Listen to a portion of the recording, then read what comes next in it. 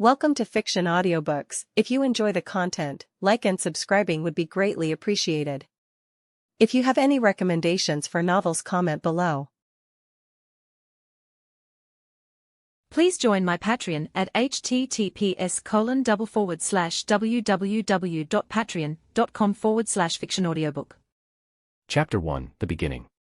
Northern Continent, 4th Epoch, Kingdom of Elias. A magnificent city, perched along a mountain range that stretched across the continent, was illuminated by the bright golden sun. The city was bustling with people and filled with Gothic-styled buildings. Carriages with white horses could be seen on the paved road, as could streetlights with green vines intertwining around the pole. The city served as the capital of the Kingdom of Elias, one of the 6 kingdoms on the northern continent, which is located on the edge of Solomon Empire. There was also the occasional laughter of children, who were running along the sidewalk, and gossip of noble ladies in the restaurant. The entire city is filled with vibrancy, contrary to the rumors in the northern continent. In the city center, there was a huge Gothic cathedral with spires topped with a golden sun emblem. The Gothic cathedral was built of white marble, and inside the cathedral was the featured intricate structures and drawings depicting various epics from the past, carved on the wall. In the cathedral's entrance, there was a fountain with a marble statue of an angel with speared wings and open hands in the center, facing the sun in the sky, as if to embrace it. Several believers were also seen throwing coins into the fountain while praying, the coins causing ripples to erupt in the clear water and revealing a large number of golden, silver, and bronze coins within the fountains. Inside the cathedral, nobles, commoners, children, and the elderly sat in various seats facing the main aisle, where a priest with blonde hair and white robes stood before a statue of a god. The priest standing in the aisle had a solemn expression on his face and waved his hands at the bands of musicians, as solemn and high music echoed throughout the cathedral halls. The praying session then began, with believers rising from their seats and tapping 4 times around the chest, drawing the symbol of the golden sun, while facing the statue with a reverent expression. The statue depicted a handsome young man, wearing pure white robes and holding a book of deeds in one hand and a golden sphere resembling the sun in the other. At the bottom of the statue's head was a golden halo with rays of light erupting. Occases, eternal blazing sun, the god of the sun, order, and business, is the one depicted in the statue. Soon, the praying session came to an end. The priest and believers drew the holy emblems, and they finished loudly with rhythmic music that echoed throughout the hall. Praise the sun. With their prayers, the golden halo behind the statue of the god lit up brightly, illuminating the entire hall of church, as sparks of golden light, resembling golden stars, appeared from the light and fell on the believers. Their expression became more pious at the sight of this, as if the god they believed in had personally blessed them. As the golden light dimmed and vanished from the hall, the believers made their way out. A handsome man sat on a wooden bench near the church entrance, wearing a dress that did not appear to match the style of the other people in the city. The man had an angular face and short white hair, and his golden iris glowed and surged like the burning sun in the sky. If believers exiting the church paid closer attention to him, they would notice that the man sitting here was the same as the god depicted in the statue. The believers, on the other hand, could see him and even determine that he is most likely a foreigner based on his dress style, but they didn't seem to notice the resemblance and continued walking without stopping. The man had a lethargic expression and was tapping his shoes on the ground, as if he was waiting for someone. The man was none other than the White Angel, the one who served under ancient sun god. Yes, it was because the man is no longer the same White Angel. As his thoughts wandered back to his previous life in Earth, the man looked out at the beautiful and vibrant city with slight melancholy. He had a fairly ordinary life. He had just graduated from college, expecting a bright future, only to be confronted with reality. He got a mediocre job, and that's when things started to get worse. The daily monotonous cycle began. The cycle of eating, sleeping, and working remained constant. Even though he received a good salary, it didn't improve his average life. It truly made him wonder a lot about life, because as a child, he dreamed of having a great and fulfilling life, earning a lot of money and saving for the future, and then traveling the world. Now, his younger self's dreams seemed ridiculous, because his entire salary was spent on expenses and bills, leaving little money for him to save. So much for his dream of traveling around the world. However, things were not always bad. He dabbled in fiction to escape his monotonous life, a hobby he abandoned due to the hectic pace of college life. To be honest, this helped him a lot, and it even brought back one of his childhood dreams of becoming extraordinary and living the way that he truly wanted to. However, at the end of the day, he returned to the same work, albeit with a smile on his face. He lived alone because he had moved out of his home at the start of his college. Despite his hectic schedule, he never neglected his family. He would not be where he is today without their love and support. He was honestly looking forward to what the future held for him because he was still young and things could turn around. Perhaps he could still travel with someone he cared about and spend the last days of his life in each other's company. Reality, on the other hand, was far from fair. When he returned home one day, he looked up at the unusual night sky, for the stars shone brightly like never before, and the silver moon in the night sky changed to crimson as he gazed at it, but when he blinked again, the night sky returned to normal. Everything seemed to be just an hallucination to him. This vision kept reminding him of one of his favorite novel, Lord of Mysteries. The crimson moon, in particular, was something he couldn't get out of his mind as he walked on the road's sidewalk. All of a sudden, he came to a halt as he became aware of an anomaly around him. He stood alone on the sidewalk, as the people he was walking with and the beeping vehicles on the road vanished. The flickering lights of the skyscrapers had gone dark, and the entire city had fallen silent. He was terrified by what was going on, it was just too creepy. He also felt a tinge of excitement in his heart, which raced along with his overwhelming emotions. Yes, excitement, even if what he has dragged into what may be fatal, because it was his first contact with something extraordinary. Maybe he was really insane at the time. But, before he could act to save himself, the surroundings became hazy and blurry. Everything was slowly fading into oblivion. The darkness engulfed him, knocking him out. Before he went unconscious, he had the impression that whatever was happening to him was not natural, and that he would most likely die as well. Surprisingly, he awoke in an unfamiliar body, and immediately, a flood of memories overflowed into his mind, depicting a fabulous life. The memories merged with him, for he was experiencing and feeling everything. More precisely, it felt as if he were living a second life. From becoming an orphan to being placed under the tutelage of the ancient sun god. Then going on the adventures across the world and battling the mythical creatures. Then, swearing an oath with other kings of angels to always be sworn brothers and achieving glory at the command of the ancient sun god. Finally, falling greed for the power of ancient sun god, which led to him instigating the betrayal. Occuses betrayed ancient sun god in the twilight of the sun, as his white sword pierced the ancient sun god's heart from behind. Then, becoming the god of the sun pathway. Occuses, the white angel, lived a fabulous life that included memories spanning thousands of years. In comparison to Occuses, his existence and life were insignificant. He was gradually losing himself in the process and becoming more and more like the white angel. However, under some unknown power, his remaining self stopped from becoming lost and submerged in the sea of memories. It was as if his remaining self had been anchored by this unknown power. The memories had such an impact on him that he wondered for a moment whether he was Occuses or the men from the earth and whether this world was fiction or reality. Finally, the memories completely merged with his mind and the realization kicked him. He knew instinctively that he wasn't the same. He had completely changed, whether in his soul or mind. It was as if he had transformed into someone entirely different from who he had previously been. This, however, did not frighten him. In contrast, he remained calm in the face of such adversity. He realized he was no longer who he used to be, neither the white angel nor a modern-day man from Earth. He was a completely different person. To be more precise, he was a combination of two, inheriting the best qualities of both, divinity and humanity. Honestly, he had no idea what he had become. He also knew his future fate. When the ancient sun god recovered, he will face his certain death. It took him a long time to process everything, and he didn't change his name. Because it was also now a part of him. He had accepted his new life and had let go of the past. Finally, he is Occuses, eternal blazing Sunday. Occuses' thoughts were cut short by a sudden voice from his left. Excuse me, sir, do you have a moment to talk about our Lord and Savior, eternal blazing Sunday? A young man stood in front of the Occuses and spoke nervously. Occuses was taken aback, but a smile soon appeared on his face. Yes. He gave a light reply. Chapter 2, The Angels. The young man composed himself and began under the golden sun. As he began with a reverent look, his nervousness faded and he became solemn. My Lord claims to be eternal blazing sun. He was born from the Creator's Spirit at the beginning of the world. He is also the incarnation of the sun. He is the inextinguishable light that illuminated the world and drives away darkness and evil. He is also the embodiment of order, keeping the world from falling into chaos and depravity. He is also the guardian of business and overseer of contracts. He is also the light of holiness that purifies the world. Your Lord appears to be very powerful. Occuses' smile widened as he spoke narcissistically. He is indeed. When the young man saw interest in the foreigner that he was tasked to preach, he became more enthusiastic and continued preaching more sincerely. When cataclysm erupted on the world, our Lord descended with other gods. He was the light that illuminated the world and cleansed it of its impurity.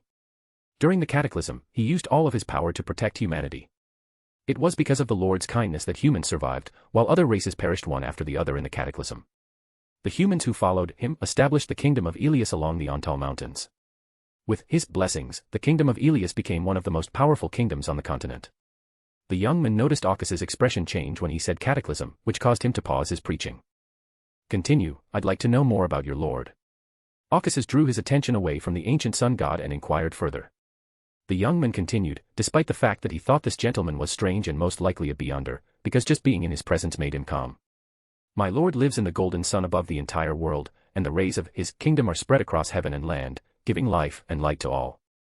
There are 4 angels in total under him. The angel of light is the Lord's most cherished angel, for he is bestowed upon a portion of our Lord's authority. He is the most merciful of all. He also serves as the Lord's representative and sits beside the Lord's throne. The angel of wisdom is the incarnation of knowledge itself. She is also the recorder of long history and the mystery's fate.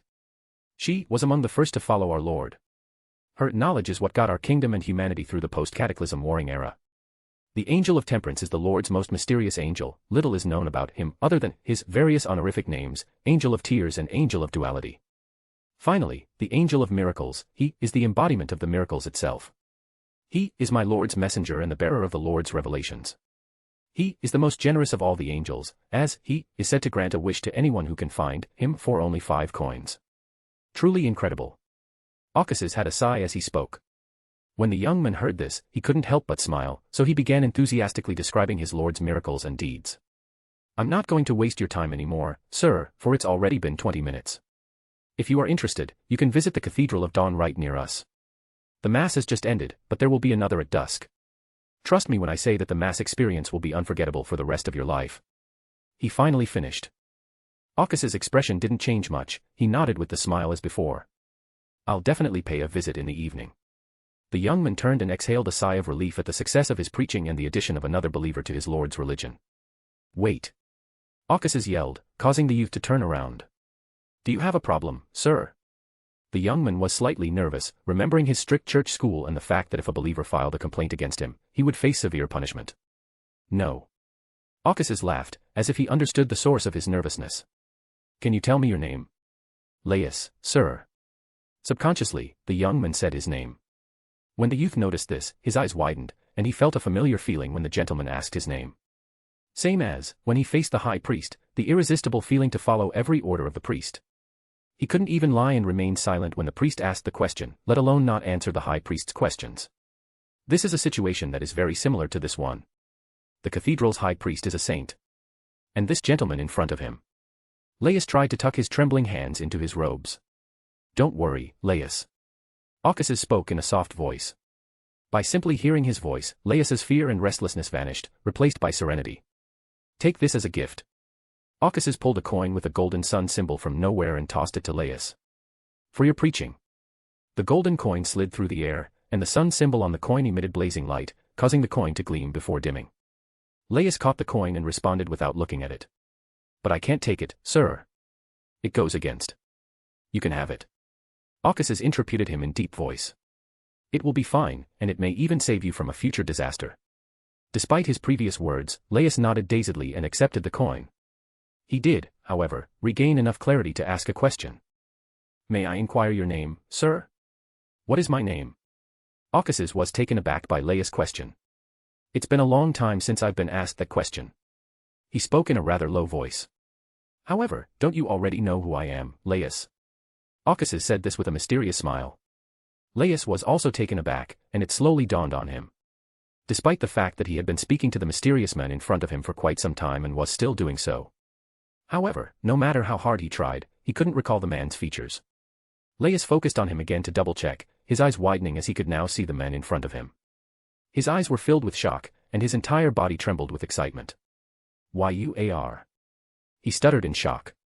If fate allows, Laius, we will meet again. Caucasus spoke up, interrupting him. Snap. When Caucasus snapped his fingers, everything in Laius' vision was filled with light. Chapter 3, Lucas Reyes, the Angel of Light.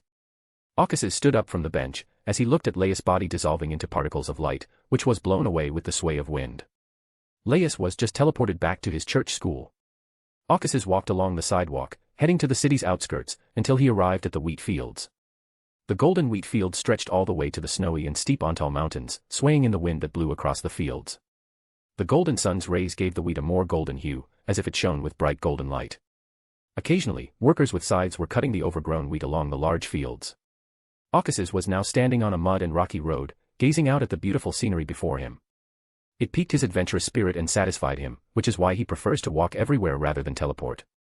Caucasus finally turned away from the gold flight and looked at the empty muddy road on the other side of him. You can come out now, Lucas.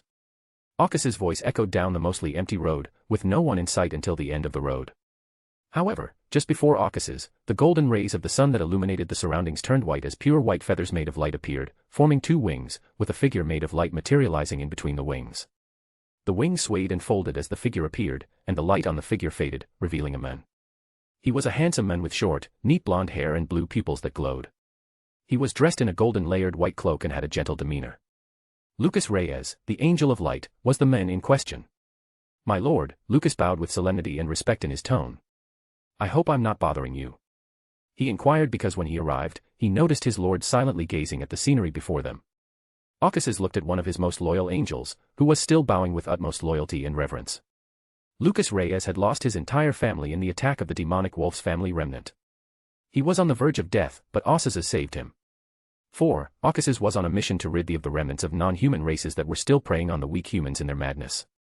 That mission was personally assigned to him by the ancient sun god. Ocas's also discovered that the boy was born with sun pathway characteristics, and that his parents were most likely from his pathway. So, he took the boy and allowed him to join his legion. Lucas advanced much faster than others, becoming an angel just before the fall of the ancient sun god, and he devoted his entire loyalty to Ocas's in return for everything Ocas's had done for him. Lucas was also kind to his own people but cruel to his enemies. "You're not disturbing anything." As he said this, Ocas's shook his head. "I was just sightseeing, and it occurred to me that I had never done so, and this kingdom you all built is magnificent," he praised and his eyes bright with emotion, while saying so. Ocas's lost a lot on his path of God. When he attained godhood, he gained divinity, and he became more distant and indifferent. However, his humanity is now as vibrant as his divinity, due to change happened within him. "It was merely our responsibility, my lord." Lucas was humble, even when he received praise from the person he greatly respected the most. And he was still bowing. But, Lucas was also surprised on the inside. He clearly sensed a change in his lord. The lord was not the same as before. He can tell by the tone of his lord's voice and the words, which are different from the usual indifference and way of speaking. "Don't be so modest, Lucas."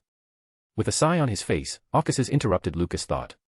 He didn't bother, however, to press more and change Lucas' attitude toward him. Even though he didn't like it, but this world had different rules than life on Earth and he was also part of this world now. Also, stop bowing. When Ocas's noticed he was still bowing, he motioned for him to stand straight. Lucas stood up from his bowed position and wanted to begin discussing the information that his lord had requested. "Not here."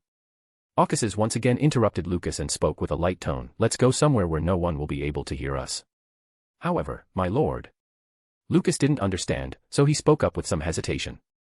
"This kingdom is the Lord's domain, and the order established by his lord is woven into the very fabric of this kingdom's reality.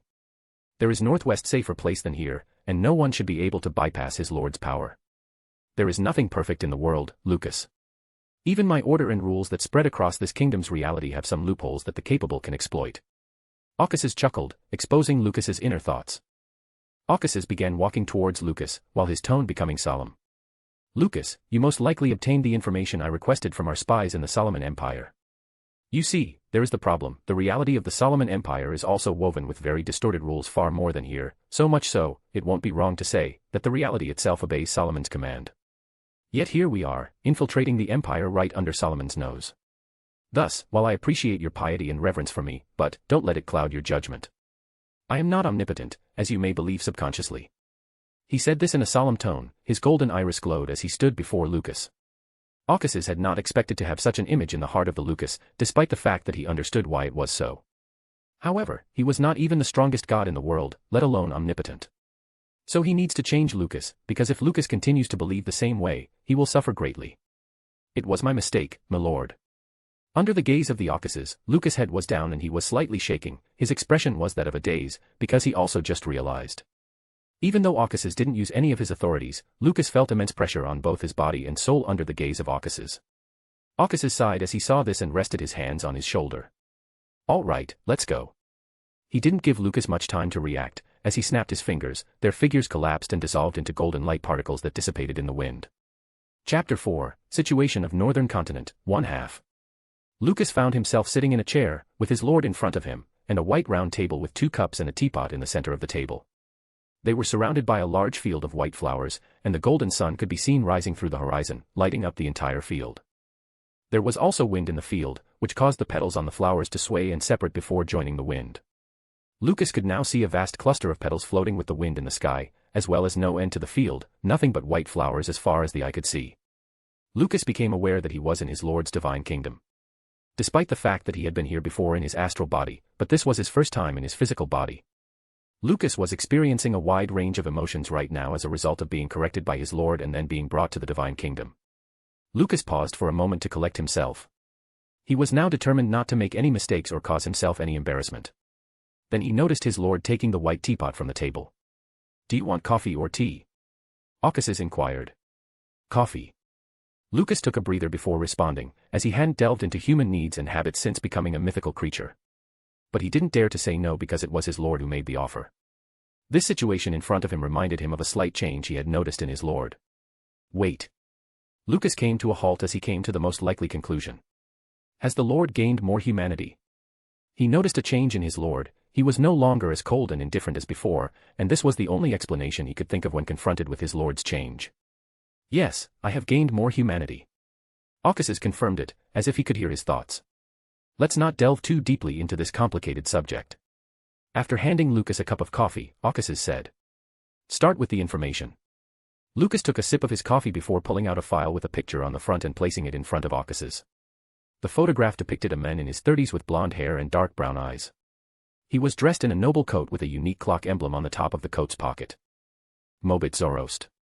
Under the image, the man's name was boldly written. Before turning to Lucas, Caucasus took a quick glance at the file. Lucas began reciting the information after noticing his attention. Mobit Zoroast is a Viscount of the Solomon Empire and the great-grandson of Duke Perilous Zoroast. He was recently promoted to the Error Pathways Sequence 5 Dream Stealers. He is currently under the care of Duke Perilous Zoroast. Did he have a strange brown book? Caucasus interpreted and inquired. Lucas paused for a moment and recollected, as a book is too common to be found specifically, but they still got a hint. Mobit took part in a recent expedition into ancient ruins led by the Zoroast family. When they emerged from the ruins, Mobit said had been carried a brown book. However, my lord, we are not entirely certain.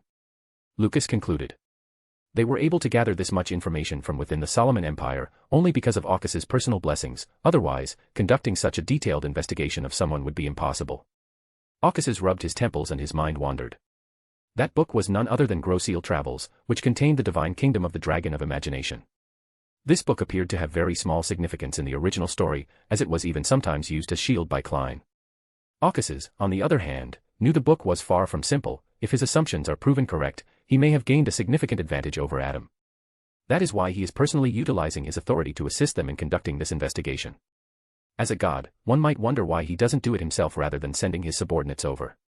As he previously said, even as a god, Caucasus is not all-powerful and omnipotent. Solomon's distorted order encompasses the entire Solomon Empire. It's difficult for a god to extend their influence there, only by using all of their power can they get around the order. Actually, one would expect Solomon to immediately stop them after this. However, he did not do so when this exact situation occurred, with Leodoro attempting to extend his power into Solomon's kingdom. Solomon, on the other hand, takes it a step further and wages war arrogantly. This situation occurred shortly after the establishment of the Solomon Empire, resulting in a god's war between Leodoro and Solomon, which was stopped by Amani-Nes and him due to the amount of collateral damage their fight caused. So, that's why Caucasus uses this way, despite his dislike for the hassle. Lucas, you have been tasked with obtaining that book from him.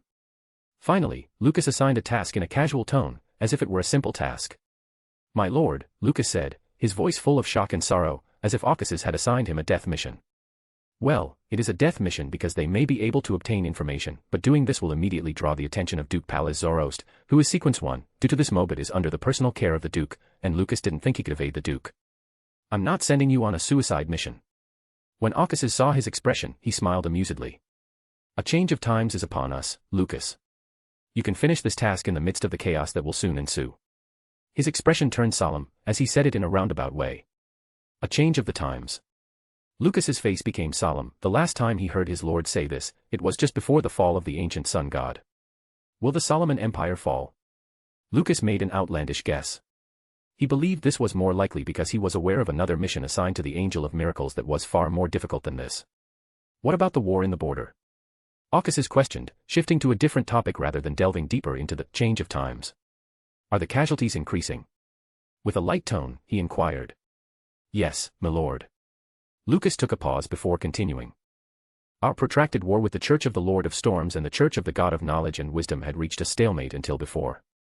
However, the saints of the Church of God of Knowledge and Wisdom have recently created a spell containing the power of night and darkness that can be cast on a large scale, restraining our troops at the border. Their divination was also successful, and they managed to circumvent the anti-divination artifact we had. The entire front line had been breached. As a result, there were a large number of casualties. Another side of war that was going on with the Church of the Lord of Storms also suffered a setback as a result of this. As the situation deteriorated, I was forced to fight in the war in order to hold the front lines and save the situation. Lucas spoke with solemnity and desperation. Another major piece of news that Lucas wanted to share was this: the war had devolved into a disaster for them. Only his intervention saved what was left, but thankfully it also halted their advance into Elias' kingdom. So, they had failed miserably in the war, and he was unsure how his lord would react. Even so, he is willing to accept responsibility because he was the commander of the entire legion stationed there. Amani-Nes and Herabergen, Occases rubbed his temples, regretting his previous negligence to the war. But a lot of things happened to him that took up most of his time. This was giving him a headache. If Herabergen could gain Amani-Nes as an ally, the situation would shift in Herabergen's favor. Chapter 5, Situation of Northern Continent, 2 halves. Occases will still be able to find the god of combat, but the giant's brain was filled with nothing but muscle, and its entire life was played out in the hands of Amani-Nes. He was so certain of Amanine's involvement because, while the use of night in war may appear simple to others, it had a completely different meaning to Occases. For the long-running conflict between him, Leodoro, and Herabergen is the result of them being in adjacent pathways and primarily over anchors. Thus, the significance of the war is clear, and the appearance of power of night on such a grand scale is not the result of some saint's simulated power. Without Amanine's consent, something like this will not happen on a large scale. Soon, this situation will evolve into a domino effect, with Angles soon joining the fray and even forcing him to personally join the battlefield, which Occases doesn't want to see. It's not that Occases doesn't want to fight with his sworn brothers, but with the Solomon and true creator on the horizon, now was not the time. Occases drank a sip of coffee to soothe his tumultuous emotions. "It's my negligence, Lucas." Occases spoke in a solemn tone. "It's not your fault, you couldn't have predicted the situation." He interrupted Lucas, who was about to speak up and take responsibility for his actions. In relation to this war, Occases came to a halt, his expression thoughtful. Lucas was nervous as he waited in silence for his lord's plan, and he was surprised that his lord didn't blame himself for the situation on the front lines, but this doesn't make him happy, rather felt more guilty. "Don't go aggressive, only be defensive in the war." Occases finally spoke up, his voice deep. "Unless another angel intervenes, leave the situation alone." Lucas accepted his lord's commands and didn't inquire too deeply, knowing that there had to be a deeper reason for his lord to say so. "Did my messenger come back, Lucas?" Occases inquired suddenly.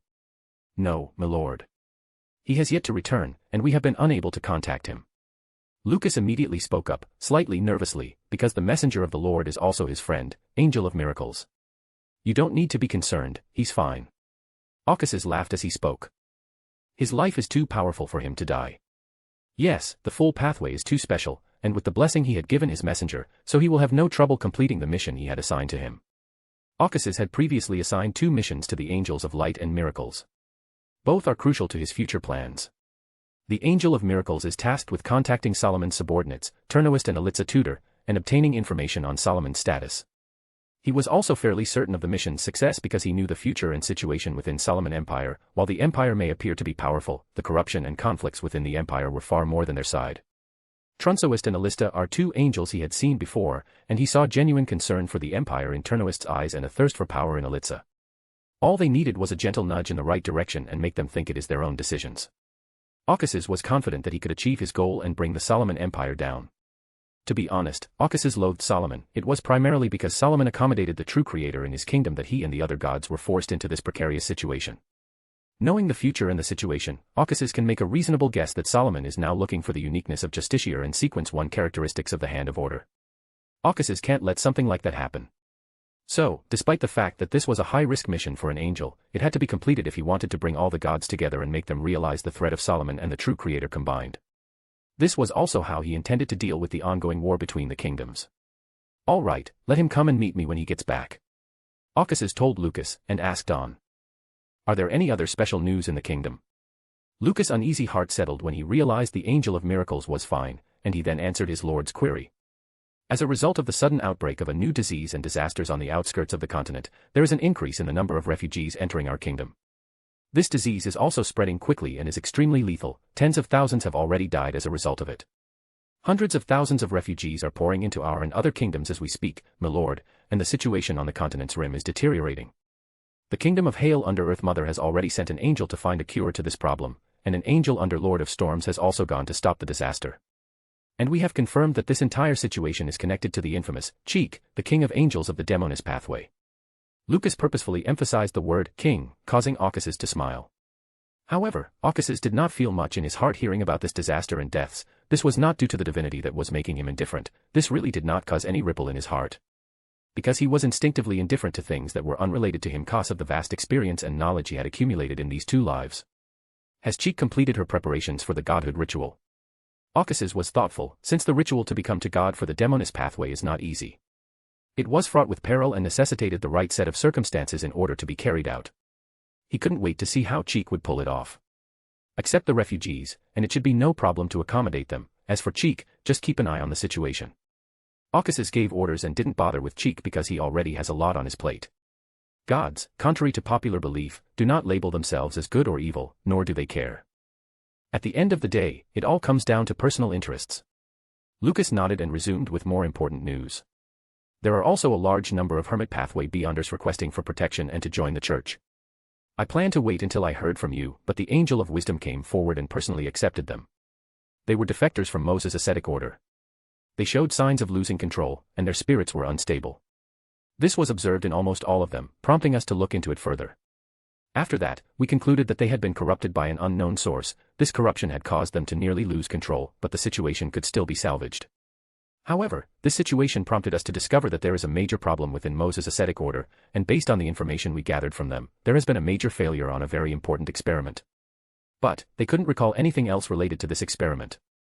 When the Angel of Wisdom attempted to pry further into the situation, she was stopped by a higher power. Despite the failure, the Angel of Wisdom discovered that the one who interfered with her was the artisan, the king of angels of the Savant pathway. Lucas finished by taking a breather. Aucasus' expression becomes solemn, as he heard this. Despite their adjacent paths, the relationship between the artisan and Moses' ascetic order has always been subtle. Aucasus made an unfounded assumption as to what the problem with Moses' ascetic order might be. If his guesses are proven correct, this is a serious problem and would explain a lot related to future events. Go ahead. Aucasus stated, while not providing any instructions on this. At the command of Aucasus, Lucas was jolted from his relaxed state and continued to provide detailed information about the kingdom's situation. Aucasus sat with his hand on his chin, patiently listening to Lucas' report and providing some instructions and orders in between. This continued as the light of dawn from the rising sun illuminated their figures. Chapter 6, The Last Supper. The next day. The gentle wind blew across the vast flights of white flowers and the rays of twilight shaded the sky in a mix of red and orange glow, making the entire sky more mesmerizing. A white castle was present in the seemingly infinite space, as its outline was faintly visible from a distance. The white castle was perched on top of a mountain. The castle appeared old but not dilapidated, and it had a large number of turrets and towers extending from it. The castle featured stained glass windows depicting a knight in white armor holding a white sword and a golden sun above his figure. There was a large lake in front of the castle that had no ripples or waves, giving it a nearly mirror-like surface. The reddish-orange hue in the sky and the white castle reflected in the lake, and there were also some boats seen tied to the dock. This place was beyond breathtaking, and one could get a sense of its grandeur just by looking around. A man casually sat in a chair on one of the castle's balconies, holding a white porcelain cup filled with coffee in one hand and a book in the other, reading it while taking a sip of coffee. The man's expression was calm and peaceful, his handsome angular face illuminated by the sun's twilight. The man was none other than Aucasus, who was drinking coffee and reading one of the popular novels at the time, which a believer sacrificed to him. Yes, there is still some entertainment in the world. Since the beginning of the third epoch, novels, theater, museums, and art exhibitions have been present across the eastern continent. But, nobody could figure out how these forms of entertainment came to be, for there was no clear precedent in history, and they appeared out of nowhere. Aucasus knew who was behind it all. It was Ouroboros. Ouroboros was an art nerd to the core. Despite the fact that the ideas for this originated from ancient sun god, Ouroboros was the one who actively pushed everything behind the scenes.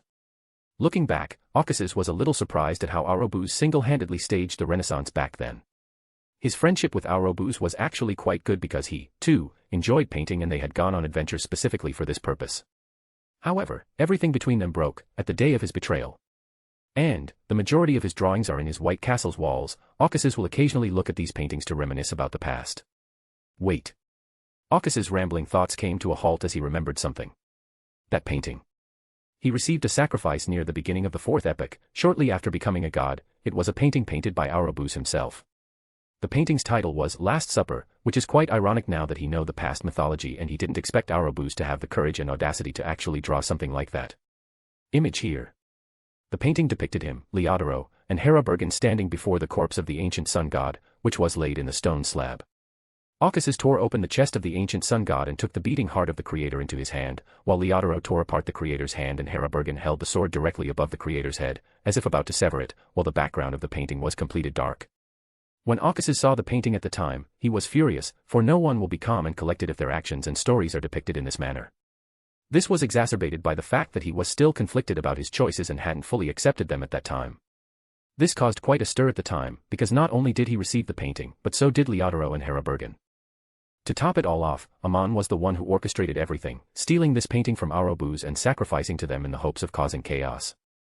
Amon came severely close to achieving this goal, as war nearly broke out between the Solomon Empire and 3 other kingdoms.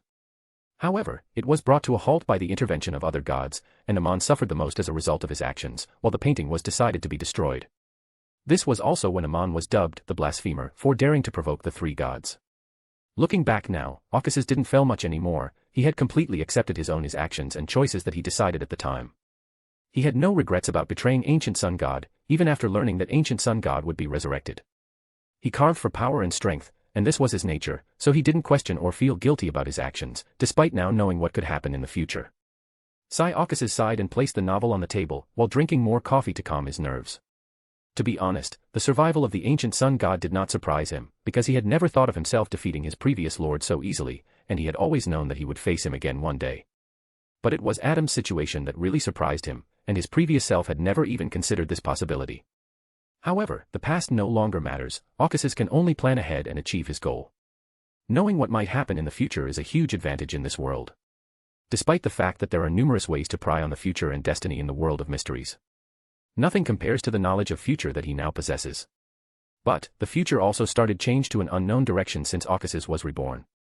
It will not follow the original timeline at all, and Arcus did not bother to keep it up.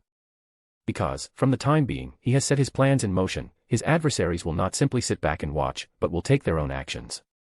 Arcus knows that if Adam finds out about his actions, he will not let it happen. Especially if the Groseal travels are what he believes it to be. So, one way or another, the future is bound to change, and he must be prepared to deal with any situation that arises. Nonetheless, Arcus has an advantage in addition to knowing the future. Before, he discovered that the original creator's will within him was weaker than before. When he found this, he was completely perplexed, and he specifically conducted an analysis on himself to determine the situation within him. He eventually concluded that the original creator's will within him was weakening over time, albeit slowly. Arcus was not delighted when he discovered this, as one might expect. After all, he couldn't find the cause of this, even using all of his powers, and he also tried to see if he had any other powers that were causing it. But he couldn't find any. All he had were the authorities of the sun pathway. The reason for his apprehension was because nothing was free in his world, for free things were the most expensive. He has a hunch that his situation is also related to the transmigration. Finally, Arcus sighed and decided to stop thinking about the complicated issues for which he couldn't find answers with his current strength and instead focus on the present. He could only use this explanation to cheer himself up and prepare to deal with problems as they arose. As for why the weakening of the original will gives him a huge advantage, it's mostly because he no longer has to spend a portion of his power suppressing the original will and can use his authority to its fullest. This situation is not without a precedent. During the second epoch, Lilith and Farabati were more powerful than other gods due to their pathway originating from the outer gods, and the outer gods couldn't influence them because the barrier completely prevented it. However, Arcus's chaotic thoughts were interrupted when a blaze of light erupted directly in front of him, revealing a golden star that continued to pulsate. Suddenly, the star's bright light began to dim, and it started to become static, as though it was dying.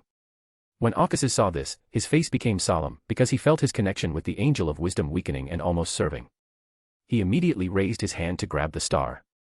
The dying star immediately emitted a blazing light that engulfed him, and he vanished from his kingdom. In Antal Mountains, Arcus gazed at the strange scene with his golden irises that glowed with rage evident in it. Chapter 7, Symphony of Apocalypse.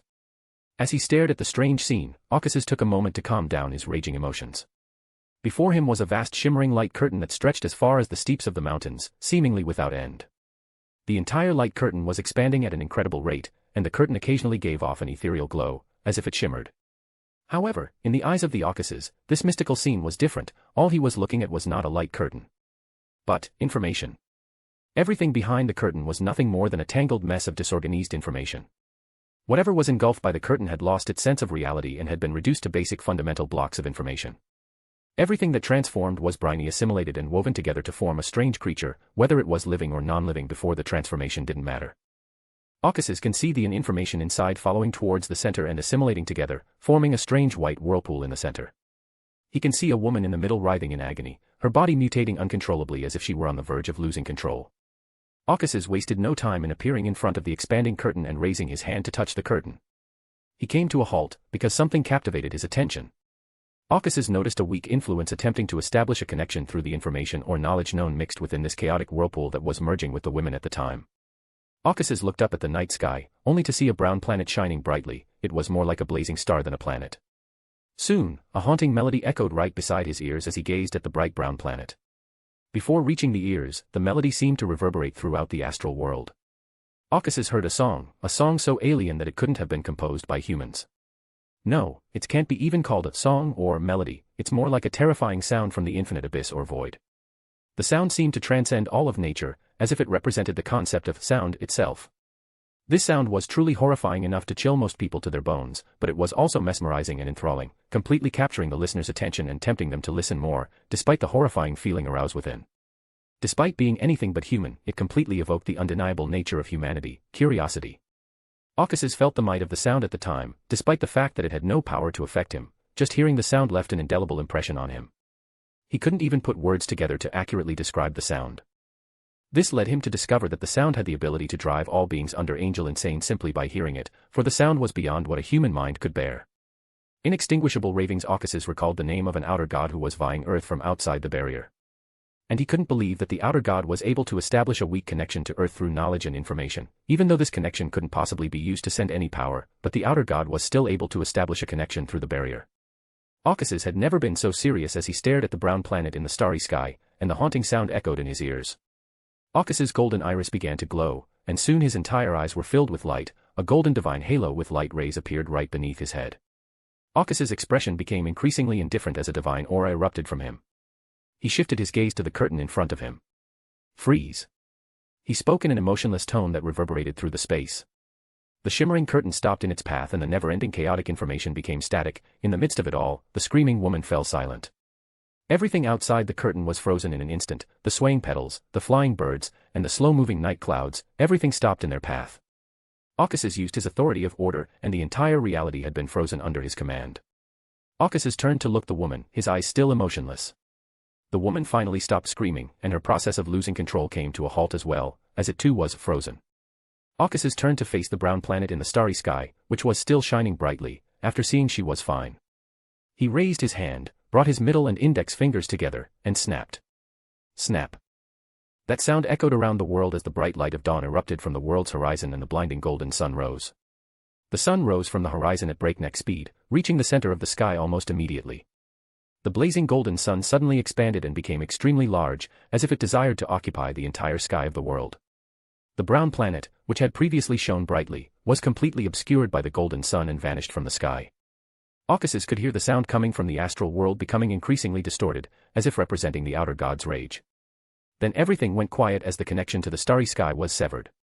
His eyes dimmed and returned to normal, and his indifferent expression faded, giving way to a grave expression. The golden divine halo behind his head vanished, as did the enormous golden sun above him, returning the sky to night's embrace. The night sky, however, had changed, as there were no twinkling stars or crimson moon. Aucuses looked up again, this time to see the only darkness, which was like a veil that draped the entire sky, blocking and serving any interference from the starry sky. Amani Ness was one who took action immediately after him. Even though everything seemed to take a long time, it had only been a few seconds. I didn't think they would be able to expand their influence on Earth during this time period.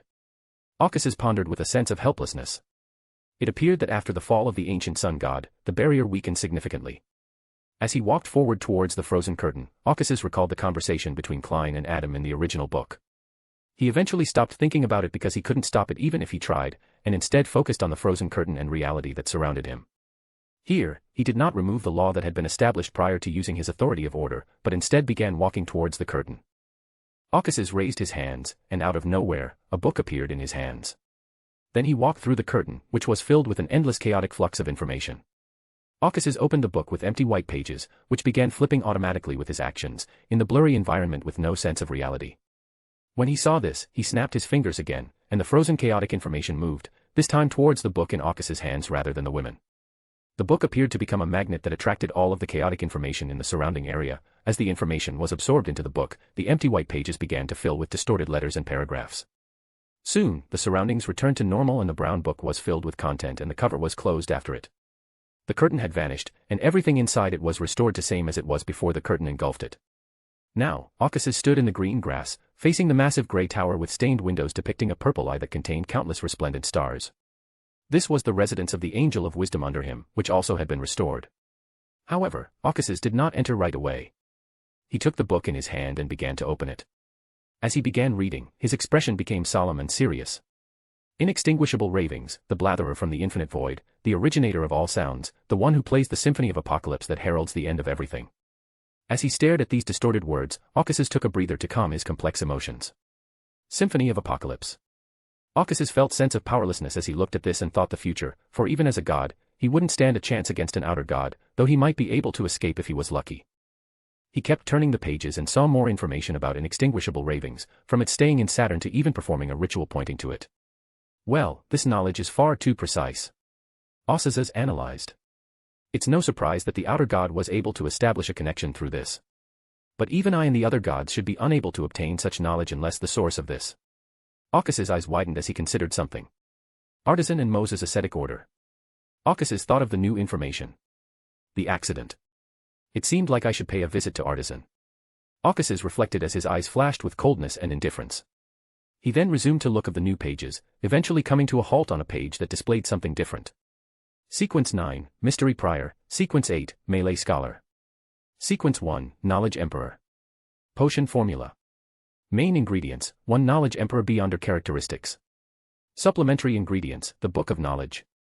Ritual, spread the most abstract and diverse knowledge from the forgotten era and let it be known around the world. Chapter 8, Sequence 0, Hermit. Sequence 0, Hermit. Potion Formula, 3 Knowledge Emperor B under Characteristics and the Hermit's Uniqueness. Ritual, seclude yourself and research into the laws or truth of the world. Then, using that knowledge as a fulcrum, create a new law and let it to successfully integrate with the world. Finally, consume the potion for advancement. Well. Aucasus' thoughts wandered to the past as he observed the ritual for becoming a hermit. This ritual.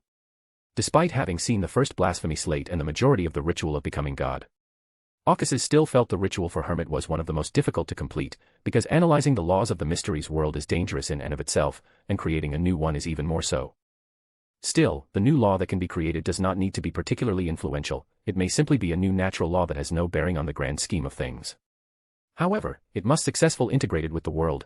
This is the most difficult step to complete because the law can be incompatible with the world, so fail in the process, resulting in the complete collapse of the ceremony.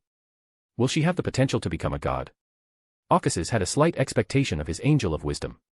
He was eager to see if she could become the hermit if given the chance. Aucasus stopped thinking more about into it, because he didn't know the status of hermit's uniqueness. However, he knew where the characteristics of the Knowledge Emperor were, and there was one with the Mosaic ascetic order, another with the Artisan, and last one was with Lilith, Earth Mother, who obtained it at the end of the third epoch. Aucasus finally closed the book after skimming through the rest of it, which was filled with other pathways potion formula, and looked at the Grey Tower. An image of a black-haired woman flashed through his mind. She was unwavering in her pursuit of knowledge, no matter what it took in the path.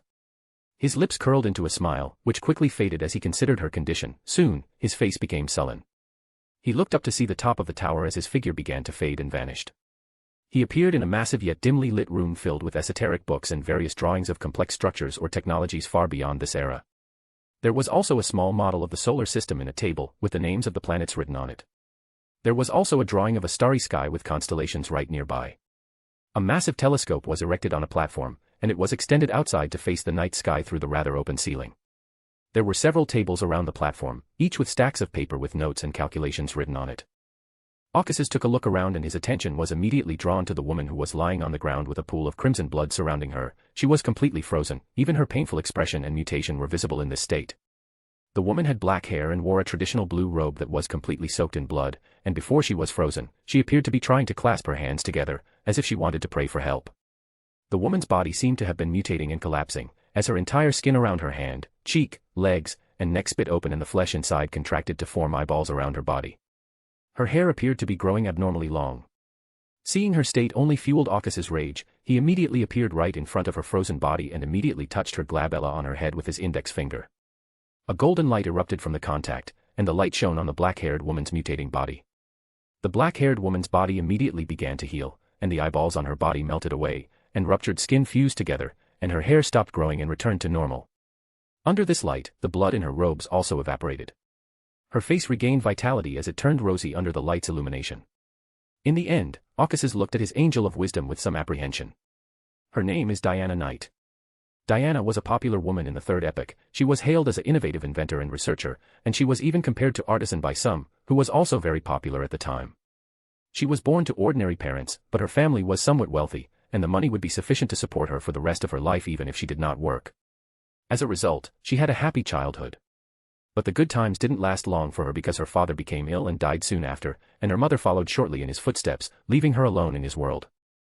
She had a difficult life after that, but things improved when she discovered her passion when she went to an exhibition put on by an organization under Artisan, which displayed various new inventions. Then, she had spent almost all of her money on pursuing her dreams and aspiring to be extraordinary. Her opportunity came when someone her parents knew introduced her to the path of hermit. Diana rose to prominence on the eastern continent as a result of her natural talent in the field of research. But her thirst for knowledge grew day by day, to the point where she set her goal to be to discover the truth of the world and unravel its mysteries when she was only just a demigod. Soon, she suffered for her unrestrained pursuit of knowledge. She delved into mysteries of the second epoch and non-human gods, then ventured into ancient ruins. She would have died if she hadn't met Aukas's, who was on an adventure with Arobuz on their painting quest. Aukas's saved her not because he pitied her, but because his intuition as an king of angels told him that Diana was special, and he also needed high sequence beyonder of hermit pathway in his legion. Arobuz looked at Diana and also confirmed his intuition, by saying that her destiny is quite special and unusual. Aukas's took Diana and allowed her to join his legion, but only after warning her about her pursuit of knowledge, saying that without sufficient strength, some knowledge should never be uncovered. He, to be honest, didn't have much hope for her at the time, given her character. However, in the end, she really managed to surprise him. As a result of that incident, she changed and learned from her mistakes. She performed her duties in his legion to the best of her abilities, but she didn't completely lose her thirst for knowledge, though she was more restrained than before. Then, at the start of the fourth epoch, she managed to become an angel. Now, Aukas's retracted his hand from her glabella as her brows trembled, then she opened her eyes. He truly cared about all of his subordinates. They were the ones who stayed by his side even when he left all alone after what happened, and they remained loyal to him regardless of his decisions.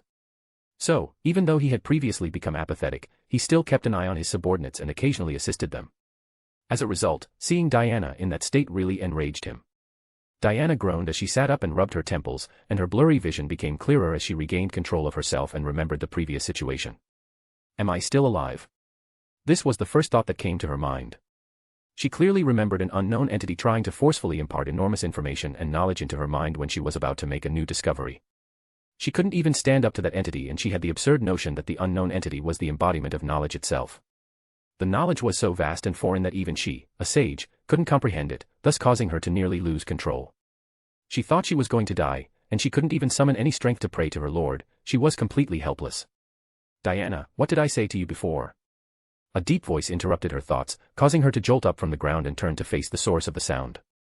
Diana noticed her lord who stood before her. Well, she knew who saved her now, but this only made her feel more useless and incompetent, as she was always the one in the group who made the blunder and caused trouble, and getting saved. She really wanted to be better. She also knew her lord was angry despite his emotionless face because she could tell by looking at his glowing eyes, and the surrounding temperature rose with his words. Don't get lost on the path of knowledge. Aukas's warned her as he approached her. Even though what happened now was not her fault, he remained her due to his worry. And, by combining future events and news, he can somewhat guess what happened here. The issue is most likely due to Hermit's uniqueness. Aukas's speculated. I hope it hasn't come to life yet. Yes, the entire situation is most likely related to the birth of the hidden sage, and he is now certain that the artisan played a significant role in it. He would gladly stop the birth of hidden sage if he could. However, the situation is still unclear, and he needs to meet with artisan to clarify a lot of things. Aukas's did not want the hidden sage to be born, rather, he preferred that an actual beyonder to ascend and become the hermit. Chapter 9, Hidden Sage. Me lord, there had been minor Armiche P here. Diana stuttered as she tried to stand straight and regained control of herself. Finally, she managed to force a smile, which looked even worse than her crying face. "I apologize for disturbing you again." Diana was a proud and fearless woman, so even though she was an angel serving under her lord, she preferred to be independent and not always reliant on Occuses, like Lucas. She wished to grow in strength and progress further in her own path. So, she really hated herself when she caught with up situations like this again and again, and believe her, she makes blunder quite frequently. So much so, she wondered if she had been targeted by that eccentric snake of Mercury, who has a very dark heart despite having the appearance of an innocent boy. Occuses sighed after looking at her state with complex eyes. He waved his hand, and a table with 2 chairs appeared in front of them. Diana and her lord were now sitting in the chair, despite the fact that they had previously been standing. She began rubbing her temples, as she felt the sequelae. Despite the fact that her lord mostly healed her, she still had some lingering effects from what happened. It was truly horrifying to have knowledge and information forced on you. To put it another way, Diana felt as if someone had squeezed all the knowledge and forcefully twisted it into her mind. It was as though a sharp object had been pierced right into her temple and inserting it right into her brain, followed by a twist. Now, an aroma assaulted Diana's nose, jolting her out of her trance. "Drink this." Occuses passed a cup of hot tea that smelled grassy and light. "It might help you regain control of yourself." Diana didn't think much as she took the cup in her hands and took a sip almost immediately. Her dizziness in her head immediately subsided, and her spirit was revitalized. Her mind and vision became instantly clear, and the sequelae she was experiencing were washed away. Diana stared at the tea, as if she couldn't believe what had just happened. "What is the recipe, my lord?" Diana said that out loud, without giving a second thought. Occuses responded with a new question. "Do you think it's good?" He brewed the tea himself, so his divinity also slightly affected the tea. That is also why it's so effective for her. "Yes, it's the best tea I've ever had." Diana responded quickly, and she didn't hold back on her complaints, assuming that the tea was most likely made by her lord. "Well, you can pray to me after that, and I'll give you the recipe," Occuses said with a smile. "Now, let's get to the point, shall we?" His smirk faded as he said this, giving way to a solemn expression. Diana was also aware of the gravity of the situation, so she refrained from making light of it as she had previously. "Yes, my lord." Diana nodded. "Just a moment." She spoke solemnly after raising her hand to her head and touching her temple with her index finger. Then, a dim white light appeared from the contact, and Diana moved her hand away from her temple as if she sensed it. The light brightened as a wisp of light extended from her temple, one end of which was clasped onto the index finger. The wisp of light eventually separated from her temple. Diana shook her hand in the left side of the table after a brief glance at the wisp. The wisp of light detached from her finger and became illusory before blending into the surrounding reality. It caused the entire reality surrounding the table to become hazy and blurry, and then everything went dark. Occuses and Diana remained seated at the table, holding a teacup, despite the fact that everything around them was nothing but darkness. The darkness was immediately illuminated by a dim light, revealing a scene in which Diana was skimming through various notes and sketching. "This is my memory," Diana stated as she stood up from her chair and began walking towards herself. As a sage, it is very simple to extract memory from their minds. Occuses got up and followed her. He looked around, the details of the memory almost perfectly matching reality, as it was reconstructed according to Diana's subconscious, and the memory is also in a different perspective. This has a lot of similarities to pensive experience in Harry Potter. Occuses' thoughts returned to the past as he walked with the Diana. "I was just trying to uncover some old secrets, my lord." Diana's words brought him back to reality, and she continued with a distressed expression, pointing to herself in the memory. "That's when it started." Occuses looked around at the scene before it abruptly changed, as a blurry eye appeared right behind Diana. The blurry eye didn't appear to be fully formed. The eye also didn't hold any emotions, and Occuses couldn't feel any life in it either. In the memory, an almost imperceptible light shot out of the eye and struck Diana, who appeared to be completely unaware of the danger lurking behind her. Then, the eye disappeared. Diana fell to the ground and began to lose control because she couldn't comprehend the information provided by the eye. Soon, the situation proceeded to what happened before, as the everything surrounding her lost a sense of reality and started breaking into information. Diana's expression worsened as she witnessed the process. She really wanted to find out what that eye was, but she eventually stopped herself because she was afraid that something even worse would happen if she did. "Enough of that, Diana." The sound of Occuses' voice echoed in her ears, instantly calming her nerves. Diana paused for a moment, then waved her hands around. Her actions caused the surrounding space to crack as if it were a mirror, eventually collapsing on itself. Eventually, they returned to reality, sitting in the same chairs, facing each other. "What is that eye, my lord?" Diana questioned him right away. "That was the hermit uniqueness." Occuses responded calmly, as if the incident didn't bother him in the least. Uniqueness. Diana's eyes widened, as she was taken aback by the fact that what had instilled her knowledge was the uniqueness itself. However, this confirmed her previous feeling, as hermit uniqueness does indeed embody the knowledge. However, uniqueness should not be able. Diana's expression has become somewhat perplexed. Her understanding of uniqueness was limited, but she still knew that uniqueness should not behave in that manner unless someone is behind it or there is a problem with the uniqueness. There is, in fact, a problem with uniqueness. Caucasus confirmed it, as if he could see right through her mind. Caucasus confirmed a lot of things, and the eye is linked to hermit uniqueness.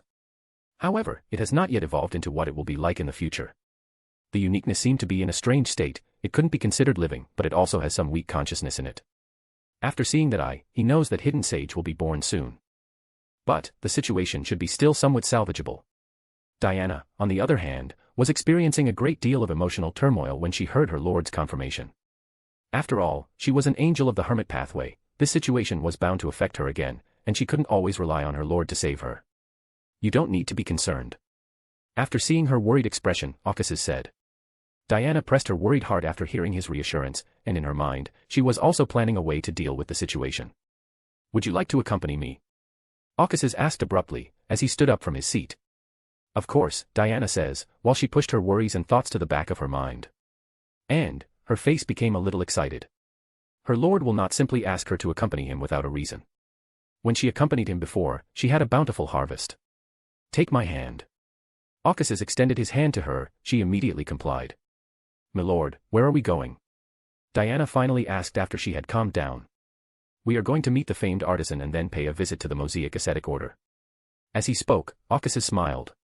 He then turned around and looked Diana in the eyes. After all, they must pay for what occurred here. He stated rather calmly. Caucasus then chuckled as he looked at Diana, who was too shocked and terrified to speak.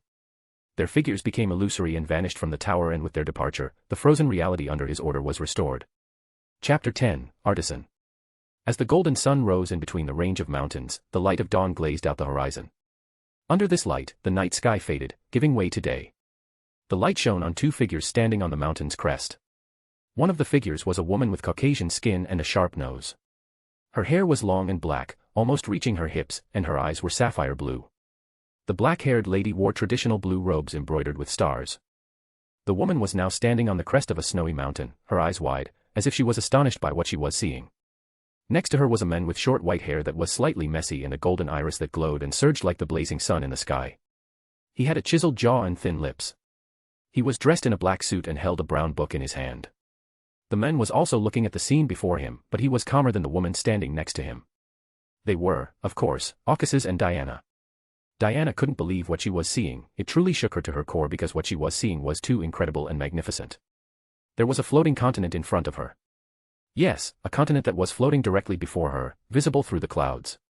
What was more astonishing was its size, which was nearly a quarter of the northern continent. She had never seen anything like it before, and even she, who had witnessed godly miracles, was truly taken aback by the floating continent. As for how such a massive continent could exist without affecting the rest of the world, she only felt that the space here was slightly different, so she inferred that some changes had been made to space in the surroundings. Come on, you are this surprised by just seeing this? Caucasus chuckled, as he turned and looked at her shocked face. We haven't even gotten to the center of the floating continent. Is this the home of Artisan, milord? Diana finally got back to her senses, and asked after slight excitement. She was taken aback when her lord said that they would go to Mosaic ascetic order to avenge what had happened to her. She hadn't expected her lord to be so concerned about her. It just made her feel strange. Don't get her wrong, she didn't have any feelings for her lord, she isn't become that stupid yet. And now she's standing in front of a floating continent, where she'll most likely meet the artisan himself. She felt a rush of excitement and utter confusion in her heart, as Artisan was her childhood idol. She even discovered her passion at his exhibition, but she never had the opportunity to meet him. Concerning the confusion, she didn't understand why her lord had brought her here rather than to the Mosaic ascetic order, where the uniqueness was most likely to be present. It certainly is. Caucasus nodded and motioned for her to take his hands. Come on, we don't have much time. Diana grabbed his hand and felt the world before her spin for a moment before returning to normal. She turned and looked around, realizing she was in a large room, but her attention was drawn to the scene outside the window before she could see any further. Outside the window, there were numerous skyscrapers with strange architecture, as well as many people flying around the city in unusual vehicles that were gliding through the sky. She also looked around, and managed to find various people conducting research on strange inventions. Diana stared, mouth agape, at everything. I wasn't expecting a guest. A deep voice drew her attention back, as she turned and looked at the source of the voice. A man stood in front of them, holding a bronze scroll in his hand. He had brown hair and black eyes. He rather had a high nose and was dressed in a grey robe. The man fixed his gaze on Diana for a brief moment, causing her body to stiffen. The excitement she had felt when she finally saw her idol before was swept away as she met those indifferent eyes. For, she had the impression that she had been completely exposed, with all of her secrets laid bare for him to see. Her body relaxed and the sensation vanished as soon as a hand was placed on her shoulder. When she turned around, her lord was standing beside her, his hand on her shoulders. Yet, a friend at that. The man smiled amicably, as he turned to face Aucasus, who was standing next to Diana. Aucasus looked at the artisan, who was behaving friendly, as if he had no idea why he'd come here. He had previously met Artisan and had a number of run-ins with each other. During the third epoch, Artisan was very famous because his talent triumphed most. One can see it clearly, by just looking at the floating continent and the city that was so out of era, that he managed to build. Artisan even managed to gain the guidance of the ancient sun god himself, which pushed him one step closer to becoming a god. Since he learned a great deal from ancient sun god. This was also the time when they became acquainted. Shall we cut the nonsense? The cold tone of Aucasus caused the temperature in the room to rise. Aucasus had enough of this, for didn't have the patience or time to play along with Artisan. His words made Artisan's smile stiffen, and Diana was attempting to make blend in with this surroundings, as she sensed the atmosphere between them was way off. Aucasus began walking towards Artisan as a divine aura erupted from him, filling the room with golden flames. The room in which Aucasus was present was anything but ordinary, as it contained valuable notes and calculations that the artisan had painstakingly written. It had inventions with enough power to put most future sealed artifacts to shame. There was also endless books on the various shelves that held knowledge that delved into esoteric concepts such as cosmos, time, and space. While, the room was also filled with restrictions and powerful defense, to the point where even an archangel would be powerless if caught in it. Even so, everything went up in golden flames, the flames kept burning it all and illuminating the center of the room which was unaffected by the flames. What gives you such confidence? Artisan smiled as he spoke, and his piercing eyes locked on Artisan. Despite everything that has happened, you are here with such calmness even when facing me. Let me guess. Aucasus' smile widened, and he continued without giving Artisan a chance to reply or react. Is it because of Adam? Chapter 11, Paragon. The golden flames swirled around the room's center, illuminating the figures inside. The temperature of the flames affected literally everything, to the point where reality itself was melting, as if it were a candle in the fire. Artisan stared at the golden flames that were consuming all of his hard work. He only felt regret and pain. He had no idea where it all went wrong because he had a perfect plan and a well-thought-out path for his bright future. Nonetheless, everything collapsed in front of his eyes. He didn't know how much of this was due to his own arrogance or self-confidence, for he used to believe that nothing could go wrong and that no one could stop his ascension. Looking back, Artisan's lips turned upwards as he smiled self-deprecatingly at his previous self. He is now facing the terrible consequences of his actions. 4. It's truly terrifying to face an angry god. Artisan was aware that he was treading on thin ice, and the god's gaze put enormous strain on his body and soul. Before, when confronted with Aucasus, he manages to keep his composure. As he remembered a priest who always prayed to a figure in a cross, he had some hope left in his heart. Adam was his last hope. 4. He was a member of Twilight Hermit Order before, and he also personally met Adam after everything happened and explained it all, as the situation was already out of his hands. In response, Adam simply smiled and assured him that everything would be fine. Even Adam was generous enough to promise to lend a hand if the situation worsened. However, at the time, even Artisan did not anticipate that things would escalate to the point where he would attract the wrath of God. When he heard Aucasus mention Adam now, his calm expression finally gave way to despair. It wasn't because Aucasus discovered his backer was Adam, but Aucasus's expression and look remained unchanged even after learning that. Oh. Aucasus was amused by Artisan's changing expression. What do you expect? Do you think I'd back down and talk to you politely? He spoke mockingly, revealing Artisan's thoughts, as if he could see right through him. Adam, the angel of imagination, king of angels of the visionary pathway, creator's son, the zealot, the list of titles given to him is endless. Aucasus understood why Artisan had such faith in Adam, because Adam had performed such feats that many did not consider him to be a king of angels, but rather a god. Aucasus remembers that fateful day, when chaos and depravity engulfed the planet once more, as the creator's blood spilled across the ocean. The golden sun in the sky dimmed as its finally twilight illuminated the entire world. The ancient sun god's resentment and negative emotions when he experienced the betrayal manifested in reality. As a result, cataclysm erupted all over the world. The eastern continent suffered the most because it was where the true creator was born. Then, the second blasphemy slate arose from the sea. The alliance between gods and king of angels quickly fell apart, and a war ensued between them over the ownership of the slate.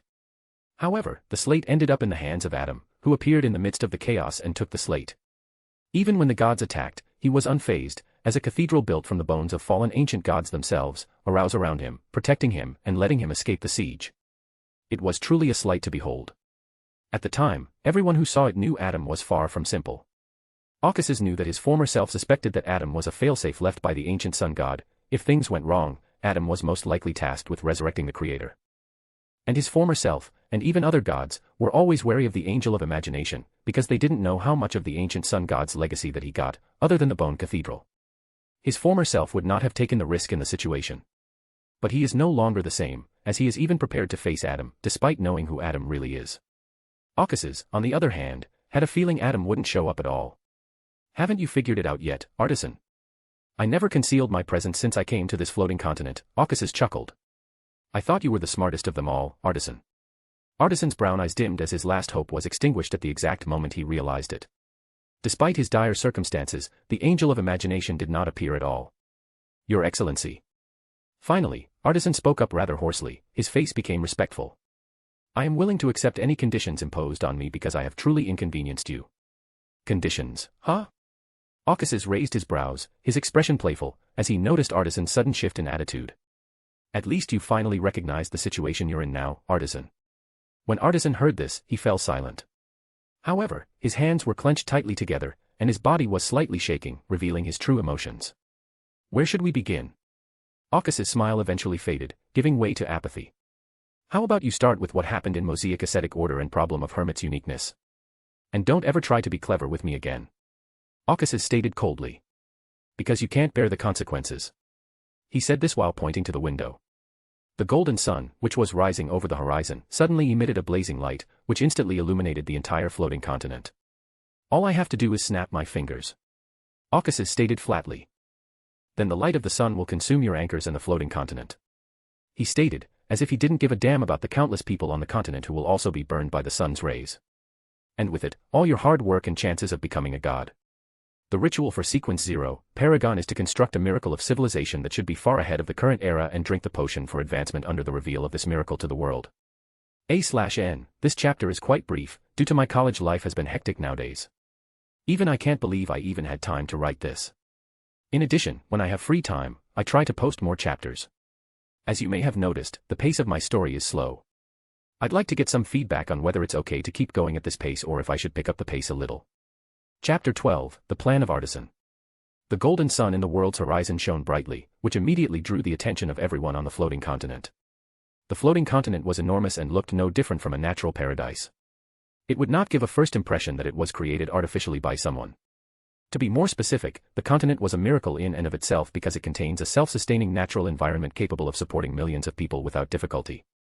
The continent can even travel safely into the astral world while protecting its inhabitants. The continent also had snowy mountain ranges that spread through it, as well as green prairies that ran alongside the mountains. Long rivers with numerous tributaries ran through this vast expanse of land.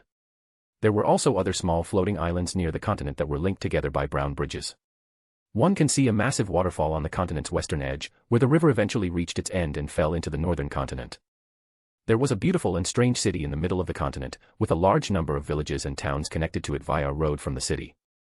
Today, however, whether it is farmers working in the fields, craftsmen working in the capital city, or believers praying in the cathedral, everyone in their path came to a halt and gazed at the world's horizon. As they gazed, the golden sun's rays, which were always gentle and warm, giving life and light to everything in the world, changed suddenly under gasps of awe. The sun in the horizon suddenly turned white and emitted a blazing light. Many people closed their eyes in the glare of the sun, which shone across the entire continent. The high sequence beyonders under Artisan can clearly sense the sun's wrath, as their figure were also illuminated under the light of the sun. Many in the floating continent thought it was the end of the world and collapsed on the spot, because not everyone can withstand the apocalyptic scene before them. At the same time, various divine gazes were cast at this location, ranging from a divine kingdom in the Amantha Mountains to a cathedral made of bones in the ruins of a battle of gods. Despite seeing what was happening with the floating continent, none of the owners of divine gazes did anything. Here, even though the entire continent had descended into chaos, the interior of the tallest bronze tower in the heart of the capital city remained unaffected. Inside the room, the golden flames had been extinguished, leaving only black charred remains and ashes floating in the air. Caucasus sat in a white chair, while Diana stood behind him, who was dazed and shocked by everything that had transpired. Artisan stood in front of him, his head down and his hands clenched together. He knew everything was on the line now, and if he said one wrong word and dissatisfied the sun god before him, he could be certain that the sun's rays would completely burn all of his life's work to ashes right before his eyes. The powerlessness and malice of the god that he felt now made him understand the cruelty of this world once more. Even though everything had devolved into a total mess, there was still hope for him before. But it's also extinguishing, as he felt his anchors kept dwindling. However, he couldn't give up now, for he paid too much, and if he had such a weak will, he wouldn't have become an archangel. Artisan finally took a breather to calm his raging emotions and gazed at the sun god who sat before him, who also looking at him indifferently. Even though everything seemed to take a long time, it was only a few seconds. It all started with the plan I devised at the start of the fourth epoch. Artisan's expression and tone became unusually calm as he began to answer the sun god's question in detail. At the time I was successful promoted to archangel, I began seeking to ascend to the throne of God. That's when Adam approached me, as if sensing my predicament, and invited me to a meeting he was holding, implying I'd find my answers there. When Caucasus heard about the meeting, his brow furrowed. According to his knowledge, almost all of the angels and archangels who were promoted in this era attended this meeting. Solomon was also present at the meeting. Not to mention, 2 of those who attended became gods in the future, and 1 became king of angels of Door Pathway. Caucasus intuitively felt Adam's presence in almost every major event that affected the world during this time period. Adam. Caucasus felt pressure as he considered this. It was truly unfortunate to have such an adversary against him. His attention was drawn back as Artisan continued after a brief pause, during which Artisan frequently glanced at him, most likely to gauge his reaction, which was always indifferent on the surface. Artisan continued in low tone. I went to the meeting with many others and finally saw the god's path and the ritual for becoming god. But then I noticed something else in the slate that I hadn't expected. He came to a sudden halt, his gaze drawn to Diana. You may continue. Caucasus stated, as if comprehending his actions. There will be no problems, even if she learns the secrets. Artisan took a deep breath and gazed at Diana deeply, certain that she was the one who had been trying to divine into this matter before and was most likely the reason he was facing the Caucasus now. Diana finally awoke from her stupor and began paying close attention. She pressed all the shock and questions in her heart and focused clearly, because her intuition as a sage made her believe that the next information revealed by her idol would forever change her fate and future. The second blasphemy state revealed something unexpected to me, the path to becoming a being above the gods, or more precisely, above the sequence. The demon of knowledge, which consisted the pathway of hermit and paragon, was the title above the sequence. Artisan spoke as he averted his gaze from Diana.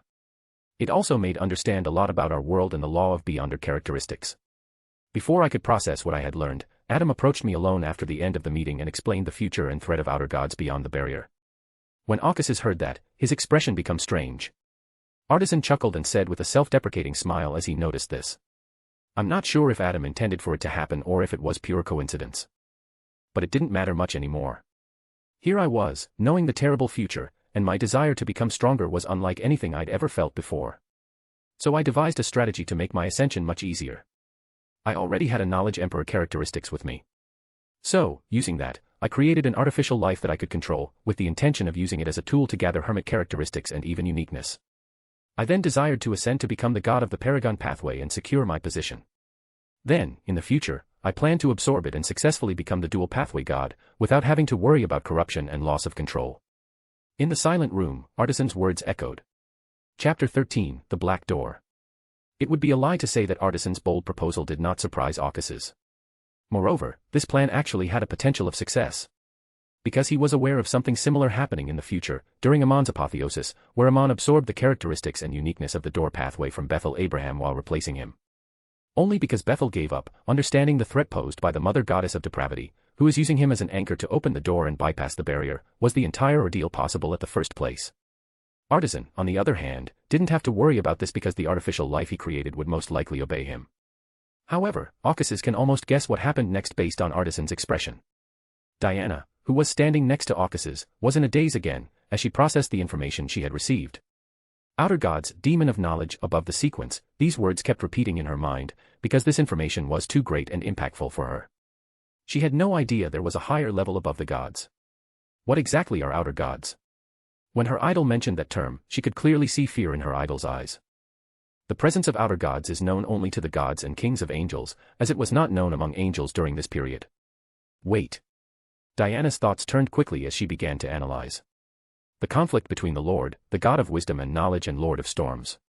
There are also ongoing battle between Evernight Goddess, God of combat, and death. The Sun, Tyrant, White Tower, Hanged Man, Visionary pathways are adjacent, as are the Death, Darkness, and Twilight pathways. So, the reason for the conflicts between gods is that they are fighting for a chance to ascend above the sequence. Diana felt more clear than ever before, as all the doubts and puzzles she didn't understand before became clearer as she analyzed the truth. How about the ancient sun god? Did he manage to reach above the sequence? Diana's memories of that era were as clear as day, where the ancient sun god was said by some of his believers to be above all the gods themselves. She didn't think much of it at the time, but looking back, she realized it wasn't as simple as she thought. How did the Lord betray and survive? More importantly, how did ancient sun god die? According to her knowledge, the information and secrets of that time were completely concealed, and even her Lord never spoke about what really happened on the battlefield. Diana's thoughts then turned to the plan mentioned by Artisan. Now, when Artisan had noticed that the sun god in front of him had not spoken up, he continued on with a somewhat dejected tone. And then it happened. I was working on a new project one day. That was when I discovered anomalies in the artificial life I created. Before I could clearly see what was going on, it completely escaped my control, and it managed to escape even with the restriction, and my powers couldn't hold it all. I really didn't expect Hidden Sage was created by Artisan. Aukas's thought, slightly surprised. To be honest, he didn't expect this kind of advancement. Even though he knew Artisan had to be involved, it now appears that Artisan is the main culprit behind this entire incident. The Hidden Sage is the most likely the artificial life that escaped Artisan's control. This entire situation. The more Aukas's thought about the situation, he felt the entire situation has a huge problem. Is it possible? Aukas's thoughts came to a halt as he remembered Adam and Klein's conversation in the future. If this involves that, then this entire situation will probably give huge headache for me. I had no idea what had caused this. The power of the artificial life that I created had suddenly increased out of nowhere, then it completely escaped out of my continent. Artisan continued, with his head down, facing the floor. Even though it managed to flee, I still felt my connection to it and managed to track it down to the Moses Ascetic Order's headquarters. Then, just as I was about to enter the Mosaic Ascetic Order, something happened. I felt the connection with it cut off, and I also felt its consciousness fade away, as if it had died, just before it was severed. I also assumed as much. However, how could I have been so wrong at the time? Artisan's countenance was twisted, and his voice became distorted. Aukas's didn't show any surprise by the Artisan's sudden change, but his golden eyes gleamed as his gaze swept Artisan. Diana, on the other hand, was taken aback by this, as she sensed her idol's aura change at the instant he began speaking about the Moses Ascetic Order. But, I still entered to check. When I finally managed to make my way to the main area, though, I discovered something utterly unexpected. It was there, a being formed of pure information constituted of light, and in it was a purple book with an eye in the middle, slowly fading and integrating into it. I couldn't believe what I was witnessing. The artificial life I built was absorbing the uniqueness of the hermit pathway on its own, right before my eyes at such a fast rate, so much so, I calculated it wouldn't take more than a week or two to finish. Then, obviously, I intended to stop it, but I came to a halt in my tracks when something appeared directly behind it, as if sensing my intention. In the empty room, the Artisan's low, distorted voice resonated. Diana, who was listening, had a shiver go down her spine and her eyes widened in sheer shock as she realized the reality around her were fading away into oblivion and a phantom of a black door appeared behind Artisan. As she stared at the black door, she had a terrible feeling that if her idol kept talking, something cataclysmic would happen. The horrible feeling pressured her body and spirit, as she began trembling and sweating as a result. She instantly turned to face her lord, who was likewise staring at the door with a solemn and grave expression that she had never seen before on her lord. Diana wanted to speak out right away to stop Artisan from continuing to speak, and she almost did, but she was stopped by Aukas's severe glare. Artisan went on as if he wasn't aware of anything unusual going on around him. It was a door that resembling a black stone tablet. There was mural on the door that drew my attention almost immediately. It portrayed an inverted tree. As Artisan divulged the knowledge of the door more and more, the phantom of the black door became increasingly vivid, as if it were going to fully appear in reality. There were 9 branches on the inverted tree. Enough. Aukas's finally spoke up, rising to his feet and approaching Artisan in an instant. Aukas's pressed his index finger against Artisan's glabella before he could react. He declared before the black door could fully emerge. Light. A blinding light exploded from the contact, engulfing Artisan and the forming black door behind him. Artisan eventually awoke from his weird condition beneath the glare of the unending light, as the black door behind him faded away. The knowledge more. As he glanced at the fading black door with a sigh, Aukas's thought. Just when I thought things couldn't get much worse. Chapter 14, Spherote. Knowledge more, the Spherote required to become Demon of Knowledge, which has been sealed by celestial worthy in the western continent. As he recalled this, Ossus retracted his finger from the artisan, his brows wrinkled, as he felt this incident was becoming more complicated and dangerous. As it involves Spherote, which can put even gods in grave danger. Such as the one in Cauldron City of the Spirit Word, even gods who try to reach the dark river flowing forth there will almost certainly perish. But, the things can still be salvageable, if the influence of the knowledge more is not as much as the river of eternal darkness, and it could have just managed to extend some of its power through the seal. Meanwhile, an entire tributary of river of eternal darkness has already flown out the seal, which is why even the gods didn't dare to visit that place. Ossus glanced at an artisan who didn't have any pollution or mutation with him, despite what had happened in the Moses ascetic order. So, he felt his guess is most likely true. If the knowledge more had sufficient influence over reality, Artisan would not be alive now, telling him of this event. What happened to me?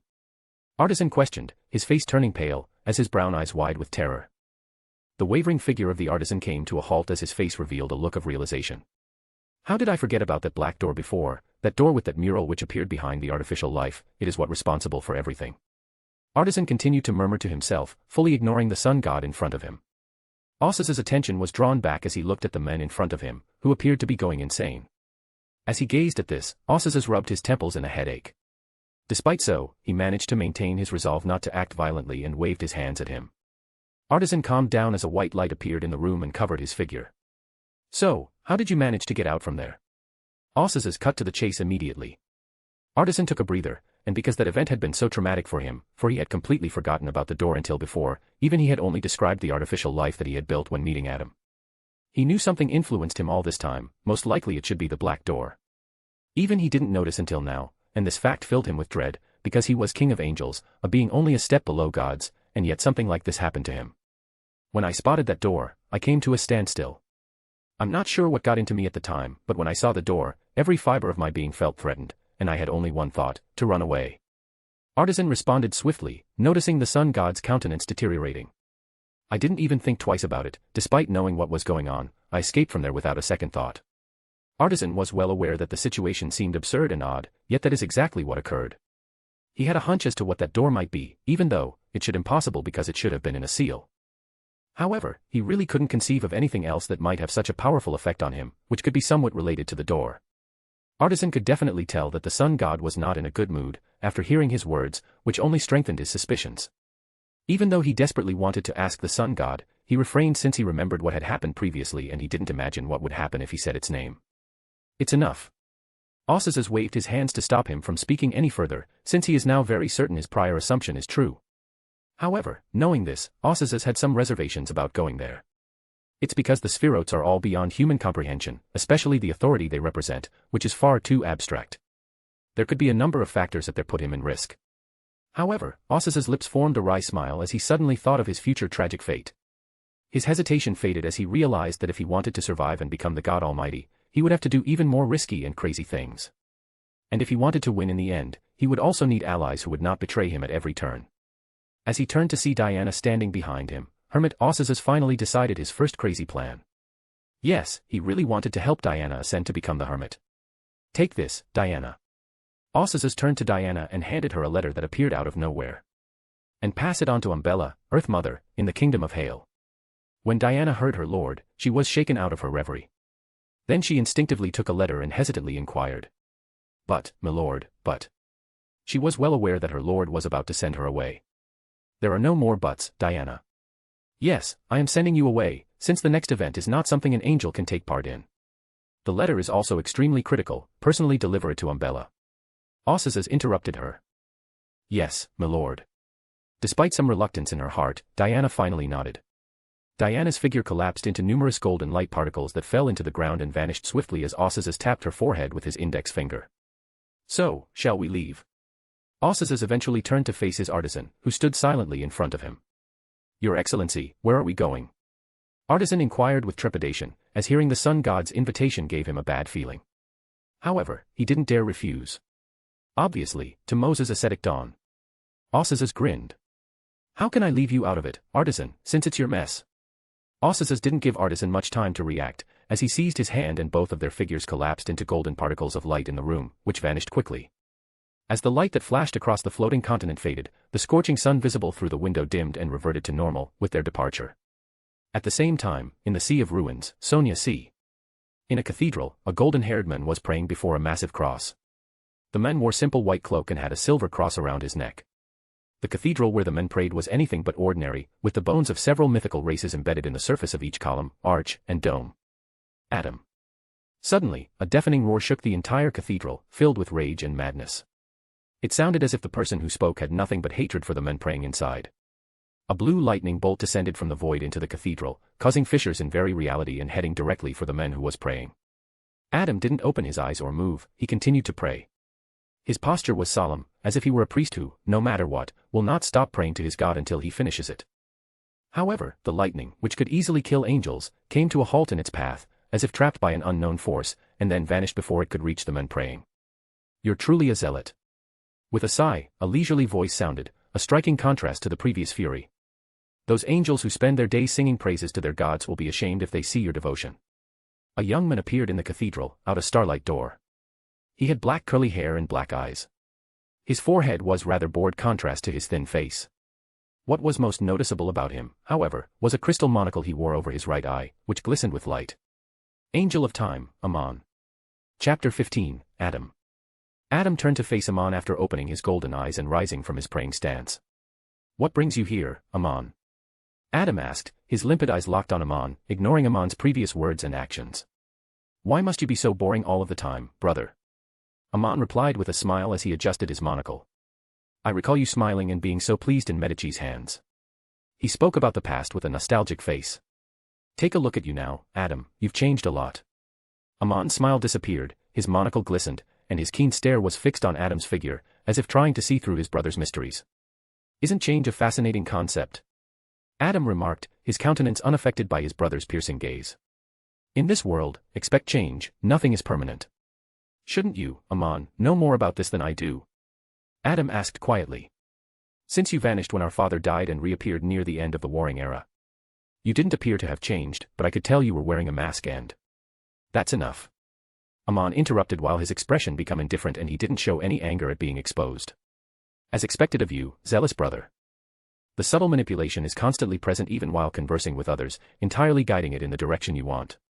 Amon began walking around the church while speaking, eventually coming to a stand in front of the gray slate on the table near the cathedral's edge. "Keep your secrets to yourself, then." "Brother, I'm not going to pry any further." Amon spoke dismissively without waiting for Adam's response. For it would mostly be nothing but mundane. Adam was silent, his limpid gaze still fixed on Amon. What happened with the floating continent? When Amon realized this, he didn't pursue it any further and instead asked the inquiry for which he had come here in the first place. Why did Osses invade it? Much to surprise of Amon, Adam responded without any concealment. There was a problem with the hermit's uniqueness. What's the problem?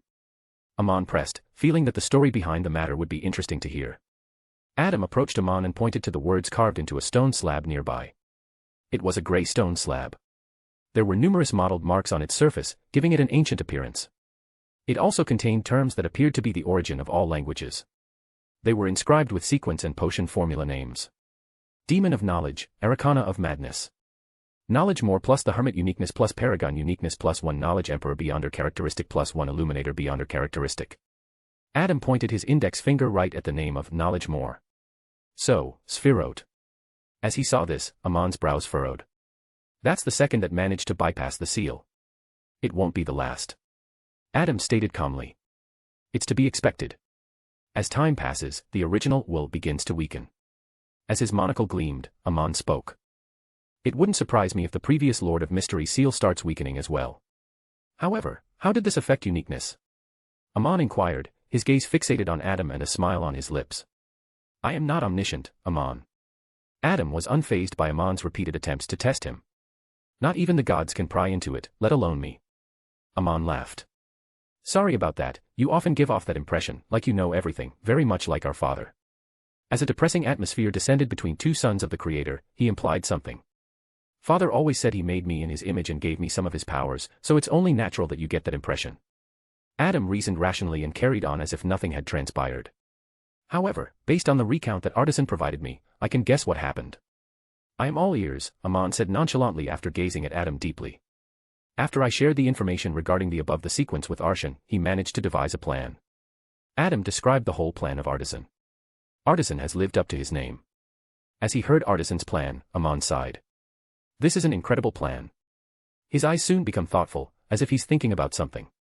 It managed to get away from the Artisan's control, which is most likely the work of the Spherote. Adam continued in a warm tone. Then it completely ruined the Moses ascetic order, there isn't much left there anymore. It's currently combining with Hermit uniqueness, as we speak. It would have most likely succeeded, but not anymore. When Adam mentioned this, his warm tone changed. Are you certain? Aman was actually taken aback. I didn't expect you to have such belief in Osis's. The Spherote power that has been extended into reality is most likely very feeble in comparison to its genuine power, as the Spherote could do a lot more if it were otherwise. Adam stated this calmly. Osis's can handle it if he has assistance, that is. Is that why didn't save Artisan from Osis's? Aman inquired, smiling, as he reasoned after hearing Adam's words. More importantly, how did Osis's notice this? Artisan is not in any real danger. As he said, Adam shook his head. And an actual Beyonder ascending to become the Hermit is preferable than a puppet created by Surfoit. As, things will become more difficult in the future. Then he explained what had occurred to Diana. I had no idea the gods now cared for their angels. Aman chuckled. It's interesting that, unlike Leodoro and Herabergen, he didn't develop paranoia against his own. Aman, everyone is different. Adam advised in a gentle voice, for which Aman just smiled. So, you're just going to let uniqueness fall into the hands of Osis's? Aman then asked, as if he hadn't considered the power disparity between them. Given what's happened, I wouldn't be surprised if Osis's gives his angel the uniqueness. Hermit must be born, one way or another. Adam said this without expressing his opinion. Hermit, huh? While stating this, Aman's expression became more intriguing. It appears that the future will not be so dull anymore. When he spotted Adam evading his questions once more, he didn't bother, and he also got the information he needed. Well, my zealous brother, I shall take my leave, Aman said with smile, as Starlight Door appeared behind him. 4. I can't stand your pretense anymore. He didn't wait for Adam's reaction before opening and entering the door, which vanished with his departure. Adam didn't show much change, as he took the blasphemy slate in his hand. But, all of a sudden, Adam came to a halt and turned to look in the direction of Solomon Empire, his clear golden eyes shining brightly. The Empire shall fall. In the Bone Cathedral, his deep voice echoed. A/N, it took me a while to write this because Aman and Adam are both quite complex characters. I did my best to portray them. Was it good? Chapter 16, Lilith. The golden sun shone through the clouds, illuminating the two figures standing on the large sand dune. A stony mountain range stood in front of them, with a pathway leading between two mountain peaks at its edge to a location illuminated by sunlight. Your Excellency, this is Moses' ascetic dawn. Artisan pointed to the pathway, where there was an array of buildings and statues at the end. I know. Osisa said this while frequently checking his pocket watch and his surroundings, as if he was waiting for something. Artisan sighed as he realized the sun god had ignored him again, he already resigned to his fate. Because he can't do much or escape under the gaze of a god. He can only hope that he will be able to keep his life, which seems like a luxury at this point given the situation he has found himself in. However, something drew Artisan's attention away, and his gaze was quickly drawn to something unusual in front of him. A small plant sprouted from the dry desert sand. It didn't end there, as more and more plants started growing from the sand dunes around him, as far as the Artisan's eyes could see. The vast expanse of sand dunes quickly turned into green prairies with brightly colored flowers blooming in it. One can even see butterflies and large animals appear out of nowhere and begin roaming around the green prairies, as if this is their home. The vibrancy here surprised Artisan because he could see a lot more, as the life force present in some of the life forms in this place rivaled demigods. While Osisa stood there calmly watching everything, as if he expected it. A divine woman appeared, dressed in a long white gown with short sleeves embroidered with drawings of various herbs and plants, as well as descriptions of various animals. She had silver hair that reached her hips and a half-moon symbol on her brow. Her face had soft features, a high nose, and plump red lips. Her beautiful red eyes gleamed as her gaze fell on Osisa's. With the appearance of the divine woman, the green prairies mutated further, as trees began to appear and started growing to tens of meters tall, and the plants were already the size of people. She also had a motherly aura that made everyone around her feel as if she was the mother of all life in existence. The divine woman's beauty stood out the most. Osisas looked at this divine woman in a daze, for she was truly the most beautiful woman he had ever seen in both of his lives. No matter how many times he meets her, she always surprises him. For him, her beauty could no longer be described in words, rather, her very existence is an interpretation of the word beauty. Lilith, Earth Mother. Artisan did not dare to look deeply at Earth Mother, as the sun god had done before him, for fear of offending another god. He was also taken aback by her presence here, who should been called by the sun god to deal with the situation together. This also completely confirmed his previous suspicions. The realm of gods.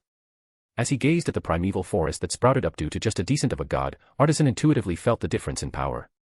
He couldn't even imagine how it would look if Earth Mother asserted her authority. It's been a while, Osses. Lilith spoke in a gentle tone. You've changed a lot since then.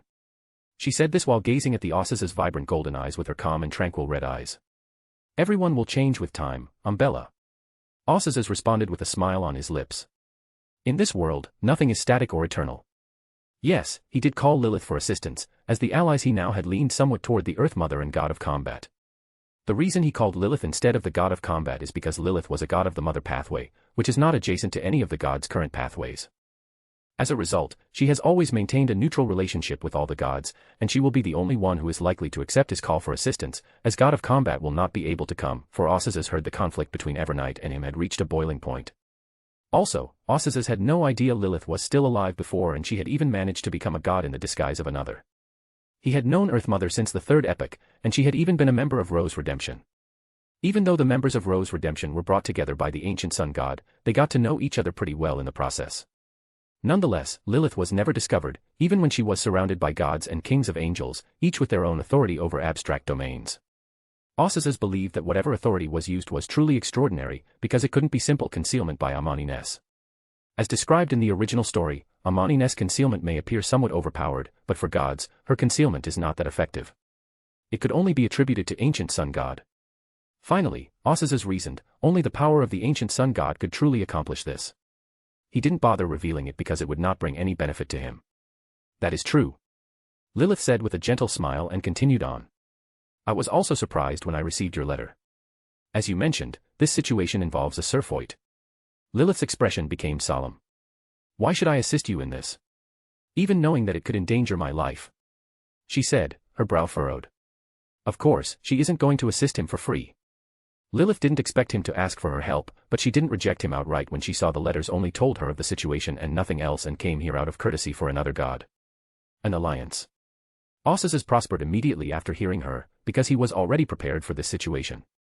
In the future, Umbella, you won't be able to maintain your neutrality. You must choose a side one way or the other. Indeed. Lilith nodded, as she was aware of the situation. But why should I form one with you rather than Leodoro or Herabergen? Even though she knew the relationship between gods, she still questioned because she wanted to hear out Osses. You should be aware that Herabergen has most likely formed an alliance with Amani Ness, said Osses, while Amani Ness is holding the uniqueness of Moon Pathway, and your son is already at war with her. You're going to have to face her one way or another, Umbella. Osses went on, as if he was unaware of Lilith and Amani's relationship. You'd have no chance against her if you fought alone. But my authority effectively restrains hers. As for Leodoro, you're aware of his history with Amanices.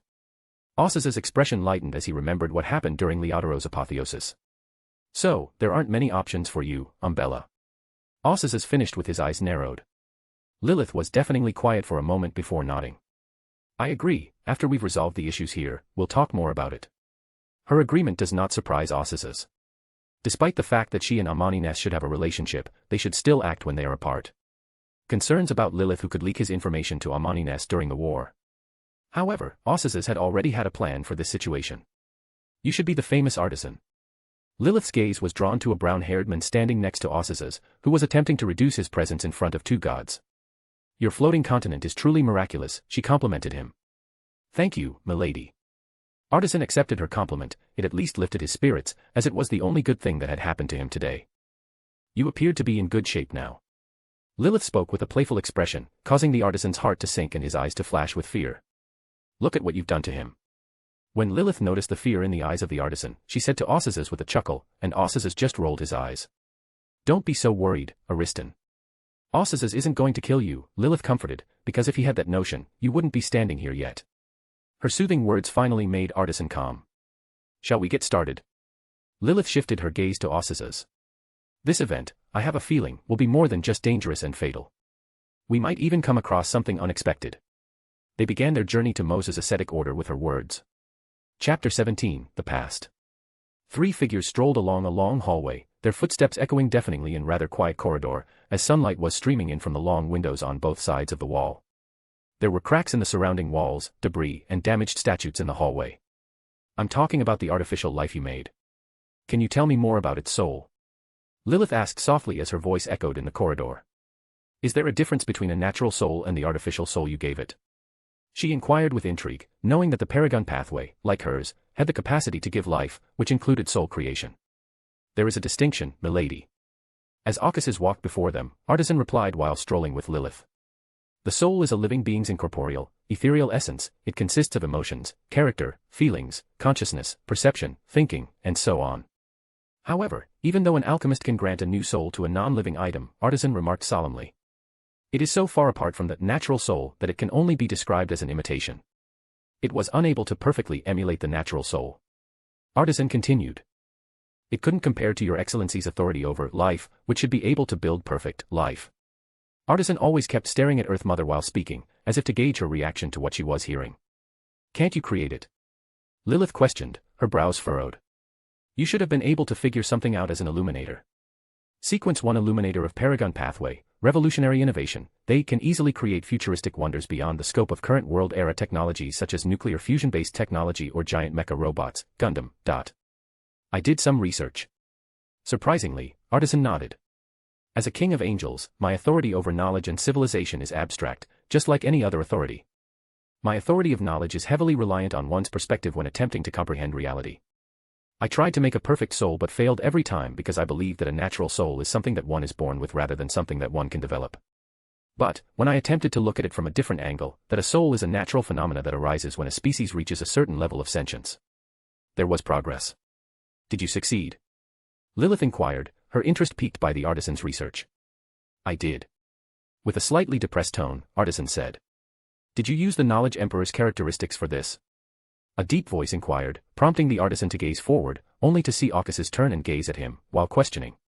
At the same time, Lilith shifted her attention on him, putting Artisan under pressure from the sight of two gods. Yes, even though my findings about perceptive was helpful, I was still unable to complete the final step, resulting in failure. This stage, I intuitively understood, could only be crossed once I had become the Paragon. Artisan said, his voice heavy. However, I knew there could be no faults in the plan I intended to accomplish, so I used it and succeeded, which is the artificial life I developed. You're quite daring, Artisan. After hearing this, Lilith expressed her opinion. Or, to put it another way, all those who seek knowledge in the world share the same feature. Despite the disaster later, it's still commendable that you found a way. As soon as he heard this, Artisan fell silent. But he has already come to terms with everything that has occurred previously. Aucuses, on the other hand, remained silent on this and inquired about something else. What was the name of the angel who created this organization? He's called Stiano. Artisan responded. He was also present at that meeting with me and later went on to create this organization. Did you see him when you first arrived? Aucuses inquired. Your Excellency, no. After what transpired here, the entire Moses ascetic order was abandoned, and the survivors were relocated themselves to the continent's rim. Artisan responded. And, I didn't see him when I first came. After hearing this, the Aucuses didn't press any further. No one else here expects us in the entire place. Even the security measures around this place is entirely ineffective. While strolling along the corridor, Lilith said. At the very least, whomever was in charge here acted quickly after spotting it and ordered evacuation. Are you able to see everything here? Aucuses inquired, his face serious. There's one room in the middle that I couldn't see through. Lilith's face was also solemn. That is the main library of the Moses ascetic order, as well as the repository of the majority of information and knowledge. Artisan stated, as he already been here. The Sephiroth should be there, said Aucuses rather calmly. For not a lot can block our sights. As they walked into this place in silence, Lilith's expression was pretty heavy, nobody spoke throughout this time. They finally entered a hall with massive pillars on both sides of the room supporting the enormous dome. Each pillar had symbol which depicted an eye within a triangle, as well as an open book beneath it. A brown door stood in front of them, closed, and the reality around it was blurry. The sun shined through the dome's glass canopy, which included representations of many historical legends. Aucuses turned and glanced at them for a moment, before speaking on the problem. I merely want to stress that the Sephiroth are beyond human comprehension, as are their abilities. The Sephiroth authority is based on knowledge, which is a powerful and broad concept. The Sephiroth is most certainly aware of our presence. So, whatever the next move is, it will be highly dangerous. Because knowledge can be a very lethal weapon. Osses spoke in a solemn tone. However, the power that has been extended here is meager in comparison to its true authority. But, there is still a high risk here. Finally, I'll use my authority of order to try to seal it, and Umbella, you'll help me and also deal with artificial life. 4. During that time, the Surfoid will not sit back and watch. Lilith nodded, but her attention was always drawn to the brown door in front of them. However, Artisan. Aucuses said after a brief pause. If you could assist, then do so. As this situation affects your future as well, because if the Hermit's uniqueness is permitted to be integrated, it will be far more difficult for you to become a god. Finally, try to survive. Aucuses said lightly, as Artisan's heart sunk as he considered the words of the sun god. They then proceeded to the door and stood in front of it. I have a feeling that whatever we confront first will be absolutely unexpected. As she stared towards the door, Lilith said abruptly. Now that she was standing in front of the door, she was calm rather than being nervous. I certainly hope not. While placing his hands on the brown door, Aucuses stated sharply. Because the door lacked a handle or a lock, Aucuses just pushed it open. Creak. As the door slowly opened, the creaking sound resonated around the hall. Aucuses strode in without hesitation, followed by Lilith and Artisan who were close behind him. They were met with a great expanse of white space with seemingly no end to sight. Boom. Behind them, the door closed and vanished. However, before they could react, the reality of their surroundings shifted, showing a completely different landscape. Massive skyscrapers stood in ruins as far as the eye could see, some slanting, as if about to topple, and others upright with damage. There were broken bridges and a multitude of abandoned cars on the lanes, as well as some planes that appeared to have crashed into the ground.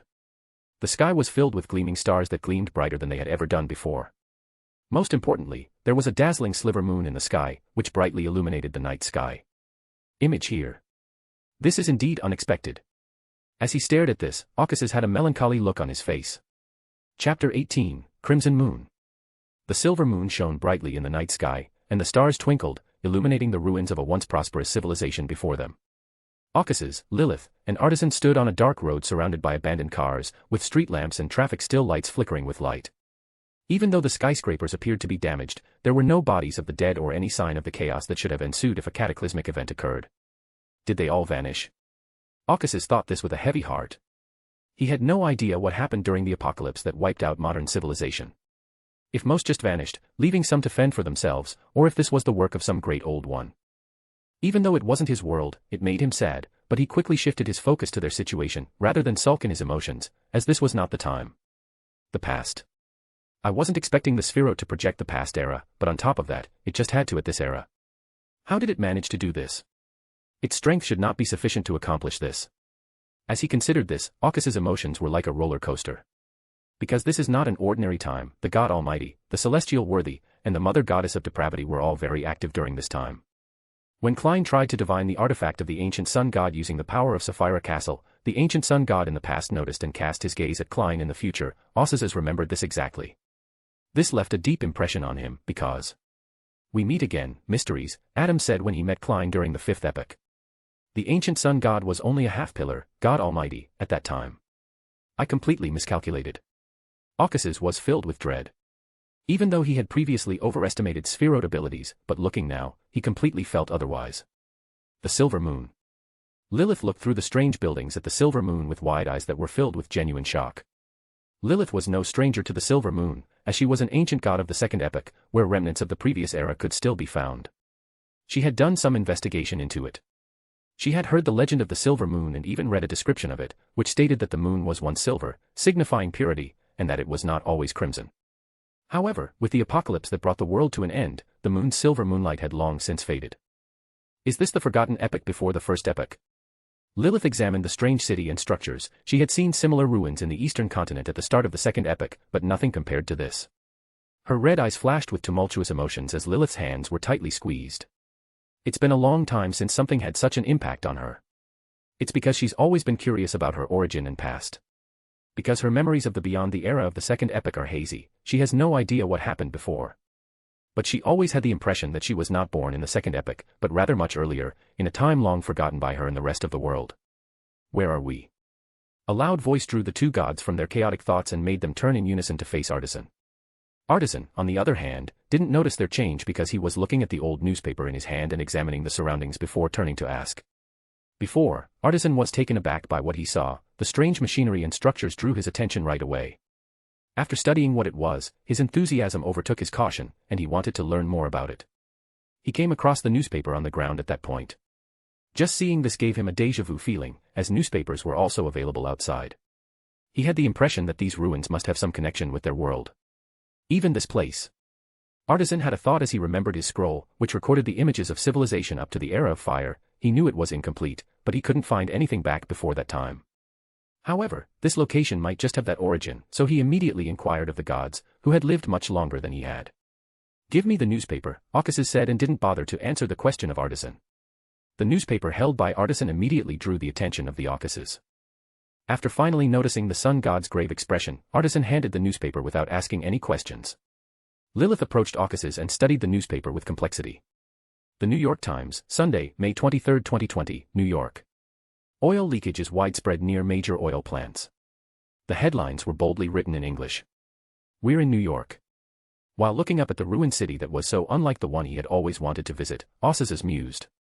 "Are you able to interpret it?" After noticing he kept looking at the newspaper and the city, Lilith inquired. "I have seen this language before," Occasus stated. Simultaneously, he tried to calm his emotions, which had been on a roller coaster before, so he wouldn't expose himself like he had done now.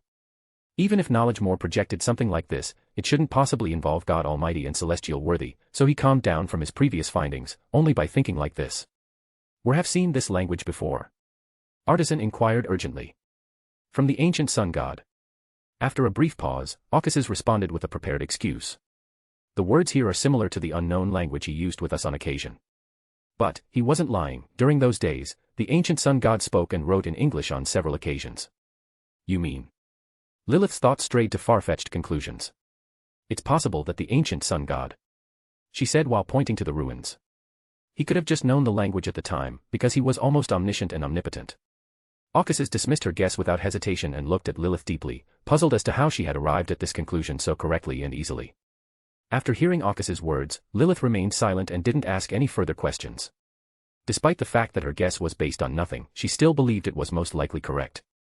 Artisan was about to ask again when he noticed the two gods looking up at the sky in unison, as if something had captivated their attention. Artisan also noticed that the silver moonlight that illuminated the ruins was turning crimson, which caused him to raise his head as well. Artisan witnessed something he will remember for the rest of his life.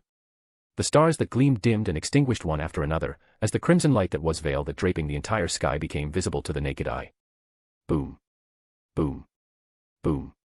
The skyscrapers began to collapse one by one as a crimson sky appeared, and the entire environment began to change as blood began to seep out of the ground around the ruins. The bodies of various humanoids were floating on the surface of the blood river that soon formed, some of which seemed to have life, as their chests went up and down, as if they were breathing. As something was approaching the silver moon in the sky.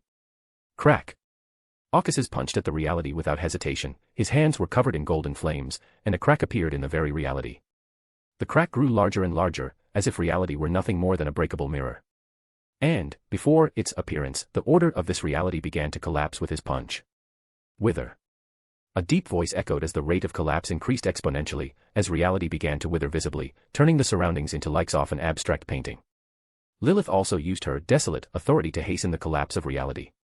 But, just then everything came to a halt, the collapse and withering of reality vanished, as the authority of order and desolate was erased by an unknown power that appeared out of nowhere. Everything was restored by this mysterious force. Occasus looked up at the crimson sky, his face heavy and his eyes filled with dread, a wry smile on his lips. "She noticed us." No, it's the other way, she had always known." With his words, the silver moon turned crimson and expanded to cover half of the sky. An indescribable being appeared next to the moon, obscuring the entire sky and casting a shadow over them. The being was several times the size of the moon. It had an endless number of bloody tentacles and eyes on them. From the crimson sky, all of its eyes turned and gazed at them. At the same time, Amantha Mountains. As twilight and night met in the sky above the northern continent, war horns were blown. As blood and flames covered the entire land, angels and saints entered the battlefield. Two kingdoms' banners swayed in the realm, one with a crimson moon symbol and the other with a twilight sun. Above it all, two gods battled it out, while twilight and darkness flickered across the sky in response to their actions. Clang. The reality between the clashes collapsed completely when a sword soaked in twilight met with a scythe shrouded in darkness. In the twilight, a massive mountain-like figure wielded the sword, wearing ragged silver armor and a helmet visor that only revealed one orange eye. In the darkness, an equally large figure held the scythe. She had a veil over her face and wore a black layered gown. It was studded with numerous brilliant lights that looked like stars in the night sky. As the scythe and sword separated from the clash, they moved in lockstep. However, something intervened in their war before they could continue. A crimson moon appeared in the sky obscured by night and dusk. The crimson moon shone brightly, its light illuminating the entire sky around the world. Its glow fully engulfed the night and the twilight. Chapter 19, Trap. The moon lit up the entire sky as its crimson hue deepened, finally turning blood-red. The world was awakened by the blood moon, which caused many to glance up at this strange phenomenon that was visible all over the globe. A red sea flowed on the moon as it revolved around the earth. It was drowning everything, as though it was digesting this natural satellite. The crimson sea that flowed in the moon stopped as various eyes appeared on its surface when Aucuses and others encountered it, in the projection of past created by authority of knowledge of Spherot. Its gaze landed on the Moses ascetic order more accurately, directly at the main room, as countless eyes glanced at the blue planet behind the barrier. If one can look at the indescribable being without losing their minds, they will witness a reflection of Aucuses, Lilith, an artisan encircled by a blood ocean in its countless eyes. On Earth, as the massive giant's dusk receded to his own kingdom, the Evernight goddess and god of combat had long since ended their conflict. Amon Isis, the Evernight goddess, stood in the sky, lighted by crimson moonlight, silently staring at this. Her dark gown fluttered as she turned to face the massive crimson moon that was obscuring her view. She sensed the crimson moon's power seeping into reality, bypassing the barrier though an unknown anchor, a powerful authority beyond human comprehension, and exerting towards a location in the northern continent. Amon Isis also sensed the vibrancy of life all throughout the earth, which seemed to be celebrating their mother's return. The very earth trembled as endless filth and corruption in abyss moved in chaos, as though terrified by the moon's power. She can even hear Farabady's painful roar reverberating throughout the abyss and the oceans. The clouds in the sky vanished as the entire sky turned crimson, the crimson moonlight falling on earth like a veil from the moon. The degenerative darkness in the forbidden land of gods receded as the crimson moon lightened it up completely. She can see the crimson moonlight illuminating everything, for even the grey fog barrier was clearly visible to her. Now, Amon Isis, holding the scythe, stood in the crimson sky, her figure highlighted by the crimson light. Her tranquil eyes gazed at the blood moon, as a prophecy she read before her transmigration flashed across her mind. The sun shall be turned into darkness, and the moon into blood, before the great and terrible day of the Creator. Lilith, whispered Amon Isis as she stared down the Moses ascetic order's location. Her serene gaze eventually expressed some worry. After only a brief glance, she promptly turned back to face the red moon. Amoni's countenance became solemn behind the veil that draped over her face, as she could see numerous eyes on the moon peering through the barrier at the earth. She didn't hesitate any longer and proclaimed solemnly in front of the entire world. Night. The crimson moonlight that had illuminated the entire planet had dimmed noticeably, with darkness spreading over the sky throughout the world in an attempt to prevent the blood moon's power from affecting the earth. An imaginary white tower and clouds filled with blue lightning arose in the sky shortly after, joining darkness and blocking off the blood moon's power. The crimson moonlight also shone through the sea of ruins, lighting up the bone cathedral. The Creator's son gazed up to see the blood moon through the cathedral's large window. As he gazed at the crimson sea and the moon, Adam's clear and limpid eyes finally changed. I really wasn't anticipating this. Adam's calm voice echoed in the church, as even he didn't think something like this could happen. Aucus's emotions was incomprehensible at the moment, as he couldn't decide whether he felt regret for coming here or terror at the prospect of encountering once pillar. Even though he knew he would have to confront them one day, he didn't think it would be any time soon. How does it feel to be starred by a once pillar? He can see her authority subconsciously influencing everything around him, so it wasn't obviously good. Space, reality, knowledge, time and many other concepts have been corrupted by her, and have entirely fallen under her control and whim. Everything changed visibly as crimson eyes and tentacles appeared in the very space, and reality shifted to reveal a red world with flesh mountains and humanoids with no skin laying upon it, as well as a river of blood, where various twisted fetus and other abominations that seemed to be straight out of hell were floating upon. They would have immediately corrupted under her presence if it hadn't been for their level of life, reaching the level of God and King of Angels, for everything about them, whether fate, memories, life, and soul, would have been assimilated with her and become part of her, while they would have ceased to exist, if not for that. Aucus also sensed the authority of a pillar that influenced reality. He couldn't quite define it at first, because it was enormous and unlike anything he'd ever experienced. She appeared to be an aggregate of all the cosmos' negative powers, evil/een. He was also struck by her boundless vitality, to the point where she appeared to be the originator of life in the universe, or, to put it another way, the mother of all life in cosmos. He felt pressure on his soul and body under her gaze, even as a true god, as a nigh-infinite spiritual force crushed against their figure. Aucus's figure trembled slightly as sweat beads formed on his forehead, but soon a sun symbol appeared on his forehead, brightening the surroundings and protecting him and others from her great spiritual strength. Caucasus saw that her eyes were entirely fixed on Lilith, who dropped to the ground with crimson blood pouring from her mouth, nose and eyes. No. Caucasus immediately realized what her actual objective was, to corrupt Lilith, a god from the mother pathway which originated from her. She knew this all along, it's fucking trap. He couldn't allow something like that to happen. Because everything will be destroyed at that moment. Even though it seemed like an eternity, it has only been seconds since she emerged. But, before he could do anything, he felt her attention turn totally to him. A distorted voice resonated, capable of driving even archangels insane. It was in a language which was unknown to anyone on the earth. However, he still clearly understood it. You are different. She spoke while looking at him, as the entire actual red world twisted and blurred, as if unable to endure her voice. Chapter 20, Supernova. Different. Caucasus didn't anticipate her to find something about him, but he couldn't think any further about it because she was floating above him, attempting to corrupt Lilith and most likely him as well. Son. As he stared back at her, he exclaimed aloud. In front of the indescribable figure, a terrifying golden sun arose. The golden sun emitted an infinite amount of pure light as it shined down on the bloody planet beneath it. The golden rays descended on the depraved world below like veils of light, and wherever the veil dropped, everything lit up with golden fire. The fleshy mountains, which seemed to be composed of humanoids' bodies with no skin, had been amalgamated together to form the mountains, which virtually filled the entire planet with a blood river running through them. As everything visible melted under the rays of golden sun, the fleshy mountains caught on fire. The bodies of the humanoids on the mountains began to shake as if they were alive, and anguished inhuman howls filled the planet, for golden light lit up everything, forming an ocean of flames. As the golden rays of the sun illuminated the river, the blood river began to evaporate, with abominations that was burning. Vav. Vav. Cries of infants resonated from the torrent of blood, while the sun rays still shone brightly with no intention of receding at all. Mother Goddess of Depravity was completely indifferent in the scarlet and golden sky, gazing at the sun, which was illuminating her body with rays, but the sun couldn't harm her in the least. Caucasus, on the other hand, snapped his fingers just then. Snap. The golden sun went entirely white as the surroundings reality and space disintegrated, unable to bear the sun's rays any longer. The sun began to extend indefinitely, as if it wished to engulf this depraved world, and its core began to contract. Seeing this, Mother Goddess of Depravity also used her authority. Around the white sun, an infinite blood ocean capable of corrupting all in existence emerged, in the hopes of corrupting the sun itself, as well as Caucasus with it. However, it was too late. A white sun pulsated visibly, as if it had infinite power, poised to unleash nothing but destruction when released. The sun emitted a scorching and inconceivable brightness, melting the blood ocean of Mother Goddess of Depravity. As it entered the state of supernova, the white sun entirely imploded. Boom. As it surged out of the sun, a sea of light almost filled the entire depraved planet. Everything was entirely annihilated as the light engulfed in it, whether it was an ocean of blood, reality, space, or knowledge, nothing was spared. Caucasus emerged at the last moment before Lilith and Artisan, who were both absolutely unable to bear the authority that the Mother Goddess of Depravity exerted when she appeared. Artisan was kneeling on the ground, his face twisted in pain as he held his head.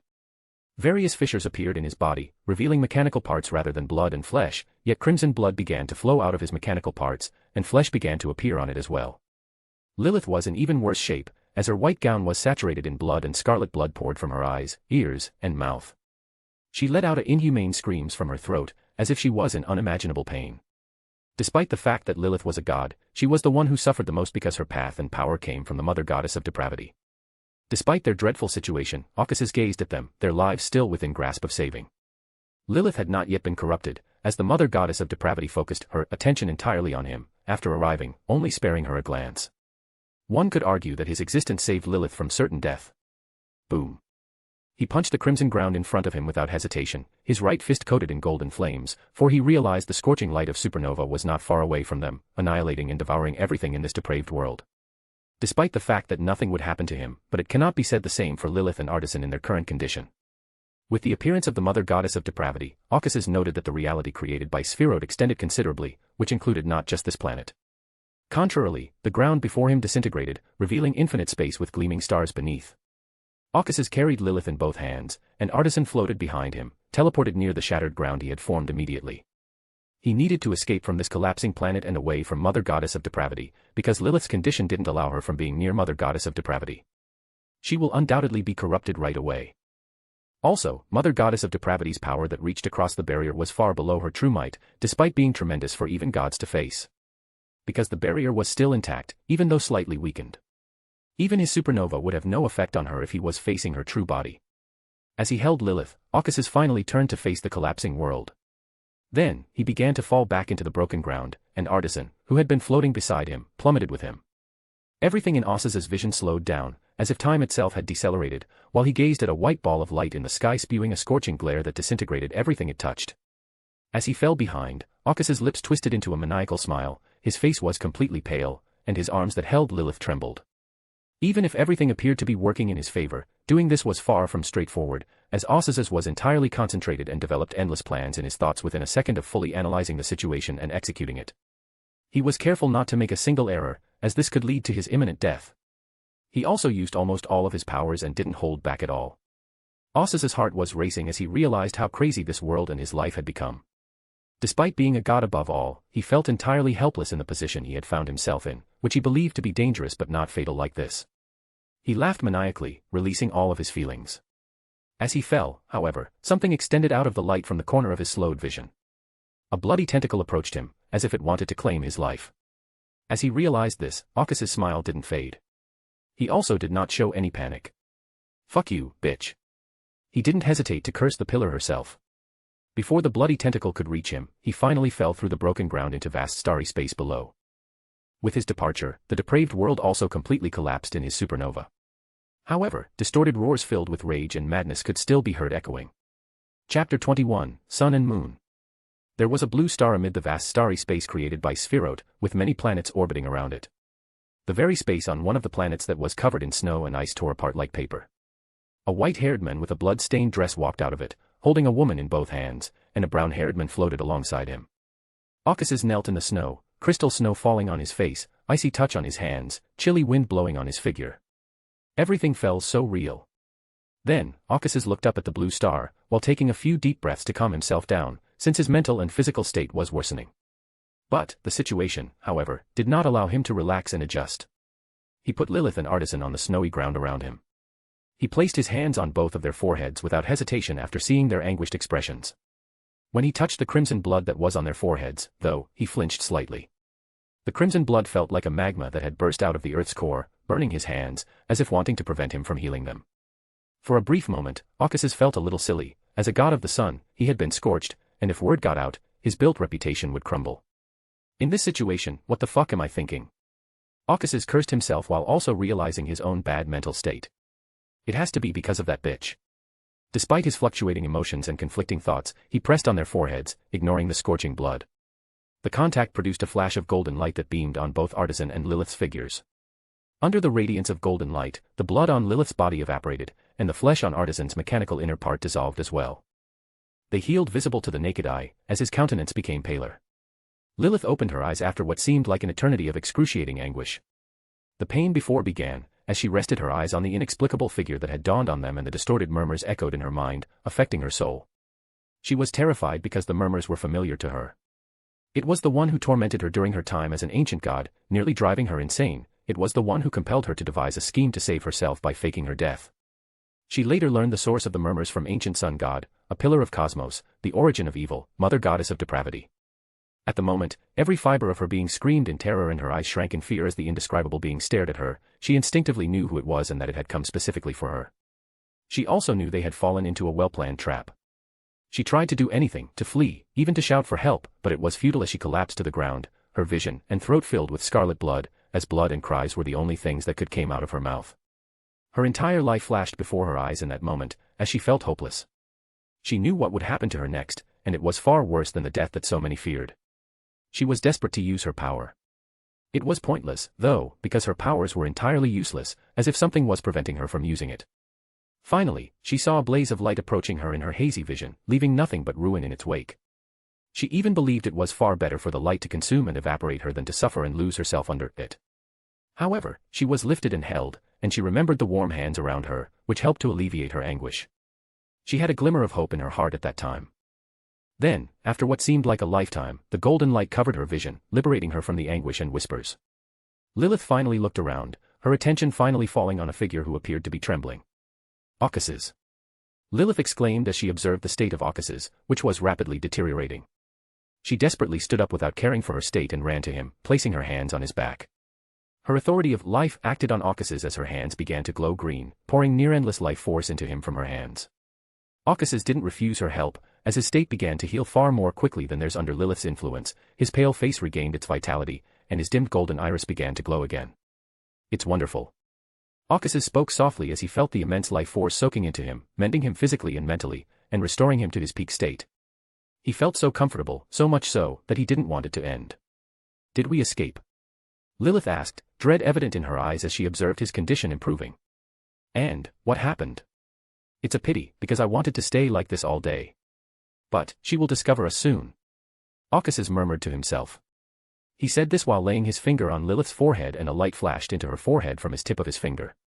Lilith didn't resist, and she soon saw all that had transpired in her thoughts, from the supernova to him saving her. But, before she could say anything to thank him, Aukas's rose up and walked away from her, leaving her in loss. We're running out of time, Umbella. Aukas's spoke gravely to her as he walked over to the artisan, who was dazed and had dull eyes. My supernova won't be able to keep her for very long. The snowy ground began to shake as he spoke, as if to confirm his words. But, while standing before Artisan, who literally had a look of doubting life, Aukas's ignored it. It's hard to blame Artisan, because even he was caught off guard by the turn of events, let alone him. Artisan. Aukas's called out, jolting the artisan out of his daze, and his eyes regained clarity. What just happened? Artisan asked, his voice quivering. Listen. Stop asking questions and do exactly what I say without a second thought. If you want us to make it. Aukas's stated, while Artisan continued to nod without hesitation, as if he, too, was aware of the gravity of the situation. Take out your historical scroll and write down everything you can about the ruins we saw right away. Aukas's gave the order despite knowing full well that he would later regret it. But, he didn't show much hesitation, though, given what was on the line. It'll only take a few moments. As he removed a bronze scroll and pen from his coat, Artisan began to enter everything as per instruction of the sun god. I can get that for you. Aukas's finally turned to face Lilith, who stood behind him. Her face had eased, and there was no longer any fear in her eyes, despite knowing what they are going to face. Can we make it? Lilith inquired, her voice surprisingly calm. If we go all out together. Aukas's said lightly, as he and Lilith turned to face the sky, as they noticed something approaching this snowy planet. The planet's blue sky turned crimson almost instantly, as a terrifying beam of crimson light descended from the sky toward them. The crimson light beam, which seemed to be filled with infinite spiritual power and capable of tearing anything apart in existence, nearly covered the entire sky. Image here. Artisan trembled as he noticed this, his pen-holding fingers quivering, but he didn't dare to stop. Aukas's expression finally became serene, as he realized that if he wanted to survive the next fight, he would have to put everything on the line and even go beyond his limits. She is not as strong as we believe she is. He finally said to Lilith, smiling, as a blazing light erupted from his hand, forming a spear of light. Aukas's aimed his light spear at the crimson beam that blanketed the entire sky and threw it. As it blazed across the sky, the spear of light grew larger and larger, almost reaching the size of a crimson beam, leaving a trail of light in its wake. As the light spear and the crimson beam collided. Boom. On impact, a terrifying explosion occurred, ripping the very fabric of reality. Like a dazzling sun, the spear of light exploded into a mass of brilliant light. A crimson moon formed when the red beam of light collapsed into itself. The appearance of the sun and moon caused the entire snowy world to crumble and collapse, unable to withstand the celestial body's power. The first battle between gods and great old ones erupted. Simultaneously, in the Solomon Empire. A handsome man with deep starry blue eyes and black hair stood near the window of a Gothic castle nestled alongside a mountain range, gazing at the blood moon that shone through the sky despite the darkness attempting to block it. Bethel. In the room where that black-haired man stood, a voice came from nowhere. Bethel Abraham instantly turned to face the priest who had entered his home without permission. I apologize, Adam. As if he knew what the priest was going to ask, Bethel spoke up. I am unable to help in this situation. Chapter 22, Door. I knew you'd say something like that. Adam spoke as he walked out of the Gothic-style room's shadows, which were still illuminated by the blood light of the moon, adding to the eerie atmosphere. Bethel shook his head and spoke lightly. Adam, you make it sound so bad. It's not that I don't want to help, it's just that no matter how hard I tried, nothing would change. My door authority is far from enough. Adam approached Bethel, taking a moment to look around the room before speaking. There's a lot on the line now, Bethel. While looking out the window at the blood moon behind the Bethel, Adam said. Much more than you can imagine. I believe I understand what's at stake, Adam. But it cannot change the facts. Bethel stated sternly. My door authority will have no effect on the barrier, as I am a still king of angels, not a god. And the anchor that allowed the moon's power to bypass the barrier is also extremely powerful. As you can see, Amani Ness, Leodoro, Hera Bergen, and even Solomon have already used their power to stop it. However, it has only reduced some of its power. How do you expect me to accomplish what you want? I know, but believe me. Adam stated. And simply exert your authority. It may give them more of a chance. Ouroboros. Adam called unexpectedly as he turned to look backwards. A man with long silver hair and white angelic wings appeared in the room, wearing white robes and holding a silver cross. Adam. Ouroboros' tone was apathetic as he nodded to greet Adam, but he just stared at Bethel, with no intention of reciprocating. You came well prepared. As he saw this, Bethel said. Adam made no comment on this, but he did address an important issue. If your situation becomes critical, Ouroboros will use reboot to help you and let us escape. So you want me to believe you? Bethel finally asked, even though he stood before two kings of angels, his eyes unfalteringly calm. And visionary at that. You don't have much of choice. Adam's tone was calm, and Bethel couldn't figure out whether this was a threat or if he was simply stating facts given the circumstances. Bethel looked at Adam deeply for a moment before nodding and waving his hands in the air as the three of them vanished from his Gothic-style house in Solomon Empire. In the vast astral world, which was even more abstract than the spirit world, seemed to encompass all of the universe's authorities and symbolism. It had an invisible barrier that separated the Earth from the rest of the cosmos. They appeared just before the barrier, as a ray of light illuminating the darkness surrounding them. A black-colored book immediately appeared in front of Bethel, and it opened, as the pages flipped on their own. It came to a halt in the page which had symbol of closed door, and when Bethel tapped it, the door lit up with blue light and slowly emerged from the book and flew towards the barrier. And it merged with the invisible barrier right away. At the same time, Adam's aura grew vast and terrifying, briefly surpassing the level of King of Angels as he held a golden cross that was shining brightly in his hands. Indifference replaced his warm and calm expression. Uruba's silver eyes rippled as he stared at the Adam, as he couldn't believe the transformation. He almost had the feeling that he had effaced his fallen lord for a fleeting moment. The door authority was effective on the barrier. Adam proclaimed solemnly in front of the barrier, as if speaking a prophecy, and then immediately various blue ripples appeared on the surface of the barrier. The barrier becoming visible in the astral world under the blue light that began to cover the barrier. As the enhanced seal separated the space inside the barrier and began severing the connection of the crimson moon with the anchor on the Earth, the barrier began to strengthen under the door authority. On Earth, the blood moon became visibly dim, as if it might vanish at any moment. Boom. But just then the barrier shook as something slammed into it, dimming the shimmering blue barrier. A massive indescribable face clinged on the barrier, with various bloody tentacles. Countless eyes on its face peered out from behind the barrier at the three of them. Roar. A rage-filled roar erupted in the vast astral world, causing the barrier itself to tremble under its wrath. The mother goddess of depravity's countless eyes were filled with madness and anger as they gazed at Bethel.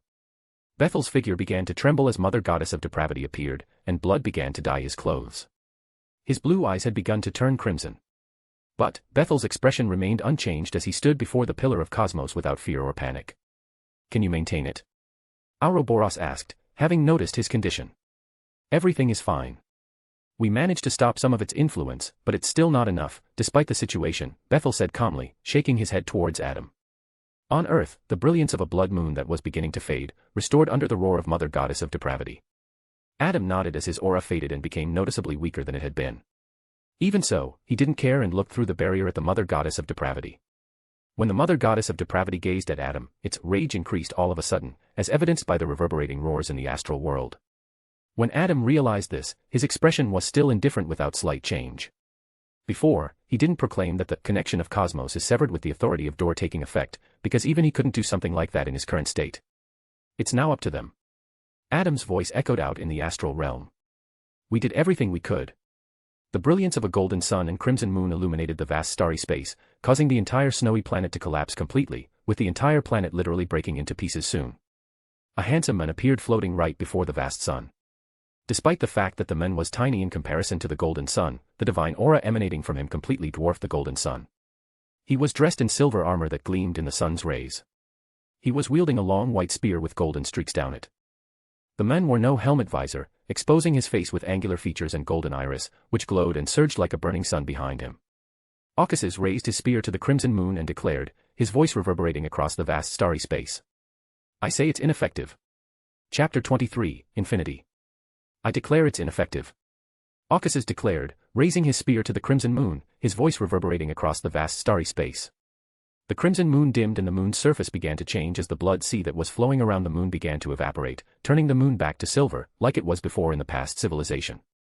Under his declaration, the very authority that Mother Goddess of Depravity used to corrupt the moon was being removed. However, the crimson sea on the moon surged all of a sudden, as it began emitting crimson light, which quickly covered the entire moon, stopping the transformation, and the effect of his declaration was removed with it. Immediately after that, the crimson moon changed visibly, becoming illusory and ethereal before finally transforming into an indescribable being with countless bloody tentacles and eyes. Mother Goddess of Depravity. The mere appearance of the Mother Goddess of Depravity caused an ocean of blood to appear in space, completely corrupting the surrounding reality. This also prevented Occasus from using order authority, because reality is under her control, his law will have no effect. So, there was no other way than to make everything fall into chaos. Son. At that precise moment, his deep voice could be heard. Now, directly in front of her, and in the blood ocean, countless miniature suns bloomed in brilliance, instantly illuminating this planetary system. The light of the countless miniature suns caused the ocean of blood to melt, unable to withstand the scorching heat any longer. Mother Goddess of Depravity just looked at the suns, causing some to instantly transform into crimson moons or simply dissolve in the blood ocean. Then, Occasus appeared before the blood ocean's edge and waved his spear in the space. Die in this ocean of light, bitch. He spoke with a grin, and immediately all of the remaining miniature suns turned white, emitting a scorching glare, just like the sun that had gone supernova before. Boom. Then they all imploded as the miniature sun's blazing light immediately engulfed the blood ocean and Mother Goddess of Depravity. The light then began to spread throughout the entire planetary system, obliterating everything in its path. Light consumed everything, including the blue star in the center, planets revolving around it, and asteroids, before annihilating it. From afar, one would see an ocean of light almost completely engulfing this planetary system in almost an instant. It was a sight to behold. An entire planetary system no smaller than the solar system faced extinction under the light of Occasus. He was able to easily destroy this planetary system because it was not influenced by the authority of Mother Goddess of Depravity, as opposed to the blood world, which was a manifestation of her authority, so he went all out. As Occasus stood in the ocean of light, painful roars echoed around him, but even hearing the roars didn't make him happy as he thought, because the powerful life force emanating from her only reduced just slightly. Is that why they call her the Indestructible? Occasus also noticed that the Mother Goddess of Depravity's power was dwindling out of nowhere, as if something was attempting to interrupt her power coming from the astral world. He could guess that it was the other in the outside world, helping them, but still he didn't dare to underestimate her.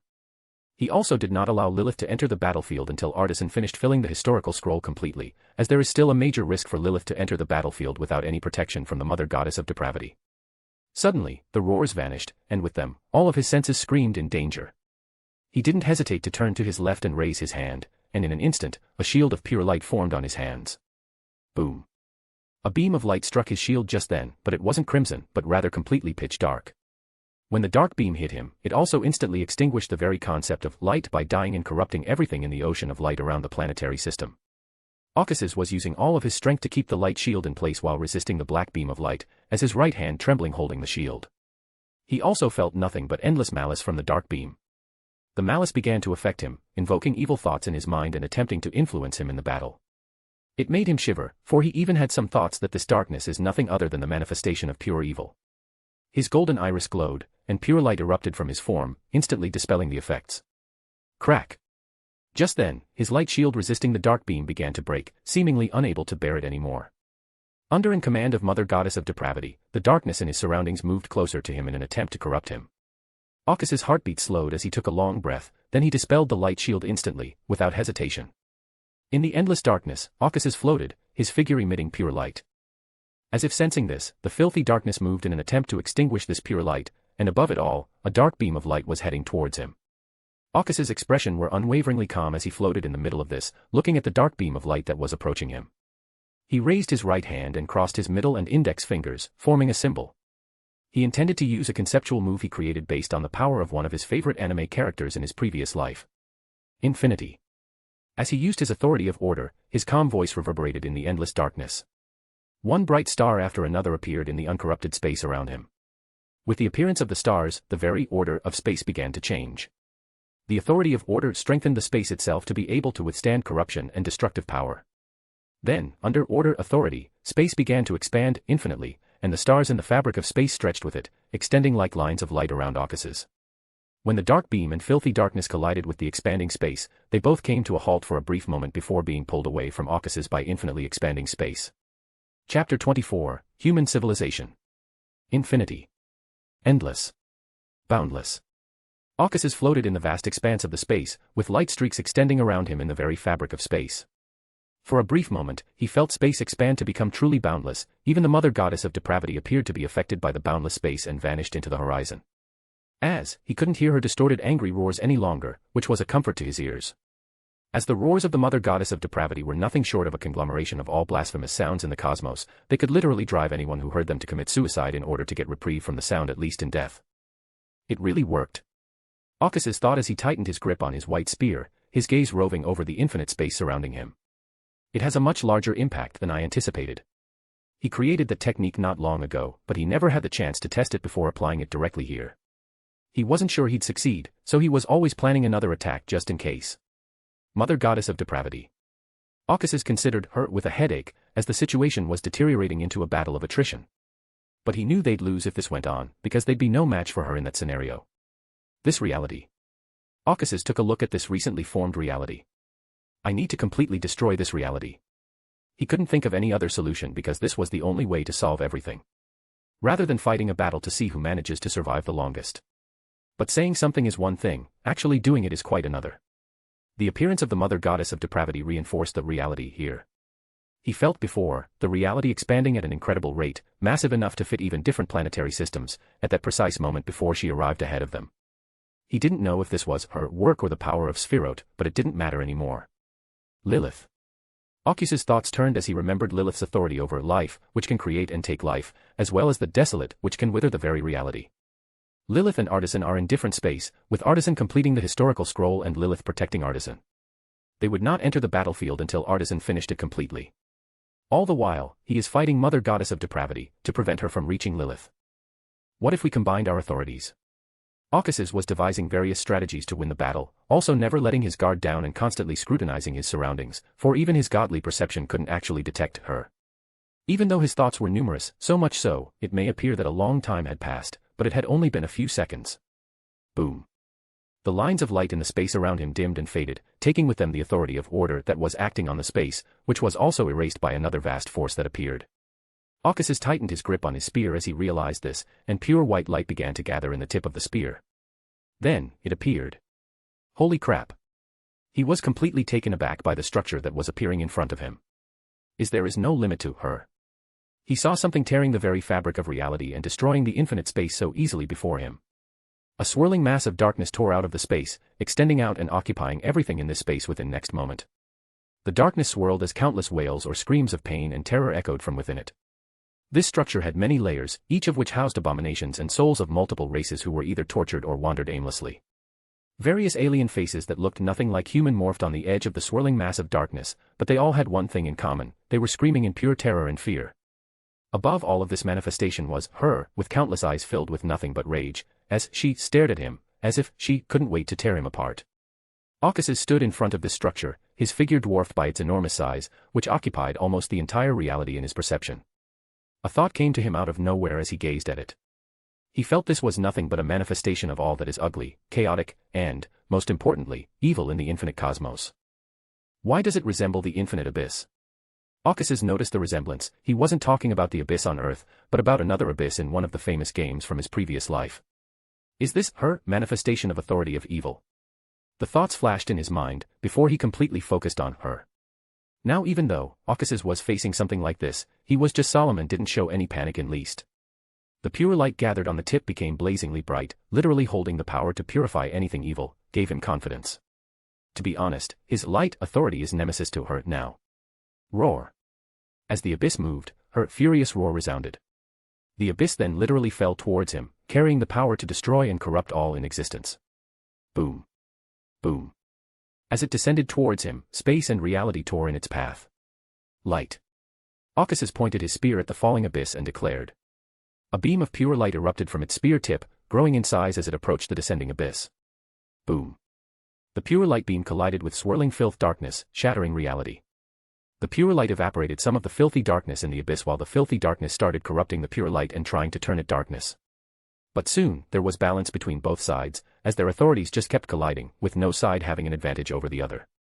It had become a classic situation, or more of a cliché, because it was now good versus evil and light versus darkness. Mother Goddess of Depravity was enraged when she saw her authority being challenged by a mere god of earth. Even though her current power is far from her true might, it still enraged her, as it was the first time she had faced a situation like this since the fall of the other two pillars. As he observed the stalemate, Ocas's wanted to use some of his other authorities to break the deadlock. But just then a flash of green light appeared behind him, and a deep voice echoed through the space. Death. Immediately, a portion of the abyss trembled and became illusory before fading out of the very existence, giving the light beam an advantage as the entire abyss began to evaporate under the pure light. Ocas's felt relieved when he noticed Lilith appearing near him. For this entire battle had been far from easy, and it was truly tremendous to face a pillar alone, even if she was weakened. He desperately needed assistance in this situation. Lilith appeared from the green light, and before, she used her authority of life to deprive the very life from the abyss. Because the abyss was a manifestation of Mother Goddess of Depravity's authority, it contained her will, so it can also be considered as a life, so her authority was effective, not only affecting the abyss, but also injuring her. Mother Goddess of Depravity's rage faded as she saw Lilith and she no longer cared about other things. Immediately, she used her authority to corrupt Lilith. Lilith was nervous and anxious at the moment, unsure whether Ocas's plan would succeed. She didn't dare to come to the battlefield before because Mother Goddess of Depravity could easily corrupt her at that time, as her pathway originated from her. Even Ocas's couldn't prevent this from happening. Just as Lilith began to feel a connection with her, an illusory light shot out of the void, revealing picture-like projections around Lilith and Ocas's. Some of them recorded humans' helplessness and misery when confronted by supernatural beings. Some of them used an epic-like brush to reenact scenes of humans fusing with beyonder ingredients to gain strength and save the race. Some described the distinct cultures and traditions brought about by a black emperor, while others carried various points of view, books, and inventions. It didn't stop there, as a massive image appeared in the projection, dwarfing everything else. It depicted the ruins of a long-forgotten civilization and the miracles that they achieved without the use of any extraordinary means. The contents made the seemingly thin scroll exude a heaviness and majestic aura that quickly enveloped the entire reality. It made anyone who looked at it feel the grandeur of this civilization, which even managed to pass on the fire and flourish again. The history left behind by hundreds of millions of humans before and after the apocalypse was vast and magnificent. The might of the entire human civilization shielded Lilith and thwarting the attempts of the Mother Goddess of Depravity, Pillar of Cosmos. Chapter 25, Sword. The projection swirled around Ocas's, depicting civilization's progress and development through the ages. As he looked at it, he became slightly depressed. He is human, even if he is not biologically human, since he is now a mythical creature, or, more precisely, his existence is similar to that of an abstract entity that is anything but human. However, despite the vastly different circumstances in this and previous lives, he still considers himself human, for he was born as a human in both of his lives. So seeing all of this had a big impact on him for a moment, especially when some tried to combine with the characteristics that evoked some of his past memories, which he wanted to avoid. Ocas's was born in the second epoch and had never met his parents. For all he knew, he was always all alone from the beginning. He danced on the edge of a knife every day in that depraved era when humans were at the bottom of the food chain and were even raised as livestock by mythical races. There was no morality in that era, for law of jungle reigned supreme. You could just be looking for food one day, but there's also a huge chance you could have an accidental encounter with a mad ancient god. That time period was truly insane. Those who managed to survive that period went through literal hell. And he was able to survive because he possessed power of light. To be more specific, he would be equivalent to sequence 5 of this era. He also saw many people attempting to combine with the characteristics in order to become stronger and survive. Despite the fact that he also accumulated many characteristics with which he felt affinity towards, but he never attempted to combine them recklessly. As he saw what could happen if it failed, the thought of losing all humanity and becoming a mindless monster always haunted him. But his life was turned upside down when the war ravaged the land, destroying his hope and life in the process. He still remembered his teenage self running from the horde of demons chasing him, while holding the characteristics in his hand. The demons were far more powerful than him. It drove him to desperation, to the point where he didn't care about the consequences and instead wanted to combine with the characteristics to just have silver of chance. However, that's when his life changed, because he ran into someone at that precise moment. It was a man dressed in black clergy robes with a silver cross around his neck. He had pure golden eyes that was like the sun. He also had a black slate in his hands. When Ocas's looked at the men at the time, he had the illusion that he was looking at the literal sun itself for a brief moment. That man saved him that day and forever changed his life. Ocas's felt somewhat complex as memories of that time flashed through his mind, but he quickly pushed the thoughts aside and looked at Lilith, who was actually smiling. Your plan really worked. Lilith's voice was slightly trembling as she spoke. She didn't realize whether it was happiness or overwhelming relief that washed over her, finally knowing she wasn't going to die. Indeed. When Oculus' eyes met Lilith's, he smiled slightly as the complexity in his eyes faded. At the same time, a figure appeared out of thin air behind them, revealing Artisan. I didn't expect. Artisan mumbled to himself as he looked at his work. It truly astounded him at the power of civilization at the time, which could block a pillar. He knew what a pillar represented, which only added to his astonishment at what they had accomplished. Even though humanity is small in the infinite cosmos, we are capable of performing impossible feats and miracles when we work together. Oculus spoke lightly, his gaze fixed on the Ariston. He wasn't surprised by their success now, in fact, he expected it.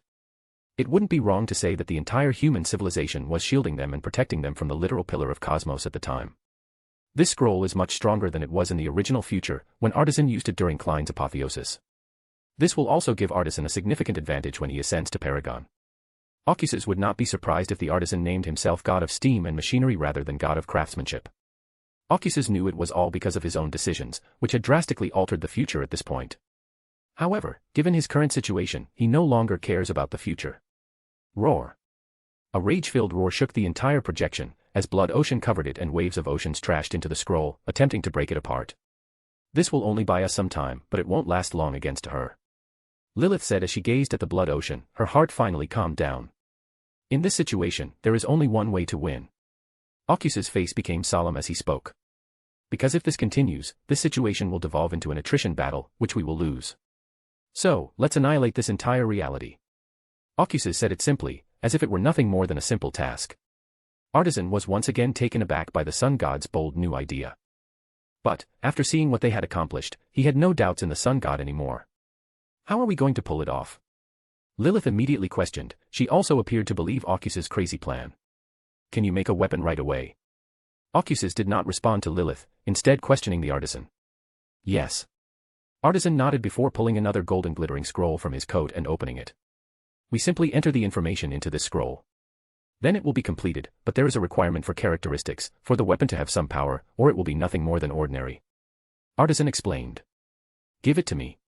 Oculus grabbed the scroll right away, opened it, and instructed. Umbella blessed the authority of the Desolate on the weapon while it is forming. Lilith didn't hesitate to follow his instructions, pressing her hand against the scroll, brown light erupting from the contact and illuminating it. Oculus tapped his finger on the golden scroll at the same time, and as light also appeared from the contact, an image of the weapon began to form on the scroll according to his memories. He also blessed his authority of sun and order at this moment. Instead of using the characteristics, Oculus simply planned to replace it with their authorities, which the weapon should be able to withstand. Soon, the image of the weapon was fully formed, thanks to the blessings of two gods and combination of various authorities. Oculus is doing this rather than simply combining Lilith and his authorities to pull an ultimate move, because while combining the authorities sounds simple, it takes a lot of time, which they don't have right now. As a result, he couldn't think of a more efficient solution than creating a weapon, which takes far less time. Boom. Boom. The projection around them was becoming increasingly blurry, as if it was about to break under the assault of the mother goddess of depravity. Oculus didn't hesitate any longer, and tapped the image of the weapon, causing it to light up and ripples appeared around the scroll. The weapon then slowly emerged from the scroll, under their attention. It was a weapon that was golden and red in color. It appeared to be a sword, but it had an unusual shape that did not correspond to what would normally be classified as something specialized like a sword. It felt more like something that existed before the concept known as a sword appeared in the world. As a result, it is not a true sword, nor does it have the shape of any known blade. This weapon was based on the Sword of Rupture, EA, which also had the ability to tear the entire reality apart. Oculus took the handle of the sword that had formed according to his memories. The sword in his hand spun as the aura of annihilation began to radiate from it, with red light covering the entire sword. Take away the scroll. Then he yelled at Artisan as he noticed the projection dimming and the eyes of the Mother Goddess of Depravity staring at him from behind it. The projection vanished, and they were confronted by Mother Goddess of Depravity, who was floating directly in front of them. Oculus aimed the sword at her, and surprisingly, she seemed to have anticipated this, as a crimson curtain appeared around her and protected her, while the blood ocean flowed towards them. But Oculus didn't care, and he poured all of his power into his weapon, causing it to visibly shake and crack. A blazing ball of red light gathered at the tip of the sword, which looked like a red sun from afar. This will be your last time on Earth. As he looked at her, he said with a grin on his lips. Die, bitch. Boom. The red sun in the sword imploded, causing scorching glare of red light to erupt and spread outward in all directions, submerging and annihilating everything in its path. As she saw what this earth god managed to pull up again, her eyes were filled with genuine shock. She used her reaming power without hesitation because she perceived a real threat from it. However, it was useless. The red light formed from their combined power tore the crimson curtain and immediately submerged her. The cries of anguish and rage echoed before dying away. Soon, the red light then engulfed this entire reality, annihilating everything. Crack! Crack! The reality created by Spherode eventually started breaking under their combined power and began to show cracks all over, as if it were nothing more than a broken mirror. Boom! Finally, reality collapsed on itself, as everything crashed and broke before their eyes like shards of mirror. Chapter 26, Hermit Uniqueness. There was a huge black door that looked like a slate in the endless white space, with a being made of pure information floating in front of it. The being is none other than the artificial life or the future hidden sage, that was still being formed. The hidden sage was transparent, and inside him was a purple book with an eye within a triangle symbol in the middle of the cover. The book was fading and slowly blending with hidden sage. The purple book was the uniqueness of Hermit. 3 figures stood in front of it, each with a different expression and complexion, but they all just stood there in silence, with no intention of moving forward. Finally, the woman among them broke the silence. "We really made it through that." With a sigh, Lilith said. "I never thought I'd say this after becoming God, a being who oversaw the entire world, but when she arrived before us, I felt so small in comparison to her, and I felt fear and dread." She didn't hide her fear. She faced and embraced her fear, because only that made her understand her own mortality and weakness more than ever. She was a pillar of the cosmos, her true power vastly outranks us, and truth be told, we only survived due to circumstances and the assistance of others. Ocuses remarked wryly. It was such a close call at the time, and everything could have very well been destroyed. If he ever faced her true body, she would only need to use that blood ocean, and all of his authority would be corrupted by it immediately. And things would have been much worse in the beginning if he hadn't been there. Lilith would have been corrupted almost instantly. He couldn't imagine about future at that time. Everything he had built would have been destroyed, and he himself might have died.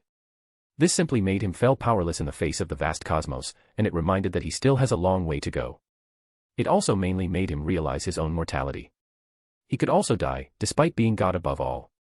He also experienced roller coaster of emotions during this fight than ever before, and he should really take a vacation to Byam and drink traditional tea there, to give himself a break. Was she a pillar? Artisan spoke in a low tone. And is she the one on the moon? This entire journey was extremely impactful for Artisan. The experience and memories of this time will certainly remain with him for the rest of his life and haunt him in his nightmares. Especially when she appeared, he felt pure terror and oppression. He never, ever wanted to go through something like that again. And, just by looking at her, a lot of knowledge poured into his mind, revealing who she was. Artisan knew what a pillar was because Adam had been kind enough to tell him about it before. He knew there was a pillar in the Crimson Moon, but it was still a huge shock to him that he actually participated in the fight against her, and to top it all that, he still survived. To be honest, everything felt like a dream, no, a nightmare to him. He was still perplexed by everything that had happened. She was a pillar created by the original creator. Ocuses responded, but his gaze was drawn to the black door. However, she lost her status and became no different from the other outer gods. But she is still the most powerful of them all. How did she lose her status as a pillar? Lilith inquired, somewhat agitatedly. She, too, was listening in before. She felt this might shed light on many events that were previously in dark to her, such as what happened to the ruined past civilization and her origin. Ocuses, on the other hand, simply smiled and dodged her question. Forget about her. To be honest, I've had enough of her, and thinking about it makes me somewhat sick. He said this with a slight disgust. He fought with Mother Goddess of Depravity almost the entire fight.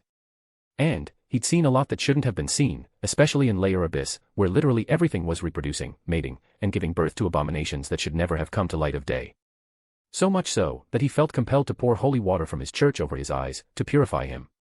Lilith didn't ask any further questions, but she fixed her gaze on Ocuses, who seemed unfazed by her scrutiny. That weapon. To break the silence, Artisan finally asked something. Do you like it? Ocuses was amused, and the sword of rupture appeared in his hand, still with some cracks on it, causing him to frown. Indeed, yes. Artisan acknowledged. It is the most powerful weapon I have ever seen. The design is strange. Lilith remarked as she looked at it. Can you tell me what kind of weapon it is? It can be considered a sword. Ocuses replied first, then turned to Artisan, and continued. Despite what it has accomplished, it is still not the most powerful weapon on the planet. Then, he interrupted them, who wanted to speak up. Now. Ocuses spoke lightly while walking forward. First and foremost, we must deal with the situation at hand and get the hell out of here. His tone changed. I really need to get some fresh air. He also put away the sword of rupture. They were even talking freely now, only because the surfoid power that had passed into reality was almost gone after what happened. Except for the residual pollution, which they must still seal, but there is no longer any danger at least for them. They finally focused on the door in front of them, which had a strange mural on it. Image here. Ocuses narrowed his eyes at the mural, which resembled an illustration of the Tree of Life, Kabbalah, from his previous life. Isn't this just a projection of the entrance? Lilith inquired. The spherote would have been right there behind the door. It would have been accessible previously. Ocuses spoke while raising his hand and drawing a sun symbol on the air as if it were a piece of paper. He also put away the thoughts of resemblance that he noticed and focused on the current situation. As he finished it, the symbol began to glow, while the surrounding white space became illusory and began to fade, revealing a library. Seal. He said this as the sun symbol flew towards the door and instantly fused with the black door, causing it to rumble as if it wanted to break free from that symbol. But its resistance faded as the sun symbol appeared gradually on the surface and golden lines began to spread across the door, completely sealing it. At the same time, the white space faded completely, and they found themselves at the far end of a large library, with the door in front of them. Lilith was already in front of the artificial life when she touched it, and the entire being of the artificial life became illusory and faded away, as if it had been erased from existence. Now, Hidden Sage died completely at Lilith's hands before it could even gain consciousness. Lilith took the purple book and the two characteristics that fell out and examined them for a moment. Then, without hesitation, threw them to Ocuses.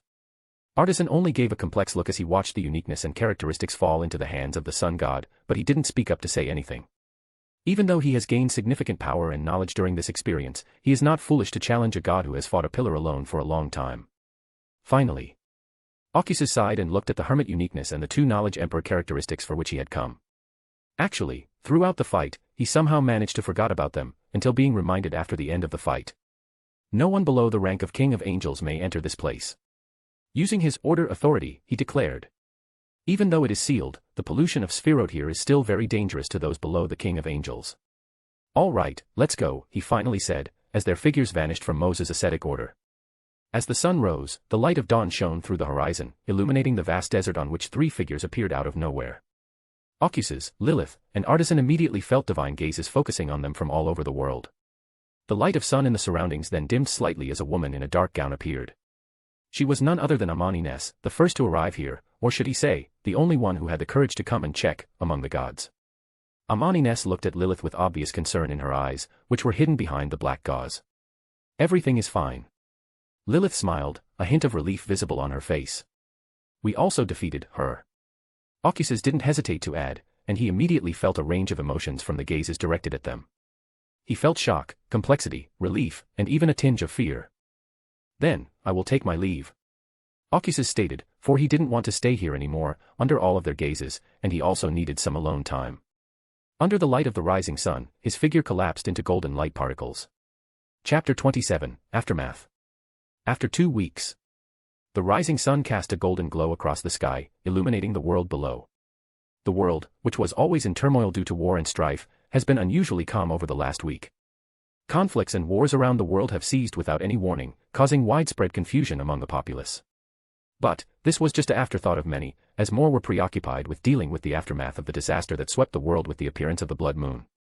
As the blood moon's power seeped into the world through the barrier, the spiritual world interacted with the material world. Various unspeakable abominations and evil spirits ravaged the land on that crimson night, bringing destruction and death. It wouldn't be wrong to say that the blood of those fallen flowed into rivers across the continent under the illumination of the blood moon.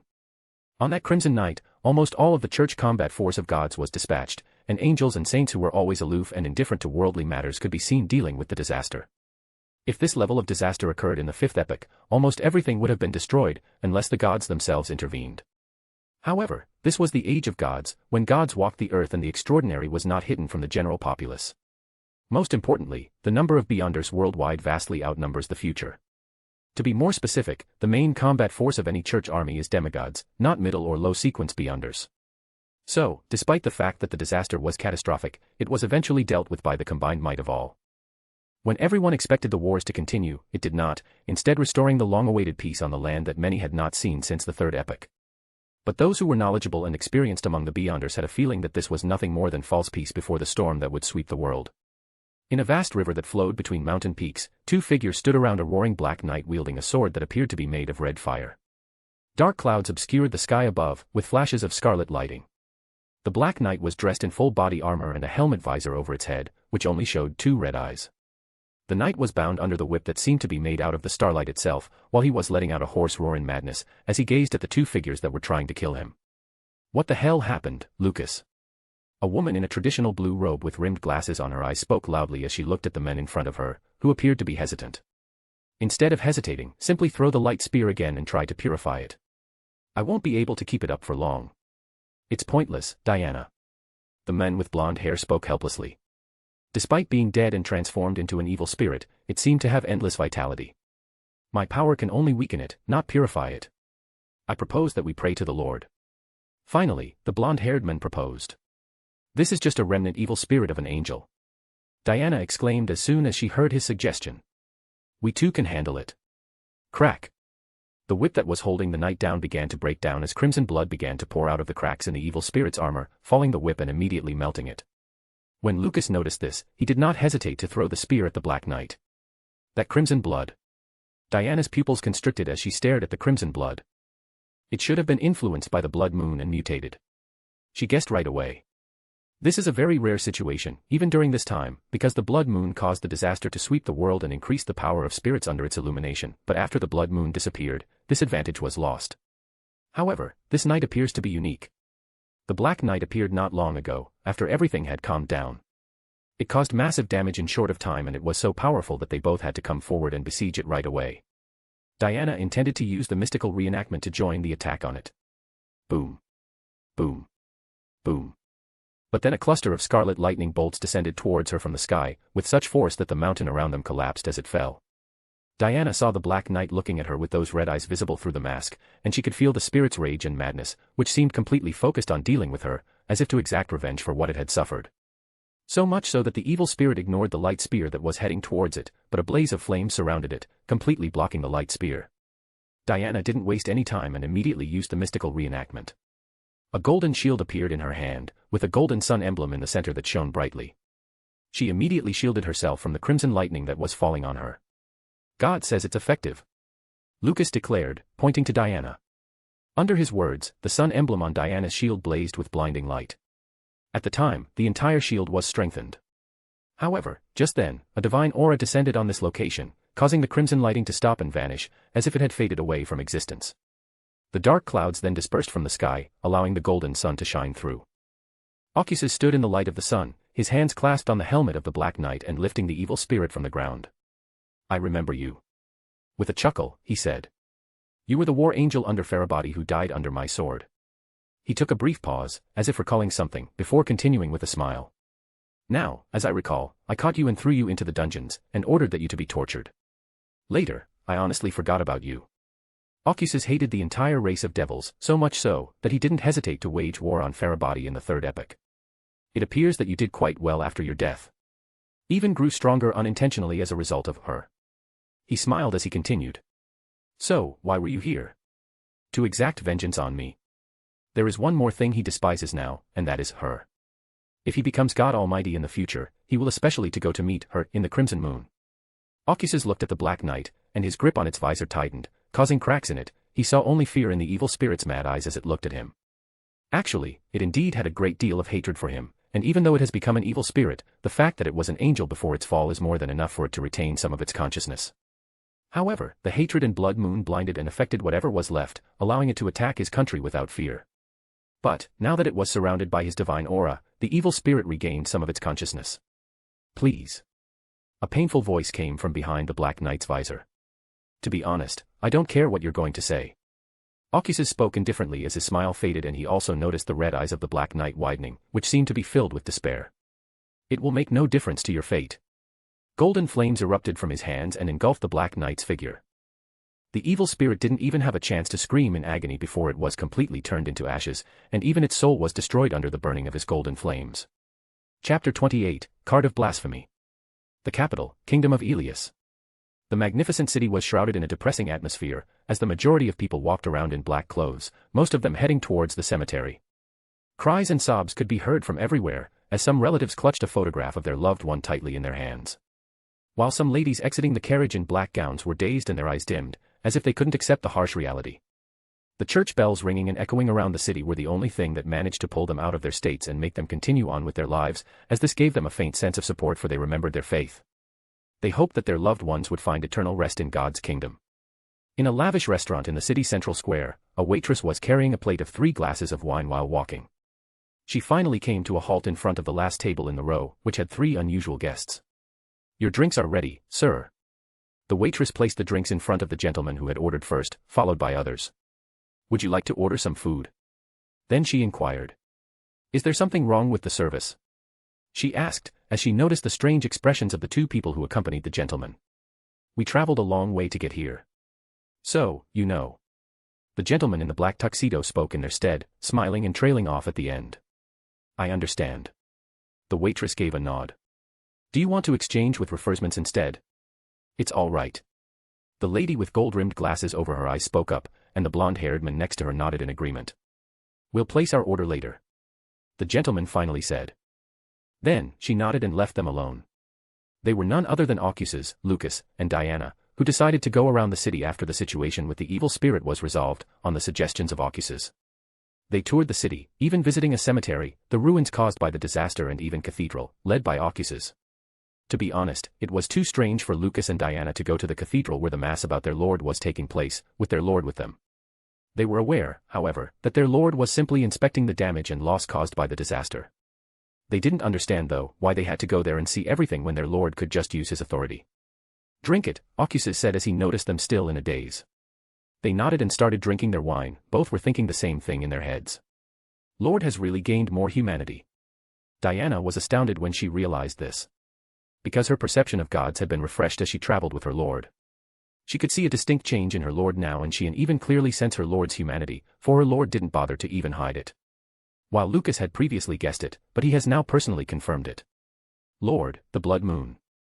Lucas finally asked the most important question for which they needed an answer.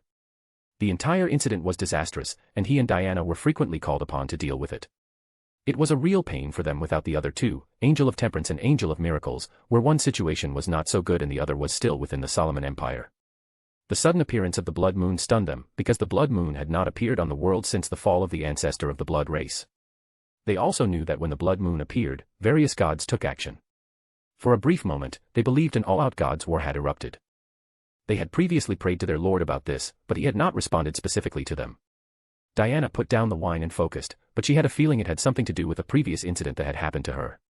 She also intended to inquire about it later. That. Ocuses, who was enjoying his wine, paused when he heard the question. He finally put down his glass and said, "When the time comes, you'll know. It is not yet safe for you." He was just making an excuse because he didn't want to talk about this. Ocuses had his own time alone for 2 weeks, during which he rested. He was also constantly double-checking himself because he was overly cautious, due to fact, he was facing a once-pillar with many methods that humans cannot comprehend. He was fine in the end, but his alone time wasn't without incident. Because of what happened during the blood moon, the prayers and cries of angels and others poured into his mind. And, the number of souls entering his kingdom increased exponentially, forcing him to concentrate on the situation at hand. To be honest, he didn't think the situation would reach this level on a global scale at first. But, this huge disaster didn't cause any waves in his heart in the least. He did, however, visit some of the affected areas to assess the situation firsthand and how much it affected his kingdom.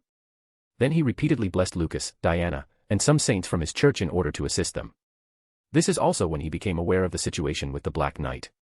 "Is there any other significant news?" Ocuses interrupted them, who still wanted to ask more. Diana and Lucas were a little disappointed because, despite everything, they still didn't get the answer for their Lord. "This is the most recent news, my lord." Nonetheless, Diana responded, taking the newspaper from the very space that rippled as she did so. Ocuses sighed as he read the newspaper and saw how the history had changed at the moment. The greatest invention of the epoch, steam engine. It was boldly stated in the headlines. He wasn't surprised, he knew Artisan could do it after receiving all of the knowledge. Artisan's titles weren't just there as a joke. He was truly a most talented amongst of all. And, because of this, the entire fourth epoch will undergo a significant shift. I can't believe I'll be witnessing the Industrial Revolution so soon.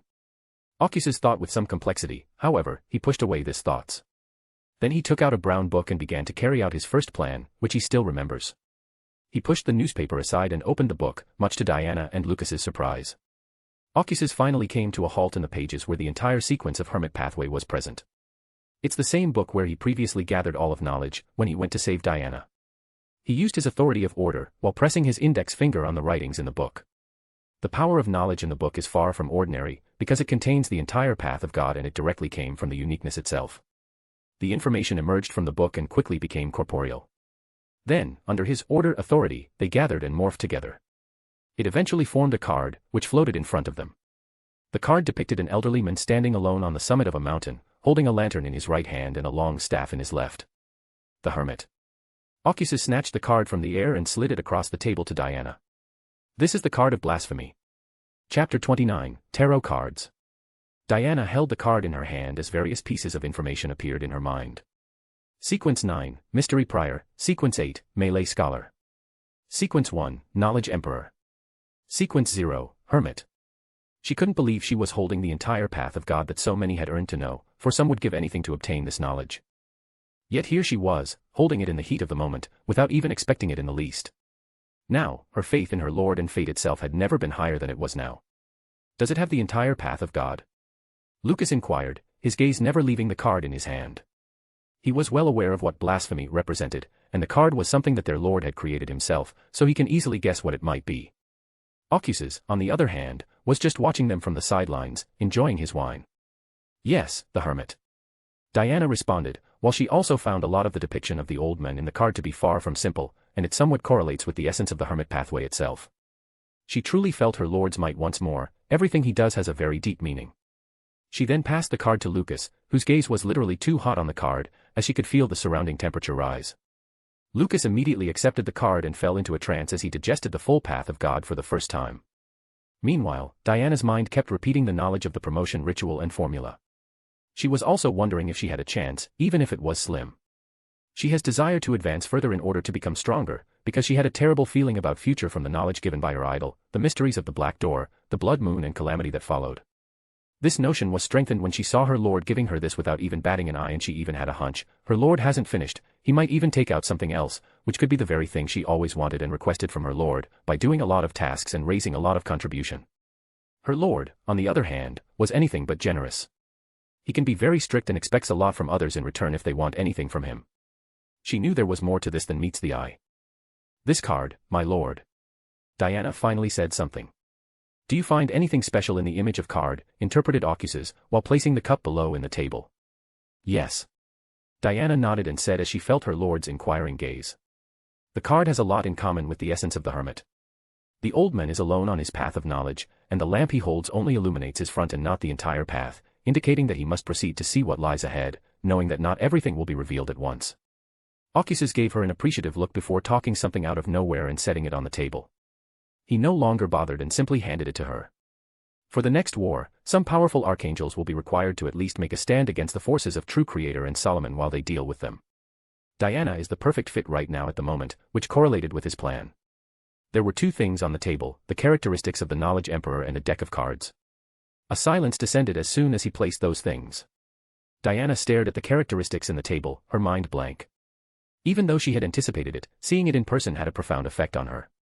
As it stands in this day and age, being promoted to angel is the best one can hope for, and the chances of being promoted to archangel in a path with no god are so slim that they can be dismissed entirely. Almost all of the remaining paths have archangels in place, or sequence 1 characteristics are already in the hands of gods and king of angels. So, unless someone is blessed by fate, one can imagine the chances are too low. Diana was aware that her path lacked archangels, but the characteristics of the Knowledge Emperor were already in the hands of the king of angels and gods. Even though, she requested a lot to her Lord about this. She didn't have much hope, because anything involving the gods and the king of angels is bound to become complicated. Just like what happened with her idol before. Diana almost jumped out of her seat when she remembered. The Hermit uniqueness. Did the Lord get it? The Knowledge Emperor here should be the one that was owned by her idol and the Lord has it now, so there is a good chance that the uniqueness. As soon as she thought of this, her heart leapt with joy. Nonetheless, she managed to resist the urge to inquire. She was well aware that nothing in this world was free, and her Lord was far from generous. Diana. Ocuses called out as she noticed her dazed state, and her eyes never left the characteristics. Was it too much of a shocker for her? Lord, this. Diana strutted, trying to organize herself, after jolting out of her daze. Take it, Diana. Ocuses said this in between sips of wine. You need to be promoted because I will be assigning you to face a formidable foe in the coming chaos. He concluded with a smile. There it is. Diana was well aware that whoever she was about to face would be anything but ordinary, and could even be fatal to her. But she knew that this was the only chance that she could advance in her path. She didn't show hesitation because she knew her lord would be disappointed in her because this was a once-in-a-lifetime opportunity that many wouldn't even get. Thank you very much, my lord. Diana said after she had calmed down. I will face whoever you ask. She said it with confidence, despite having very bad feeling afterwards. Then, almost immediately, she took the Knowledge Emperor characteristics from the table and placed them in her separate space. She also noticed a deck of cards on the table, which she had previously overlooked subconsciously. Ocuses simply chuckled as he noticed this and turned to see the dejected eyes of Lucas, who was still starting at the place where the characteristics was. You, too, Lucas, will get your chance in the future. He said lightly, leaving Lucas perplexed, because almost every pathway interchangeable with the sun pathway already has gods. Ocuses wasn't joking when he said that. With the addition of hermit uniqueness, which he can use, his overall strength has increased significantly. Just like Amani Ness, she holds the moon uniqueness, which is what made her much stronger than other gods. Then, let's move on to the final thing. Ocuses said, as he ignored the expressions of Lucas and Diana, after hearing that. He took the deck of cards on the table and spread it all in the table. There were total number of 22 cards with Roman number on top of each of card and unique image related to its name in the below. The beginning of the cards was the 0, the Fool, and the ending was the 21, the World. The Tarot cards. Chapter 30, Ritual. The Fool, the Sun. The Death. Lucas examined the various images and names on the cards on the table. The cards, no matter how closely examined, gave off the impression that they were nothing more than ordinary cards. They didn't give the divine and mysteries aura like the previous card of blasphemy. However, the eerie similarities that this card has with sequence pathways, for some of the names of the cards, such as the Fool, directly states the sequence 0 names. This alone caused Lucas' thoughts to wander, as if he could already see his lord's grand plan, which may even cause the world to change. The Hermit. Diana immediately focused on the card that was within 22 among them and then looked at the others. The Fool? The Sun? The Death? The Hanged Man? The Moon? The Emperor should be related to the Black Emperor. And the Wheel of Fortune is self-evident. Temperance ought to be the chained pathway, and the Judgment should be the Justiciar. These cards should be closely related to all of the pathways. Why is the Fool at the start? Is there anything unique about the Fool? Each of these cards also contains a deep mysticism reference. Diana's mind was racing with questions and thoughts as she stared at the cards. The more she looked, the more she realized how significant this was. Ordinary people may think the cards are insignificant, but in her eyes, they are priceless treasure. The Hermit card was a card of blasphemy, so these cards as well. As she looked at the cards, a terrifying thought passed her mind. These are not the cards of blasphemy. Ocuses chuckled, exposing their innermost thoughts as if he could see right through them. Diana and Lucas were slightly disappointed, because they expected their lord to orchestrate the grand plan that would shake the world itself. Their imagination is truly amazing. Ocuses found it amusing to see through their guesses. He wasn't going to do what Roselle did and spread the cards of blasphemy for destined people. This would have disastrous consequences. He was almost certain that in the original timeline, Roselle became the enemy of all the gods simply by doing this. It makes no difference whether it was intended or not. Have you considered which knowledge you will spread for the ritual? Without revealing what the cards were, Ocuses asked Diana. My lord, I am considering it, and I'm pretty sure I'd go with the second epic. Diana responded, as she had given much thought about the ritual. However, she is unsure which knowledge would be ideal and acceptable to the rest of the world. Ritual, spread the most abstract and diverse knowledge from the forgotten era and let it be known around the world. You should be aware of this and proceed with caution, right? Ocuses said this with a serious expression. I don't want gods knocking on my door. Nothing about the second epic can be revealed to the public in this way. To top it all off, her ritual's knowledge requirements should be abstract and diverse. This kind of knowledge was plentiful in the second epic, and it could also easily cause an ordinary person to pollute it. That's why I'm still undecided, my lord, and I was planning to seek your advice. Diana nodded solemnly, knowing that if she was not careful with her ritual, it could very well lead to her demise. Even her lord would be powerless to save her. Ocuses was not surprised by her predicament. After all, strict requirements are what have kept archangels from being born in the hermit pathway until now, and not everyone is Roselle, who has knowledge of past civilization, so he didn't have to worry about this ritual in the least. Spread this. Ocuses finally revealed his true intentions with a smile. These are referred to as tarot cards. These meet all of your ritual's requirements. He pointed the tarot cards in the table. Then, Diana took the full card in her hand, and a flood of information about its meaning and mysticism appeared in her mind. She knew this satisfied one of the requirements, but there was still one more. "Milord." Diana wanted to ask some additional questions about this. "This will satisfy all requirements. You have nothing to be concerned about." Ocuses said it again, seeing her concern. The significance of the tarot cards clearly fulfills the requirements of this ritual. "Thank you very much, milord." Diana accepted this with deep gratitude, knowing her lord would not put her in danger. Despite once again having the impression that this cards and her lord's motives were anything but simple. Ocuses' intentions were not obvious simple, he is far from being generous either. He was using Diana's ritual to hide his true intention from being known by other gods. This was an experiment to strengthen his control on the hermit's uniqueness. Even though he could use it, there are still a number of issues. He really wanted to strengthen his power in order to prepare for the future. He devised this method after witnessing hermit's authority over occultism. Even though the tarot cards on the table appear to be normal, they are not. He personally created those with the uniqueness, and if the tarot cards are speared now, they will be completely related to him under the authority of occultism. As tarot cards gain popularity around the world in field of occultism, this will have an impact on the authority, potentially increasing his control as well. Ocuses could only hope that his plan would succeed. Also, the tarot cards from a previous era being introduced by his angel will not reveal his secrets. As tarot cards were not first introduced by Roselle after the cataclysm, but by ancient sun god. Yes, the ancient sun god had a habit of generously imparting past civilizations' knowledge to those close to him, but he never intended to impart all of it to mankind. He and the other kings of angels had done a lot of tarot divination with Ouroboros. Ouroboros also most likely still has the tarot cards given to him by the creator. "How about them, milord?" Lucas inquired with concern when he noticed that this topic had concluded. "Are they fine?" He was referring to the angel of miracles and temperance. "He's all right." Ocuses responded. "My messenger prayed to me in the midst of the chaos, he will return soon enough. As for the other, things are still complicated." His voice trailed off as he considered the situation of the angel of temperance. This immediately made Diana and Lucas' heart sink, as the angel of temperance's condition had deteriorated the last time they had met him. They've been together for a long time and have been through a lot. As they learned of his condition before, it caused them fell at loss and pain. "Don't worry, his situation hasn't gotten that bad yet." Ocuses sighed, for he once again felt powerless, as even he couldn't solve his angel of temperance problem right now. It's yet another bitch from the cosmos. While drinking his wine, he thought with slight frustration.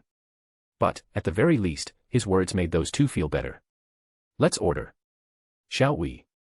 Ocuses finally put his thoughts about his angel and cosmos aside and said with a smile, to lighten the depressing atmosphere.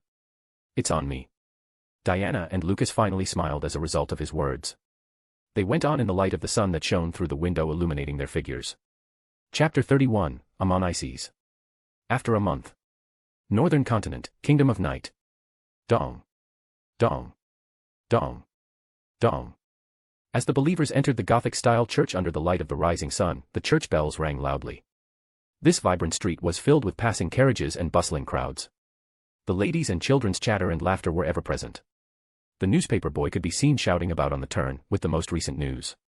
There was also an unusual store in the long line of buildings. The store was painted white, a stark contrast to the city's entire style, as all of the buildings were mostly dark in color. There was a black sign with the words, Tarot Divination, and the price written on it. The passing people, on the other hand, paid no attention and ignored this peculiar shop. A beautiful woman walked among the passing crowds, her long black hair reaching her hips. She was dressed in a black layered gown with sparkling lights that resembled stars in the night sky and a black gauze over her face. Despite walking among the throngs, everyone avoided and ignored the black-haired woman subconsciously. Depsite woman's temperament and aura were divine and otherworldly. The black-haired woman eventually came to a halt in front of an alley and turned to walk into it. As she walked into the alley, the sun's rays dampened, leaving nothing but thick darkness in front of her. The darkness moved frequently, as if it contained demons that seemingly emerged from the terrible nightmares itself. Even after seeing this, the black-haired woman continued walking into the darkness. With her in it, the surging darkness calmed down and cleared away, revealing the scene within. A girl's whimpering voice echoed, and the ground was stained with crimson blood. In the midst of it all, there was a corpse of a man with no upper body and a teenage girl with a torn dress that revealed most of her body kneeling on the floor with a white bone knife in her hand, which she was tightly clutching. Her hands and blade were covered in crimson blood. Her eyes were wide and never left the corpse. The entire scene revealed the tragedy that occurred here. The white bone sword was coated in darkness, which frequently let out wisps, causing the light in the surroundings to dim. The black-haired woman looked at the teenage girl in silence for a moment before approaching her. The girl sensed someone approaching her and immediately pointed her sword at the black-haired woman. "Please don't come near me." The girl stuttered as tears streamed down her cheeks. "Please se don, and I beg you." With panic in her eyes, she pleaded, her voice becoming smaller as she spoke. Even after seeing this and walking forward to her, the black-haired woman's expression behind the gauze didn't change in the least. No. As she realized this, the girl let out a painful cry. However, she was immediately drawn into an embrace, which swept away all her fear and panic, and she almost felt like she was back in her mother's embrace. As her grip loosened, the white-bone dagger in her hand fell to the floor. But there was no sound of it hitting the floor, as if the dagger had vanished in the middle. "Everything is fine." A black-haired woman's ethereal voice sounded, and she immediately felt completely relaxed. All the painful experiences that had been replaying in her mind vanished, leaving her completely tranquil. "You are safe now." The black-haired woman raised her hand to the air, then the black veil appeared in her hand. She used it to cover the girl's body due to her torn cloths. The black-haired woman finally let the girl out of her embrace after the girl stopped trembling, but the girl didn't let go and was still clinging to her. The black-haired woman's tranquil eyes finally showed pity as she looked at the girl. "Can you tell me your name?" she inquired softly of the girl. The girl finally separated from her embrace as she heard her voice and clung to the veil draped over her. Then she looked at the lady before her in silence for a moment and whispered, "Ariana." "What a lovely name." The woman with black hair complimented. "Yours?" Ariana questioned after some hesitation. "Amani Ness." The black-haired woman replied lightly, then asked, "Where is your mother?" "She passed away." Ariana whispered this as tears welled up once more. "Attempting to save me from the monster raging across the blood river. I begged and prayed to the goddess countless times, but there was no hope." Her eyes became dim, while her voice became quieter. "She left me alone in the world, with broken promises and a white dagger." "Dagger?" Ariana panicked when she realized the dagger had vanished. "Here." Amani Ness handed over the dagger that she was holding in her hands. Ariana snatched the dagger from her grasp and turned to face the Amani Ness with vigilance, but she immediately felt her eyelids become heavy and her vision was becoming blurry. "I am sorry, Ariana." She eventually fell asleep after hearing the Amanine's voices. Amani Ness looked at Ariana in silence. Her expression couldn't be seen, as it was completely hidden by the black gauze that covered her face. When she turned around, a man with black wings appeared behind her. "Bring her to church. Make certain she grows up well." Amani Ness spoke to her angel in an etheric voice. Her mother was Angela, one of our martyred saints from the Crimson Night. She stated. "Yes, my lady." The angel replied and inquired with confusion, "We could have done it for you, my lady." Amani Ness interrupted him. "I'm here for another reason, but I noticed her as well on the way."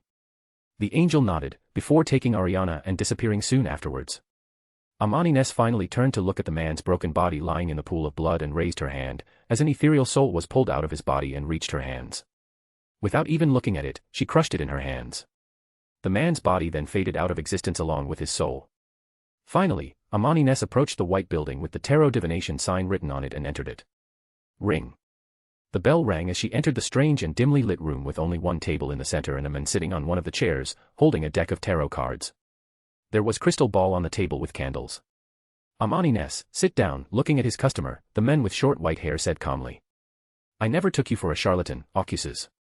Amani Ness said with an actual smile, but as she looked around the room, she felt a sense of déjà vu. Chapter 32, Tarot Divination. Ocuses ignored her remark and spoke solemnly. "Are you here for tarot divination or not?" Amani Ness finally pressed down the feeling she had when she entered this place and went along with him surprisingly. "Yes." She said this as she entered the room and sat in the chair facing him. "Let's see if you can divine for me." Her ethereal voice echoed throughout the room. It's not easy to divine for a god, and it may even cause huge ripples in the river of destiny while doing so. This is especially true for her, who was once known as the goddess of misfortune. "Oh." Ocuses' brows were raised, his golden eyes glowed with a light purple light. "Amani Ness, are you underestimating me? After everything that has happened?" "No, far from it." Amani Ness responded as the image of the Ocuses stabbing and betraying the creator without hesitation flashed through her mind. I was simply stating the facts, Ocuses. But she continued to speak in an ethereal tone, without any change. Facts. Huh. Ocuses spoke while his lips turned upwards to form a smile and his golden eyes turned completely purple and shone lightly. Let's find out, shall we? He took the remaining decks and gathered them all together, then stacked them all together into a deck and asked her in between. What would you like to learn from the tarot reading? Amani Ness remained silent for a brief moment as she gazed at the tarot cards in his hand, various past memories flooding back to her, evoking various emotions in her heart, most importantly loneliness, sadness, and nostalgia. Despite this, she didn't seem to show much change on the surface, quietly gazing at the cards. Present, past, and future. Finally, she stated, the most common and popular type of tarot reading from her past life. It took her a moment to respond, and Ocuses was patient, as if he expected this. Ocuses said quietly as he pushed the deck of cards towards Amani Ness. Shuffle the deck and cut it. Amani Ness took the deck of cards in her hand and inquired, a smile visible behind the gauze. Why? Ocuses, can't you do it on your own? I didn't expect you to ask for my assistance. She was referring to her authority over misfortune. No, just normal shuffle. Ocuses retorted, shaking his head, and continued to say in a deep tone. Everyone's fate can only be unraveled by themselves, and I can only read it. What he said was a deep connection to Hermit, as Hermit can only peer into fate, nothing more. As he finished, the already dim lights on the wall went completely dark, plunging the entire room around them into seemingly endless darkness, with only the candle on the table giving illumination, which also began to flicker, as if it might also extinguish. As a faint and illusory whooshing sound echoed from the darkness, the air became thick and slightly mysterious. A colorless river appeared and flowed around them, with them in the middle of it all. The River of Destiny. Ocuses and Amani Ness were unfazed by the changes in their surroundings. Amani Ness, on the other hand, was taken aback when she heard his sentence. She felt as if she had already been here and done this divination for someone else in place of Ocuses. The feeling of déjà vu returned, but she was well aware that she hadn't done divination for anyone in a long time. Something is wrong, she thought, but her hands didn't stop shuffling and cutting the deck before placing it in front of Ocuses. She pressed down this feeling while also deciding to check later. Let's get started. Ocuses stated this while reaching for a card from the top of the deck and placing it to the left of the Amani Ness. This card represents your past. While placing the second card in front of Amani Ness, his voice became quieter. This card represents your present. This card represents your future. He finally placed the third card to Amani's right. So, which one would like to know first? Ocuses asked solemnly, his purple eyes deep as he looked at the woman in front of him. Amani Ness remained silent for a brief moment before speaking. Future. Ocuses nodded and flipped the card to Amani's right, causing the calm river of destiny to surge, which even alarmed two snakes of Mercury who were going about their business elsewhere in the world. A skeleton dressed in black armor, riding a white horse was depicted on the card. The skeleton carries a black flag decorated with a white, 5-petal rose. A royal figure appears to be dead on the ground, while a young woman, child and bishop can be seen pleading to the skeleton in armor. It was numbered 13. Death. Death represents the end and the beginning, Ocuses said, his voice eerie. It can be regarded as a never-ending cycle that no one can avoid.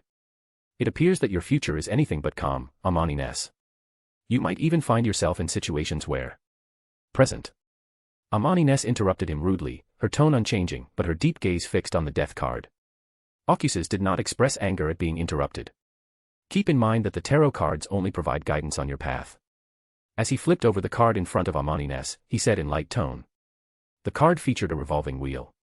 4 winged creatures sit atop clouds in each corner of the card. It was branded 10. Wheel of Fortune. Ocuses explained calmly. It symbolizes change, luck, and, most importantly, a turning point in one's life. Don't you think it's quite accurate, Amani Ness? After everything that has happened, you are on the verge of a new era. Indeed. Amani Ness spoke ethereally, her voice devoid of surprise, as if she had anticipated this. The past. She inquired, her voice finally changing to a low tone. Ocuses' purple eyes lit up with anticipation as he turned over the card to the left of Amani Ness. A colorfully dressed character was depicted on this card, wearing ragged headgear with a stick over his shoulder. There was a bindle hanging on the end of the stick and a puppy was following behind him. It was numbered 0. The Fool. Ocuses' voice echoed in the deep darkness, and the very river of destiny that was flowing froze with the appearance of the card. The Fool? As she looked at the card that appeared, Amani Ness felt complex. She looked up at the endless darkness, as if she wanted to peer through it, to see the endless gray fog and that blurred door. It's interesting to see the Fool in someone else's past. Ocuses said this while smiling and looking at Amani Ness with deep purple eyes. It represents a new beginning, one that is full of infinite possibilities. It is not the same as the death before. It appears that your past has been anything but ordinary, Amani Ness. He implied. For a brief moment, Amani Ness and Ocuses stared at each other in silence, without saying anything. Then she abruptly raised her hand and took the 3 tarot cards from the tables. I'm bringing these cards with me. She said this without responding to his previous divination. Ocuses didn't stop her and let her take it, but a winning smile flashed across his lips for a brief moment, which Amani Ness completely missed, as she was placing the cards in her gown. Enough already, Charlton. Despite the divination, Amani Ness still addressed him as such while speaking. What exactly are you here for? Chapter 33, Deal. Ocuses abruptly put away the tarot cards and snapped his fingers. Snap. Their surroundings changed abruptly as twilight dawned on them, illuminating everything around them.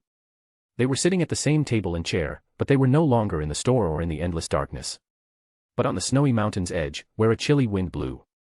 The vast flides of wheat grew beneath the mountain range, and the golden light of the sun shone on these flides, giving them a more golden hue. From the top of the mountain, it appeared as if a golden ocean lay beneath them. The crystal snow landed on the table, which now had 2 cups filled with coffee. Here. Ocuses handed the cup to Amani Ness, who looked at it strangely before taking it. Don't you already know why I'm here, Amani Ness? Ocuses chuckled as he took a sip of coffee and immersed himself in the scenery in front of him. You intend to start a war on Solomon and True Creator. Amani Ness spoke as she drank the coffee, which she hadn't had in a long time. This brought back a lot of memories of past. She was also looked deeply at Ocuses, who was immersing himself. She and Ocuses, on the other hand, have known each other since the second epoch. Their relationship was, to be honest, she didn't know how to describe it. For a god, it's difficult to express anything in human terms, even if they were once human. However, Amani Ness could only describe their relationship as, on pretty good terms, in a roundabout and vague way, if she truly wanted to express it. She and Ocuses had spent a lot of time together during the third epoch, as he had been assigned to her by the ancient sun god to deal with a variety of issues in that era. Those were actually good times, at least for her. However, everything changed after the fall of ancient sun god. Yes. Ocuses spoke softly, his face illuminated by soft sunlight. Solomon must die in order to bring down Sasra. He cannot continue to rule over the continent. His time has passed, and it's truly amusing to consider that even after his death, the world is still dominated by him. With a complicated smile, he said.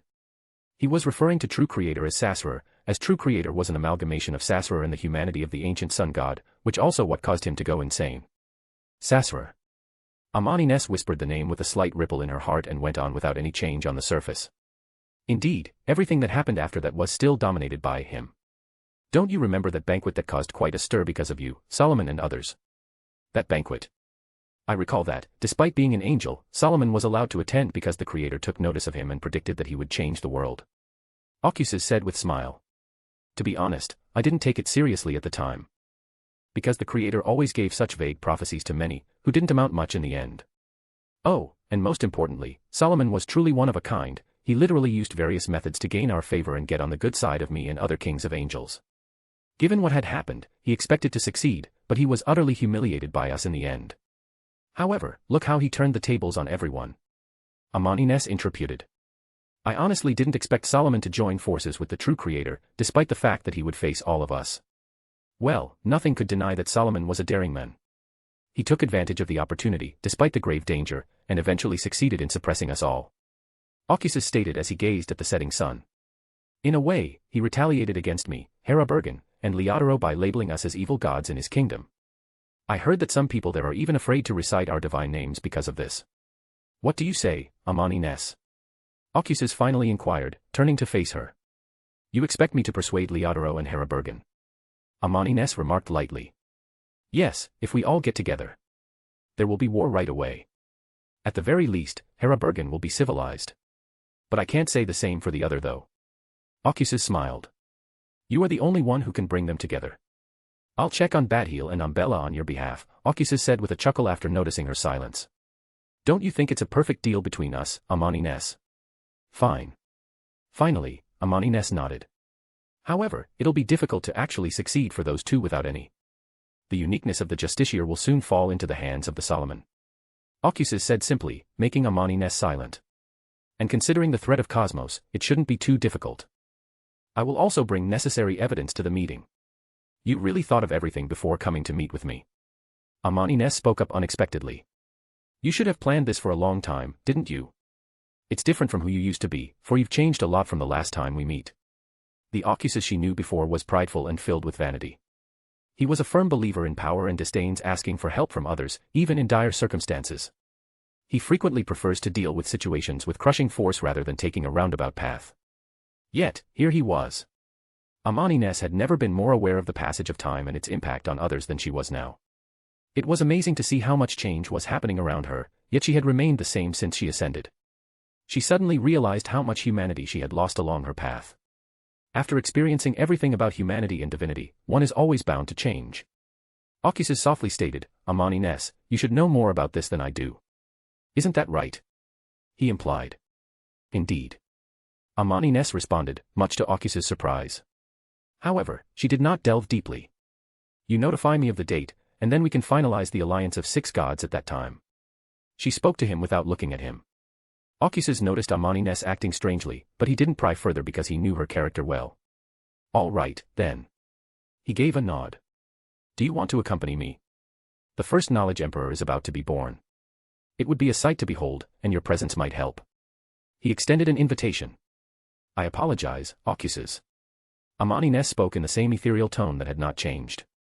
In any case, congrats on having an archangel under your seat. Her tone softened as her figure became illusory. I'm looking forward to seeing you again, Ocuses. So until then. She faded away, leaving Ocuses alone on the mountaintop, who didn't show much change after seeing her sudden departure. Finally, Ocuses sighed as he turned to face the setting sun with his heterochromatic eyes, which were now golden and purple, symbolizing the authorities he now controls. Chapter 34, Knowledge Emperor. The twilight sun cast a glow across the Ontal Mountains as 2 people stood on the mountain's edge. You've got this, Diana. Lucas stated, in order to boost her confidence in her ascension. Remember when I was nearly killed by demonic wolves? You were like my destined knight, coming to my aid, and it surprised me because it was the first time I had seen a violent woman like you, who didn't hesitate to tear apart the wolf and didn't flinch when the blood died on you. It was kind of hot, and I must say, you are the most heroic of us all. He said it with a grin on his lips, to lighten the tense atmosphere around them. It is not easy to be promoted to Archangel as there is a high risk of losing control. Despite preparing and performing the ritual for a long time, many people have failed in the ascension. If you like me that much, Lucas, you could just ask me out. Diana said, and her words made Lucas smile, but it quickly froze at the next words. However, I should say that I will reject you, because you are too much of a sissy for my taste, for I can't accept a man who nearly fainted in fear at the sight of that little wolf before. She remarked mockingly. This bastard dares to call this lady violent. She reflected, but she couldn't deny that his words did help to ease her pressure and mood. Diana laughed when she noticed Lucas' twisted expression. That is not correct. You're twisting the whole situation, Wolf. Lucas was defending his honor with all his might, but Diana's laughter suddenly froze as she noticed a flash of pain in his eyes, which he didn't hide well. Her instincts as a sage can't deceive her. Oh my goodness. Does he really have feelings for me? She didn't expect this in the least. Her heart, which had just calmed down, had just set off a massive wave. Lucas came to a halt as well when he noticed her odd expression on him. Did she notice it? He could feel a little panic in her heart, but also a little excitement, which he himself didn't notice as he observed her reaction. However, much to his dismay, she didn't change much after that. I'm going, Lucas. Diana spoke up after she had calmed down. She cannot allow herself to be affected in this way, especially now. The next step is critical for her. She'll deal with Lucas and the rest later. I can't afford to waste any more time. She paused and said, slightly hesitantly. Thank you for being here and for all the times before. With a relieved smile, she finished. Go ahead, Diana. Lucas put his jumbled thoughts aside and sincerely blessed her, knowing of the situation as well. You will undoubtedly succeed, as the Lord is also watching over you. I've already planned a lavish banquet for the occasion. Diana walked to the edge of the mountain and turned to face him, holding a potion in her hand. She didn't hesitate any longer, opening the lid and drinking the potion in one gulp. I can hardly wait, Lucas. After finishing the potion, she finally said with a smile on her lips. You should leave now because things are about to get out of hand. Lucas also wanted to leave, but when he saw what she did, his eyes widened. She jumped off the mountain, with an excited smile on her face. He didn't hesitate to dash to the edge and yell at the top of his lungs, all the while staring at her falling figure. Diana. You are truly a mad woman. What the hell were you think? Before he could finish, a blinding pure light fell on his figure, teleporting him out of this place. Diana chuckled as she fell, when she managed to hurt him. She was also fully concentrated at this point, so her fall had no effect on her at all. Regardless, she decided to jump on a whim. Well, he's not completely wrong. She was thinking as she felt a change within her body, as her body began to become illusory at an alarming rate. She disintegrated into thick and intricate knowledge, converting into an existence to that of a flux of information. The entire mountain range, as well as the flowing river between the peaks, the clouds, and the vast plains near the mountains, all lost their sense of reality, for they had been broken down into most fundamental blocks of information. Everything she had learned from the beginning of her life until now was included in the knowledge that had broken away from her. It made no difference whether it was insignificant or extraordinary. The flux of knowledge included everything. From second epic legends and rumors to secret knowledge that could pollute many simply by knowing it. It was a truly chaotic, yet miraculous sight to behold at the time, because every piece of her knowledge was transforming, and they all now possessed power. Many divine gazes fell on this place, but none dared to interfere because the aura of sun covered the entire place. Diana felt that information from all over the world was infiltrating her knowledge. Without her previous experience, she would have lost herself right away. This was a far more dangerous state than when she was promoted to sage. Because the information infiltrating her came from all over the world. They gravitated to her, as if she were a magnet attracting them all. However, her knowledge bore a distinct imprint of her, and it entailed a tremendous amount of power. It was extremely solid, and it couldn't be dispersed by information from all over the world in a short period of time. It assisted her in stabilizing her consciousness and gradually gathering the dissipating flux of knowledge around her body to rebuild her body. The process began to fail because she couldn't keep up with the information of the entire world infiltrating her. Just then, in the vortex of information that was infiltrating her, various gleaming stars lit up, and the stars quickly filled the vortex. Simultaneously, the tarot cards that have become popular around the world all lit up in correspondence to the stars, with an illusory light invisible to all, except the divine gazes. The appearance of stars around the vortex completely slowed the flow of information towards her. They also functioned as her anchor. She also felt the prayers and concerns of everyone who was close to her. She also noticed her Lord standing in the sky, watching over her and protecting her during this perilous time. All of this improved her condition, allowing her to resist the ancient will that was gradually awakening within her body. Diana reassembled her body and used her anchors to balance out the terrifying will that was surfacing in her body, seizing this brief moment of peace immediately. She floated in, surrounded by a turbulent vortex of information. When she moved her hand, all that information that had previously attempted to infiltrate her completely obeyed her will, as if she were the emperor of them all. A figure appeared in front of her, unaffected by everything around her. She noticed her lord standing before her, holding a purple crown in his hand. With a smile, he placed the purple crown on her head in front of all. The Birth of Knowledge Emperor. Chapter 35, His Humanity. The birth of Knowledge Emperor under the seat of Ocuses finally threw the peaceful world into disarray. Small conflicts have already occurred between the three kingdoms of Ocuses, Leodoro, and Herabergen. Despite the fact that it did not result in all-out war as it had in the past. It will be in a matter of time. The most important thing was that troops stationed along the borders of the Solomon Empire and the Kingdom of Gods increased exponentially following that ascension. There was even talk that the War Angel, who hadn't been seen in public for many years, had appeared in the border. This alone made many people around the world concerned about the future. 4. There was a well-known legend in the second and third epics that stated that the appearance of the War Angel of Creator in the world only signifies the coming of war. It was exaggerated to the point where it was claimed that the mere presence of the War Angel would cause strife even among the closest of all and could spark immediately conflict even among allies, who've been through hell together. Thus, making the War Angel infamous throughout the world, as even the mention of his name can cause even the bravest to cower in fear. The rumors became full-fledged and spread all over the world, causing widespread chaos on the northern continent. For many people believed, the world war was almost upon them. However, unlike in the past, the churches of gods did not maintain the order and went silent without warning, exacerbating the situation among the population and beyonders. In the end, it didn't matter if you were mortal or extraordinary, angel or demigod, they all felt the looming shadow of war over the entire continent. All that was required was a spark to blow the horns of war, for blood and fire shall dye the land again, the demoness shall rise in the ashes. A man held a glass of wine on the balcony of a white Gothic castle, under a night sky filled with gleaming stars and the crimson moon.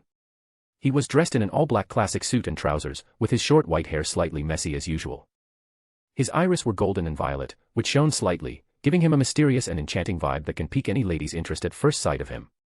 The man was drinking wine while seemingly immersing himself in the night, while behind him was the door that revealed the ongoing banquet full of laughter and chatter. Couples could be seen dancing to the music as it echoed throughout the room. Despite the chaos outside, nothing seemed to affect this place, creating a stark contrast, as if they were two different worlds. A man and woman dressed in classic robes emerged from the door, heading towards the white-haired men on the balcony. They were none other than Lucas and Diana, were on their way to meet their lord, who had unexpectedly arrived at the banquet. "Lord, you could come inside." Lucas inquired quietly, careful not to distribute his lord too abruptly. The lord's presence will add more significance to the entire banquet. Diana, who was with him, nodded in acquiescence while holding a glass of wine. She was dressed in a long dark gown, a diamond necklace with a dark ruby in the center, and a purple crown on her head. Her eyes had changed color, becoming a deep purple from blue, which gave off a mystic vibe. "Tonight is Diana's night," Ocuses retorted, his gaze fixed on the night sky. "My presence will only steal her spotlight. Don't mind me continue with your banquet, I just came here for the wine," he went on in a light tone. Lucas nodded, not wanting to disturb his lord any longer, and turned to return inside, while Diana paused, as if she had more questions, but she walked with Lucas in the end. Ocuses' light voice echoed in Diana's mind at that precise moment. "Love is a precious thing, Diana. It's even more true for those of us who are gradually losing ourselves on the path. This may be the only light that shines through the darkness within us. Don't hesitate when the time comes, because it may be the only solace in this crazy and twisted world." Diana came to a halt in her path, her expression was hidden behind a veil of crimson darkness that had become thick and mysterious at this moment, her hands slightly clenched. Her body then relaxed suddenly and she turned to see her lord one last time, who was still staring at the night sky without looking at her. She then turned around and walked back to Lucas, holding his hands, much to his surprise. Her indifferent face, which had remained unchanged since being promoted to Archangel, finally broke as her lips turned upwards to form a smile while gazing at Lucas, under the light of the crimson moon. They entered together, as the cheers and chatter filled the ball immediately. Ocuses drank the wine, and a sigh escaped his lips as he finally turned away from the starry sky and looked at their smiling figures entering the ball. Humanity. Divinity. Love. Ocuses reflected as his thoughts grew. Despite the fact that he messed around a lot in his younger years, he never had true love in both of his lives. But, having read a plethora of romance novels, he had a good idea of how it would feel in a somewhat cliched way. It would start with euphoria and excitement at the prospect of seeing her and spending sleepless nights thinking about her. The racing heart, the way she looks at you, and, most importantly, how you feel that it's right when you're around her. Love is an essential component of humanity, shaping us as we progress. It is precious, especially in this dark and depraved world where one may not even find it among the higher beings. Ocuses looked at them as he walked into the hall, his eyes filled with complicated emotions. Love, huh? As he reflected on himself, he shook his head with a wry smile. One might wonder why he is always partaking in mortal activities such as drinking and attending this banquet. This may have appeared to be the result of his humanity, but things had changed now. This was done solely to preserve what little humanity he had left. Simple things can sometimes be the most helpful. When one attains divinity, they are liberated from the majority of human needs. As one progresses closer to becoming an angel, they may achieve semi-immortality. But, during each step, they also lose something about their previous selves, and in the end, some completely abandon humanity, for they might go insane in despair, seeing everything they loved and remembered fade away in the tides of time, but they would always remain unchanged. Ocuses took a deep breath to calm himself. The past days had not been anything but peaceful for him, despite the fact that everything appeared to be going according to his women plan. He took control of hermit uniqueness to a large extent, as his plan succeeded and the control was only strengthened further when Amani Ness personally took his cards, despite the fact that he did a lot of subtle manipulation here and there, which she probably noticed. But it didn't matter in the end because as he got what he wanted, he became stronger. Nothing in this world, however, was free. As he took control of hermit uniqueness, the will of the oldest one, which was weakening within him at a rapid pace, completely slowed down. He also felt his humanity. Ocuses didn't regret it though, as he knew this would happen from the start and still went ahead with it, after he thought of his future. He drank all of his wine as his thoughts raced through his mind. Ocuses finally turned to face the darkness in the balcony corner and asked, finally a genuine smile dawned on his lips. Don't you think they're perfect for each other, Blaze? With a glance, he indicated Diana and Lucas in the ballroom. With his voice, a figure emerged out of the darkness, accompanied by two black wings. He had a chiseled face and shoulder-length wavy black hair. He was dressed in a silver suit with matching trousers. He also had deep blue eyes that were always indifferent. The Angel of Miracles, Blaze Larson. Chapter 36, Blaze Larson. My lord. Blaze said, immediately after arriving. Under the crimson moonlight, Ocuses looked at his Angel of Miracles in silence. Blaze Larson, the Angel of Miracles, was famous throughout the world. The bards themselves travel across nations to sing his praises. There were various legends about him throughout the world. Some tell of his tales of slaying mighty dragons and to saving an entire country from the demonics for only 5 coins from a little girl. He was also heralded as the messenger of the sun god himself, and many consider his will to be the command of the sun god himself at times. In the third epoch, the low-sequence pathway formulas were widely circulated. It wasn't difficult to become extraordinary during that times. Blaze was a vagrant and part-time thief. Throughout his childhood, he learned many tricks and methods for becoming successful in his job and surviving in that era without losing his life in the hands of extraordinary people. Regardless of his profession, he would go out of his way to help others in need if asked, for a price, of course. Because of the connections he made in his teenager years, he was given the opportunity to become a Beyonder. He had several options, ranging from the well-known Sun and Tyrant pathways to the revered Paragon pathway. Yet, he chose the Fool path, and when others found out, they mocked him for being a literal fool. But Blaze was unconcerned about what others thought of him. To be honest, he preferred the error path because it was more suitable for him, but the potion formula for that is even more difficult to find. He didn't know if he'd get another chance, so he chose the Fool path without hesitation, as he knew that it was adjacent to error. During the third epoch, the most infamous paths were the Error, Fool, and Door. The rumors about it became so widespread that it was given a special name to represent it, the Cursed Pathways. They called it that because most who walked these paths would face the damned fate before becoming demigods. However, Blaze still chose this path, and his life was forever changed as a result. He didn't abandon his thieving career even after becoming a well-known diviner among mortals. When he advanced further, he even started his own circus. His life was not without adversity. Like any Beyonder of the Mysteries pathways, he was on the verge of losing control on numerous occasions. However, he pushed through it all and survived by sheer willpower at times. His desire for power, however, did not dim when he couldn't obtain the formulas for promotion, because he had witnessed and lived in the dark, cruel world long enough to understand the importance of power. That's when he decided to try his luck and join the regiment of the King of Angels, who were actually recruiting for some competent Beyonders. Blaze knew that if he wanted to advance on his path, this was the best way, as the King of Angels served the Creator himself. It would be easy for him to find about the potion formula there, even though he disliked being restricted because of how he lived. But, he knew he had to make some sacrifices. He didn't think they'd accept someone like him after learning that recruitment was for the Legion under the White Angel. He didn't have anything in common with those who were regarded as the most noble and respected at the time. But, much to his surprise, he was accepted by them after they learned about his path and past, which wasn't difficult for them to discover. Blaze expected to be a misfit, and this time his expectations were not disappointed. He was alone during his endeavors and mission, which he performed in order to increase his contribution and directly redeem for the potion. That's when he met another misfit like himself on a group mission he reluctantly accepted. Diana Knight was her name. She referred to herself as a researcher of truth and even boasted to him about knowing the White Angel and the Angel of Destiny themselves. Even though he didn't believe at first, he noticed her noble temperament and assumed she'd be a burden who only knows how to talk. When he saw the same noble woman tearing apart a mountain-sized giant in a single move, he realized how wrong he was. They hit it off right away and became friends, or so she labeled our relationship. Because of his past experiences, he never trusted anyone and wore various masks to not reveal his true self. Nonetheless, he felt this will be different in some way. However, this was also the time when he was confronted with a challenging choice for the second time in his life, the promotion to demigod.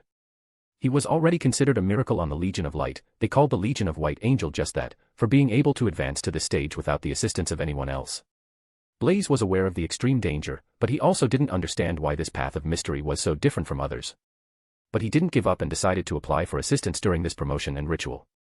He put on a spectacular show, slaying a demigod dragon in front of a large crowd of legionnaires. However, he didn't expect someone to appear right before him, before he could drink his potion. A man with white angel wings and a golden burning eye stood before him.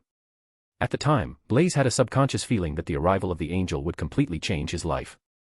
Ocuses was the one who arrived at the time, and he was intrigued by someone who had made it this far down the fool's path.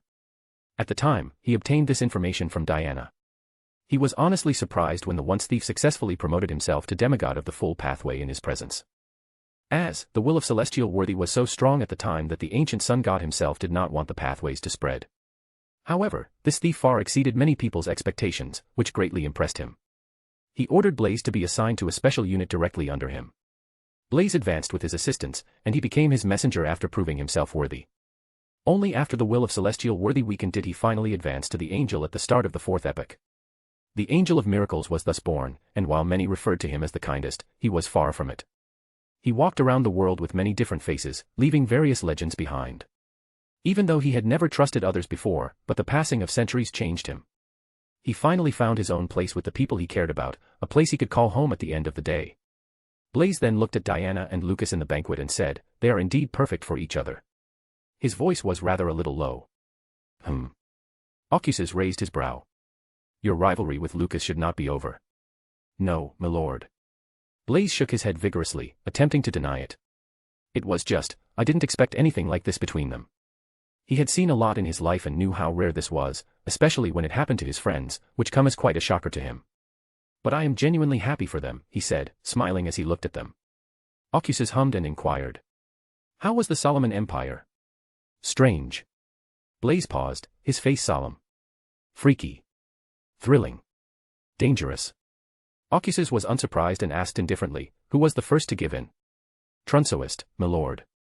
Blaze felt strange when he heard the tone of the lord, but he still continued. Ocuses sighed suddenly as he turned to face him and said, "Are you still awaiting me to call you out? I expected you to be as daring as before." Blaze's eyes widened as tampered and erased memories surfaced simultaneously, but before he could process them, everything went dark for him. Ocuses looked at Blaze indifferently, who had completely changed his demeanor at the time. Blaze took out a monocle and placed it over his right eye, spoke in a voice that didn't belong to him. "It's been a while, hasn't it?" Ocuses. Chapter 37, Plan of Ocuses. "What brings you to my kingdom, Amon?" Ocuses asked the Creator's son, as if he was completely clueless. Under the crimson moonlight that illuminated the balcony, instead of the Angel of Miracles, a young man with pointed hat and monocle over his right eye stood in the angel's place. He was leaning on a pillar of the balcony, with a smile, as he gazed at Ocuses. "Would you believe me if I told you I was only here for the banquet? Also, to tell congrats to the little girl who was promoted to Archangel." Amon approached him, stood in front of him, and smiled before speaking. Despite the fact that he was faced with a literal god, he showed no respect or even a change. Ocuses stared at the Angel of Time in silence before asking unexpectedly, "So, why don't we to the banquet? I also need to get some more wine, and Diana would be overjoyed to hear about your arrival." "That would be brilliant." Despite his previous words, Amon said with a smile, "Come on, Amon." Ocuses invited Amon with a gesture of his hands as he moved forward. Amon nodded and walked behind him, but his smile faded for a brief moment. Ocuses' lips turned upwards to form a smile at the same time. The blinding light of the chandelier sparkled on them as they entered through the door, and a cacophony of noises echoed. It became clearer, as chatters and laughter brimmed entire hall. Ladies and gentlemen danced in the center to classic music, while others watched and chatted alone. In the midst of it all, Lucas and Diana danced, with smiles on their faces, drawing everyone's attention. "Would you like one, Amon?" Ocuses inquired as he took 2 glasses of wine from the table and held one out to him. Amon nodded and accepted it, his intrigued gaze drawn to the entire banquet. Like a spectator. Despite this, no one had noticed them since their arrival. "Don't you think the entire banquet is very interesting?" Amon finally broke the silence while standing at the corner of banquet room, with a full view of everything in front of them. "What gives you that impression?" Ocuses said, his brows raised. "It's just that everyone who here to the banquet." With a chuckle, Amon said, "They are desperately trying to hold on to who they were, fearful of losing their last bits of humanity, yet they are walking down a path that could turn them into anything but human, without hesitation or doubt. Humans are so contradictory and entertaining." He concluded in a light-hearted voice. Ocuses looked around the banquet, which was filled with demigods, saints, and even angels. Despite the fact that most of them were smiling, their eyes were indifferent. While the dances appeared to be perfect and unique, they lacked vibrancy. There were also those who did not bother to hide behind masks like others. "They are certainly contradictory." With a chuckle, Ocuses said, "However, there is more to them than it could ever meet your eye." He took a pause. "Let's not get into it, you could perhaps meet Diana after she finishes the dance. I could show you around until then if you want." "No, it's fine." Amon was considerate and ignored Ocuses' comment about him, and his expression finally changed. "Honesty, I wasn't expecting such hospitality from you when I decided to come and meet you. Do you expect the literal sun to shine on you?" Ocuses said with a smile. "Only just about," Amon said, nodding. "You are far better to the other two. They don't even think twice before striking me at first sight. And, even when I was a kid, I liked you as my teacher over the other two. I can't say the same thing, though." Ocuses said, his smile widening. "Adam was much better." Amon's smile froze, but he quickly recovered his composure. "I never expected to hear that from you, Ocuses," Amon says. "You indeed have changed a lot." Amon continued after noticing his silence. "I was genuinely surprised when I learned about your plan. I must say, it is a fantastic plan. Trunsoist and Elitza have succumbed completely to your calculations. With their betrayal, the rest of the nobles will soon follow, and the entire Solomon Empire will crumble when you and the other gods lay siege. He said this while adjusting his monocle and approaching him. You should also be aware of the risky factors that exist within the Solomon Empire. Nonetheless, you sent your angel to the empire without hesitation, which had many kings of angels and 2 gods. Whether you truly didn't care about your angel and plans, or you were always aware that he would pique my interest from the start, considering those 2 live not far away from me. He was referring to the law of beyonder characteristics convergence, which is very strong between the 3 pathways of mysteries at this era. The plan was always bound to be revealed to me, and knowing my character, you wanted to involve me in this, from the start to ensure its success. Amon still smiled, and he showed no resentment at being used. He watched Occus's expression with interest, but he was let down from his expectations. Occus's expression has now become indifferent. Wasn't that an excellent analysis? He clapped, but his tone was completely apathetic. But you missed something. I even knew you'd come here to confront me. Amon didn't show any panic at his words. As I thought, I already had a guess, when I met you in the balcony. You really anticipated everything, Occus. He stood in front of Occus, looking at the gods in different eyes with no fear or panic, and his smile didn't fade in the least. This is so different from who you were before, Occus.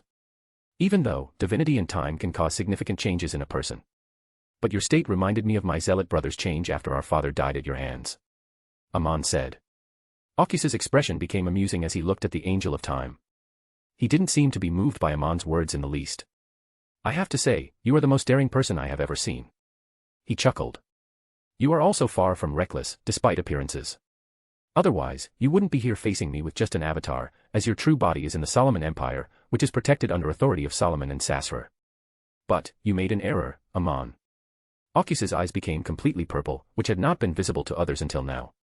A vast and terrifying divine aura erupted from him, morphing into a purple eye without eyelashes above his figure. Amon's smile froze when he saw the purple eye. The Hermit. Chapter 38, Gungnir. You are stunning, Diana. Lucas smiled as he danced around the room, holding her hands and hip.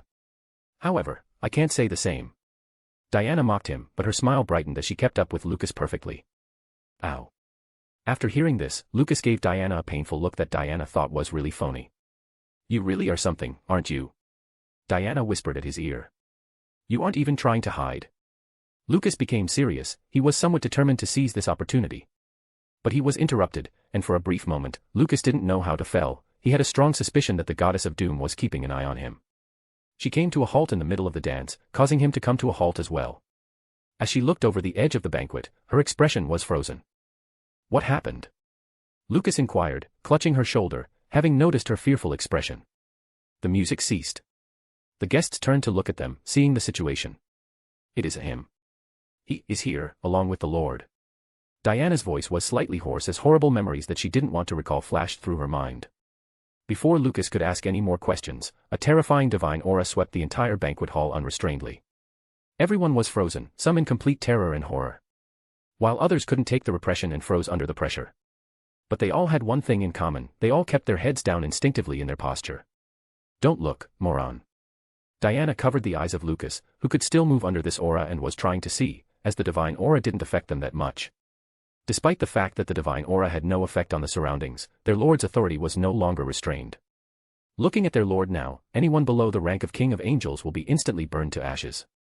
Who exactly is he? Lucas finally asked with difficulty, under the divine aura. It's the Angel of Time, or, more accurately, him, the god of mischief. Diana's voice trembled slightly as she spoke. In the edge of banquet hall. I already have what I wanted, Amon. Occus spoke with a smirk while holding a brown book, which Blaze had obtained from Trunsoist. Everything is already in motion, the tide of times will soon sweep the Solomon Empire into history, ushering in a new era, under my plans. Occus approached Amon, looking down and raising his right hand. He used the authority of knowledge, giving some of that knowledge he knew power, more importantly, it was the myths. A golden spear appeared in his hand. With just the appearance of a golden spear in his hand, a phantom of a tree with 9 galaxies formed behind the golden spear. Gungnir, the legendary spear. The phantom of the tree, however, was invisible to all under Oss's control, concealing the identity of the spear and myth from the prying eyes. Amon was not in the mood to think about how the book ended up in the hands of the Occuses because the spear screamed danger to him. He had a feeling that if he was targeted by the golden spear, he wouldn't be able to escape at all, no amount of deceit or even time would be enough to save him. But, Amon, will you live to see the new era? While golden pure light fell on Amon's figure, melting him, Ocuses asked with a smile. Let's find out, shall we? It's truly. Despite his circumstances, Amon still wanted to speak up. Even if it was known to your true body, it's pointless. Ocuses interrupted his attempts. The timing couldn't be better. So, consider this a declaration. He paused and looked at the direction of Solomon Empire, then he continued with a grin. A declaration of war. Ocuses threw the spear with all his might in the direction of the Solomon Empire. The spear immediately blazed in its path before disappearing from sight. In the night sky above the northern continent, a blazing shooting star appeared. The terrifying light that erupted from it left a trail of light that almost illuminated the sky in its paths. The stars in the night sky were completely dimmed by the illumination of light, and the sky was completely brightened, as if the sun itself had descended on the world. Gungnir descended from the sky with such force that it ripped apart everything in its path. The very northern continent began to tremble under the mighty force that had not yet descended, as various earthquakes erupted around. Gungnir finally made its way into the Solomon Empire, rupturing the very reality in its path. Boom. Boom. Boom. The distorted rules woven into the fabric of reality also broke with it. Even though the legendary spear was extremely powerful, it only affected what was in its path under the control of Ocuses, causing no collateral damage. Otherwise, the entire northern continent would have been destroyed by its mere descent. Ocuses, you dare! A majestic voice rang out, echoing throughout the Solomon Empire. Immediately, a twisted world descended around the spear, attempting to contain the mighty spear itself. A majestic yet twisted city stood in the middle of the distorted world, where reality was completely black and white. Every building in the city was asymmetrical in design, and citizens wandered aimlessly through it. The most important thing was that there was a black sun in the middle of the sky. The golden spear trembled, as if enraged, and began emitting blazing light that immediately shone on the entire twisted world, dissolving all the distorted rules that were attempting to act on it. The spear buzzed as its power surged, and before Solomon could do anything else, the entire reality of twisted world shattered like shards of mirror, seemingly unable to bear the power of the spear anymore. The golden spear resumed its path to its target, seemingly unstoppable by anything in the world. Gungnir flew towards a range of mountains, where various Gothic castles was present along the mountain range. Amon stood on the mountain's edge, facing the golden spear that was coming for his life. His authority was completely useless against the spear. He had not anticipated the situation becoming so dire that his life was in danger. He knew he had no chance against the spear, even fleeing wouldn't work because he felt the spear had locked him and would not let go until it took his life. He finally sighed and shouted, "Adam." Immediately, a ring of pitch-black columns rose around him, forming an ancient cathedral that completely protected Amon within. It didn't stop there. A phantom of being nailed in an inverted cross appeared above the bone cathedral, followed by a black, sticky, and depraved ocean that encircled the cathedral. As the spear blazed towards the cathedral, the black ocean surged as waves filled with degeneration's authority rushed towards the spear in an attempt to corrupt it. The spear buzzed again and continued unaffected through the black ocean. Then it slammed into the bone cathedral with all its might. Crack! A sound was heard all over the world. As various cracks appeared all over the bone cathedral, seemingly unable to withstand the power of the spear. However, a powerful force from the Hanged Man's phantom descended onto the cathedral, causing the cracks to heal before the cathedral could collapse. Then there was a stalemate between the spear and the Hanged Man, as to whose power triumphed over the other. The spear continued to exert his power on the cathedral, but it couldn't break it due to the Hanged Man. The power of the Hanged Man could not affect the spear, it could only keep the cathedral from collapsing. The spear, on the other hand, trembled violently before emitting a scorching light, in hopes breaking the deadlock. Boom. The golden spear exploded in a mass of light, expanding and disintegrating everything in its path like a dazzling sun. The surrounding mountain range instantly disintegrated as the light expanded.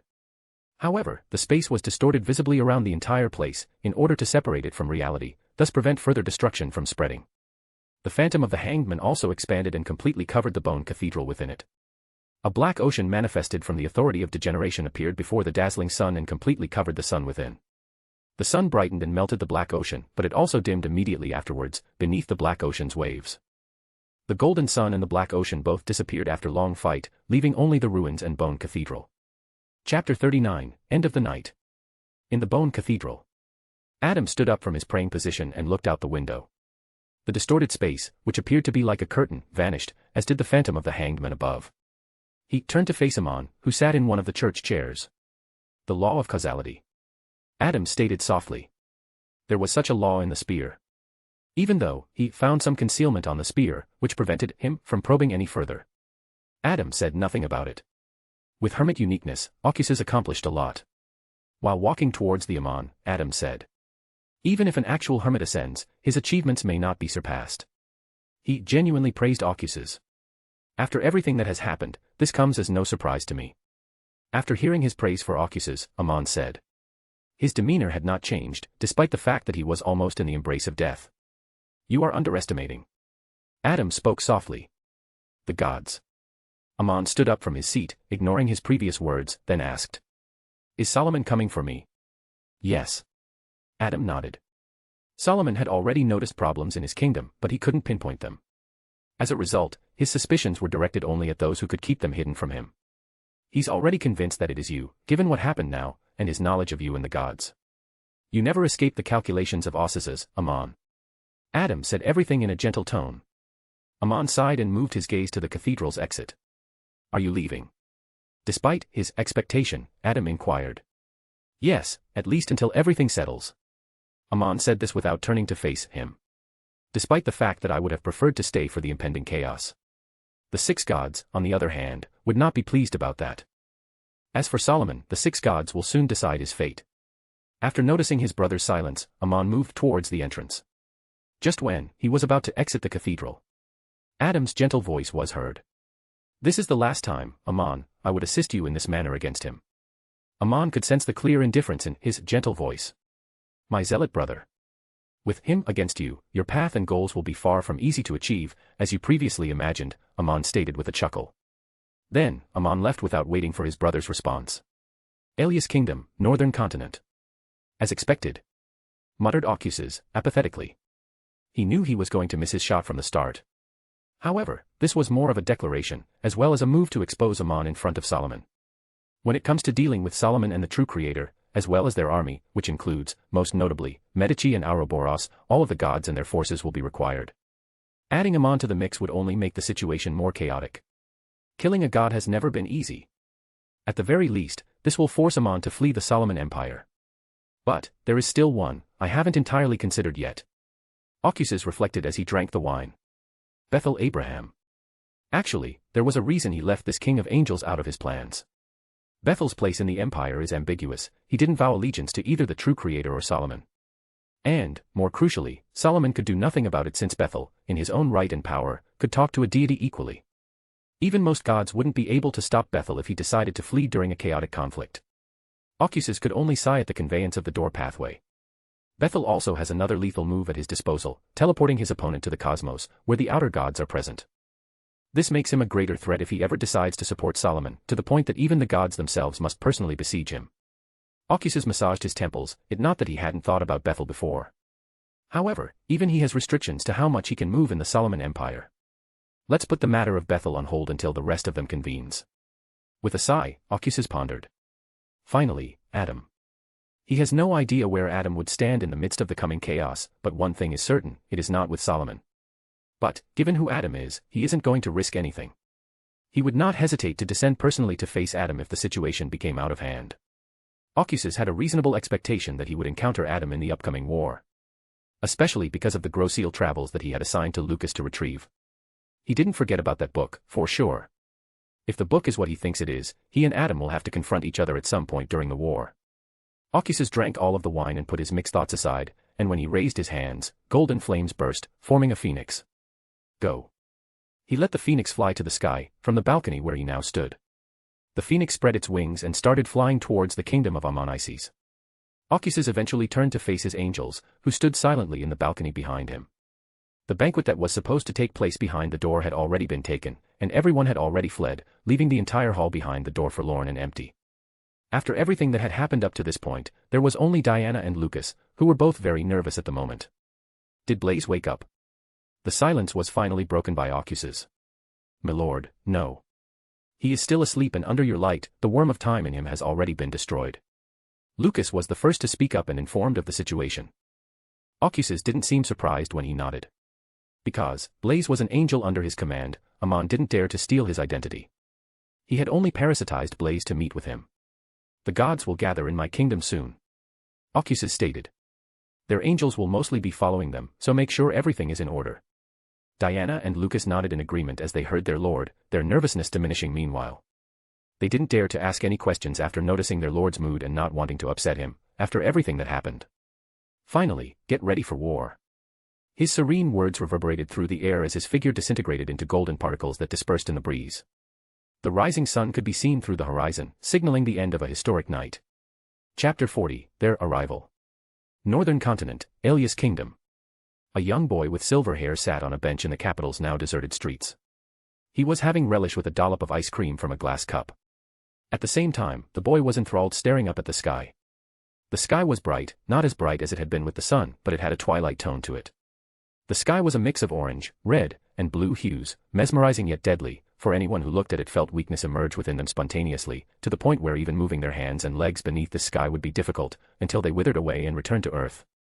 However, no one except the boy was present to witness this dazzling spectacle, as the once prosperous city had been completely deserted except for some patrolling demigods and saints on the outskirts of the city, who did not dare to stare at the sky like the boy. The shops were completely closed, with signs stating that they would be closed for an indefinite period of time.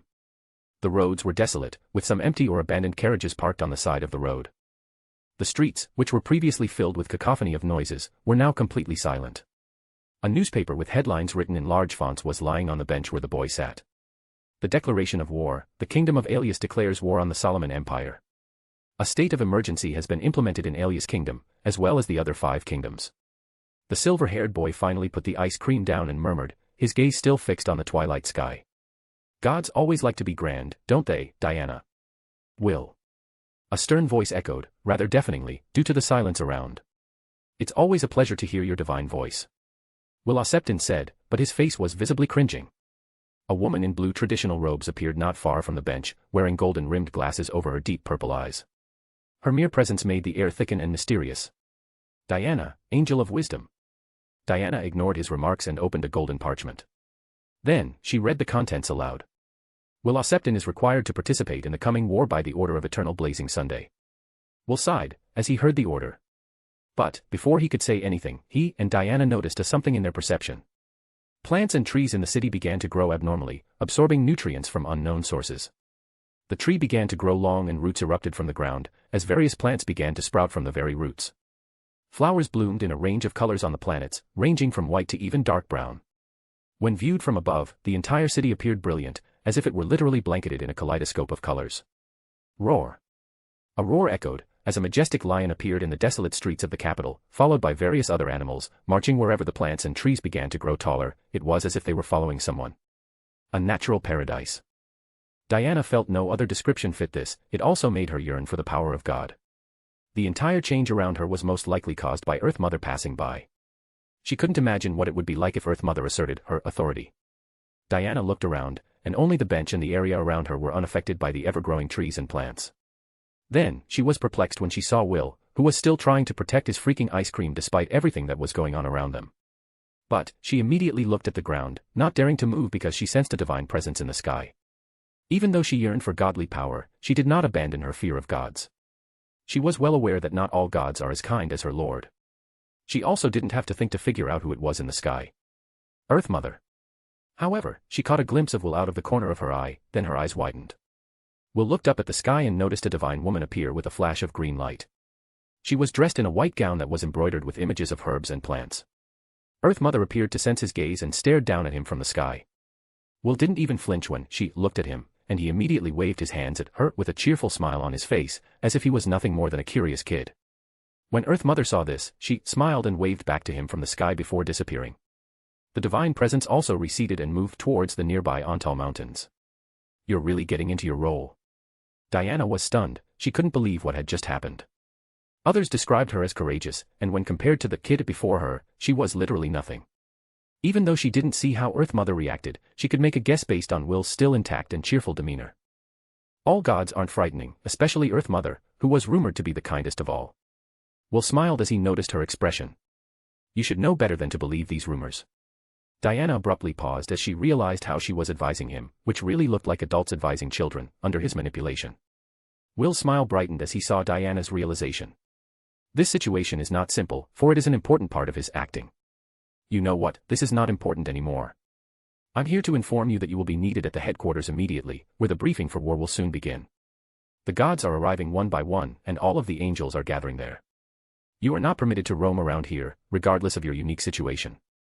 Diana sighed, finally calming down, and didn't bother to say anything else to Will, before diving right into the topic. I really can't escape. Will said, his face sad.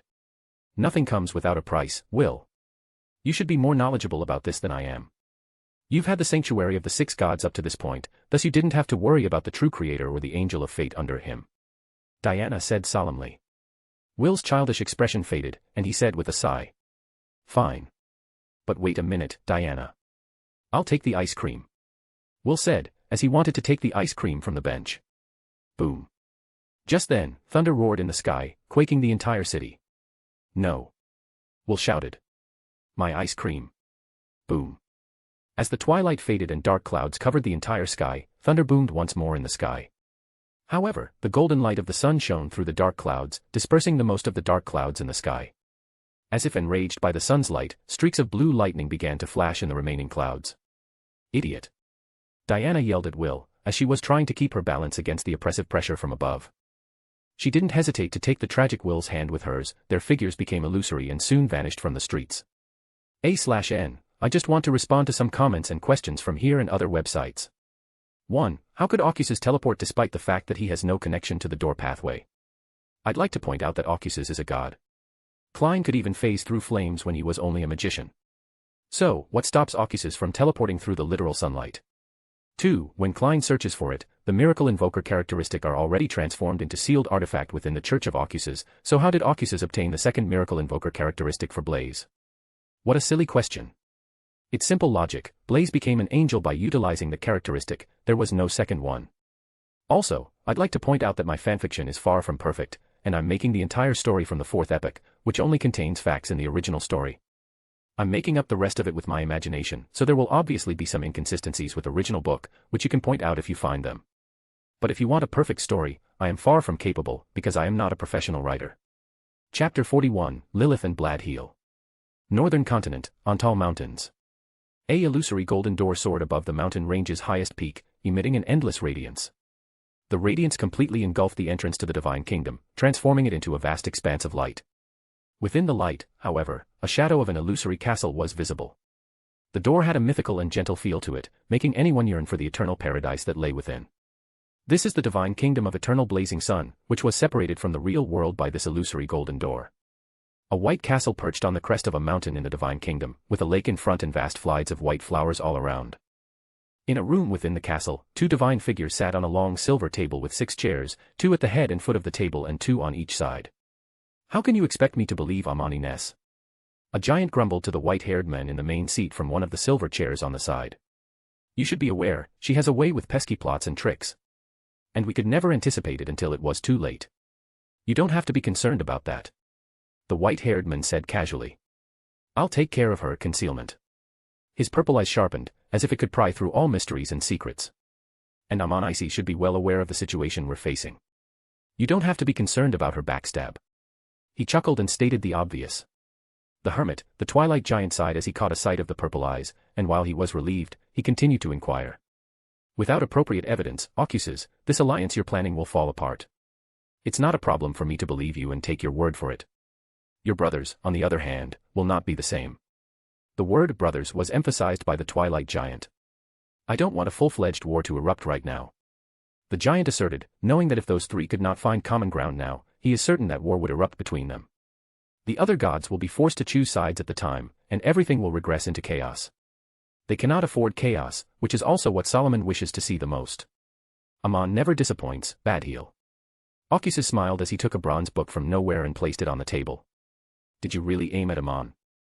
Bladheel inquired, sitting up straight and his attention completely focused on this subject. He did, however, cast a glance at the book, before asking.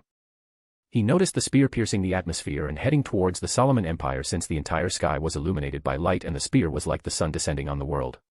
However, he was unaware of the outcome because it occurred within the Solomon Empire. He could also deduce from Ossis's words that the book was obtained through Amon, who Occuses most likely used as pawn in his plans. Which really surprised Bladheel because he didn't expect Occuses to become such a scheming guy. The resemblance of White Angel in his memory was completely gone when he saw Occuses now. Occuses gave a nod. So, what happened? Bladheel immediately inquired. What do you anticipate? Ocuses stated as he rose from his seat. He pulled the same card like when he was a kid, and his daddy arrived just in time to save him. What? Badheel questioned, his face blank, as if he didn't understand what he was saying. Ocuses sighed, and didn't want to bother anymore. He was standing in front of the door, staring at it. Your mother is also here, perhaps you could ask her. Without turning back to face Badheel, he said with a chuckle. Creak. Lilith entered the room with a gentle smile as the large white door to the room opened. Honesty. Ocuses took a deep breath, his heart racing. How the hell is she that beautiful? It didn't change now, seeing her still made him restless in his heart even as a god, with divinity. Her beauty is certainly superior to even those jade beauties depicted so clearly in Chinese cultivation novels. Why was he so certain? When one considers Lilith's past, she can also be considered the personification of beauty itself. Her beauty could not even be expressed in words. Ocuses. Lilith smiled as she looked at him. When Ocuses looked at her, he could tell she had changed, which is rare for a god. But, given what had occurred, this came as no surprise to him. Her eyes, which had previously been calm and serene, now had a vibrancy to them, and her smile had a genuine feeling to it. Ocuses complimented her with a smile. You look stunning. When Lilith heard that, she raised her brows in intrigue. But, she didn't reply, because there was still another person in the room. Mother. Badheel said in low voice, his eyes darting sideways. Oh. Ocuses' heart was intrigued, and he wished he had his wine to watch this drama unfold. Badheel, hasn't it been a long time? Lilith spoke gently, her eyes filled with concern, just like a real mother. Yes, mother. Badheel said, still not looking at Lilith, in an awkward tone.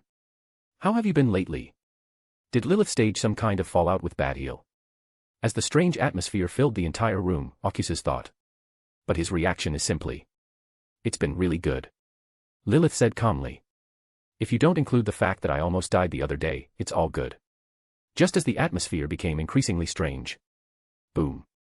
The sound of thunder booming attracted everyone's attention. Ocuses' eyes glowed as he observed everything going on outside through the light of the sun. The entire sky of Alias Kingdom was covered in black clouds, with blue lightning flashing in it. This was a direct challenge to his authority. Whether it was Lilith or Badheel, they restrained their power, thus only affecting the area around them. I'm needed there. Ocuses addressed two of them. He is here.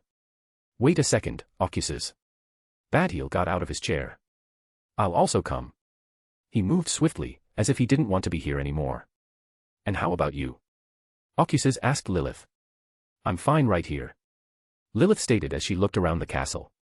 Don't fight with him and try to find common ground. Ocuses nodded and turned to face Badheel, who had a relieved look on his face for a brief moment. But it didn't escape his sharp eyes. All right, let's go. He said to Badheel, and stopped paying attention to them, for he was about to face his sworn brother for the first time in a long while. They both vanished in a flash of light that illuminated the surroundings brightly. Under the light of the sun, Ocuses and Badheel appeared in the sky filled with dark clouds. Oh, Ocuses, you're finally willing to show up. An scornful voice thundered through the black clouds as the blue lightning began to gather. The voice continued without giving him the opportunity to respond. I was surprised to learn that it was you who wanted to start the alliance in the first place. It's very unlike you. It appears that the times have done wonders for the once proud white angel, the vanity. Arrogance. Everything seems to have vanished when I look at you now. Chapter 42, Tyrant. Capital, Alias Kingdom, Northern Continent. Ocuses said. I can't say the same for you though, it appears you're still the same musclehead like you were back then. He had a mocking smile, while speaking. As if enraged by his remarks, the lightning in the dark clouds began flashing at a rapid rate. Boom. Then, a bolt of lightning roared out of the dark clouds at Ocuses, carrying the power to destroy the very earth itself, while lighting up the surroundings. As his expression became solemn, Badheel took his sword, which was bathed in twilight. He really shouldn't have expected much from them, given their personalities, this should have been completely predictable. However, he raised his brows in surprise, when he saw, Ocuses just stood there in the sky, surrounded by the brilliance of sun, without making any move, despite the lightning coming at him. Ocuses smiled as he looked at the lightning, which possessed the power of a planet. He didn't do anything except stare at the lightning as if he knew nothing was going to happen. The lightning suddenly brightened, when it was not far from him and a figure morphed out of the light. Immediately, a tyrannical aura swept unrestrainedly, even angels gathering in the headquarters far away, felt absolute oppression on their body and soul. Many even fainted and knelt under this aura. A dignified man with blue hair and stormy eyes appeared in front of him. He was dressed in black armor, as if he'd arrived prepared to fight. The blue cloak of his armor swayed in the strong winds. He held a blue trident encrusted with lightning in his hands. Lord of Storms, Leodoro. Contrarily, Leodoro did not attack immediately, after appearing. It appeared that not everything had changed. You're still as sharp-tongued as you were back then. His voice thundered across the sky as he spoke majestically. Oh. Ocuses stated exaggeratedly. If I am a sharp-tongued. Then, into which category will you fall? He was abruptly cut off as a divine aura swept over his figure. Leodoro snorted and raised his trident, pointing at him, as lightning began to gather in it, with enough power to make Starkiller beams look like firecrackers. The intention of the war is clear. You will lose. Ocuses stated calmly, as if it were a matter of fact. His eyes were turning purple. Is that what gives you the confidence? Hermit. Leodoro said, as his eyes gleamed with no intention of retreating. How about we find out? Isn't it been a long time since we had a friendly spar, Ocuses? Ocuses smiled as a white spear appeared in his hand, emitting a radiance of light. Come on. He grinned. If you want war that much, then I will grant it. Much to Leodoro's great annoyance, he said magnanimously. Ocuses will not back down or even try to talk him out of it. He knew Leodoro well enough to know otherwise. Leodoro is an absolute tyrant. Leodoro had the courage to go and challenge Amon-Isis for his apotheosis ritual, so the man standing before him was anything but simple. He survived under her scythe, even though Amon-Ines was going easy on him. It's still a big deal for a king of angels without uniqueness to face a god. Ocuses didn't want war now, but that doesn't mean he'll passively accept someone challenging his authority. Soon after, a terrifying divine aura erupted from two of them, shaking the entire world's sky. Natural disasters erupted all over the world, as if nature was at war with itself. The sky has raged with lightning storms, as if feeling the wrath of the ruler of the skies.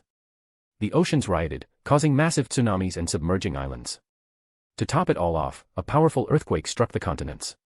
At the same time, the golden sun in the sky, which gave life and light to the entire world, expanded and became incredibly large. It appeared as if the sun itself was falling into the world for many. The sky was divided, with one half filled with vast expanses of light and the other with storms. You all need to relax. This is exactly what Solomon wishes for. Badheel attempted to calm the situation, as he saw how things were spiraling out of control.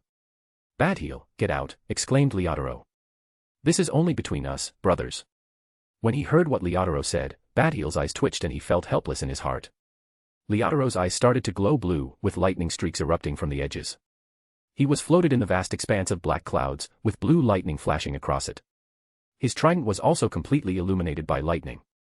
Ocuses' eyes began to completely glow with light, and his casual suit burned away as golden flames swept across his body, revealing white armor beneath. He was standing in a light-filled sky, and pure light began to gather in the tip of his white spear. Everything suddenly calmed down, literally all of it went quiet. The calm didn't last long, and just like after the calm before the storm, it broke in a spectacular way, with the entire sky around the world lighting up at the same time in a mix of golden and blue hues. Ocuses! Leodoro exclaimed with excitement as he moved at breakneck speed towards Ocuses, literally transforming into blue lightning. Leodoro! Ocuses also shouted with a grin, feeling long-lost excitement rekindle in his heart at the moment. He knew what was causing this, it was the thrill of battle, just pure fighting without worrying about anything. He also found it amusing that they were reenacting the famous Naruto scene to some extent.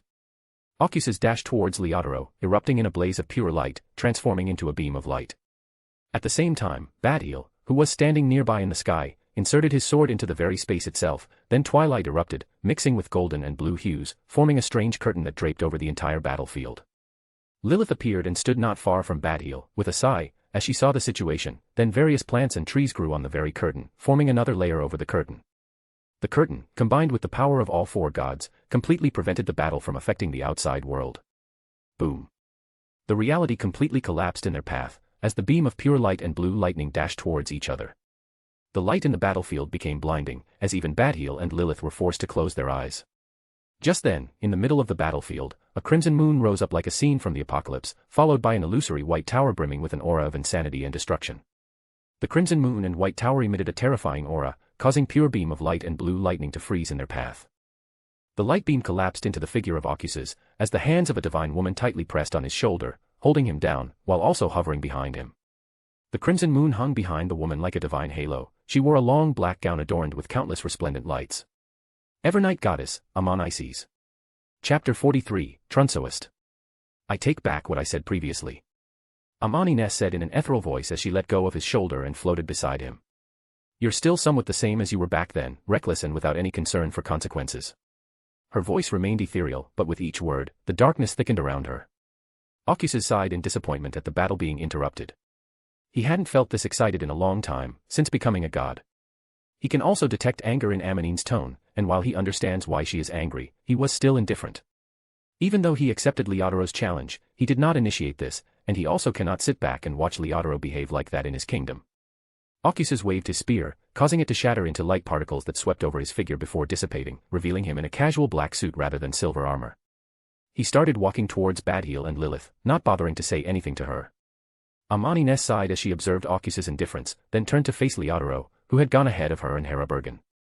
She specifically told him to wait, so that they wouldn't have any problems with her in the middle of them. However, looking at the situation, she felt helpless. It may appear that only the fight between Leotaro and Ocuses is taking place, but Amani Ness noticed Solomon and True Creator's gazes here. She was confident that they would not pass up a golden opportunity to strike. Take your hand off my shoulders, old man. Leotaro grumbled in disgust. Before he could swat the hand that was holding him down, the hand let go of his shoulder, and the figure hovering behind him also floated down. An elderly man dressed in a black hod robe. He had starry blue eyes and white beard, and he was holding a book with an omniscient eye on his other hand. Hera Bergen, god of wisdom and knowledge. What more could anyone possibly expect from you two? Hera Bergen spoke calmly, his gaze shifting between Ocuses and Leotaro. Look at you, despite the fact that everything has devolved into complete chaos, you two are still fighting and discarding everything with little regard for the consequences. Oh, Ocuses said, turning to face Hera Bergen. You should first get off the high horse, Hera Bergen. He looked at the Hera Bergen, who was floating slightly above, holding his book and looking down at them. Despite his calm tone, anyone could sense his condescending attitude from his words. You speak as if you are above us. Leotaro said bluntly and paused for a moment as a mocking smile appeared on his lips. Then, he continued. Dragon of Betrayal. He didn't think twice about using the infamous title of Hera Bergen. When Ocuses heard that name, he smirked. Hera Bergen was far superior to him and Leotaro, if it comes to betrayal. One of the main reasons why the Dragon of Imagination, Ankelwelt, the most powerful ancient god, died at the hands of the ancient sun god was Hera Bergen's backstab of Ankelwelt at a critical moment of battle. Despite hearing his infamous title, Hera Bergen appeared calm. However, his blue eyes started glowing, which were like stars in the night sky, and the divine aura that erupted from him said otherwise. Lilith and Badheel approached Ocuses and stood beside him. They maintained silence, with no intention of intervening. Enough.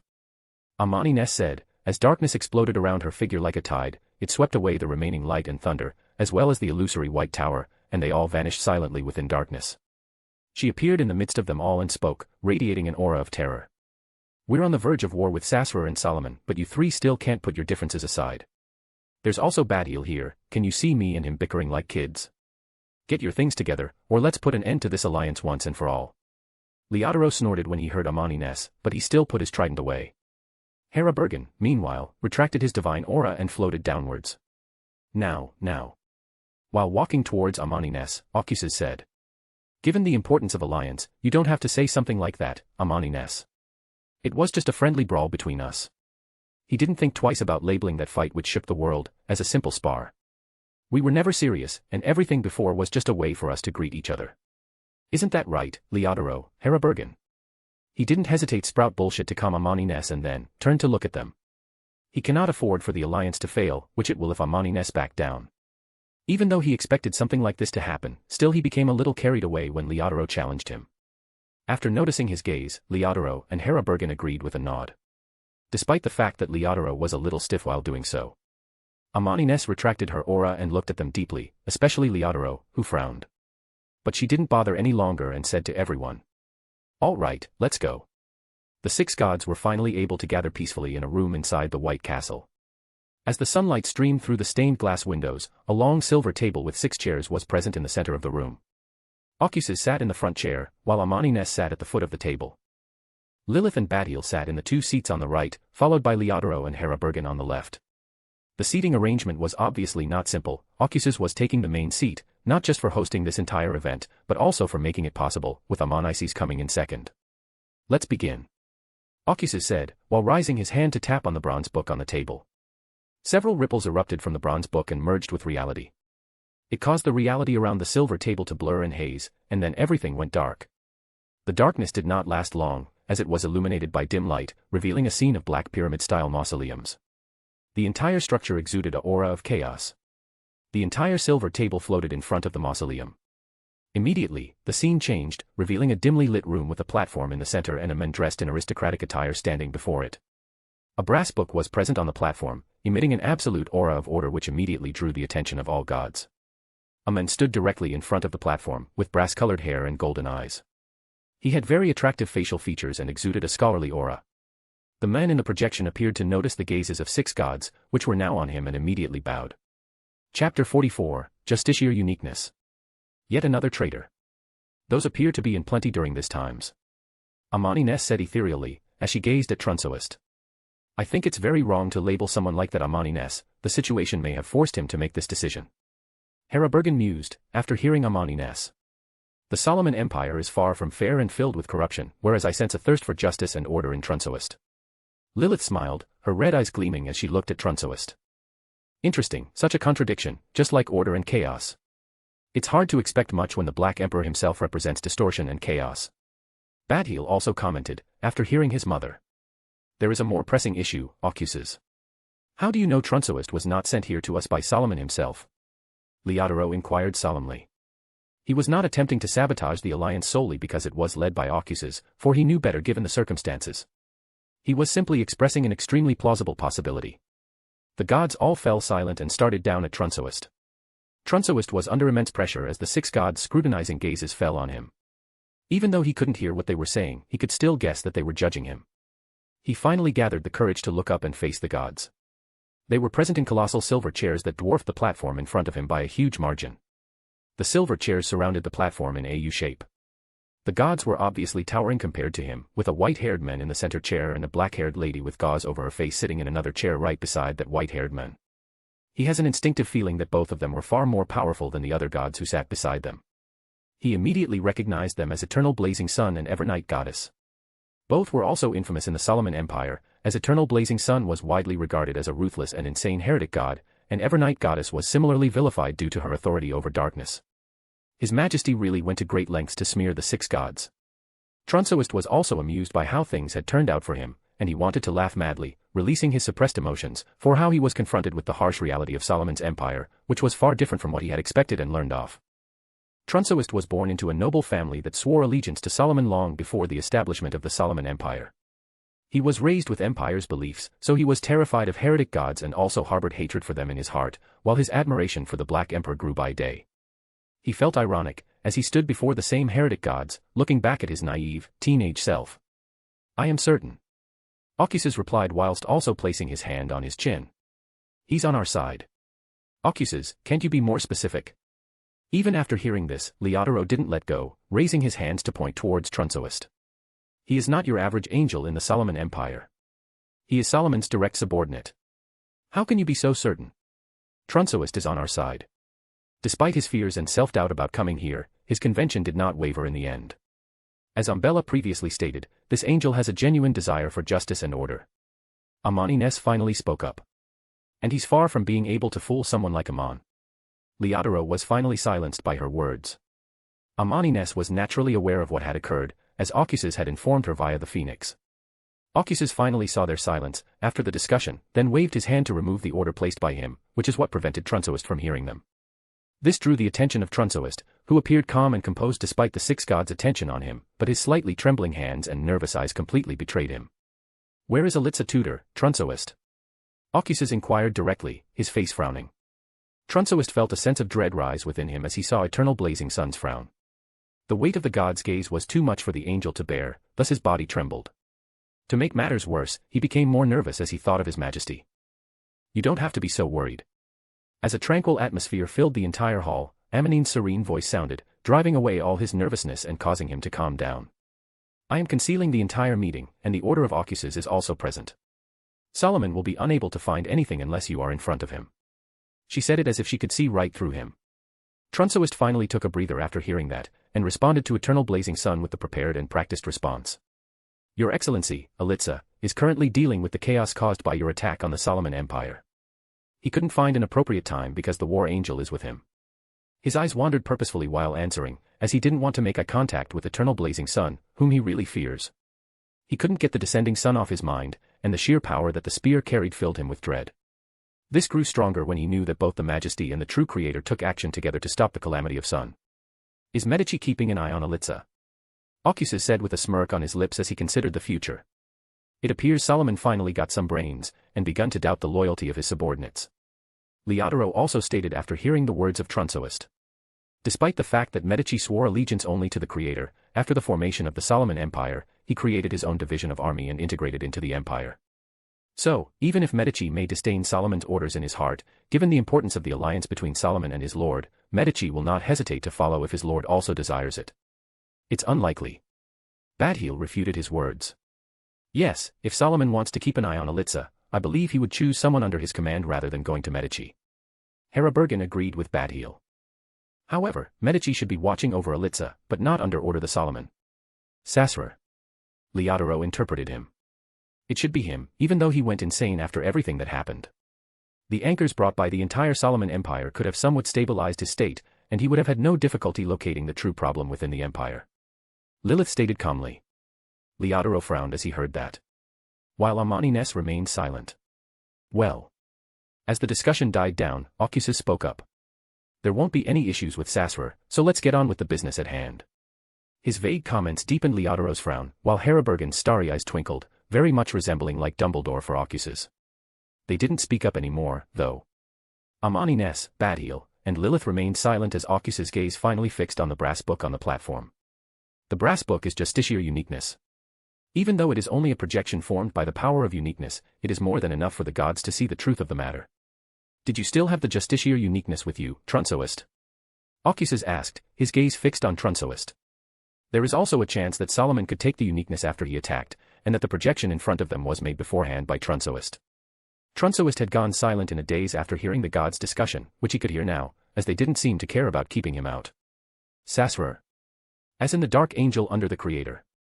Trunsoist was perplexed when he heard the gods refer to the true Creator as Sasrar. Didn't true Creator said to be a part of Creator? Could it be that Dark Angel as well? His thoughts came to a halt as he felt his instincts scream in danger, and immediately looked up, only to notice the sharp gaze of the eternal blazing Sunday. He didn't dare to think any further into it, instead, he immediately controlled his thoughts in his mind using the method he devised. Trunsoist replied hoarsely, still trying to gather himself, "It is still with me, Your Excellency." "Did Solomon never suspect you?" Harabergen inquired, his starry eyes twinkling. His question caused all the gods to turn to look solely at Trunsoist. "No." Trunsoist admitted, then he felt the pressure on his body increase exponentially, causing him to tremble, but he still didn't hesitate to continue. "However, I am free of the Emperor's suspicion since the Angel of Time was exposed as a traitor by the Emperor himself. The Emperor is now preoccupied with dealing with the avatars of the Angel of Time and the impending war. So the Emperor still asked me to be the guardian of uniqueness." Trunsoist felt dread rise within him as he said this, because many things he hadn't considered before became clear at the same time. The attack on the Solomon Empire by the eternal blazing sun was most likely aimed at Amon. Thus, exposing the Angel of Time's involvement to the Emperor, making the Angel of Time bear the entire blame, while suspicions on others would have been mostly cleared. Trunsoist felt nothing but awe and fear for eternal blazing Sunday. Harabergen's calmness faded as he heard the Trunsoist's words, and it was replaced by solemnity. While Leodoro's expression dignified, as he began tapping the armrest with his fingers. It's also fairly simple for them to deduce the same thing from Trunsoist's words. Meanwhile, Lilith's smile remained unaffected, and Badheel stayed calm. However, it was difficult for anyone to gauge at Amanine's mood or expression, due to the gauze covering her face, which concealed everything. The atmosphere in the entire hall grew dismal by moment. Ocuses seemed unfazed by all of it, and stated, "All right, let's move on from the topic of uniqueness and focus on another important person." He paused for a moment before continuing. Bethel Abraham. Chapter 45, Bethel Abraham. Bethel Abraham. There was only silence among the gods after hearing that name. The silence was abruptly broken by a thunderous voice. Bethel Abraham is a major variable, if not a lethal threat. As his hand hammered on the armrest, sparks of lightning flashed all over him. Leodoro stated this. "Even though he's just the king of angels, he has the power to thwart our plans. But Bethel isn't like the rest, Leodoro. We should have a better understanding of this than others." Harabergen reasoned, as all of the kings of angels under the Creator had encountered Bethel long before he became an angel. It doesn't change the fact that, with his might, Bethel Abraham poses a serious threat. He has the power to entirely decimate our forces. Badheal concurred with Leodoro on this point. Indeed, this may exacerbate the situation by forcing us to deal with him directly. Ultimately, during the chaotic war, it would completely destabilize our advantage. Lilith expressed her opinions as well. Leodoro scowled when he heard Herabergen and others. What if he's someone we've met before? How long had it been since we first met him? It was back when he wasn't even an angel. It's been over 1,000 years. He can't be the same person as he was before. Leodoro immediately refuted Herabergen. However, I've heard that he frequently wanders the cosmos and rarely stays on Earth. The Bethel Abraham that we knew was the one didn't like restrictions and desired to be unrestricted and free. He even said that rather than staying here, his dream was to roam the Sea of Stars. Based on what I know about the events of the Solomon Empire and his position within the Solomon Empire, I believe my guess is mostly correct. After hearing that, Herabergen did not back down, instead stating all of the facts to back up his words. What you just said makes him even more dangerous. He travels the cosmos, where the outer gods are present. After everything that happened with the Blood Moon, we can clearly see that the outer gods do not lack ways to reach into our world. Leodoro exclaimed, as a tyrannical aura swept through the hall. Bethel Abraham will mostly not take Solomon's side. Amani Ness finally spoke up, as a serene aura spread throughout the hall, dispersing the tyrannical aura. Control your power, Leodoro. We have an angel with us. She said this as her serene aura enveloped the knelling Trunsoist, relieving him of the pressure and healing his injuries. Leodoro snorted, completely indifferent about Turnoist. Amani Ness, do you know anything about Bethel?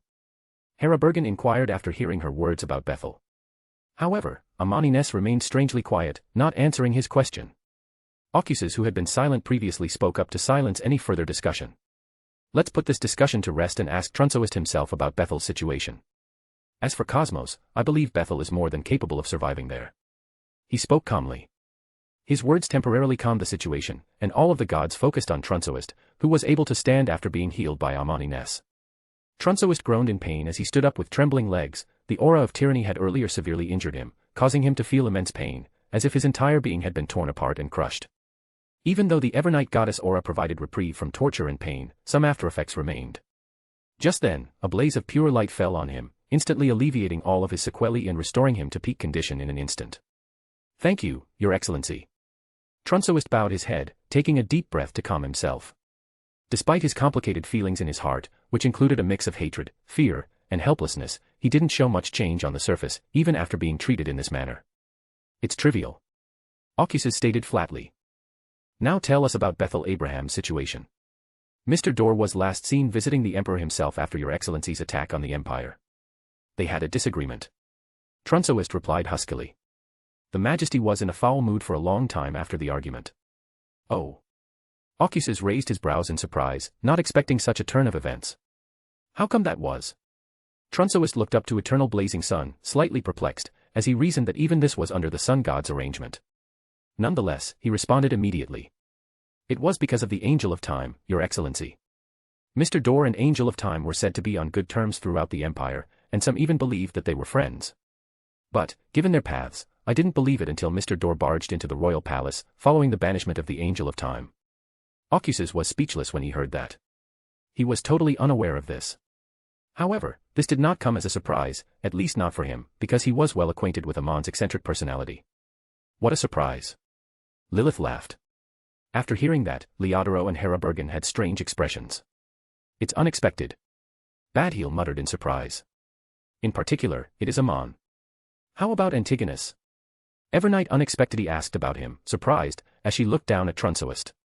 Antigonus is also said to be friendly with Mr. Dor and the Angel of Time, but I'm not sure, milady. After a brief silence, Trunsoist responded. So it truly is. Amani Ness thought she, too, had heard about this, but she immediately dismissed this, due to the absurdity of the entire situation. But after hearing Trunsoist, she wasn't sure how she felt about it, but one thing was certain, the pathways of mysteries and beyonders of that pathways never ceases to amaze her. I didn't expect the cowardly trio to be a thing. Ocuses thought amusingly, recalling memes and pictures from his previous life. However, he was also certain that, with Amon involved, their friendship was far from simple. So, where has Bethel gone? Leodoro inquired, starting at Trunsoist and putting immense pressure on the other. Your Excellency, Mr. Dor was last seen entering his home. Trunsoist said cautiously, under the gaze of Lord of Storms. Despite appearances, this entire situation reveals nothing. Herabergen expressed his disapproval. Bethel Abraham is not as simple as he appears to others. The other gods were silent in agreement, and while they may have found the previous news amusing, as Herabergen pointed out, it doesn't prove anything in the end. Indeed. Finally, Ocuses nodded in agreement. Bethel is a huge variable in our plan, and his intentions are still unknown to us. He paused and looked at Trunsoist. After this meeting, go to him and inform him that the 6 gods require his audience. Ocuses' voice was majestic and thunderous for Trunsoist, who was stunned by the order of the eternal blazing sun, but soon realization set in as he considered everything that had happened since meeting the Angel of Miracles. It really took him a long time to figure it out. Lilith smiled and mused. It's incredible how he managed to survive in a place like the Solomon Empire with his character. Trunsoist was jolted out of shock by Lilith's voice, and he looked around at the gods, who were all calm, as if they expected this. Yo man. He stumbled. Amon discovered my angel while meeting you, so what prevents Bethel from discovering it as well? Ocuses cut him off. However, Bethel is very different from Amon, which is why only Amon approached you. I will, Your Excellency. Trunsoist finally accepted the order while maintaining his composure. But, his heart was truly overwhelmed. It was terrifying to think that his betrayal had already been revealed to others and that his fate could have already been sealed. More importantly, he couldn't comprehend the gods, particularly the eternal blazing sun, who seemed to have considered everything and nothing seemed to escape his grasps or expectations. He was terrified and saddened by the prospect of working under someone like that in the future. However, his attention was immediately drawn forward when he noticed the gods rising from their silver thrones in unison after a brief conversation, and peering at him. A beam of darkness, pure light, twilight, as well as blot of lightning, a book, and finally a seed all appeared before him and struck his figure before he could react. He didn't feel any pain or discomfort, which perplexed him even more. To be honest, his emotions were on a roller coaster throughout the entire meeting with gods. Eternal blazing sun's majestic voice echoed in the hall. We, the 6 gods, bless you, Trunsoist, for your first mission, which you will know on the day of the war. Trunsoist, you will be first to usher in the new era with your own hand. Just as you had envisioned, the era of order and justice will arrive. So, don't let us down and then regret it. Trunsoist's consciousness sank into eternal darkness before he could even process that. Chapter 46, King of Angels.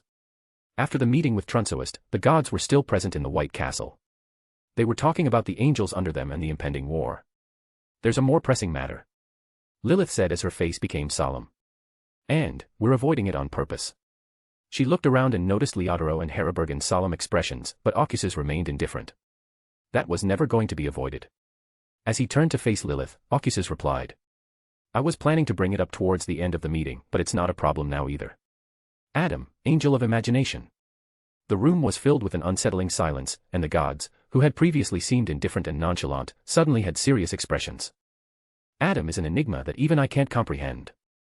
Herabergen spoke quietly. Truth be told, he may pose the greatest threat to our plans, Leodoro stated solemnly. Even Bethel pales in comparison, because we can understand Bethel's stance at least. But nothing is certain when it comes to Adam. Badheel agreed with a nod. Adam's goals and intentions aren't as straightforward as he made them out to be. It's quite difficult to predict his next move or position, let alone whether he will participate in the upcoming war. Adam is an unknown area even to us. Lilith observed as she spoke her opinion. I believe it's safe to say, he will also be there in the impending war, Amani Ness said ethereally. When Adam displayed the second blasphemy slate to many in the beginning of the epic, he single-handedly guided history. So, he wouldn't want to miss such a historic event as a spectator. Her words just added to the heaviness of the situation. The gods aren't scared of Angel of Imagination, but Adam, like Bethel, has the capacity to undermine their advantage. Given that they are just facing 2 gods, it may appear to be excessive. But, killing a god has never been easy. What's more, Sasra isn't an ordinary god. Adam. Finally, Ocuses spoke up. He'll undoubtedly be present, as Amani Ness stated. If he chooses to oppose us, which I believe is quite unlikely. Even if it comes to it, I'll confront him and keep him from meddling with the war. He already knew he'd be facing Adam in the war one way or another, so it didn't matter much to him in the end. After hearing Ocuses' words, Lilith turned and stared at him with surprise. Others, particularly Leodoro and Herabergen, were not much better, as they hadn't expected him to say such a thing. Ocuses began speaking on the remaining issues before anyone else could ask more into this. Next, Medici and Ouroboros. The gods finally put their doubts and questions aside and focused on this after noticing his intentions. Ouroboros. Lilith pondered. The little guy will is enough face Ouroboros. She smiled as she thought of Will. Yes. Herabergen concurred with Lilith. I believe it is past time for that snake of Mercury to repay us for the asylum we granted him.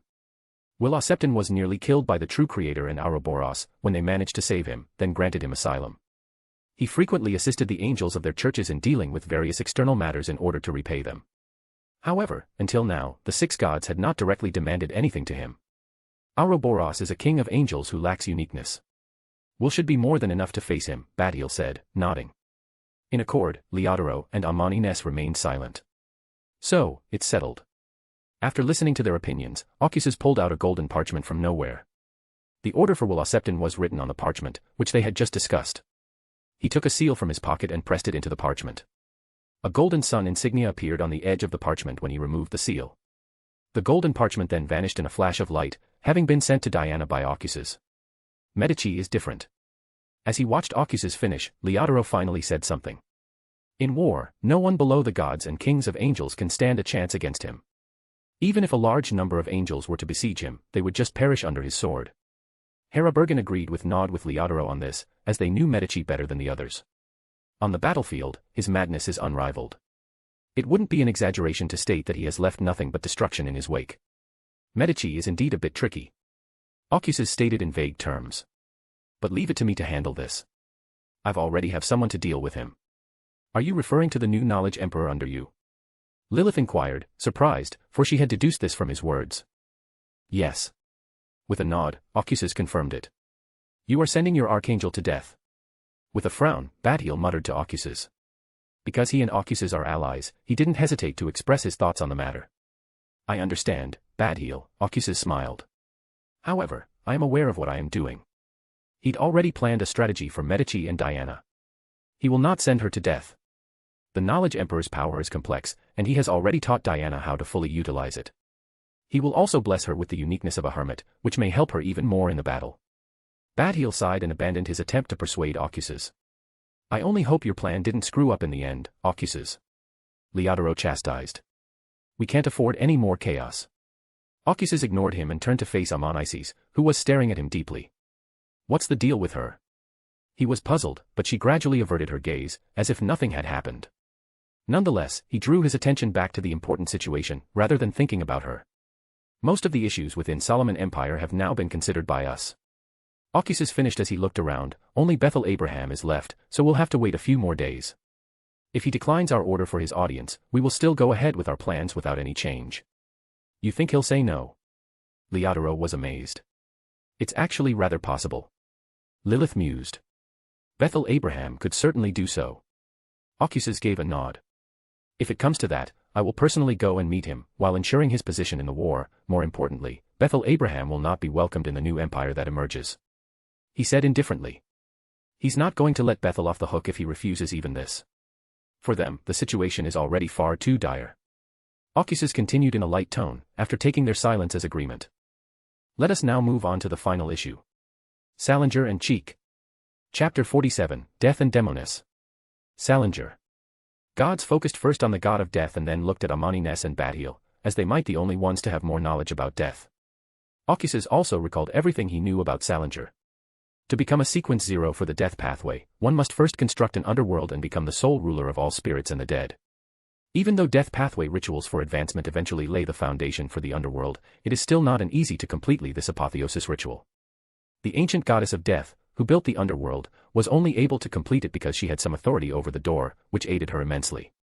Then, ancient sun god invaded the underworld at the end of the second epoch. He let the light shine on the dark underworld, destroying almost the entire underworld and leaving only the Calderon city and ruins behind. During the war, the ancient goddess of death also died under the light of the ancient sun god, and the one who inherited her characteristics and uniqueness was Salinger, as he was her subsidiary god at that time. Salinger used these characteristics to rise to the position of King of Angels at the end of the third epoch. He also joined Ro's redemption and took part in the final war. After the fall of the ancient sun god, he conquered the southern continent and established the Balaam Empire. For the sake of balance at the time, Solomon also did not attack or conquer the southern continent. This alone ensured that Salinger faced no opposition to his rule over the southern continent. After knowing all of the future events, Ocuses had some ideas about how Salinger managed to ascend to godhood. Not long after him, at the start of the fourth epoch, Salinger ascended to become death. Before that, Amani Ness and Badhiel both declared open war on Salinger. After all, it's much easier for them to kill a king of angels than to face each other. Under their combined pressure and assault, Salinger was forced to ascend because it was the only way he could survive. Ocuses guessed that Salinger should have used the ruins of the underworld as a foundation for his own. Other than this, he didn't have many options to speak of. Ocuses also knew things couldn't be that simple. The ancient goddess of death must have left behind plans for her resurrection in her underworld, which Salinger should have foiled. But this didn't really matter much in the end. Salinger ascended to become death. He completely changed after that. As wars continued to erupt between them, unlike Badheal and Amani-Nes, who personally went to the battlefield, Salinger was never seen again. Through his spies in Byam, Ocuses had some knowledge of Salinger's situation. Salinger was said to rarely leave the underworld. He even recently appointed his son, Azek Eggers, as his ruler of his kingdom and retreated to the underworld completely. Others may find this situation perplexing, but Ocuses finds it to be otherwise. He is certain that this entire Salinger situation involves the river of eternal darkness.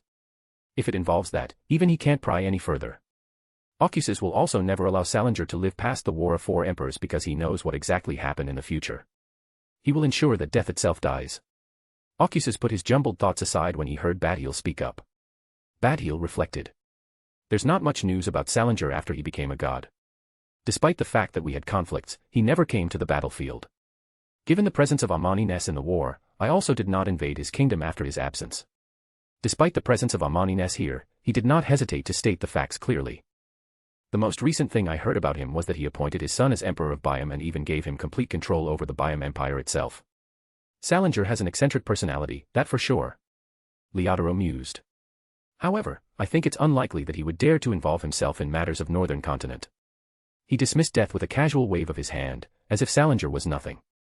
Oh, if only he knew. Ocuses found it amusing, as he thought of the future.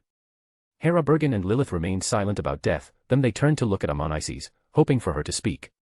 After some silence, Amani-Nes said slowly. We don't have to be that concerned about his participation in the upcoming war. Despite the fact that Salinger's situation is unclear in general, I am fairly certain that Salinger has fallen asleep. Despite having more wild assumptions, she did not elaborate further.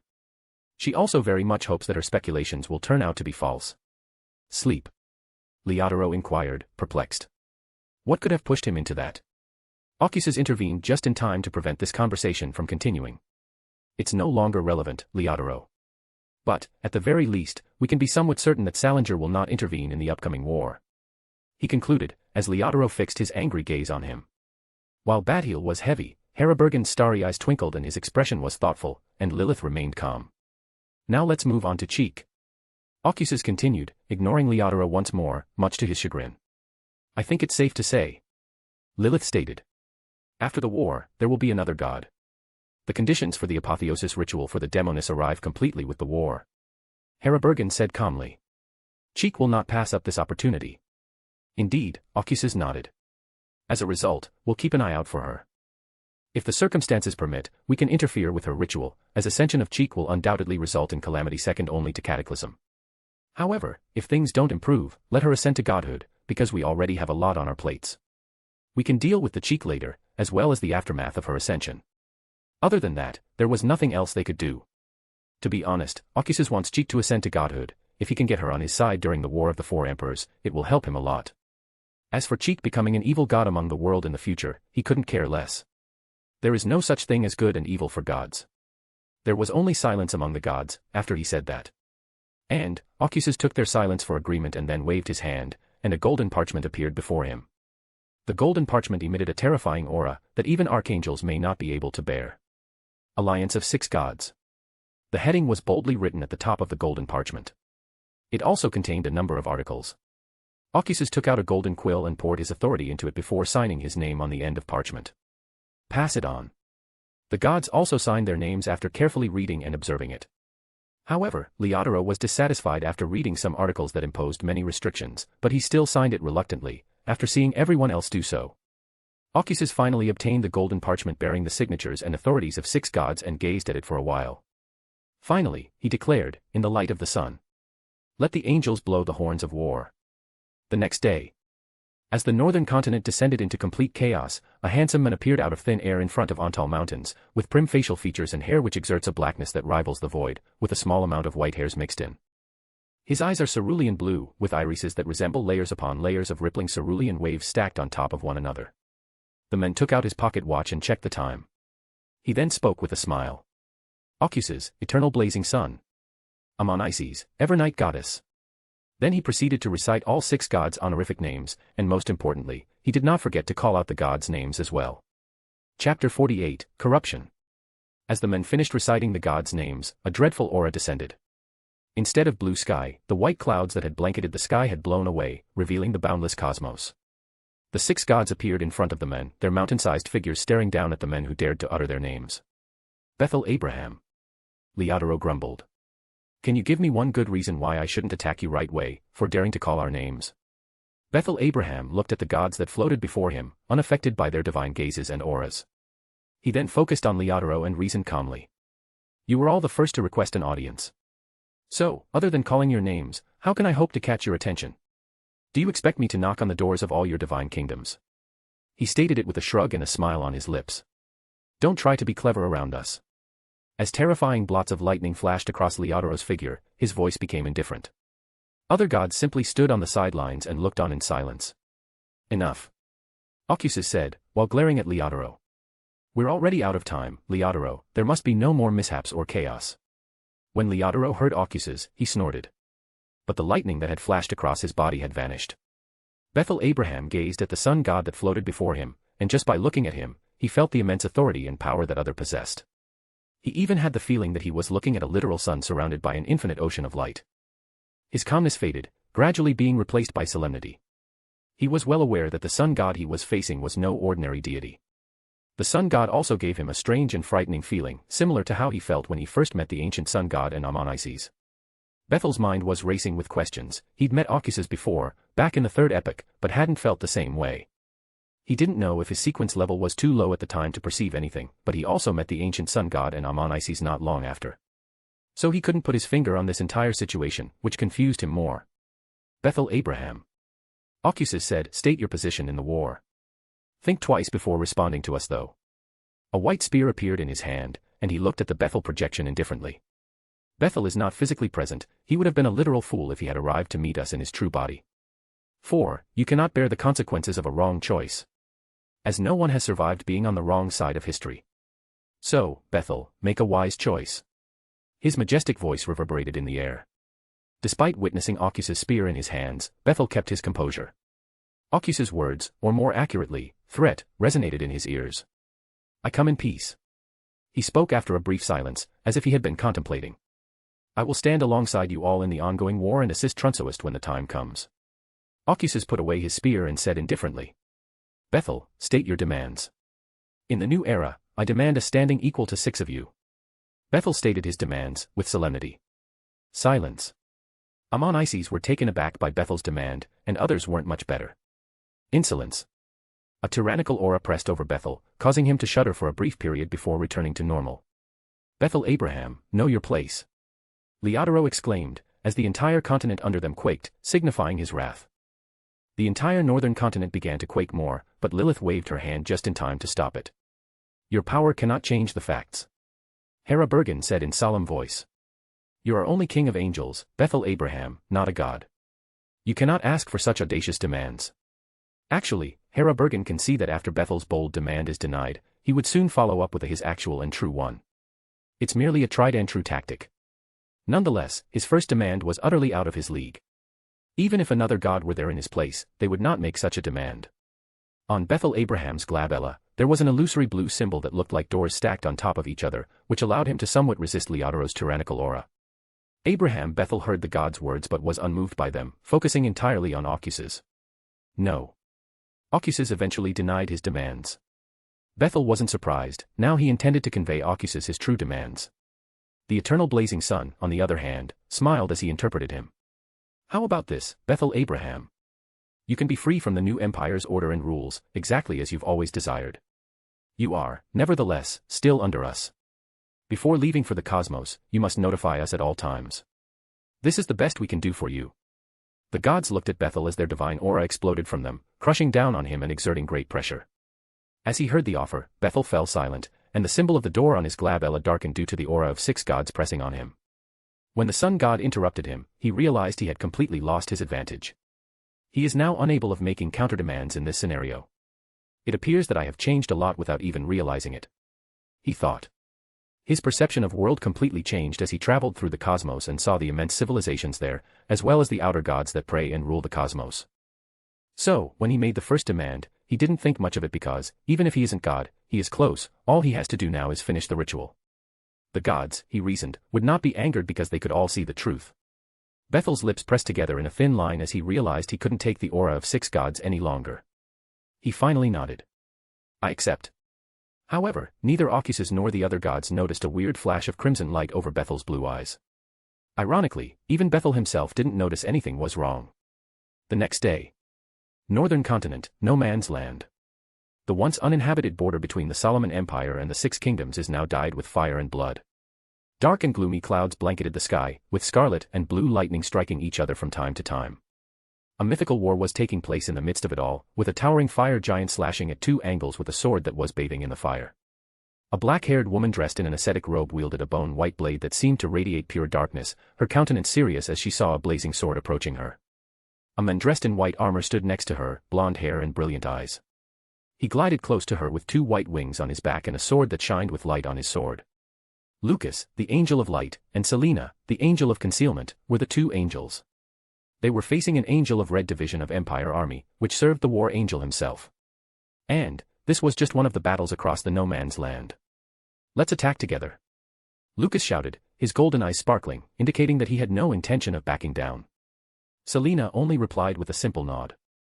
Serena's body faded and entered a concealed state, then she reappeared behind the giant, slashing at him with her bone sword. Lucas also slashed out his white sword at the massive sword of fire that was descending towards him. On the battlefield, a massive sword slash of light and darkness appeared. Boom. When the light slash collided with the burning sword, a burst of light and fire erupted across the battlefield, destroying everything in its path. Meanwhile, the flame giant was completely distracted by the explosion, allowing the slash of the darkness to entirely land on the giant's back. Roar. Boom.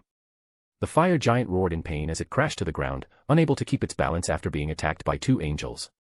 While looking at the flaming giant, Selena and Lucas landed on the earth. The flame giant was hurt but not killed. If they want to slay the flame giant, they had to fully unleash their mythical creature form, exactly like the flame giant, and use all of their strength. Selena shifted her gaze to Lucas, intending to speak with him about the situation. Just then, before they could even react, a flash of red light emerged out of nowhere and passed through their necks. Selena's head separated from her neck and plummeted to the ground, gushing blood erupted from the severed neck, splashing all around.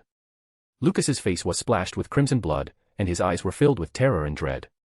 He was too shocked to realize that just as the red light neared his neck, his entire body turned into pure light, saving him from certain death. Oh. In the battlefield, an eerie voice echoed. I never anticipated Ocuses to be so concerned about his angels. It's rather ironic. As the voice ended, a man emerged from the red blaze of flames, wielding a crimson sword, the tip of which hung down to the earth. He was dressed in black armor that seemed to be splashed with blood. He had red hair that resembled fire, looking young and handsome. The red sword continued to be dragged across the battlefield as the red-haired man marched ahead, causing the earth to be ripped apart with bursts of crimson flames. Lucas was totally paralyzed in terror and the vicious aura emanating from the red-haired man, who grabbed his chin and forced him to gaze straight into the other's crimson eyes. Let's see if killing you causes anguish to Ocuses. With a crazy smile, the red-haired man said. When he mentioned the name of the eternal blazing sun, though, his eyes glowed with hatred. Chapter 49, Medici.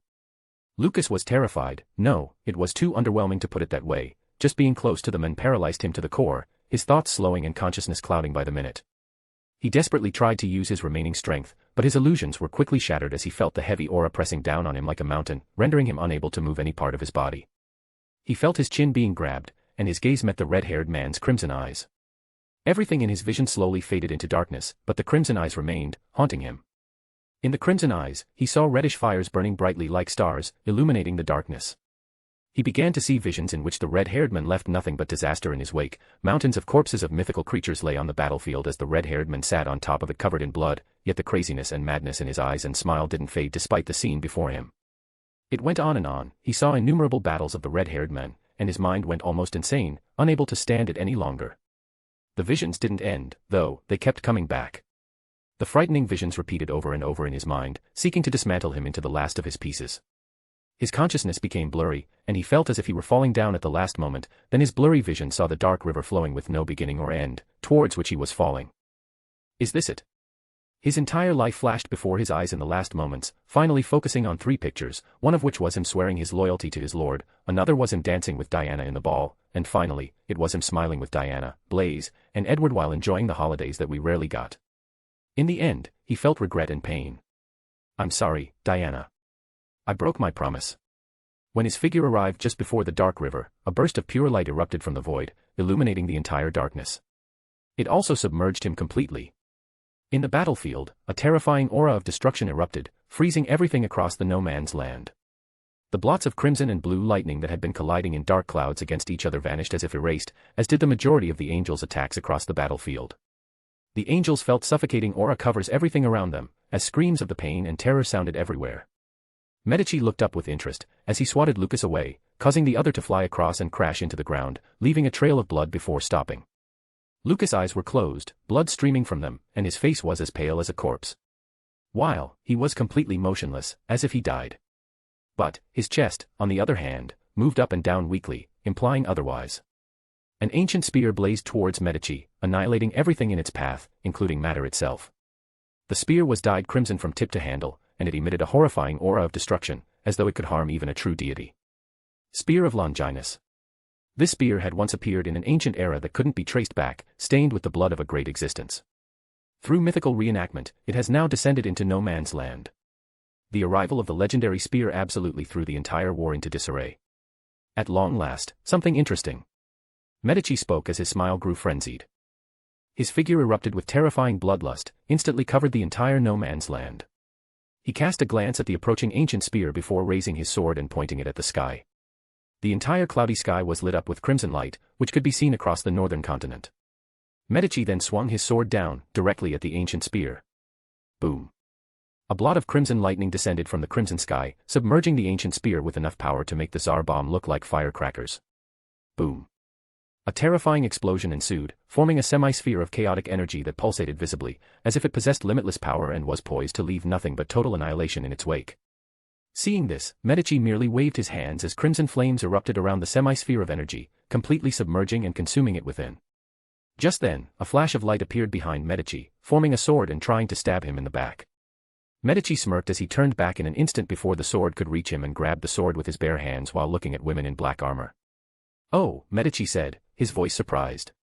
"I didn't expect to see such an act of love after all this time. The angels of Ocuses are full of surprises." He spoke, while looking at Lucas, who was surrounded by purple light and teleporting away from the battlefield.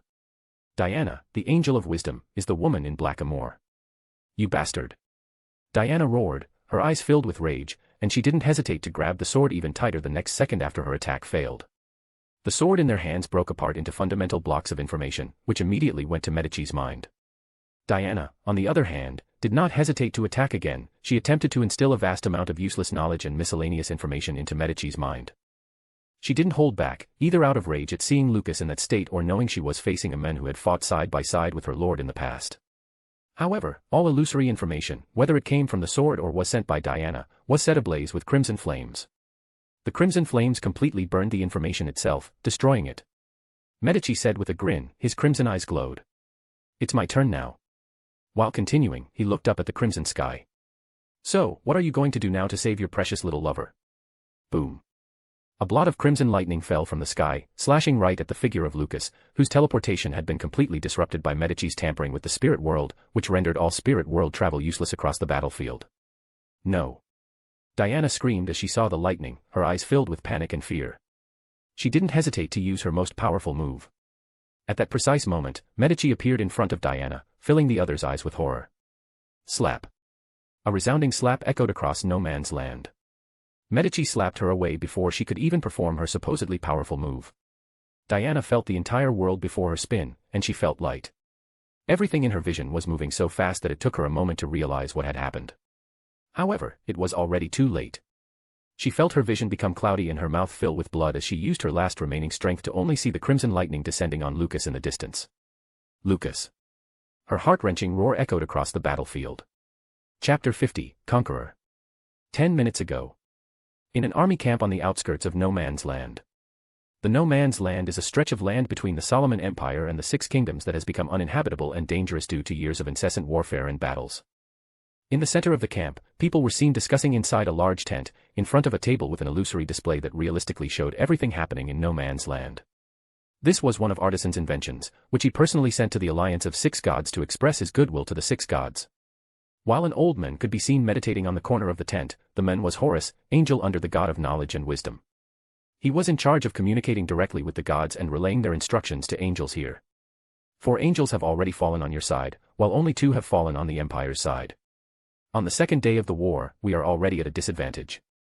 The angels of the Solomon Empire's nobles' families have already joined the war. Augustus and Zeridal family angels are already battling us in the second and third sectors of No Man's Land. We just learned that another has died. The entire situation within the tent was chaotic, as angels of Six Gods kept discussing and arguing with each other. This would be a disaster for us if the battle only remained in No Man's Land. We should launch a frontal assault with all of our troops. A man in blue robes declared, as lightning flashed across his fingers. Are you crazy? Israel. The entire Solomon Empire is enveloped in the twisted rules of the Black Emperor. The moment we enter the Empire, our fate is sealed. A black-haired man in a silver suit refuted, while pointing to the Empire projection on the table. They were Blaze Larson, Angel of Miracles, and Israel, Angel of Calamity. The gods are on our side, Blaze. Israel said, as he glared at Blaze. The other angels in the tent went silent as they turned to face them. Blaze said, pointing up. The gods above are watching everything that happens here. If they had wanted that, they already have told us so. Don't let your emotions get the best of you, Israel. Blaze approached him and gently advised. Not only have you lost someone on the battlefield now, but many more are falling as we speak. Israel remained silent, his blue eyes gleaming as he gazed at Blaze, and sparks of lightning extended from his fingers, covering his figure. As he looked at this, Blaze's eyes were indifferent. His right hand, however, had been inside his pocket at some point. He and Israel never liked each other, and even though they are now allies, it cannot erase the fact that they were enemies who fought against each other for the glory of their lords for long times. What are you two doing? Stop right now. Other angels stepped in right away to stop them. Despite this, neither of them moved away in the least. Enough. A flat yet powerful voice rang out, capturing their attention and making them to look at the entrance. A black-haired woman in an armor stood with a few scrolls in her hands. Diana, Angel of Wisdom. Diana looked at them all and then spoke up, her voice clear and loud. You're all misinterpreting the entire war. This war was never intended for us. We will not invade the Solomon Empire. This has always been a war of gods. Diana stepped forward to clarify the situation. Not every god is particularly concerned with his or her angels. Their instructions from the other gods were vague, only stating that they should hold the No Man's Land and nothing else. This was also one of the source of the current crisis. They had no idea what to do next and were completely perplexed. There was only silence in the tent as the angels digested the information. Diana wanted to continue, but just then, a divine aura descended on the tent. The old man in the corner, who was meditating, opened his eyes, which were filled with light rather than irises. The old man turned to face Diana, ignoring all the angels. Diana knew who was staring at her, as the only one who could speak through Horus, was God of knowledge and wisdom. In the tent, a distant voice echoed. Medici has entered the war. Without waiting for a response, the divine aura receded and the old man closed his eyes, returning to his meditative state, but his complexion was much paler. Diana didn't think twice after hearing that, bolting out of the tent, completely ignoring the angel's questions. Wait a second, Diana. She paused and turned to face Blaze, who had followed her out of the tent. You are not joining me, Blaze. Diana stated sternly, without giving him the opportunity to speak first. The war angel is king of angels, but more importantly, he is a conqueror. You will be completely paralyzed by his mere presence, and lose all will to fight. A conqueror is a terrifying existence, and their mere presence ensures victory during a war. They can use their authority to turn someone into a puppet, robbing others of their free will. They also have the ability to easily manipulate emotions, which can be detrimental in war. Their abilities related to war goes on and on. She continued after noticing Blaze's unwavering determination. I know Lucas is out there on the battlefield, I promise he'll be fine. Diana, listen to me. Blaze yelled, finally silencing her. You'll need me for that. The Holy Sword. When you are in a critical situation, you cannot visualize that sword using authority of knowledge in an instant. It would place an enormous burden on you and will take time, during which you would be completely vulnerable to an attack. Diana, you need me at that precise moment. Diana hesitated, knowing what Blaze said was true. However, she prepared a plan for that, in which both she and Will Septon would enter the battlefield together to face the King of Angels and cover for each other at that time. Will, on the other hand, had recently been summoned by their lord and she had no idea when he would return. Lucas was on the battlefield, so she couldn't wait any longer. As she thought of Luke, she had the uneasy feeling that something terrible was about to happen. Oculus' voice appeared in their minds just as she was about to agree to Blaze. Blaze, you will be taking over the mission that Lucas was assigned. When Blaze and Diana heard their lord, they were taken aback. Then, Blaze nodded, though he was reluctant in his heart. Don't worry, by the end of the day, everyone will be fine. Oculus' reassuring voice echoed in their minds once more. He didn't wait for their response as a beam of pure light descended on their figures, teleporting them to different locations via the medium of light. The 6 gods sat at the same white table in the divine kingdom of Oculus, watching projections, which displayed the battlefield in no man's land. Then, they all saw the spear of Longinus descending on the battlefield. Leodoro and Hera Bergen were surprised, while Ammonize's eyes behind the gauze were complex. Is that mythical reenactment or authority of knowledge? Leodoro asked Oculus, as he wanted to confirm personally to him. Mythical reenactment. Oculus said, his clear eyes still fixed on Medici and Lucas on the screen. I've always assumed that the majority of the stories told by the creator were purely fictitious. Hera Bergen couldn't hide his surprise. Based on this, he has already begun to plan on creating new techniques. Oculus recalled, after hearing Hera Bergen and Leodoro. The ancient sun god did indeed tell them about the legend of Longinus' spear, but he left out many details and gave them a hazy account. He understands why ancient sun god said it that way, that spear of Longinus directly involved God Almighty. The spear was entirely real in this world, not a work of fiction. Oculus knows this because Bernadette summoned this spear using mythical reenactment in the original future. He also only told Diana the hazy version given by the ancient sun god. He already knew that anything involving a pillar was extremely dangerous, and this thought only reinforced what had happened before. So he didn't dare to tell Diana the entire mythology. He also had inkling that if he had done that, something catastrophic would have occurred. Oculus' attention was drawn back to the projection by Leodoro's laugh. Medici is still the same.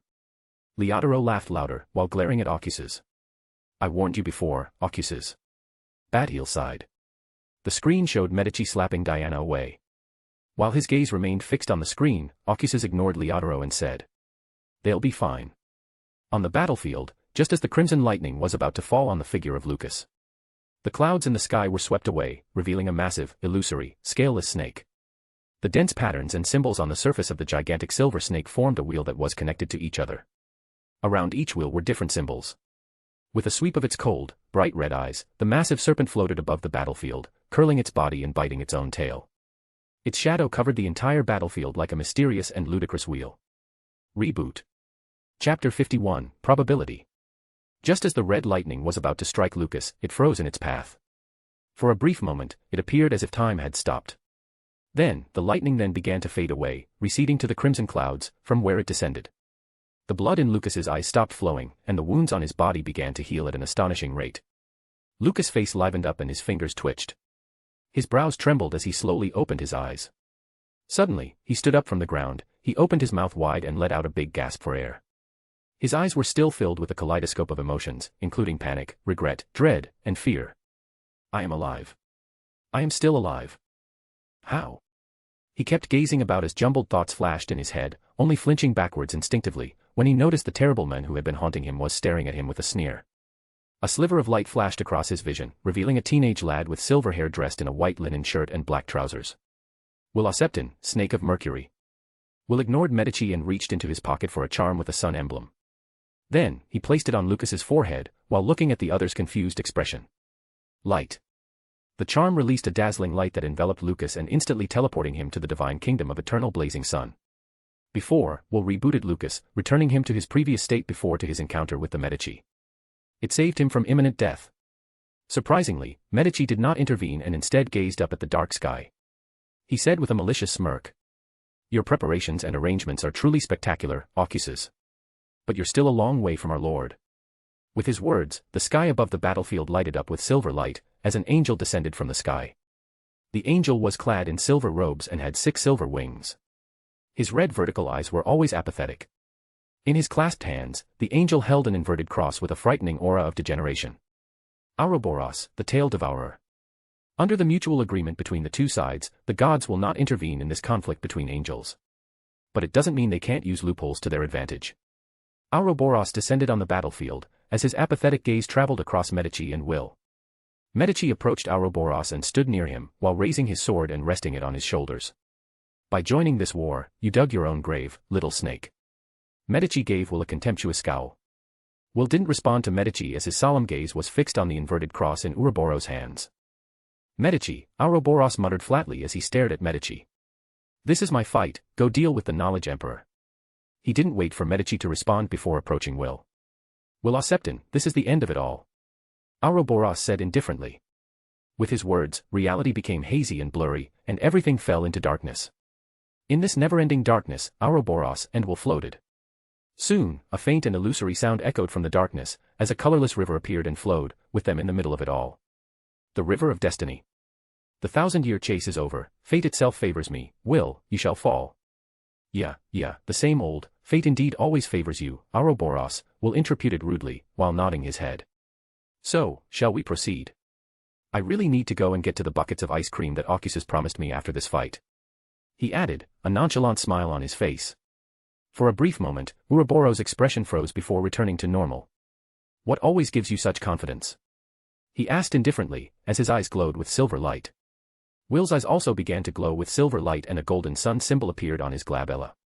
Fate indeed favors you, Ouroboros. But, unlike you, I have never surrendered to fate. So, that's it.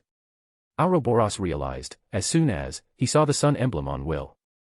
Ocuses or Will must have known this was going to happen, and Ocuses must have blessed him in the end. However, neither the sun nor Will's words created any waves in the heart of the Ouroboros. At the end of the day, this is a fight between them, and their own authority will determine who wins. Ouroboros declared as he pointed the inverted cross in his hands at Will. Let's put an end to it all, Will Oseptin. A black ocean descended between them, with an aura of filth and degeneration, as the waves in the ocean swept towards Will like tsunamis. Will exclaimed by opening his arms wide. Praise the sun. A blinding golden sun rose before him, scorching rays of the light erupted from the sun and collided with the black ocean. Boom. The reality itself broke like shards of mirror at point of collision. The sun's rays began to melt the black ocean's waves, while the black ocean of filth churned with aura of degeneration, causing the blinding sun to dim. As the light and darkness continued to collide, there was soon an unsettling balance between them, with no side gaining an advantage. Will and Ouroboros, on the other hand, also erupted with a terrifying aura that collided with one another, causing the entire river of destiny around them to become restless. The authority that the snake of Mercury possesses enables them to manipulate probability. The entire war between them has now evolved into a contest over who has more control over the probabilities of victory. It's a battle of wills and fates. This is the stakes for both of them. The one who has the most control over probabilities of victory will triumph in the end, and the gods' authority, which are currently balanced, will collapse and annihilate the loser. While the war of fates was taking place in another space, Medici was walking calmly towards the ruins of the mountains that formed as a result of that girl being slammed into it by his slap. He knew she was still alive and was probably planning her big move. He wasn't going to interfere with her right now because he wanted to see what she had and if it could reignite the long-lost excitement of battle within him. He couldn't find any suitable opponents in this era, so he's hoping the Angel of Ocuses doesn't let him down. He also has a strange feeling that the Battle of the Snake will be more difficult than he had anticipated. He was unconcerned about Ouroboros' safety, however, because he believes in his lord's might and that even if something goes wrong, Ouroboros will be fine in the end. Suddenly, his eyes narrowed, as his smile broadened in excitement. Rumble. As though an earthquake had struck the northern continent, the entire no-man's land rumbled. From the ruins of mountains, an aura of hope and glory emerged. Boom. A pillar of golden light erupted, directly piercing into the sky. The brilliance of the pillar shone all over the world. Medici noticed something extraordinary in the radiance of the pillar. He saw the nostalgic, sorrowful, and hallowed dreams of those who were placed on the bloody hell known as a battlefield, of all warriors past, present, and future who were fully exposed to the fear of death and despair and who still clung to a desire to be exalted. Finally, he heard a roar that seemed to reverberate throughout the world. Chapter 52, Worthy. A golden sword emerged from the pillar of light, trailed by a woman in black armor who floated just behind the holy sword. The holy radiance of the golden sword gleamed brightly like a golden star, illuminating the entire world. The golden sword cannot be described as beautiful because the term beautiful will only tarnish it. Instead, it is sacred, created from people's imaginations, a legend woven entirely from hope. It is the manifestation of the prayer named glory. It's the holy sword wielded by King Arthur, Altria Pendragon. It was made by the planet as the crystallization of mankind's wishes, which had been stored and tempered within it. Excalibur, the sword of promised victory. With the authority of knowledge and the blessings of eternal blazing sun, Diana Knight visualized this god-forged sword. But, as the saying goes, nothing is free. Diana floated in front of the hold sword, a kaleidoscope of emotions flashing across her eyes before settling into determination. She knew what was going to happen next, and it could very well be the end of her, but she didn't back down or hesitate. She raised her hand and grasped the handle of the holy sword in full view of the entire world. Hope. Dream. Glory. Wishes. Diana felt an enormous weight on her shoulders. It was the heaviest thing she had ever felt. It was as if the entire world was pressing down on her shoulders. She heard the whispers of countless people across various epochs, their wishes and hopes poured into her head like an avalanche completely submerging her. Ah! She screamed in agony as her hands, which held the holy sword, erupted in golden flames that began to melt her fingers. Her face twisted in anguish, and blood began to pour from her eyes and nose, while her body trembled. She managed to regain some of her consciousness, which was still cloudy due to the whispers, through sheer willpower. She immediately used authority of knowledge to process the wishes and hopes that were filling her mind. Then, Diana saw countless visions in her mind, ranging from the dark era to the age of the gods. She witnessed it all, the hopes and dreams of those fallen. Then, she saw the magnificence of human civilization across the eons. Everything was laid out in front of her like a spectacular play. She witnessed the hope and glory in it. And now she carries everything on her shoulders.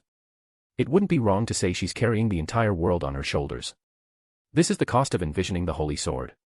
She will lose herself, if she cannot bear it, but if she can, she will be worthy to hold the Excalibur. But, Diana started losing herself gradually as the weight of the world pressed against her shoulders and mind. The only thing keeping her going was her willpower to never give up. Soon, she couldn't take it any longer, as terrifying whispers tortured her. Even her authority couldn't handle the hope any longer. But, she still didn't let go of the sword, keeping a firm grip on it. She promised her lord that everything would be fine, and she will to keep her word, despite his previous warnings about this sword. No. I can't. She desperately thought, as consciousness were fading away. Diana's body was set ablaze by golden flames that spread from her hands touching the sword in the reality.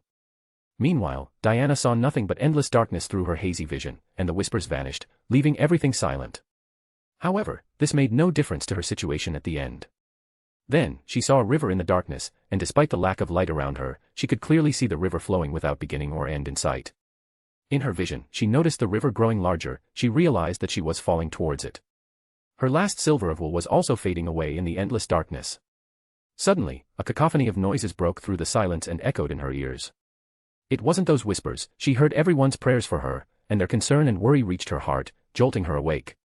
She saw Lucas praying to her, making jokes about the promise they made to each other, and then she saw Blaze admonishing her for being reckless, despite his concern in his voice. Finally, she realized it. They were her anchors. As she felt her anchors, her consciousness became clearer. A blinding light erupted in the endless darkness in front of her, morphing into the figure of Ocas's. He sighed as he looked at the tragic figure of Diana. Diana, you're still as stubborn as ever. But ironically, it is what got you here, so don't give up hope just yet. I'm watching over you and can't wait for you to show off your prowess. Finally, don't forget to destroy Medici. Diana felt a terrifying anchor establish itself to her upon hearing his words. Her lips curved into a smile, and tears streamed down her cheek. As the weight on her shoulders lightened, she finally declared with clear eyes filled with emotion. I will. Then her figure was bathed in golden light, full of hope and glory, illuminating the entire darkness. What she didn't realize was that her knowledge emperor potion was digesting at a breakneck pace right now. Northern continent, no man's land.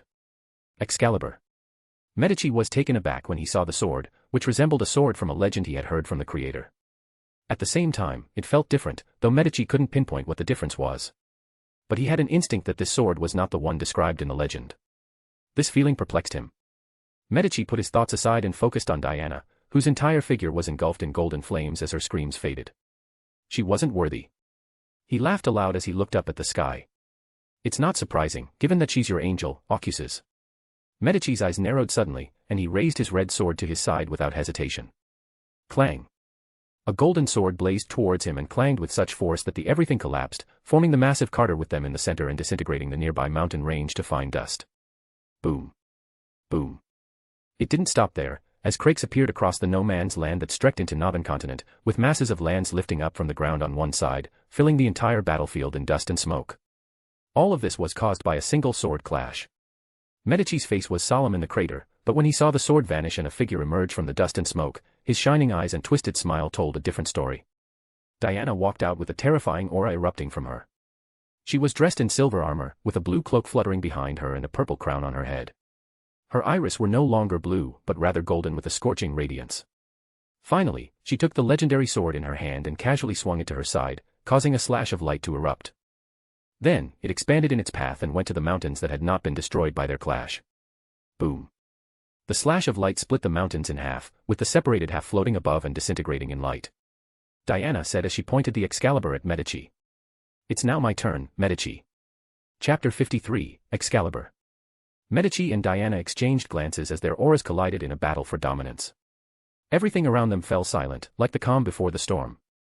Then it all came crashing down in a spectacular way, as Medici and Diana vanished from their position, leaving massive craters in their wake due to the sheer force they were exerting with each of their moves. The figures of Medici and Diana transformed into streaks of golden and red lights that blazed through the sky, colliding and repelling against each other along the way. The angels evacuating from no man's land came to a halt and stared blankly up at the sky. The entire sky was filled with streaks of golden and red lights, as if someone had drawn the most complex zigzag formation on the sky. This only appeared a fraction of a second after Diana and Medici took off into the sky, indicating they collided many times within this second, which was even far beyond what even angels could clearly do or sense. "Run!" An angel's horrified yell jolted them out of their trance, and their eyes some filled with fear. All of them did not hesitate to turn back and begin using their techniques or entering the spirit world to flee the battlefield as soon as possible. Boom. The destructive force erupted from the clashes of Diana and Medici, then impacted on no man's land without any resistance. Destruction. When this terrifying force descended, everything was broken down into fine particles, whether it was mountains or rivers, angels or demigods, nothing could remain intact or survive the destruction. As everything disintegrated, the angels fled using various methods. But, no matter what, they couldn't escape the approaching destruction, which was faster than them. However, the gods did not sit back and watch their angels disintegrate, as the light of the sun fell on all of their figures, teleporting them out of the battlefield. In the sky, Diana was solemn and grave, her eyes trailing each of the slashes in Medici's countless sword attacks on her. With swift moves of her sword, she blocked and parried all of them. She did, however, feel the attack power increase with each attack thrown at her. Boom. Boom. She finally made a decision and ignored the incoming sword attacks, and raised her Excalibur, which began to glow with golden light. She looked at the elated Medici, who didn't seem to care about anything but battle. It irritated her so much that she wanted to punch him in the face to get that smirk off his face. She ignored the sword slashes falling on her, which left long gashes on her silver armor. Suddenly, Diana's figure became translucent, and all of the sword's attacks passed through her figure, further destroying the lands behind them. She vanished from her position and reappeared directly in front of Medici, causing the latter's eyes to narrow and to raise his sword to the position of chest. Diana thrusted her Excalibur forward with all her might, aiming for his heart. It wasn't a simple thrust, for the air around the entire sky was extracted and everything fell silent. Boom. Then, it clashed with the red sword. The air finally exploded, releasing a blaze of light. The space shook and collapsed as it was illuminated and overwhelmed by the light storm that was sweeping everything. Diana and Medici continued to clash their swords as sparks of light as bright as the sun flared up. Both of their armor began to crack, and blood poured out from the very cracks, revealing deep gashed wounds. Meanwhile, due to the sheer force of Diana's attack, they also shot out of no man's land. They were blazing across the sky like shooting star, heading towards Solomon Empire. Boom. They blasted into the Solomon Empire as the twisted rules woven throughout the empire literally broke into pieces along with the space in their paths. The Black Emperor's rules over the empire is indeed strong, but that doesn't mean it can't be broken. This was also largely facilitated due to the fact that the rules had lost their connection to the authority that supported them. Solomon did not exercise his authority to stabilize the rules. He knew the six gods would not just stand by and watch, but would immediately accuse him of intervening in their battle. He didn't want to fight them right away, so he could only watch everything with red eyes. However, he will not hesitate to intervene if they become too destructive. The previous clash of swords alone caused a flash of light that completely destroyed no man's land and even affected the six kingdoms. He is certain that if they continued without the intervention of the gods, the northern continent would be destroyed. The blazing star was descending from the sky in the Solomon Empire, towards a long mountain range with a beautiful city in front of it. Hornassus Mountain Range. Boom. The The shooting star finally deskined with enough power to make nuclear weapons look like firecrackers. The collision obliterated a 20-kilometer-wide area in an instant, resulting in an explosion of rocks and magma erupting from the ground. As the entire northern continent rumbled, a massive shockwave shattered faces of most mountains across the range. An gargantuan explosion ensued, which ripped through the beautiful city of night, obliterating Gothic buildings in a matter of seconds and submerging thousands of people who were still oblivious, thus instantly ending their lives without any pain or suffering. After everything had settled down, all that remained was the main peak of the Hornassus Mountains, with a ruined castle perched atop it. The castle and main peak were collapsing minute by minute, insinuating that they were still affected by the explosion, despite an archangel's desperate attempts to protect everything. In the massive crater, two figures stood up from the ruined ground, still clutching their sword tightly. Medici walked steadily, his black armor shattered, especially the chest plate, revealing a hole through, which clearly displayed his beating heart and devastated lungs. His crimson blood had completely saturated his armor, dripping down on the ground and leaving a blood trail as he walked. Even though he blocked the legendary sword's attack, he was still affected in the end. However, all of his injuries began to heal visibly. This would be a fatal blow to most, but it's nothing for Medici. Diana, on the other hand, was not faring much better. In their collision, her silver armor was completely shattered and broke into pieces, leaving her with only blue traditional robes that were also covered in blood, as deep gashes on her skin could be seen across her figure. Her arm that held the Excalibur was broken, but she didn't even flinch as she twisted it back with her other hand. Her face was also covered in blood, which was dripping from her head. She walked towards Medici, holding the Excalibur, their gazes locked. Despite seeing him in this devastated state, she didn't feel joy, because she knew better.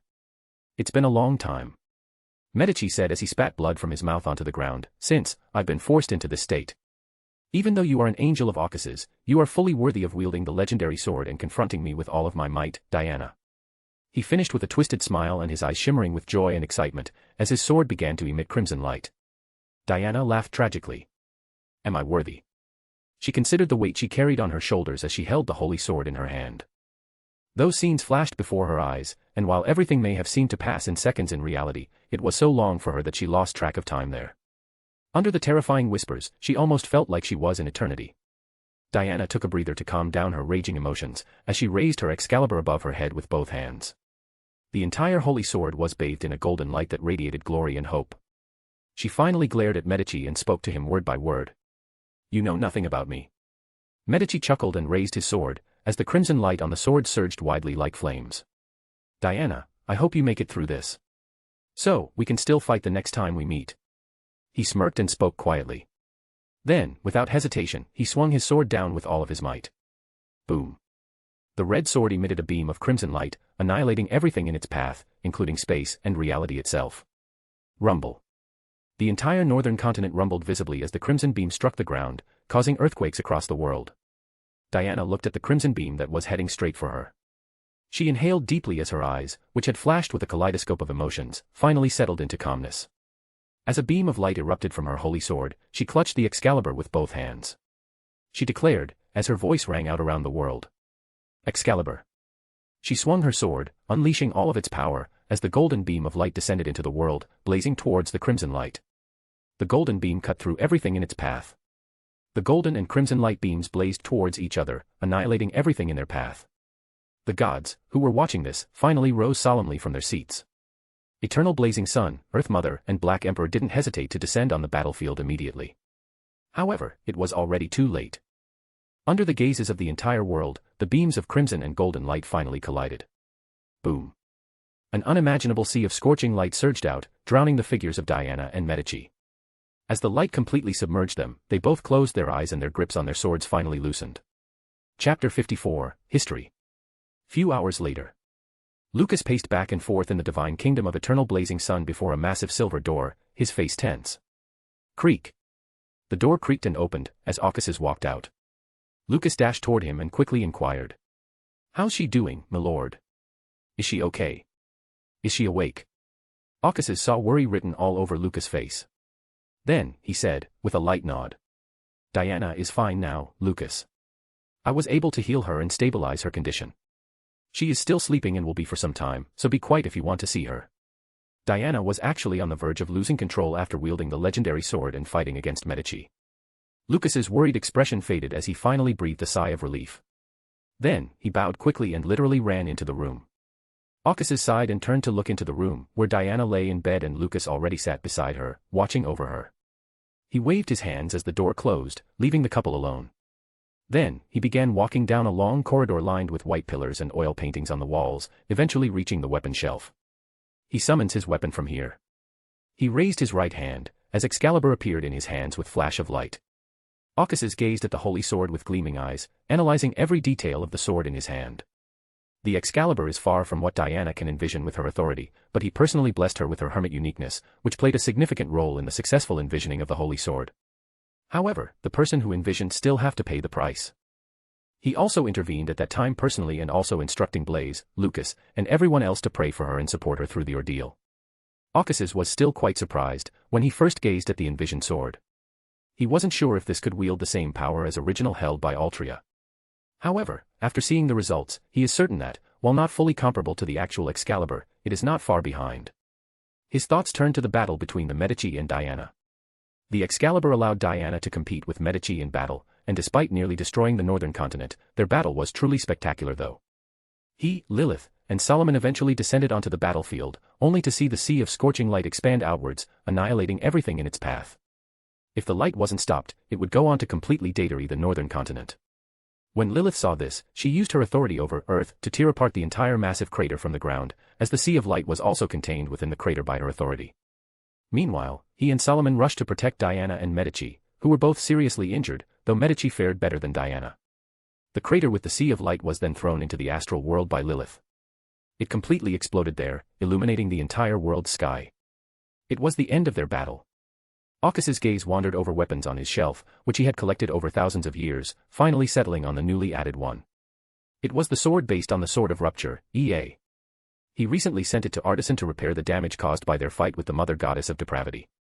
Artisan was more than happy to assist and fixed it for free. Occhus chuckled as he thought of Artisan's obvious ways of gaining favor with them. Suddenly, he turned around, only to see Amon-Isis enter the hall through the door, a sleeping boy floating near her as she walked towards him. Why is he asleep? Occhus inquired, his brow furrowed in curiosity, as he pointed to the boy floating near her. Will Septon was the mysterious floating boy. When I descended there, he was on the verge of losing the battle. The authority of degeneration began to have an effect on his soul. Ouroboros, on the other hand, was not much better. After noticing the situation, your son imploded, severely injuring him. Amon-Isis spoke softly, her gaze wandering over the oil paintings on the wall. I took care of the pollution that was bothering him and put him to sleep so he could recover faster. Though, fate truly favored Ouroboros. She said vaguely. It's not destiny, Amon-Isis. You should be more aware of this than I am. Occhus smiled, his eyes growing distant. It is his blessing to his most devoted and favored angel. Amon-Isis remained silent. While Occhus waved his hands, light appeared in the hall and gathered on the figure of the will. It aided his recovery and teleported him to one of the castle's rooms, which also had ice cream waiting for him when he walked up. Is that the fabled sword? Amon-Isis inquired ethereally, her gaze finally settling on the Excalibur in his hands. Yes. Occhus nodded, raising the sword and looking at it as he continued. Would you like to wield it? He reached out his sword to her. Amon-Isis took the Excalibur in her hands and caressed it with her fingers, as her eyes behind her gauze flashing with a slight melancholy. The worthy are the one who can unleash the sword's power. Despite the fact that we, the gods, can hold it in our hands. Only Diana has the ability to unleash its true power. As he observed her actions, Occhus explained. While also closing the small distance between them by walking towards her. Occhus, you're also certainly worthy, aren't you? Amon-Isis asked abruptly, looking straight at Occhus. The sword is the crystallization of mankind's hopes and dreams. An archangel cannot bear the burden and cost of visualizing something like this. Oh. Occhus admitted, you picked up on that. Amon-Isis, you are truly the mother of concealment. Nothing seems to be able to hide from your gaze. With a chuckle, he said. So, Occhus, you can actually use the Excalibur. While ignoring his remakes about her, Amon-Isis pressed. Indeed. Occhus gave a nod. However, I am worse than Diana. She is the one who bore everything directly, I simply assisted her from behind. Diana is truly extraordinary. Amon-Isis remarked as she returned the sword to him. Here. Isn't that obvious, Amon-Isis? Occhus spoke as he took Excalibur and placed it on his weapon shelf. Considering who their leader is. He said it with a narcissistic smirk on his lips. You're still the same in many ways, Occhus. After hearing his narcissistic words, Amon-Isis responded ethereally, her lips behind the gauze turning upwards to form a shallow smile.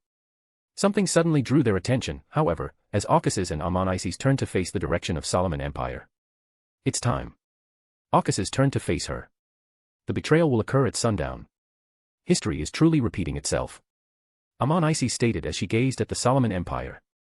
Then, while staring at Aucasus, she said, Umbella has already built a natural barrier around the Sea of Ruins. It should suffice, as they'll only be keeping Sasra at bay. Aucasus was indifferent. While we slay Solomon. Then, Aucasus' figure was immediately bathed in golden flames, as his suit was completely burned away in the flames, replaced by silver armor. The symbol of sun graced upon his glabella, and his golden iris became vertical, as the flames that bathed his figure gathered to form two fiery golden wings behind him. He held a purple book in one hand while the other was empty. Then, he finally turned to look at Amon-Isis, his golden vertical eyes gleaming. Amon-Isis wore a layered black gown with countless sparkling specks of radiance like stars. Her ribs and waist each stretched out 2 arms. 2 of the 6 hands held a black scythe, 2 held a crimson moon, and the rest were empty. She finally turned, her deep dark eyes gazed at him. Aucasus, let's go. Chapter 55, Betrayal. The setting sun cast an twilight glow on the Solomon Empire. The capital, which is located in the heart of the Solomon Empire, also serves as the empire's core. This city, on the other hand, can only be described as crooked, as it has the potential to push a perfectionist insane at first sight. The city was filled with the black Gothic buildings. Their style was oddly lopsided and crooked. The city streets and roads were built without any order, resulting in complete unevenness throughout the city. The bustling streets were packed with people who defied the current outside world's common sense in every way. Their dressing style was asymmetrical, and their habits and manners were diametrically opposed to world standards. Despite this, people went about their daily lives as if everything was normal. A priest sat on one of the benches on the sidewalk, his figure illuminated by the setting sun, revealing his golden beard and hair. He was dressed in a pure white cloak with a silver cross across his neck, just like any other priest. His golden and clear eyes, on the other hand, revealed his exceptionality clearly. Despite the stark contrast between the priest and everything around him, people walked by was completely oblivious to priest on the bench. Adam, the angel of imagination. Adam was holding a simple feather quill in his right hand and a book on his lap, while writing with the quill in the last page of the book. He also took occasional glances at the bizarre yet strangely beautiful city while writing the book. He was like a spectator, observing but not interfering in any direct way.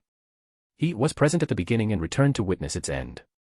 He showed Solomon and others the second blasphemy slate with the path of the god at the beginning of the epic, finally layering the cornerstone for the empire to rise. He witnessed the rise of the Solomon Empire, the very first human empire, since the destruction of modern civilization. He was ever present in all major events throughout history of the fourth epic. The angel families that rose to prominence during this period, as well as the 3 kings of angels, Cheek, Artisan, and Bethel, who are only one step away from godhood, were all facilitated and made possible by him. As his golden eyes gleamed in brilliance, Adam wrote the final paragraph of the book. The radiance of sun and moon illuminated the empire. The national flag in the top spire of the royal palace fell from its pole onto the dusty ground. The terrified crowd paid no heed as they stamped on the flag that they had once revered above their own lives. The golden sun and crimson moon descended on the empire, bringing the magnificent empire that had stood for a millennia to an end. The end. Adam finished and closed the book as the cover revealed the title, which was boldly written on it. The Solomon Empire. His gaze was finally pulled to a Gothic castle as he saw 2 angels walk out of the balcony, one of them holding a brass book. Adam's golden eyes became deep and mystical for a brief moment after seeing those angels. Then, his gaze was drawn to his finished book, which he took and placed within his robes. He raised his hand, as a new book appeared from nowhere on his hands. Adam gently caressed the black cover, as illusory letters appeared on it in a jumbled fashion, eventually joining to form a title on the book, which said, Tudor Trunsoist United Empire. He opened the book and took the quill, writing on the first page. The beginning. Adam, on the other hand, did not continue but instead closed the book and placed it in his robes. He then rose from his seat and walked in the direction of the Gothic castle. His figure vanished among the crowds under the illumination of twilight. 2 angels walked out of a room onto the balcony of the Gothic castle, their figures illuminated by the twilight. The angel in front had brass-colored hair and golden eyes. He had attractive features, but exuded a scholarly air. He was holding a brass book in his right hand. The brass book is the uniqueness of Justiciar Pathway. The angel following behind had brown hair and a sharp, reserved face. He had blue eyes that were filled with indifference. They were Trunsoist and Elitza Tudor, the subordinates of the Solomon, Black Emperor. Trunsoist came to a halt at the edge of the balcony and looked out over the city. His eyes were hesitant, and his heart was full of self-doubt and questions. His grip on the brass book tightened as his gaze wandered to the royal palace in the heart of the city. His eyes was drawn to the waving flag atop the spire. He instinctively took a step back and dared not look at it again. Alitza noticed this and grabbed his shoulders, causing Trunsoist to turn to face him. Trunsoist, there is no turning back. Every minute counts from now on, as our lives hang in the balance. The Majesty will soon discover what is wrong, and Mr. Door will be powerless to protect us by then. Alitza said solemnly, but a tinge of jealousy rose in his eyes as he looked at the Trunsoist in front of him. However, seeing his hesitation, which didn't go away even after hearing this, Alitza sighed and took his hands off the other's shoulders. In the end, it's your choice. He said it firmly, as if he was willing to die alongside Trunsoist even after being exposed. Alitza finally said, as his blue eyes gleamed. Remember our dreams, Trunsoist. They cannot fade alongside us. What Alitza and Trunsoist didn't realize was that they weren't alone. A priest was nearby, quietly watching everything that was going on. A flash of blue light appeared near the priest, and a black-haired man materialized nearby. Bethel Abraham, Mr. Door. Bethel stood silently next to Adam, gazing at the two angels and listening in on their conversation. Finally, he asked Adam. Do you think he'll be able to do it? Adam finally turned to face Bethel. His golden eyes, which were always serene and calm, gleamed brightly as he looked at Bethel for a brief moment, which went unnoticed by Bethel. Then, he replied softly, as his gaze fixed on the golden sun on the horizon. It's always the unexpected ones that surprises everyone in the end. Bethel's brows furrowed in surprise, and he remained silent. They were just standing in the twilight of the sun, watching history repeat itself. Trunsoist took a breather at the edge of the balcony to calm his raging emotions. He looked at Alitza, and his words echoed in his ears. Remember our dreams, Trunsoist. They cannot fade alongside us. Soon, the last words of Eternal Blazing Sun during the meeting flashed through his mind. Trunsoist, with your own hand, you will usher in the new era. The era of order and justice will arrive, just as you envisioned. My dream. Trunsoist thought as his entire life flashed before his eyes, those lies and deception stinging his heart. He walked forward, his eyes shining, the last of his hesitation and self-doubt gone, as did the pain in his heart. He opened the brass book, which began to flicker with light, and a divine aura erupted from him. The divine aura morphed into massive symbols of the 6 gods that hung in the sky. Soon, the symbols entered Trunsoist's body one after the other, under the blessings of 6 gods. His figure expanded into a gigantic black shadow that covered the entire sky, holding the brass book in one hand and a Ilshuri balance scale in the other. Trunsoist gazed at the Solomon Empire, illuminated by the twilight, as the brass book shone brightly. He declared, as his majestic voice reverberated throughout the world. All rules are ineffective. Chapter 56, Chaos and Order. All rules are ineffective. As a flash of brass light swept the Solomon Empire, Trunsoist's majestic voice reverberated around the world. Trunsoist. A furious voice thundered from the royal palace, and an aura of chaos erupted, sweeping the empire like a black tide. The authority of chaos and order collided in a magnificent war for dominance, as the reality around the entire empire began to glitch. Despite the Black Emperor's desperate efforts, the Solomon Empire began to crumble, as if it were nothing more than a fragile sandcastle hit by a powerful wave. No. Your Majesty. Exclamations rang out across the empire as realization struck everyone. The rules woven into the reality of the empire by Black Emperor gradually faded under order of Trunsoist. Trunsoist's order is also far from simple, it contains his subconscious desire for the ideal empire he dreams about. The authority of order exerted on reality was based on his dreams, so it wouldn't be wrong to say that his dream began to influence reality.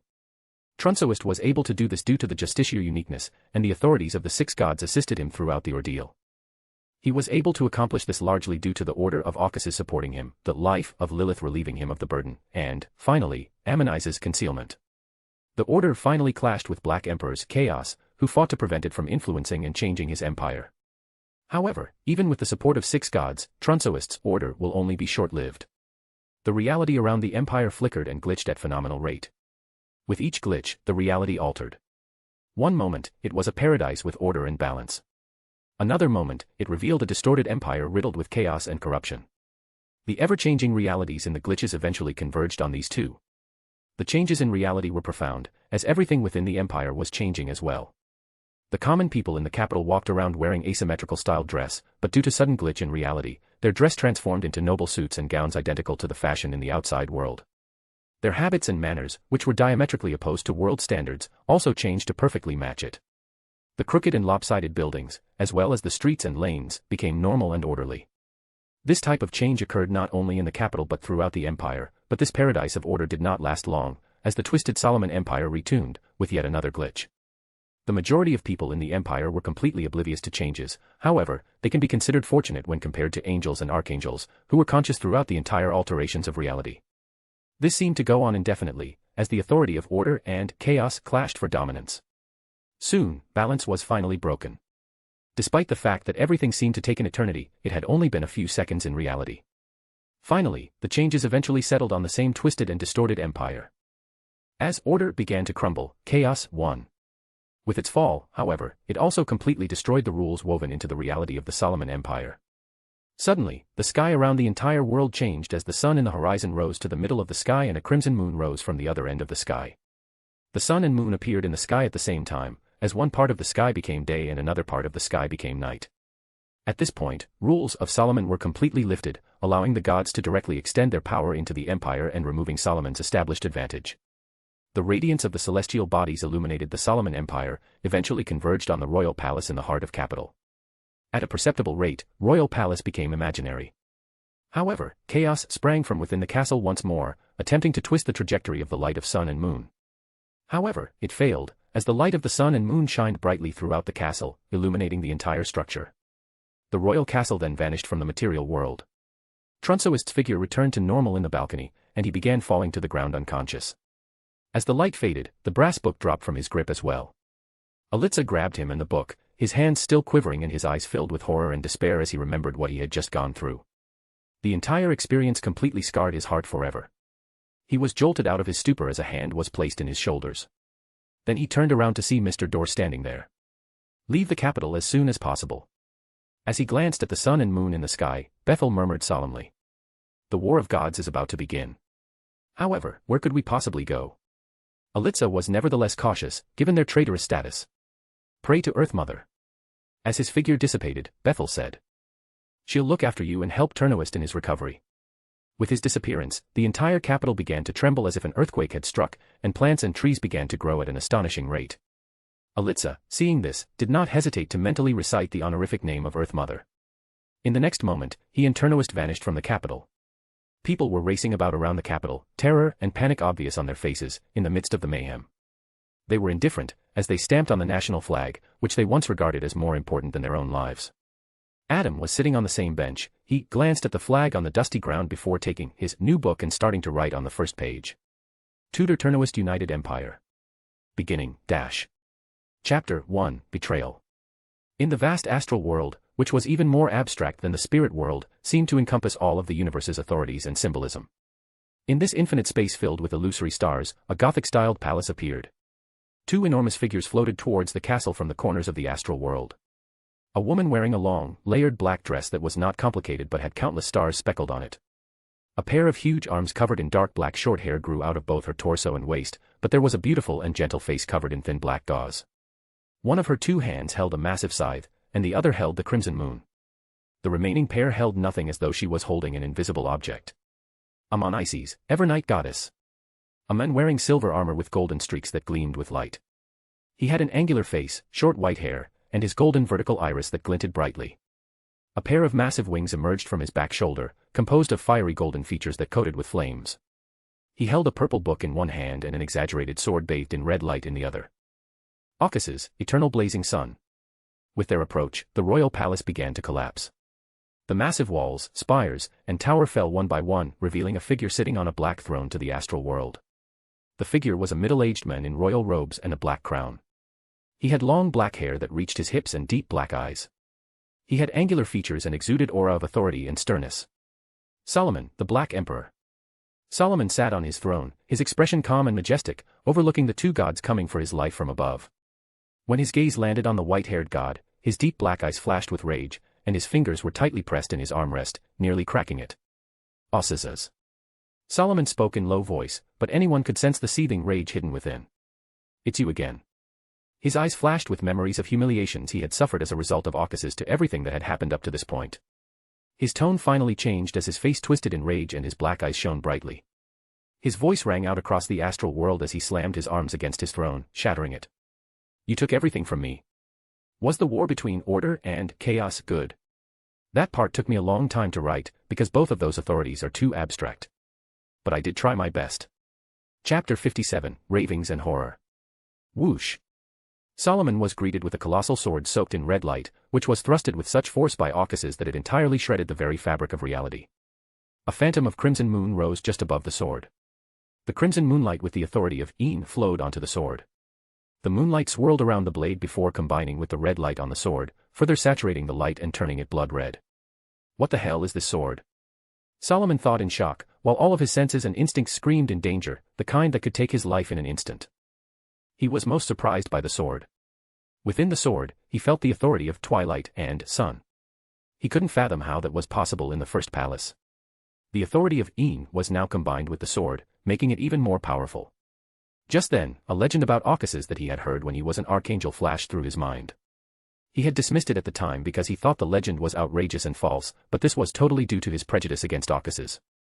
According to legend, the white angel betrayed the creator by stabbing his sword into the creator's heart under the twilight of the sun. The sword was completely stained with the blood of the creator. It also said to have cast twilight over the entire world before to the cataclysm, foreshadowing the end.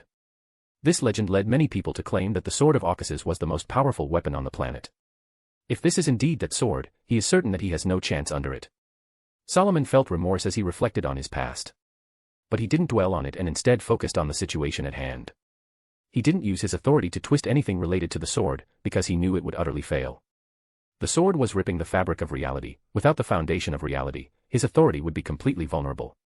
He cannot bring disorder to void because there is only nothingness in void. This was one of his weaknesses, which he had recognized a long time ago, and he had already devised a method to make up for his weakness. Solomon rose from his shattered throne and gazed at the blood sword. He raised his hand and made a twisting gesture, while also asserting his authority of disorder. But, just then, a sound of laughter pierced his ears, echoing around him. Solomon's hand froze, and his gaze was drawn to Caucasus, who was staring at him, while thrusting the blood sword towards him. Caucasus laughed, and the purple book in his hand shimmered. The eye in the center of the book cover began to glow with light. He opened his mouth and spoke words that most common people wouldn't understand. These words entwined to form terrifying and crazy ravings. You are truly amusing, Solomon. You recall the angel in whom you had the most faith. Trunsoist is truly one of a kind. As he seeks order and justice above all. It's odd that you trusted him despite knowing all of this. But, considering your character, you must have dismissed him as a coward and weakling, but ironically, he was the first to nail your coffin shut. Your empire, of which you were so proud, is collapsing. Your ostensibly loyal subjects are showing their true colors. How do you feel, Solomon?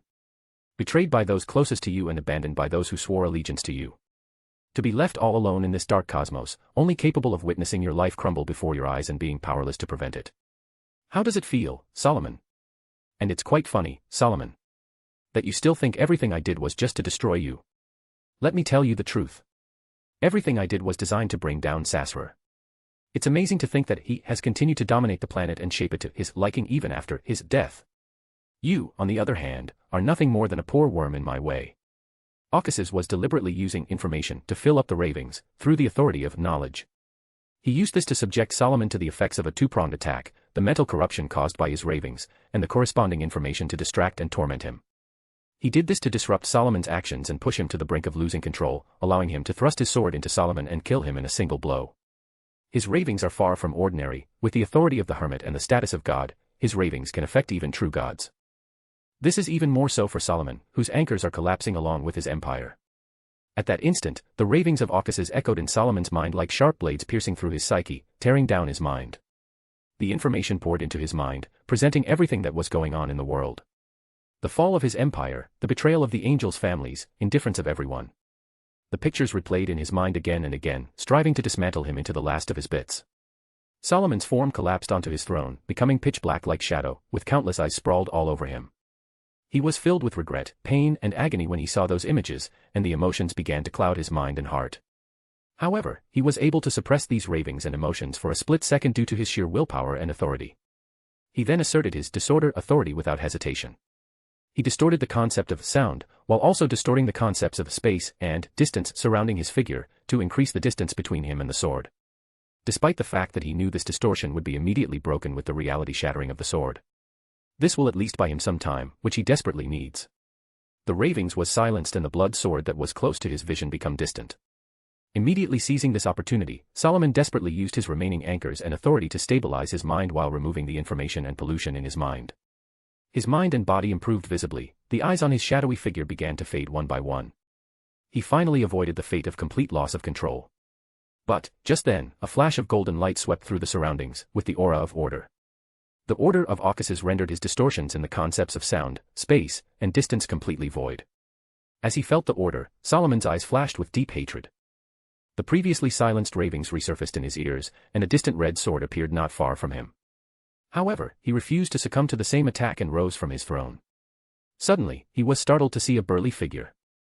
A divine woman in a long black gown appeared. Her face was draped in black gauze. She had a smile, which was visible through her gauze. Ammon-Isis, how? Concealment. Solomon realized. However, his realization came too late. When his gaze fell on Ammon-Isis's smile, his face contorted in horror and fear. He appeared to have witnessed something beyond his comprehension or peered into the unknown itself. Ammon-Isis's honorific name also includes the Empress of Horror. Aucus's ravings also increased at the same time. Solomon's figure collapsed as an invisible storm of fear and ravings tore through his mind and wreaked havoc. His sanity was slowly eroding, pushing him over the edge. Aucuses increased the force of his sword thrust after noticing this. He intended to kill Solomon with a single blow of his sword. Solomon finally gave up stabilizing his collapsing condition, as he saw the red sword right in front of his heart. His last sanity desperately sought use authority of disorder one last time. He did not distort fear, sound, time, or reality, as one might expect. But it was something he had only recently discovered within himself. Misfortune. He was cursed with misfortune by Ammon-Isis during the battle, which he didn't realize until later due to her concealment and his poor mental state. Then, he distorted the concept of misfortune itself. Solomon immediately felt the ravings and fear leave his mind, and his collapsing figure came to a halt. He regained complete lucidity. He began to have illusions that the entire world revolved around him, and that he was the center of it all. He didn't get lost in this feeling, though, he knew it was due to the blessing of luck, which he had received through distorting misfortune. It also enabled him to temporarily get rid of his desperate situation. Solomon saw the red sword approaching his chest and about to pierce his heart. He didn't hesitate to use all of his power at this time. Chaos. He roared, and a divine aura erupted from him. Crack. The reality around his figure cracked and collapsed like shards of mirror. Solomon used his authority of disorder to destroy very order of reality, causing everything to fall into chaos. Before the sword could pierce him, the endless surging chaos consumed his figure and throne, completely covering everything like a cocoon. Aucus's eyes narrowed when he saw this. But, his sword still advanced, blazing towards the torrent of chaos. Clang. When it finally collided, a flash of orange and golden light erupted, lighting up most of the astral world within the barrier and even making the barrier visible. A massive, indescribable face with bloody tentacles appeared to cling to the transparent barrier at that moment. This indescribable being's gaze was entirely fixed on the Aucuses. Chapter 58, Historical Projection. Aucuses floated in the infinite space above the beautiful planet. His gaze traveled across the northern continent, witnessing chaos and war. Under his command, the angels of the six churches began to invade the Solomon Empire and eliminate any resistance. The light and thunder blazed across the empire, wreaking havoc. He saw the cities being engulfed in flame and lightning storms. The screams of pain echoed in his ears before being silenced forever. Chaos. Destruction. War. Fear. He saw it all in the continent beneath him. He was well aware that he was the source of all of this. His eyes reflected the burning people and destroyed lands. Even so, he was indifferent. Seeing the devastation caused by his actions, his heart didn't even flutter with any emotions. This was not because his divinity made him apathetic. He didn't try to deceive himself into believing that these were necessary sacrifices for a new and prosperous era to arrive. In fact, he couldn't care less. Other than his own people, he was completely unconcerned about others. He didn't care what happened to them as long as those he cared about were safe and his goal was met. He recognized his own selfishness. But that's just who he is. He wasn't going to change that for anyone or anything. Did you find Solomon? Ammon-Isis asked. She was floating alongside him in the infinite space, turning to look at him. You know, there are times when I truly despise fate. Aucuses stated as he raised the purple book in his hands. I didn't expect him to distort my misfortune at the last minute. Ammon-Isis said, looking away. It isn't your fault. Your concealment couldn't last much longer. Aucuses said as the purple book in his hand began to shimmer with light. In addition, Solomon gave up on attempting to stabilize his body and mind. He's still as daring and reckless as ever. Fate, on the other hand, does not favor him. Amon-Isis added ethereally, even though your attack was unsuccessful and he managed to escape thanks to his luck. With a chuckle, she emphasized luck. Ultimately, he was still affected by twilight. Come on. Aucasus spoke up suddenly, his eyes glowing purple. I tracked him down. He is in his divine kingdom which in the sky of no man's land. Despite his situation, he seemed to have made every effort to cover his entire kingdom in many distorted rules in order to keep us from finding him. But, it's a shame he's facing me. He said it with a smile. Is it because of information? Amon-Isis inquired ethereally, as she looked at the purple book. Let's go. Aucasus said nothing in response to her question. He did, in fact, track down Solomon's hiding place using the information he used to corrupt him. He's mostly on the verge of losing control. Let's get rid of him once and for all. So, it's indeed information. Amon-Isis concluded in ethereal tone, simply after hearing him. Aucasus sighed, and turned to look at her. There is not a lot of time. He paused and looked down on northern continent, as his face became solemn. Adam. Aucasus murmured as his gaze was drawn to Blaze, who was holding a book, and Adam, who was walking towards Blaze. Adam appeared to have noticed his gaze and looked up, staring at him with a gentle smile. Before, averting his gaze and approaching Blaze. Blaze was given the mission of Lucas to take the Groseal travels from Mobit Zoroast. Because of the chaos, Blaze completed the mission quickly. He had already left the Solomon Empire under his arrangements. He is also now certain that the Groseal travels is a sequence, one characteristic of the visionary pathway. However, Adam intercepted Blaze. Quite coincidentally, there were also present in no man's land. Aucasus was getting a headache as he considered the possibilities. And he can't descend personally because Solomon is still alive. But it does not come to a point where there is no other option. He had already told Blaze what he should do in this situation. He knew that there would be situations like this in the War of Gods, so he devised a perfect counterplan. However, he is unsure whether he will succeed in the end, given that he is up against his formed lord. What are you going to do? Amon-Isis asked. She also looked at Adam from the astral world. I already have a plan. Come on, let's go and slay Solomon and be done with it, Aucasus said finally, shaking his head. Northern continent, no man's land. Blaze was someone that could be described as fearless and indomitable. He had become an angel in the path of the fool despite all the difficulties in his path, which were far greater than any other, through sheer will and a little bit of luck. With his lord, he had confronted the gods themselves, and he had witnessed horrors beyond mortal comprehension. He never feared death at any of those times, on the contrary, he danced in and out of death's embrace every day of his life. Even if his lord asked him to go on a death mission, he would walk to his death without hesitation. So, there aren't many things that can affect the heart of Angel of Miracles. However, Blaze was now confronted with a situation that caused his indifference and calmness to fade. Blaze noticed a priest approaching him slowly. In the face of the most terrifying king of angels in existence, he didn't actually feel any fear like the most. Yes, the Angel of Imagination was far more terrifying to Blaze than even the infamous Angel of Time. He was not actually afraid, but he was completely overwhelmed by the mere presence of the Angel of Imagination, his emotions spiraling out of control. Just as the Angel of Imagination's golden eyes locked on him. He had the impression that everything around him was completely striped and could be seen through by other. He felt like his life was nothing more than a book that the Angel of Imagination could easily read through. It truly disturbed him and reminded him of the first time he met the Angel of Imagination, one of the memories he avoided recalling. Despite his chaotic heart, Blaze's expression remained unchanged on the surface. He turned to face Angel of Imagination. Your Excellency. He unexpectedly greeted, his grip on the book tightening. His other hand was already in his pocket, reaching for a purple charm. Blaze Larson. Adam spoke gently. It appears that you have been doing well since the last time. It's all because of my lord's grace. Blaze was humble. Aucasus. While staring at Blaze, Adam's eyes shone brightly. Blaze's heart clenched in anxiety as he reached for the purple charm. Eventually, he resisted the urge because he was still under Adam's gaze. It's a pity, Blaze. You are quite special, Adam said abruptly. You are better suited than Antigonus and Zeridal to progress further on the path of fool. However, fate does not favor you. When Blaze heard that, he was taken back in his heart. Even though he is eager to advance, he is also well aware that the chances of him doing so are slim. Even his lord is powerless to help him. It doesn't really matter much to me anymore. As he responded, his expressionless face revealed a smile. Adam exchanged a silent look with Blaze before looking up at the sky. Rumble. As the entire land beneath them rumbled, a pure ray of light emerged from the horizon, instantly covering half of the sky.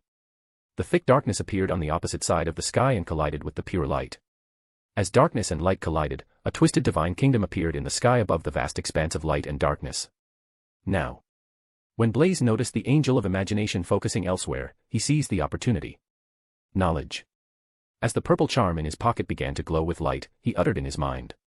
Then, an endless torrent of information and knowledge poured down on Adam's mind. Actually, Blaze knew that this attack would have no effect on the angel of imagination. But this was done to buy him some time. Then, Blaze quickly stretched out his right hand to grab the air. A figure appeared in front of him as he drew his arm back. The man had neat blonde hair and golden eyes. He was dressed in white robes with a sun emblem. He had attractive features and exuded a gentle aura. This was the historical projection of Lucas, Angel of Light. The historical projection of Lucas that he summoned, on the other hand, was somewhat special. As he looked at Adam, the Angel of Light's dimmed eyes regained their brilliance, and divine aura erupted from him. His figure emitted an endless stream of pure light, as though the sun itself had descended on the world. The Lord had descended into the world on occasion, using Lucas as a vessel. He summoned Lucas' historical projection from one of those specific times. This projection was now equivalent to a portion of his Lord. Adam cast a glance at Blaze. He didn't seem to be affected by Blaze's attack in the least. He just stood there and watched, not intervening.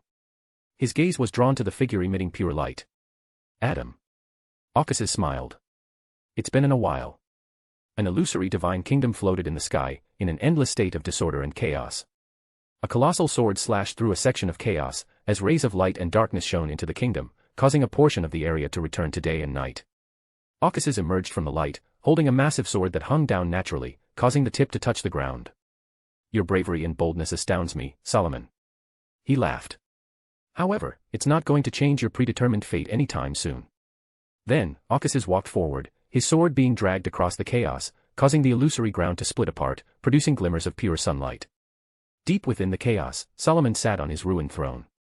His figure had changed drastically from before. His long black hair had turned white, and his face and body were wrinkled. His royal robes were ripped, and his black crown was shattered. His eyes were tightly shut, and his expression was twisted as his body trembled. He appeared to be in endless pain and agony. Solomon's closed eyes opened as he heard Occasus' voice echo in his ears. He looked tremblingly at the Occasus who had invaded his kingdom. As the darkness thickened, Amon-Isis appeared in the night, holding a massive scythe and a crimson moon. She flitted towards Solomon as soon as she descended, following Occasus. Chapter 59, The End of an Era. Occasus advanced, raising his finger and pointing to the illusory ground. A blinding golden light condensed and shot out of the tip. The light was illusory, it passed through the divine kingdom's ground, heading towards the continent below. Then he looked ahead, at the chaos that was enveloping everything in his path like a black ocean. Really? Occasus grumbled as he saw the endless chaos in the path, rushing towards him like a raging tsunami. From the chaos, he can sense bone-chilling hatred and seething anger. He can see that this was just another pathetic attempt by Solomon. With his prying eyes, he had already seen through Solomon's condition. Solomon is on the verge of losing control, due to his information polluting him and Twilight injuring him.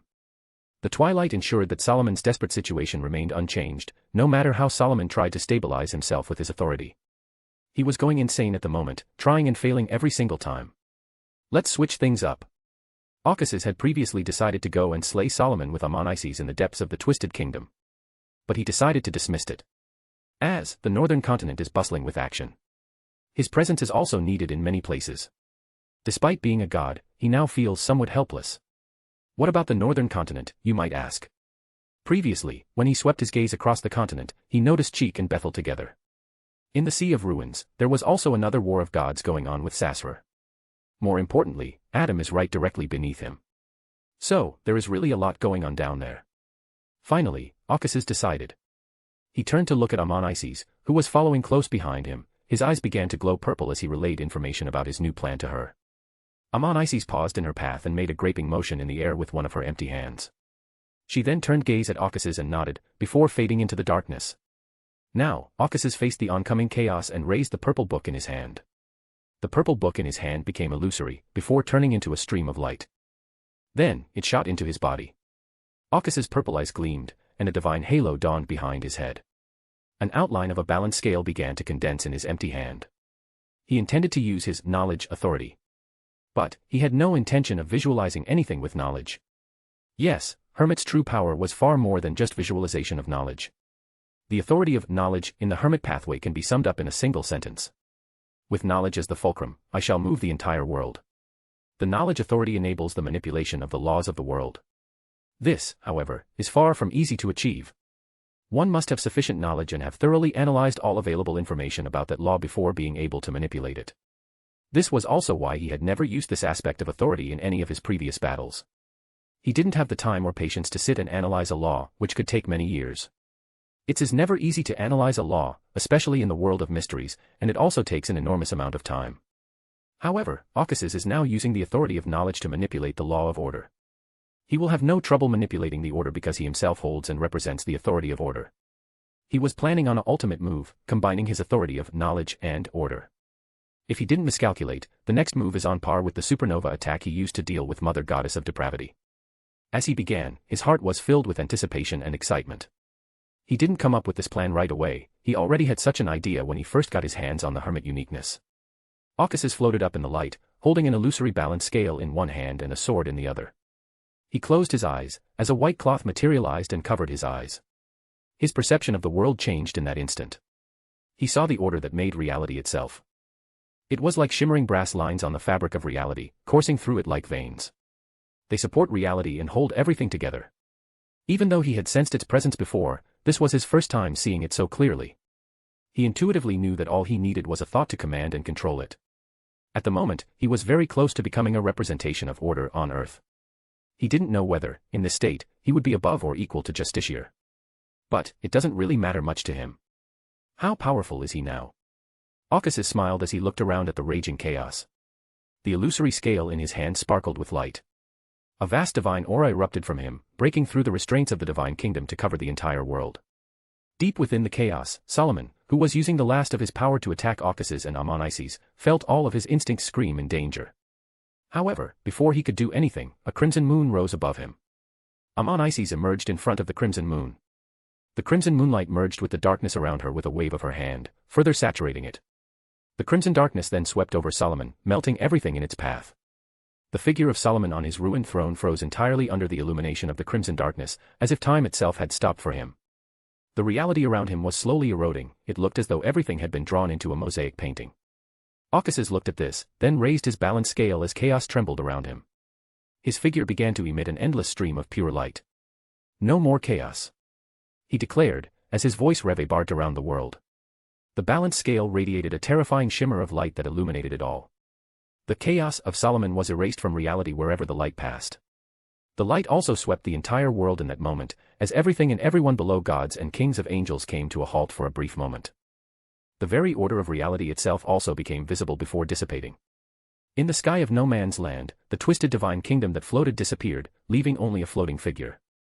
The figure was Solomon, and his body was illusory and ethereal, it looked as if he would disappear at any moment. His anchors had collapsed, as had the last remnants of his empire that supported him. In the end, he was alone, just as that bastard implied. He laughed at the realization, releasing suppressed emotions, as he also felt his sanity crumble. To top it all off, a massive curved blade pierced his back, while Amon-Isis and Ocasys floated above and before him. Ocasys smirked. Then, he thrust his red sword through Solomon's chest, piercing into his heart, and draining his remaining life. Yo-o-u-ba Sahard. Solomon whimpered painfully between fits of laughter. His mad eyes were fixed on Ocasys. But, his laughter suddenly froze. Ocasys' indifferent voice echoed in his mind. Do you think you got away with it, Solomon? How pathetic. I'm already aware of your so-called resurrection plans. Don't worry, I'm not going to stop your resurrection though, because you're still a valuable chess piece in my plans. Do you finally understand, Solomon? As I previously said, you are nothing more than a poor worm that never escaped my grasp. As the words echoed in Solomon's mind, his eyes widened in horror and fear. His mind racing and his thoughts sluggish. In the next second, Solomon's horrified eyes finally dimmed, his face frozen in terror. His body collapsed and crumbled. Then, it fell into the world below. Some landed in no man's land, interfering with the mythical battle below. Some crushed on the Solomon Empire's capital, drowning countless people. Some merged with lucky creatures, transforming them into insane and powerful monsters. The flags of the Solomon Empire began to fall from their poles and onto the dusty ground. Finally, twilight erupted from the sword of Ocasys and shone on the collapsed empire, signifying the end of an era. Chapter 60, Adam and Occuses. A few moments ago. Northern continent, no man's land. Occuses and Adam confronted each other in the ruins of the battlefield, stained with flames and blood, as the war of gods continued in the sky. You seem to have been through a lot, Adam. Occuses smiled as he walked towards Adam, holding Groseal Travels. Did your father's death affect you that much? Adam remained silent as he watched the Occuses, who descended through historical projection. Then, a shimmer of light flashed across his hand, morphing into a golden cross. The cross caused Occuses' eyes to narrow. He actually felt a threat from the cross. Despite the fact that he has descended through historical projection and his power is far from his full might, his senses remain the same. As expected of him. Occuses thought calmly, knowing full well that Adam had not revealed everything in the original timeline. Adam was able to shape the majority of the fourth epoch and even the most of the future. He indirectly manipulated Solomon, causing the gods to be suppressed. Whether it was Sasra or Adam, they were both a part of the ancient sun god. So, what he inferred is indeed correct. He is fairly certain that Adam is far more powerful than he appears to be. Like him, the ancient sun god intricately plans for every situation. So, even if Adam pulls out something shocking, he honestly wouldn't be that surprised. He knew that the chances of him losing this battle were too great, unless his true body managed to descend after dealing with Solomon. Also, there is Groseal Travels in his hands. One might think, this is sequence 1 characteristic of visionary pathway, just by taking it, won't he cut off the path of godhood for Adam? But, Occuses was well aware that things would be far from simple. Adam is the divinity of the ancient sun god, which added far too many variables to the mix. He has no idea how much power Adam really has now or what his whole cards are. Is the Chaos Sea included? He had no idea. He could, however, guess that even if Adam found a way to connect to the Chaos Sea, he would not do so until the 5th epoch, for the same reason that he isn't touching that sea despite also having found a way to connect to it. The reason for this is that the God Almighty will is also strong in this era. He is certain that Almighty will begin awakening in him the moment he established a connection with the sea. And now there's this cross, and even though he can't see through it completely, he can feel a holy aura emanating from it. That's very similar to his back then. Again, there are so many variables that just thinking about them gives him a headache. These will not be a problem if his true body is present, but the situation is completely opposite and unfavorable right now. Nonetheless, he had no intention of backing down. Even if he loses, he will be able to see through Adam. This is also required for his future plan against Adam. Adam gave a gentle smile. Father will come back, Occuses. He looked the Occuses in the eyes. He will rise once more and reclaim the authority that rightfully belongs to him. It's no surprise Amon refers to you as a zealot. Occuses' brows furrowed as he stood before Adam, staring at him. He then stated, I am also waiting for him. I killed him with my own hands in past. I'll do it again in future. He said it word for word. You betrayed him, Occuses. After hearing his words, Adam corrected him. At his lowest point, when he was completely vulnerable. Yes, I did. Occuses admitted. However, so what? He spread his arms wide open. We live in a crazy world where even I, a literal god, can easily die under certain circumstances. I had to learn this lesson the hard way, Adam. I was filled with arrogance when I was a king of angels. I was lawless and unrestrained. I waged war on gods under his banner and in the name of spreading his glory. But, everything I did was just to satisfy my own vanity and hatred. However, he noticed my problem and took it upon him to teach and correct my ways. He said in low voice. Then he took me right in front of the barrier and made me see into the cosmos and the horrors that lay within. I felt so small and helpless. This was a huge blow to my past self. Occuses stated. This is what caused everything to change. At that moment, a fire ignited in my heart. A fire called ambition. In the end, that fire burned down the world and civilization itself. Occuses said as he raised his hand. A blinding ray of light fell from the sky, sent by his true body, and struck his hand. Under the blessing, his divine aura and power began to emerge visibly. Adam heard everything and remained silent and calm, but his eyes and the cross in his hands began to glow golden. Occuses smirked and pointed with his finger at his heart. The fire still hasn't been extinguished, Adam. As the golden sun in the sky expanded, he raised his hand and clenched it. The flares of sun descended into the world, morphing into terrifying white swords. Meanwhile, Occuses continued, as he looked at Adam. Rather, it is burning brighter than ever before.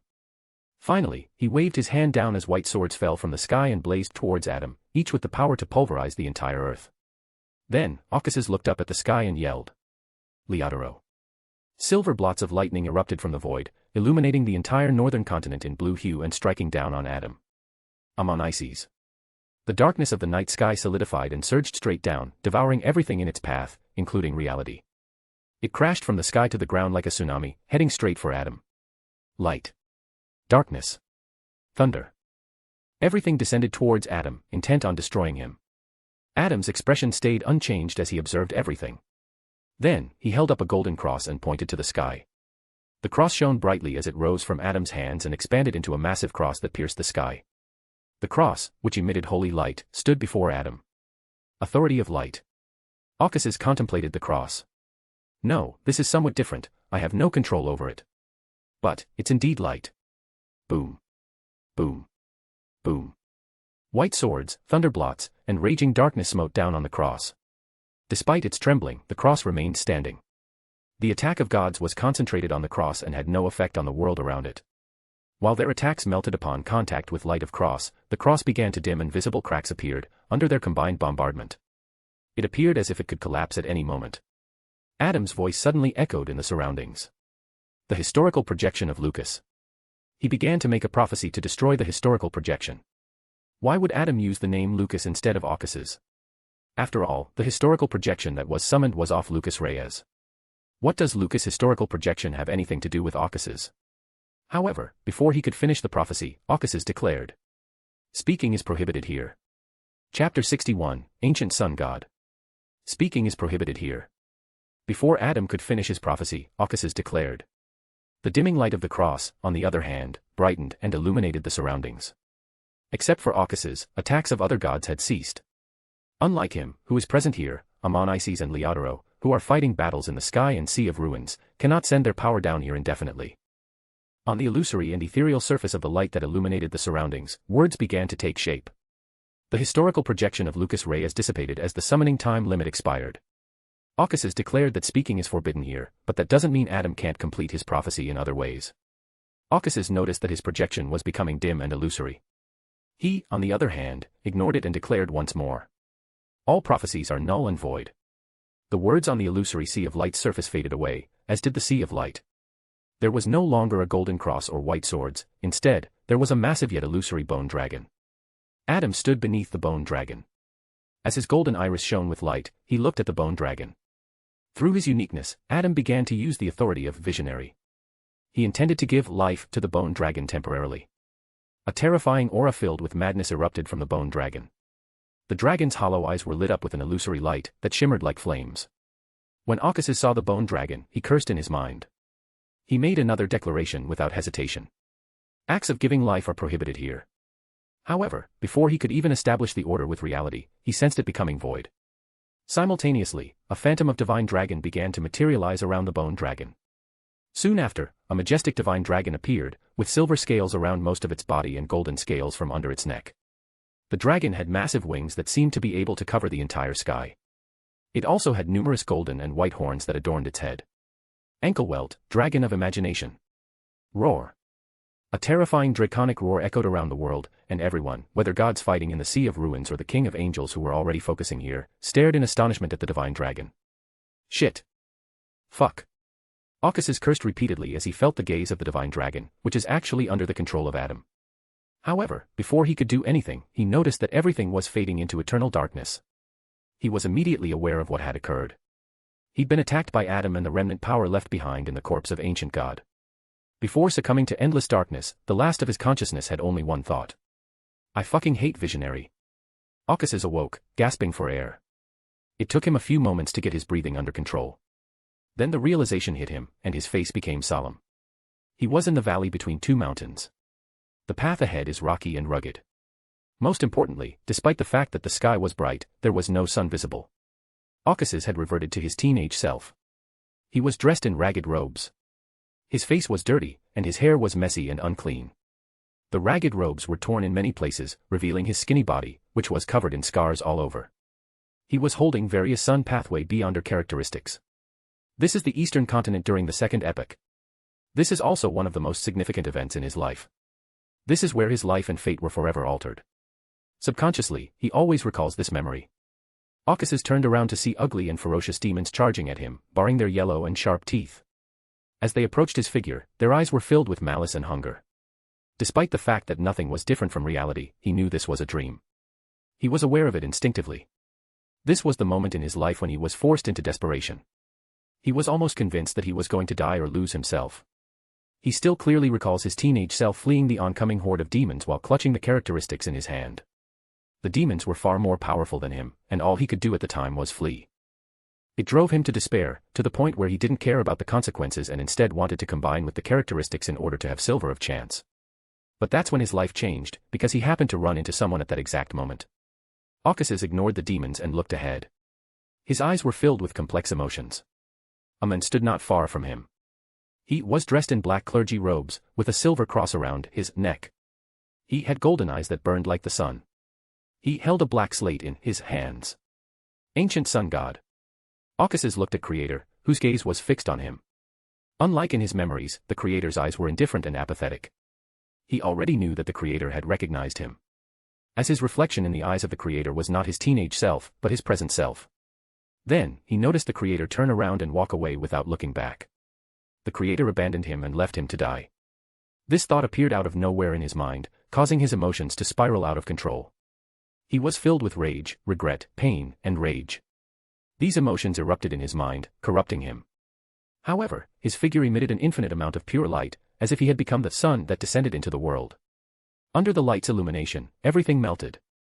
The entire dream world started to crack as well. Ocasys rose from the cracked ground, his face calm and indifferent, as the sun flares burned away all of Adam's influence. Adam. He said in low voice. You really have some powerful tricks up your sleeve, don't you? However, it's my turn, Adam. Let me give you a taste of your own medicine. A balanced scale appeared in his hands as a dreadful shimmer of light swept the dream world with the authority of order. The dream world changed under the authority of order, revealing an astral world riddled with cracks and fissures. A massive golden sun stood in the middle of the astral world, but it was slowly dimming, as if it might extinguish at any moment. The sun was surrounded by gods and king of angels except the white angel, all of whom were battered and bruised. Their eyes were filled with a myriad of emotions, but they all shared one similarity, fear.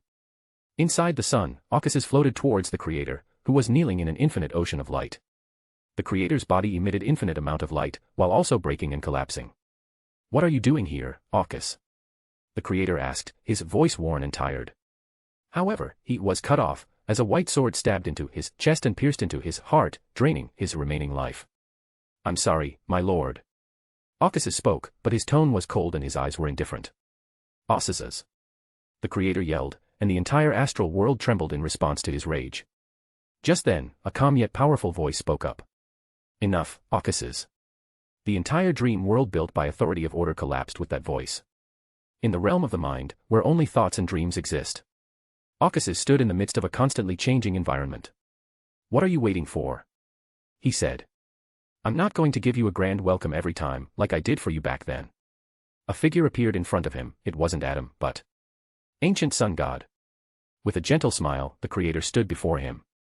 Despite looking at Ocasys, his golden eyes were still filled with kindness. When did you find out? Ocasys asked in low voice. I knew at the moment I saw you, Ocasys. The Creator replied gently. I watched you grow up and also raised you. I know more about you than you realize, Ocasys. Also, you didn't even bother to hide it. That is debatable. Ocasys chuckled. Given how you reacted after I stabbed you through the heart. It was a different time, Ocasys. The Creator stated, you can probably guess what happened at that point. So, it is indeed almighty. Ocasys muttered. Yes. The Creator smiled and nodded. The primordial one tampered with my omniscience. You've also changed a lot. The Creator continued, his golden eyes fixed on Ocasys. Different yet similar to your past self. I get that a lot these days. As he raised the Groseal Travels in his hands, Ocasys spoke. However, I still lost to you. Don't give up. The Creator said. Who knows, maybe you'll be the one to win in the end. Is that a prophecy? Ocasys inquired, his brows raised. It's a blessing. The Creator said gently, as he waved his hand. The historical projection began to fade. Do you ever regret it? Ocasys inquired as his figure began to fade away. Saving me back then.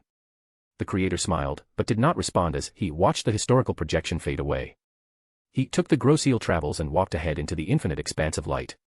Chapter 62, Cheek. Northern Continent. Amon-Isis took the characteristics of the Prince of Abolition and put them in her kingdom. While Occuses held the Black Crown, the uniqueness of Black Emperor. Suddenly, Occuses fell into a trance as memories of the fight flooded his mind. He smiled wryly, as he considered the words of Creator. The Creator especially blessed him. He honestly didn't know what to think about it. Moving on, he is also not surprised that Creator was able to find that he knew his identity and has seen though his disguise of Adam. As he stated, this has nothing to do with power, he really knew him very well. Occuses was well aware that this would be revealed in some way in the future. So, this came as no surprise to him. He now has an educated guess as to how much Adam truly possesses, and this guess doesn't include Chaos C.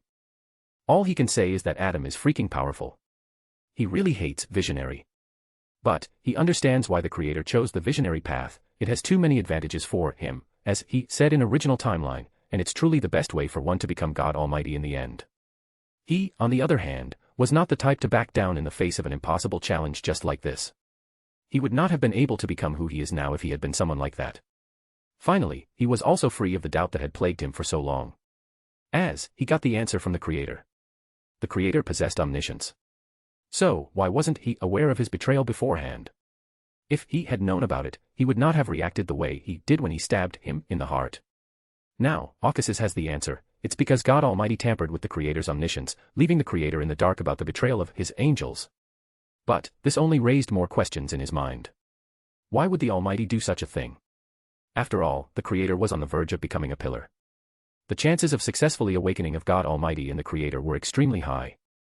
Even if the Creator's plan was successful in the end and they did not betray him, there is still a significant risk and possibility. However, God Almighty indirectly influenced the fall of the ancient sun god. Was this all part of Almighty's grand plan? Was his fate then too controlled in the past? Is his meeting with the Creator also arranged? The questions that arose in his heart nearly caused an existential crisis and made him to question everything. He is not being overly dramatic. But, pillars are truly that terrifying. God Almighty is also on par with the Lord of Mysteries. Given the terrifying plans left behind by the Lord of Mysteries, he did not believe that God Almighty had left nothing. Let's deal with things as they come. As he pressed his worries and anxiety, Occuses finally thought. Other than that, there was nothing else he could do. After all, he was now too weak in comparison to them, so all he focused on now was getting stronger. Oh. Occuses' heart was filled with bitterness as he remembered the Creator taking him before the barrier and making him see into the cosmos. It's ironic that, despite everything I did to get rid of my weakness, nothing seemed to have changed in the end. Did you lose? Amon-Is's voice drew him out of his reverie. His bitterness was washed away as he focused on her and the situation on the hand, returning to his calm self. Yes. Occuses nodded, while Amon-Is's eyes became deep and thoughtful. The book fell into his hands. Occuses said, turning to face her, while putting the uniqueness of the Black Emperor aside. Adam is one step closer to godhood. He said it to Amon-Ines on purpose. So, the book is the sequence one characteristic. Amon-Isis muttered and continued in a soothing tone. However, considering everything, your loss was justified. I was also taken aback when I saw the ankle welt rising to the sky. Don't you think Visionary authority is rigged? Occuses said with a wry smile. Authority of Visionary has an advantage. Amon-Isis nodded, but she continued. However, it gives the impression that it is rigged and terrifying to many, only because of Adam. After all, not everyone has a cathedral built from the bones and corpses of gods. Do you think there will be Phlegria's bones in that cathedral? Occuses asked, as he looked at Amon-Is's hairy arms. Amon-Isis fell silent for a moment, and she did not return to divine form from mythical creature form, even under Occuses' gaze. It doesn't matter if he has that wolf's corpse. She said this as she floated in front of him, her lips curved into a smile visible through her gauze. After all, he is not my adversary, unlike for you. She paused, as if she was contemplating something, and then she finally spoke. Occuses, tread carefully. He is not as simple as he appears. Occuses' smile faded and he looked at her solemnly. He inquired. Why are you telling me this, Amon-Isis? I don't think of you as someone who could be kind and generous for no reason. Especially to me, who has stood against you, many times in the past. Amon-Isis said. The future is bleak, Occuses. With her finger, she pointed to the cosmos. In comparison to the dangers that we will face, the minor differences between us are insignificant. Oh. Occuses asked, is that a proposal for an alliance? No. Amon-Isis said ethereally. Think of it as insurance for a better future. Occuses just gazed at Amon-Isis, not asking any further questions into this. Come on. Then, he said. There is still another war of gods going on in the Sea of Ruins. It's best if we go there. Suddenly, Ocas's paused and raised his gaze to the astral world. He grumbled. Bethel has a lot of guts to keep going against us. Forget about Bethel. Amon Isis dismissed him, as she gazed at the astral world. Are you going to put a stop to Cheek's ascension? No. Ocas's stated flatly. Do you? Amon Isis remained silent, which indicated her position. Well. Ocas's said with a smile. Her ascension will, at the very least, end the war of gods and usher in the new era with beautiful fireworks. Fireworks.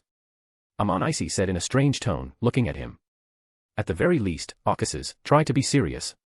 Her ascension will bring disaster second only to cataclysm. Ocas's shrugged. We're not leaving anyway. Others who are fighting will stop as soon as they sense this and will immediately support at that time. So, there will be no problems. Amon Isis and Ocas's didn't speak further, as they noticed the start of the apotheosis ritual in the astral world. The astral world. Cheek, the king of angels of Demonis pathway, stood in front of vast cracks in reality caused by the war of gods. She knew it was time. Her dream is almost a reality. She endured all the agony and pain for this dream. Finally, she was here. For a brief moment, it seemed surreal that she had made it despite everything. Cheek, are you sure? Bethel inquired, standing not far away. Ocas's and Amon Isis are already focusing here. It doesn't make a difference. Cheek smiled. Her smile was enough to enchant everyone, regardless of gender. There is no better chance than this, Bethel. I'm almost there. I'm not backing down at the last minute. Bethel, I owe you one. She carried on. For doing this. She was only able to arrive in the astral world and even close to the remains of the battle of the gods due to the assistance of Bethel, while he, by doing so, contradicted the 6 gods once more. It's nothing. Bethel shook his head. To be honest, I always expected you to be the first of the 3 of us to become a god, given your reckless and decisive nature. You're also not far from godhood. Cheek stated as she turned to face him. If you ever decide to advance in the war, I will be on your side. She made a promise. War. How come you say that? Bethel inquired, somewhat skeptically. I have a feeling the 6 gods will not be happy, especially. Cheek paused, pointing to the colossal golden sun at the center of the solar system. So, if you choose to ascend, I'll be on your side. As he gazed at the golden sun, Bethel remained silent. Finally, he said. Let's leave that for later. There isn't much time left, so best of luck, Cheek. His figure dissolved into blue starry dust. Cheek looked at the starry dust in silence for a moment, before looking forward. She started walking towards the cracks in the very fabric of reality. Chapter 63, Primordial Demonis. Cheek walked ahead, in a space with no gravity. It didn't appear to bother her, as if she were exempt from all the material laws. She looked at the vast cracks, that were slowly closing in the fabric of reality. She knew the cracks would soon heal, as reality repaired itself, even if they weren't that obvious yet. Her heart was racing, and she was filled with anxiety, stress, and even fear. When talking about the gods, she appeared fearless in front of Bethel. But, truth be told, she was terrified of them, since she had no idea how they felt about her. There was also so many variables ahead of her that could easily kill her, but she still walked forward without hesitation. As, there was no better time for a promotion than now. Her path represents disaster and end, while some gods will not want her to ascend in the first place.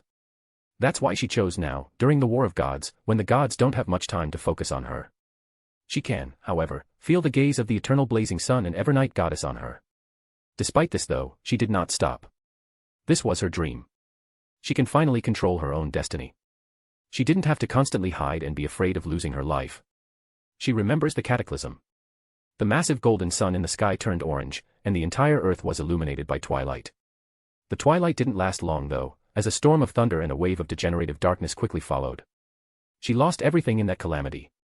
She was also not among the fortunate few who received the protection of gods and the king of angels. Despite her desperate pleas for help, no one accepted her. She still survived, losing everything, and leaving her heart scarred for life. In this darkest hour of her life, she saw the world for what it truly was. Then, she realized the significance of power. Her desire to become a god was thus become to be. To be honest, all she ever wanted was to survive in the end. Cheek finally stopped. She wore a long white gown with black stripes. She had a necklace with a black diamond inlaid around her neck. Her hair was long and straight, reaching her hips. Her facial features were breathtakingly beautiful, enough to lure anyone, regardless of gender, and dragged them into the depths of depravity. She was surrounded by cracks in reality, like a cracked mirror. This was caused by the battle between eternal blazing sun, Evernight goddess, and Black Emperor. In silence, Cheek gazed at the solar system, passing the sun in the center, then Mercury, Venus, and finally stopping on Earth. Meanwhile, her mind wandered to the apotheosis ritual of primordial demonis/chaos demonis. Ritual, cause reality to collapse, bringing everything to an end, chaos before creation. Then, drink the potion for advancement in the midst of the chaos. It is quite difficult for anyone below gods, with the exception of Medici, Bethel, and Adam, to actually destroy reality. Even Cheek, who wields the power of calamity, can only cause reality to crack, which saps all of her power. She has a long way to go before she can bring reality tumbling down around her.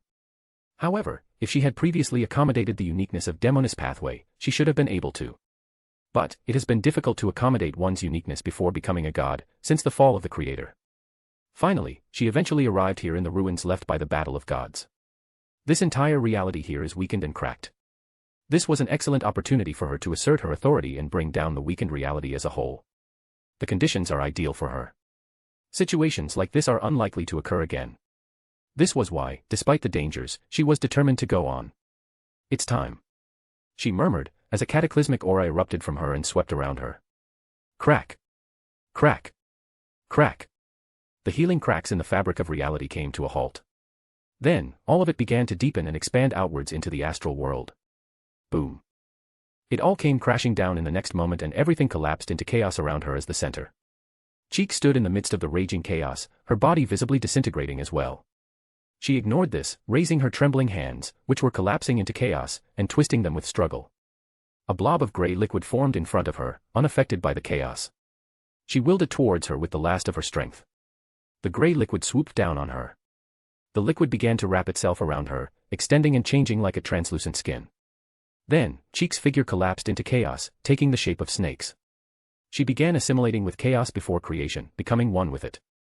This was the most dangerous part of the ritual, as one could become lost forever in the chaos. If Cheek is to succeed, she must not be consumed by the chaos. And, she finally needs to rebuild her body within the chaos in order to ascend to become the chaos demonis. The snake-like figures that were dissipating in the midst of the raging chaos shone brightly with gray light. They materialized and began to congregate in the center. On Earth, the 6 gods stood in a circle around the entire planet, looking solemnly at the chaos before them. The chaos was spreading at an incredible rate, covering the majority of the outer space between Mercury and Earth. It won't be long before it collides with the Earth. Nonetheless, the 6 gods still did nothing. The expanding chaos came to a halt after a few moments, as footsteps echoed through the astral world.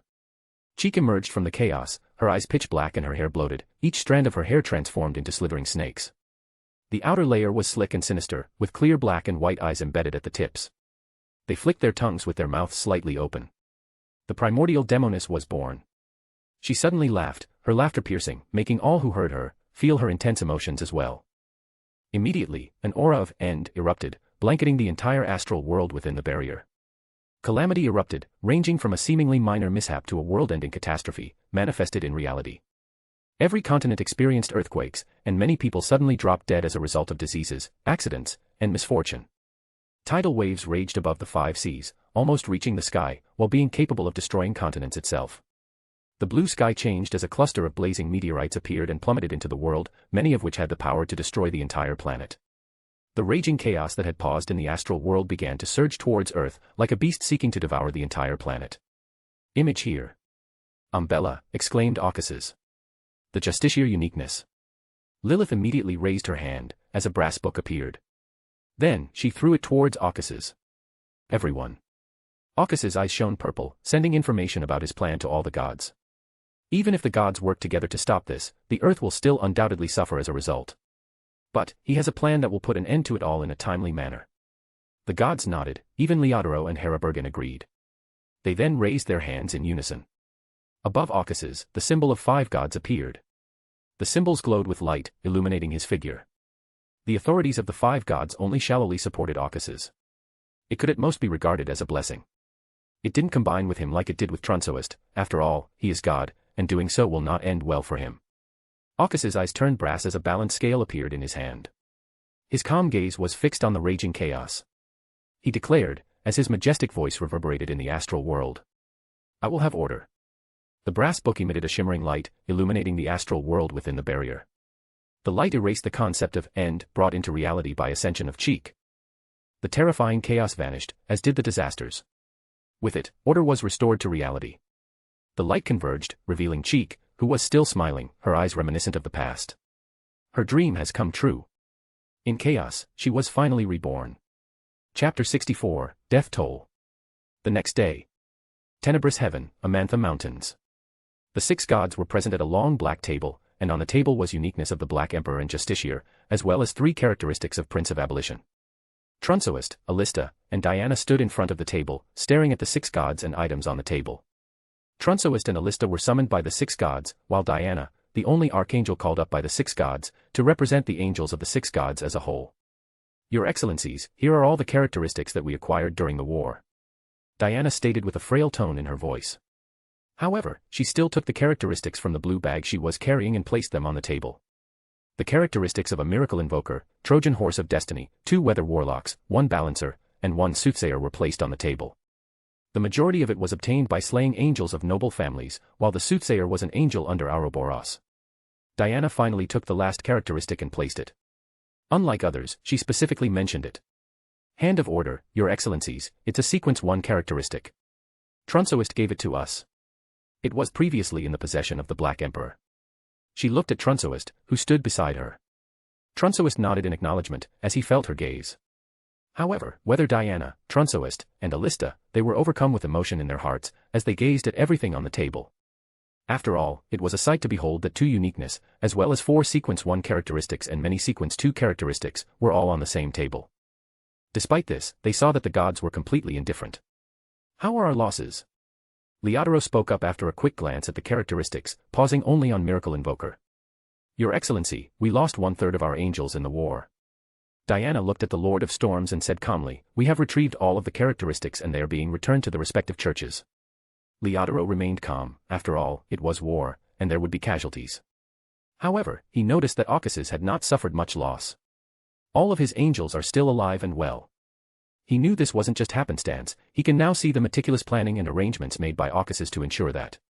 He couldn't decide whether to laugh at Aucasus for caring so much about angels despite being a god, or to be cautious and wary of Aucasus.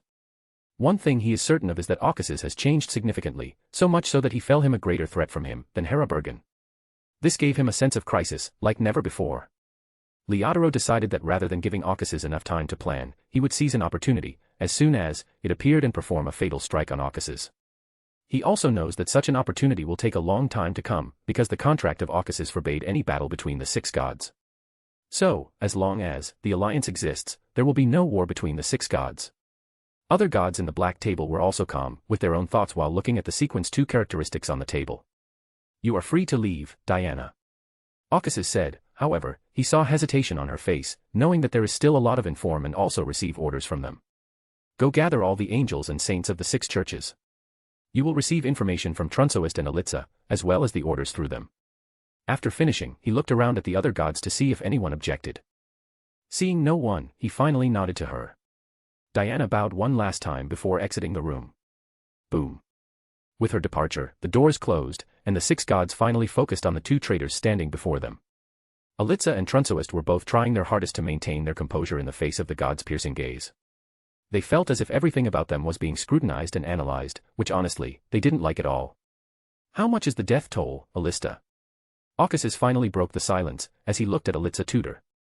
Alista Tudor, when Aucasus looked at the Angel of Solomon, he saw such a thirst for power that reminded him of himself. Alista tried his best to conceal it while looking at the uniqueness and characteristics of the Black Emperor. However, in front of the gods, the mask he attempted to wear was useless.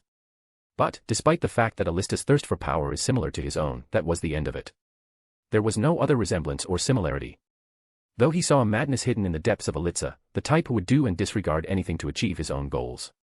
Alista looked surprised, as if he didn't expect the gods to question him first. Nonetheless, he responded immediately after reviewing the report that they were able to collect. It's around 19 million, Your Excellency. Despite saying such a heavy number, Alitza's voice remained calm and composed. That's a lot more than we expected. Lilith said this while rubbing her temples and digesting the astronomical numbers. Unlike the other gods, she was still somewhat concerned about lives of mortals. We actually lost 1/5 of the northern continent's population during this war. The other gods were indifferent. This was not because divinity affected them.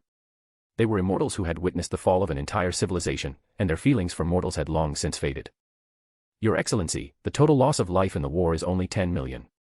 Alista continued, his tone and expression becoming solemn and grave, after noticing the concern of the Earth Mother.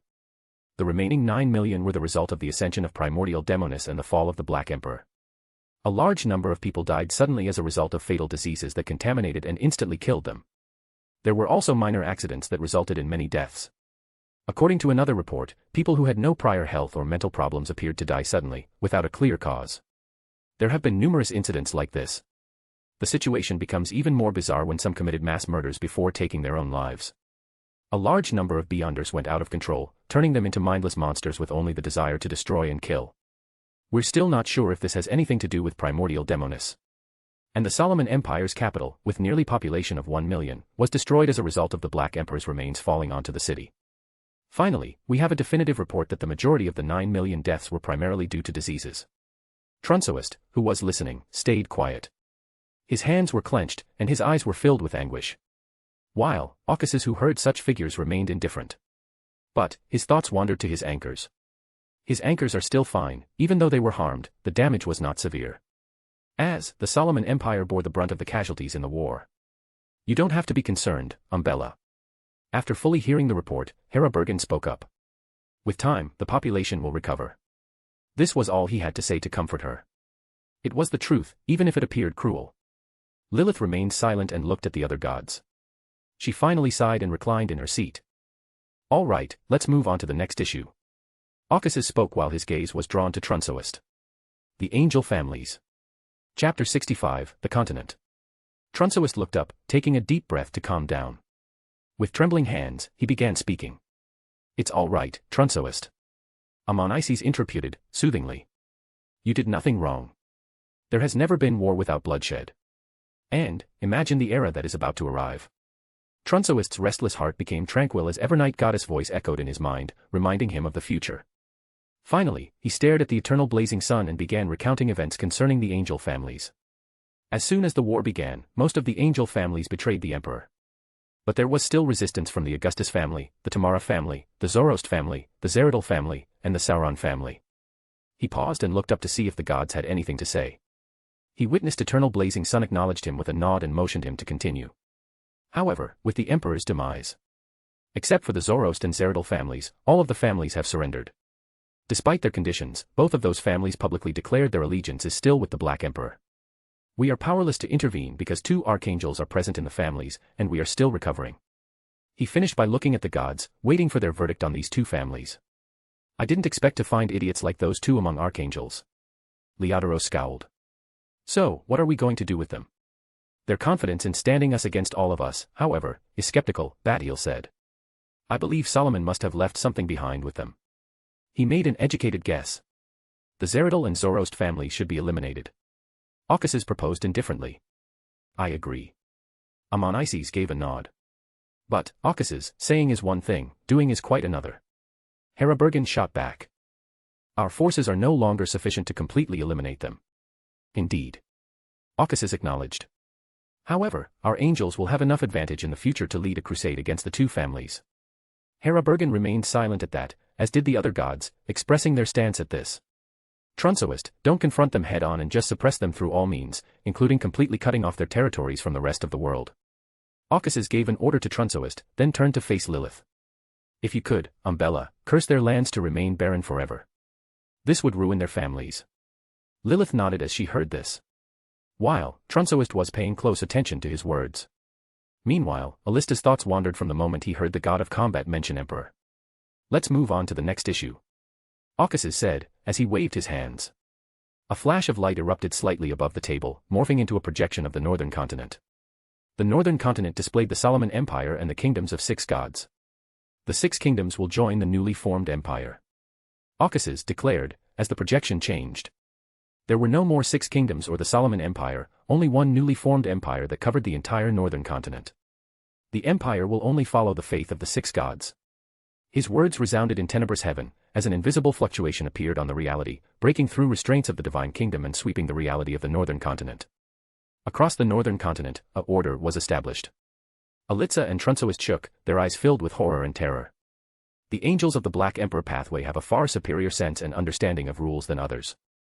This was why they were terrified, because the very rules and laws of reality changed with just the words of the eternal blazing Sunday. Even their emperor couldn't do something like that before. Alitza and Trunsoist, who are so different from one another, but they now share same fear, eternal blazing Sunday. Now, let us decide which city will serve as the capital. Aucasus said, looking at the gods, who didn't react like those two. Still, Herabergen's eyes flashed with surprise, and Leodora was gloomy. Then, he waved his hands, and 4 dots of light appeared on the projection, with names appearing below them. Backlund, Fainapotter, St. Millen, and Trier. Those are the options available to us. These 4 cities are the most developed on the northern continent, Aucasus said. While he pointed to Backlund. It is now the most populated city on northern continent, as the Solomon Empire's capital has been destroyed. Let's go with Backlund. Amon-Isis responded immediately. Trier is better. Badheal made a suggestion. The other gods remained silent, but their gazes were drawn to Backlund and Trier. Aucasus deliberated on a common ground. Let's vote. Backlund.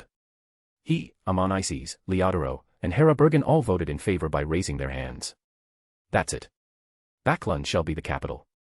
He declared once more. Badheal, on the other hand, did not back down and proposed a new idea. How about we divide the empire into 4 provinces? Backlund shall be the capital of both the empire and an province, while the other 3 cities shall be the capitals of the other 3 provinces. Brilliant idea, Badheal. As he took another look at the giant, Herabergen was genuinely surprised. Hearing this, Aucasus nodded before turning to face the other gods, who remained silent in agreement. Turnoist, you will be in charge of drawing the borders of provinces. He assigned, while Trunsoist was jolted out of his trance by the sight of gods shaping the continent to their liking right in front of him, and nodded solemnly. Finally, Aucasus waved his hands as the projection of the northern continent vanished and the empire's layout was finalized. There is still an important issue, Aucasus. Amon-Isis said ethereally as she looked at Alitza and Trunsoist. Who will rule the empire? She asked the most important question.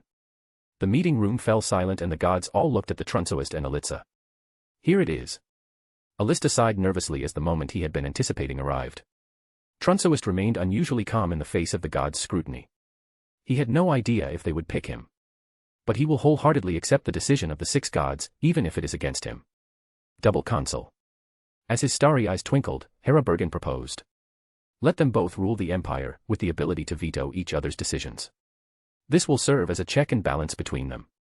As expected of him. Aucasus observed Herabergen, with his brows raised. This type of government may work in the normal world, but it will not last long in the extraordinary world. It was doomed to fail in the future. Herabergen should have guessed about the Black Emperor and even pried into fate, knowing that the fate of this empire is already sealed. He was simply hastening the collapse of the empire. As the empire crumbles, so will the alliance of 6 gods. Aucasus can be certain that Herabergen should have already begun planning for the upcoming War of 4 Emperors. Let's put it up for a vote. Aucasus spoke up, before anyone else could say on this. He intended to end this quickly. 4 double consul. He, Amon-Isis, Herabergen, and Lilith all voted in favor. Then it's settled. He said.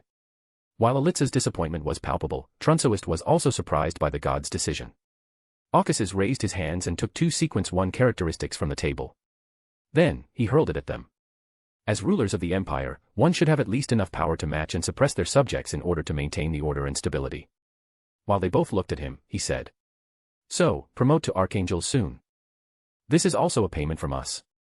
Alista looked the characteristics of the Prince of Abolition. At the very least, this alleviated his disappointment, and the prospect of getting closer to godhood almost made him leap with joy. He stifled his excitement and looked for Trunsoist's characteristic. His eyes were filled with relief. Trunsoist's characteristic was Hand of Order, Sequence 1, Justiciar Pathway. Aucasus smirked slightly, as he noticed Alista's relief. Finally, he said. The only issue left with the empire is naming it. Let's name it, the Tudor Trunsoist United Empire. Chapter 66, The Uniqueness and Characterizes. Amantha Mountains, Tenebrous Heaven. The 6 gods finally looked at the characteristics on the long black table. Tudor and Trunsoist had already left after their receiving orders. The sequence, 2 characteristics. Let's take one each, in order of who contributed the most to the war, Aucasus said, breaking the silence. Then, he took the characteristic of the Trojan Horse of Destiny, sequence 2 of the Error Pathway. He really doesn't need anything else besides this. It would be difficult to raise an angel from scratch. However, there is demigod from error pathway in his church. Ocasys doesn't mind bestowing this characteristic to the demigod, if she could prove herself to be worthy and capable. The Church of Gods is not monolithic about the pathways, as in the future. Each church contains beyonders from various paths. All 6 gods have seen the blasphemy slate. Their understanding of potion formulas extends to all 22 pathways. If they want to, they can easily grant formulas for other pathways. The other gods said nothing when they saw him take first place. After all, Ocasys was the one who made the whole thing possible. Amon-Isis then chose the Soothsayer, sequence 2 of the Wheel of Fortune pathway. Then, the other 4 took the one they wanted, and they were. Lilith selected the Balancer, sequence 2 of Justiciar pathway. Leodoro chose the sequence 2 Miracle Invoker of the Full pathway. While Hera Bergen and Badheal held the characteristics of sequence 2 Weather Warlock of Red Priest pathway. That's the end of that. Ocasys stated. Then he pushed the uniqueness of the Black Emperor and Justiciar to the front. The Black Emperor. Solomon could resurrect again. Even though I erased Solomon's twisted order and completely destroyed his empire, the 9 mausoleums remain. I've already found 2 of those. Leodoro interpreted solemnly. We must eliminate them as soon as possible. The longer we wait, the more likely it is that Solomon will be successfully resurrected. As Badheal said before. Lilith spoke up as she looked at Badheal. Those 2 families could be related to the mausoleums, and they could even be protecting it. That's a certainty. Ocasys nodded. They hadn't discussed it before because of the presence of the Trunsoist and Tutor. I believe Solomon left some arrangements. He should have known that if he died, we would search and destroy his mausoleums, Badheal speculated. Are you able to see the 9 mausoleums, Hera Bergen? After hearing all of this, Amon-Isis inquired of Hera Bergen. If anyone can spot an anomaly in this, Hera Bergen should be the first to do so. Hera Bergen remained silent for a moment, his starry eyes twinkling. The other gods stayed quiet and waited. No. As his starry eyes dimmed, he said vaguely. I could find most of them, but there was only chaos blocking my path to rest. Solomon really planned well and thoroughly to actually able to block my sight. After that, there was a slight heaviness in the air. I'm taking on this. Ocasys said abruptly, causing everyone to look at him. When it comes to dealing with chaos, there shouldn't be anyone better than me. I will destroy the mausoleums myself. He volunteered. I believe Hera Bergen is a better fit than you, Ocasys. Leodoro retorted, knowing what Ocasys was up to. The bastard must be planning to gain the uniqueness of Black Emperor, and him volunteering should only be a cover. He will never allow that.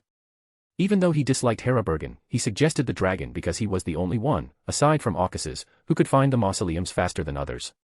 The Black Emperor's uniqueness may provide some hints as to the location of the hidden mausoleum. Ocasys holds authority of order. He can increase his power through this, even if he doesn't have much control over it, as he does with Hermit, but simply using it in battle will allow his power to increase exponentially. In comparison to Ocasys, Hera Bergen will not benefit as much from obtaining the Black Emperor uniqueness. This is why, despite his dislike for both of them, Leodoro suggested Hera Bergen. Looking at Leodoro and Hera Bergen, Ocasys seemed surprised. How did you feel about it, Hera Bergen? Hera Bergen didn't respond, instead staring deeply at Ocasys for a few moments. Then, he unexpectedly proposed. Let's put it to a vote. If the vote is tied, Bethel will be included in the next round of voting. Leodoro predicted a tie vote because he and Amon-Isis will both vote for Hera Bergen, while Badheal and Umbella are already leaning towards Ocasys. He also has no idea which side Bethel would take. Okay. Ocasys smiled as he nodded and looked around. All for me. Badheal and Lilith both raised their hands in favor. After seeing the tie, Leodoro pondered on what to do with Bethel. But, his eyes widened in surprise soon. Amon-Isis raised her hand in favor of Ocasys. Hera Bergen, on the other hand, was calm, as if he had anticipated this. That's the end of it, Leodoro. Ocasys' smile widened, as he looked at Leodoro. He also did not appear surprised that Amon-Isis voted for him. Then, he raised his hand and took the uniqueness and threw it into his kingdom. It took a lot for Leodoro to regain his composure and refrain from hurling a bolt of lightning at the Ocasys' narcissistic smile. Then, he also looked at Amon-Isis, perplexed as to why she would support Ocasys. He was completely taken aback by her. Umbella will be given the Justiciar uniqueness. After carefully considering, Ocasys prospered. Nobody objected, and Lilith took the Justiciar, but Ocasys is certain, he saw her bright smile as she took it. While, Leodoro continued to glare at Amon-Isis. Amon-Isis didn't bother to explain herself, instead giving a name to change the subject. Amon. How are we going to deal with him? His avatars remain within the Empire, and his true body has also entered. Allow him to join the Empire. Ocasys said calmly. We cannot control him with order. Herabergen retorted. He will find loopholes to exploit in order to gain an advantage, and he may even turn the tables on us. More importantly, he will wreak havoc on the Empire. So, Caucasus, think twice before suggesting something like this. You're playing with fire. Amon will enter the Empire in one way or another, Caucasus said with certainty. Even though his presence can be detrimental, it will be compensated for when he moves against high-sequence beyonders of mysterious pathways that are not aligned with us. Is it really necessary to go that far to suppress the pathways of mysteries? Lilith inquired, after hearing that. The door, fool, and error pathways were always suppressed in the third epoch. The low-sequence formulas for these pathways were not widely known. This was due to the order of the ancient sun god. When the creator fell, this was removed, and angel families for these pathways began to form. Nonetheless, many gods still forbade the formulas from spreading outside of their church in order to reduce the number of beyonders of these three pathways. Yes. Caucasus nodded. The pathways should be suppressed. There is still a significant risk of losing control in high sequence. And, not everyone is Amon and Bethel, who can remain sane and stable in the face of adversity. Is Amon permitted to join the Empire or not? Amon Isis inquired ethereally, returning the conversation to Amon. How about we vote? Caucasus suggested. All in Amon's favor. He, Amon Isis, Lilith, and Badheel all voted yes. Even though Leodoro and Herabergen didn't like Amon, it didn't bother them all that much to accept him into the Empire, after considering everything. That settles it. Caucasus said. I'll send Diana to meet with Amon and inform him of our decision.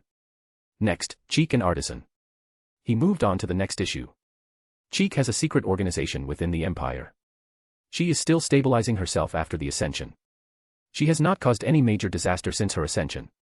In light of this, I propose letting her be as long as she and her organization do not cross the line. However, her organization will be regarded as unorthodox. What are your thoughts? This is fine. Amon Isis commented ethereally, while the other gods remained silent in agreement. Caucasus nodded and continued. Moving on, Artisan requested our permission to implement his inventions throughout the Empire. Let it be implemented. Herabergen agreed. Artisan's steam engine will revolutionize the Empire in many ways. Long-term, this will also exponentially increase population growth. We can expect a new god to join us soon, a powerful god at that, if this is successful. Lilith said. Indeed, it won't be long before he ascends. Caucasus added. He knew this would allow Artisan to properly digest his potion and ascend to godhood. He will not face any problems, as Hidden Sage was killed by Lilith. What is his divine name? Leodoro inquired, his curiosity piqued by the prospect of another god ascending. God of steam and machinery. Amon Isis replied, then she looked at Caucasus. He's already started preaching, Caucasus. While Order only considered faith on 6 of us to be orthodox. I'll change it after he attains godhood. Caucasus responded. Then, Artisan's petition is approved. He then declared. He finally stood up and finished. That's all for this Wait. Lilith interjected, capturing everyone's attention. Alitza and Trunsoist's coronation. It will happen in a month, Umbella. The angels and saints are already preparing for it, Caucasus said. I know. Lilith looked at Caucasus and inquired. But who will crown them while representing us? The gods, who had all stood up and were about to leave, stopped and thought. Artisan. Caucasus decided. Artisan will crown Trunsoist. Tudor, on the other hand. He paused. Only Bethel, Amon, and Adam are the remaining kings of angels in the Empire. For various reasons, he did not bother to consider them. Bethel, Amon Isis said ethereally. Let him to crown Tudor. There isn't a better person other than him. All right, Bethel and Artisan. Caucasus asked, even though he didn't want Bethel, but he didn't express his opinion to them. The gods were silent in agreement. Finally, the coronation will be broadcasted live across the continent. I will personally use my authority to do that, Caucasus said. If any of you wanted to help, you can come to my kingdom. Well. Caucasus concluded with a smile. That ends the meeting. Chapter 67, Era of Steam. Northern Continent. A month had passed. Historians went on to consider the harsh times that followed the war and plague to be among the darkest in history. This calamity is remembered as the second most devastating disaster in recorded history, trailing only the Cataclysm and preceding the Blood Night. As the saying goes, disaster brings with it the change. Even though the repercussions were severe, it also provided an opportunity for humanity's most prosperous era to emerge since the fall of modern civilization. Future historians will extol this era as the beginning of the Great Change. This era was given numerous names, but it was widely known and accepted by all as the Era of Steam. The light of dawn shone through the clouds, illuminating the northern continent. A clear spectacle can be seen in the blue sky. As the clouds parted, it revealed a slew of airships gliding through the sky. Image. The airship's design was heavily steampunk, with the burning engines at the top of the passenger cabin being powered by steam, and the cabin being elegant and grand, made of gleaming and polished wood, with the front of the cabin inlaid with glass, providing passengers with an observation area. Image. Ocas's was present at a restaurant table in one of those airships. There was a dozen of newspapers in front of him, each with a different headline. The headlines read, "The Miracle of Steam, Man Conquers the Sky." It showed a picture of the airship being launched from the station right below, and there was a large emblem at the station's entrance. The emblems represented by a solid triangle which were filled with symbols such as steam, gears, and levers. It was the sacred emblem of the god of steam and machinery. Underneath these headlines, there was news of steam engine revolutionizing the stagnant industrial sector, as well as a sharp increase in the number of available jobs, which was attributed to the revolution. On the same newspaper, there were also images and information about the various inventions introduced in the previous month. Steam ships, steam trains, and many other inventions were among them. Everything on the front page was about the miracles and magnificence of steam. "Your order is here, sir." A waitress placed a silver cup in front of Ocas's. "A Fermo coffee." Ocas's nodded and handed the waitress a gold coin with the sun emblem as a tip. When the waitress saw the tip, she became brisk. Then, she bowed and left with a smile. Ocas's drank the coffee from his cup while turning to look to the side. His table was located on the side of the glass windows, which replaced the walls and provided a clear view of the gliding clouds and rising sun. One could also look down to see the construction of the railway tracks and vast mountains in front of them. It was a picturesque view that could completely immerse oneself in it, while forgetting about time. Ocas's waved his hands, and the bright sun on the horizon dimmed slightly, making the view before him even more beautiful and mesmerizing. Perfect. He thought contentedly.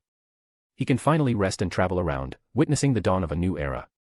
Even though he knew that, there were still mountains of issues that required his attention, and his angels were still bombarding his ears with prayers to check about the coronation.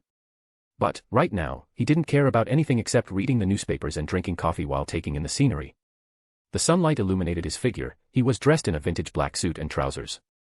Honestly, despite being the god of light, he still prefers dark-colored clothing because it matches well his white hair. His hair though remained unkempt, and his irises were golden. While he was sitting in a restaurant inside the airship, which had been flying for 2 days. The restaurant was packed with people, not just ordinary people, but also beyonders, mostly low and mid-sequence. The airship was one of the first to enter service, traveling from Trier to Backlund, and the route was finalized and monitored by both the Church of Steam and the Church of Storms. Ocas's finally put down the coffee, which had been reduced to half, and sighed as he looked at the newspapers on the table. Steam. He looked at the eye-catching headline on one of the newspapers. The future has changed completely now. He thought as he rubbed his temples, closed his eyes, and tried to divine the future. After a few moments, he opened his eyes and gazed out the window at the steampunk-styled airships. His eyes were filled with emotion, and his heart was surreal. Even if he is God, it was too shocking to see how a small change caused by him changed the entire course of human civilization. Holy crap. Ocas's thought with joy, as the initial surprise wore off. It's going to be steampunk. I can't believe I'm going to witness that in the future. Yes, steampunk. The civilization is now developing in that manner due to the manipulation of artisan. And, Ocas's can already guess what factors caused such a significant shift. Roselle introduced the steam engine in the original timeline, sparking the first industrial revolution. Even so, civilization's progress stalled after that. Yet, even with the steam engine, such inventions as airships did not exist in the original timeline. What has caused such a shift now? Ocas's knew, it was all because of artisan. Roselle was simply plagiarizing from modern civilization in the start. Despite the fact that the Paragon pathway in the higher sequence would grant him innovative abilities, Roselle is nowhere near Artisan, who actually managed to build a floating continent in this era. In the original timeline, Artisan promoted without digesting his sequence one potion, which had serious consequences, including the loss of most of one's humanity and the constant risk being on the verge of losing control. As a result, Artisan should have spent almost all of his time struggling to maintain his sanity, with little to no time to devote to the advancement of civilization, which is critical for the god of the Paragon pathway. He should have improved as a result of the revolution brought about by Roselle, but it is undeniable that his reckless promotion affected him for the rest of his life, given the civilization's stagnation following Roselle's fall. However, Artisan will not face any of these issues right now. He has begun fully implementing his ideas for the Empire in preparation for his apotheosis ritual. Why? Aukas's reasoned, would it be steampunk? It's simple, there's no crude oil to kickstart a second industrial revolution, but this won't stop Artisan, whose innovative talent was unrivaled. Well, that was something I didn't expect. Aukas's reflected, as this realization had only come to him during this month. To be honest, despite this change that may affect everything, he still can't wait to see the future with his own eyes. His gaze was finally drawn to the tile that read, "Men conquered the sky." Well, Leodoro won't be happy if he sees that. He thought with amusement, as he put that newspaper away and looked at another with different headlines. The coronation of Elitza Tudor and Trunsoist. His attention was drawn to the details below the title. The coronation will be broadcast live across the empire under the divine miracle of the eternal blazing Sunday. Today is the coronation day, and he must say that the angels planned the entire event magnificently. How magnificent! The colossal statues of the 6 of them were erected directly in front of the royal palace, where the coronation will take place. While, this was just only one part of the coronation. After a brief glance, Aukas's turned the pages of the newspaper and took a sip of his coffee. He began browsing the other news while enjoying his alone time, until someone decided to ruin it. Aukas's, what a surprise. Aukas's sighed and looked up at the man standing before him, his eyes clearly irked. The man had black curly hair and black eyes. His forehead was rather broad in contrast to his thin face. He was wearing a black suit and a long overcoat. There was a golden pocket watch, which hung on the edge of the overcoat. What was most noticeable about him, however, was a crystal monocle he wore over his right eye, which glistened with light. A/N, when I wrote the previous chapter, I didn't fully consider the change that Artisan could bring about until I read a comment. So, yes, under the influence of Artisan, civilization will develop in a completely different way. But, to be honest, I was still unsure whether to proceed with this change or not, because by the 5th epic, it won't be a Victorian era like the original story. I'm not sure if you all will like it, as this is a significant change. But, after some thought, I decided to go ahead with it. If you want to share your thoughts on this, I would welcome it. Image. Finally, this is what Aukas's saw in his divination. Chapter 68, Miracle. Can I join? Amon inquired, a smile on his face. He pointed to an empty seat at the Aukas's table. There isn't another seat in the entire restaurant except this one. Soon after, he added. Aukas's looked around the restaurant, which was packed and buzzing with whispers as well as conversations. All of the seats were occupied. He did not, however, deny him. Yes. There goes the rest of my alone time. He mused, slightly frustrated. But, it vanished when he saw the outline of the magnificent city slowly emerging through the clouds. Backlund has arrived. Meanwhile, Amon sat on the chair in front of him, following his gaze to look there as well. I didn't expect you to come to the coronation too, Aukas's. Amon said as he adjusted his monocle, after all, you are a god. He laughed. Aukas's averted his gaze from the windows and turned to face the Amon, then replied flatly. I'm not going, at least not officially. He went on. But, Amon, what are you doing here? Did I not say it? Despite hearing his annoyed tone, Amon replied patiently. I am going to the coronation. He took the invitation from his pocket and shook it in front of the Aukas's. I was invited, even though you didn't bother to send an invitation. Elitza Tudor, on the other hand, invited me and even made me a special guest. For a moment, Aukas's stared silently at the Tudor family emblem on the envelope. Then, he snatched the invitation from Amon's grasp and tore it open. He smiled, as he gave it a glance. The letter is an invitation, but it also implies Tudor's intention to win Amon over to his side and support Tudor in ruling of the empire. And Amon accepted it. You actually accepted this? With a chuckle, Aukas's said. It's really surprising that you're now willing to work for someone far weaker than you. He also returned the invention to him. Amon was unfazed by Aukas's previous rudeness and spoke calmly. You and the other gods have a wonderful vision in selecting them to be rulers. They both have a peculiar fate. It would be interesting to be a part of their journey, particularly Elitza. Aukas's didn't bother to inquire further. He understood exactly what Amon meant. Amon simply desires chaos, which is possible with Elitza in the future. However, Aukas's will not stop this. In fact, he encourages it. After all, if his plans are to succeed, he also needs chaos in the future. So you meet with Artisan as well? Aukas's narrowed his eyes at Amon's pocket watch on his overcoat. It gave him a familiar divine aura. Amon gave a nod. I recently met with Artisan. I witnessed many of his inventions, and he also gave me this golden watch as a gift. He notices Aukas's keen interest with it. Artisan's inventions are truly fascinating, so I opted to experience one myself. He pointed another airship that was floating nearby. I decided to take an airship from Trier, which you can see flying nearby. But, after finding you in here, I decided to come over to this. At the very least, you finally seem to have gathered the courage to meet me with your true body. Arceus smirked and leaned back in his chair, sipping his coffee. Amon was still calm and responded with a smile. Wasn't it you who permitted me into this empire? And, as an imperial citizen, the order recognizes and protects me.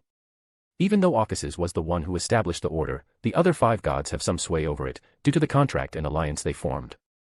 So, if Arceus wishes to remove Amon from the empire using the order, the majority of the gods must also agree. But, that doesn't mean he can't do it himself. This was actually proposed by Arceus. Yes, it indeed reduces his influence, but other gods will not allow a single god to have such control over reality. If he hadn't proposed it, their alliance would have crumbled by now. Arceus was also not surprised that Amon was still fearless despite nearly dying in his hands before, because while Amon is cautious, he can also be extremely courageous. He really is a contradictory person. He knew Amon wasn't lying about boarding the ship and meeting him unexpectedly this time. Indeed. While looking at him, Arceus said indifferently. But never forget that you are only here because of me.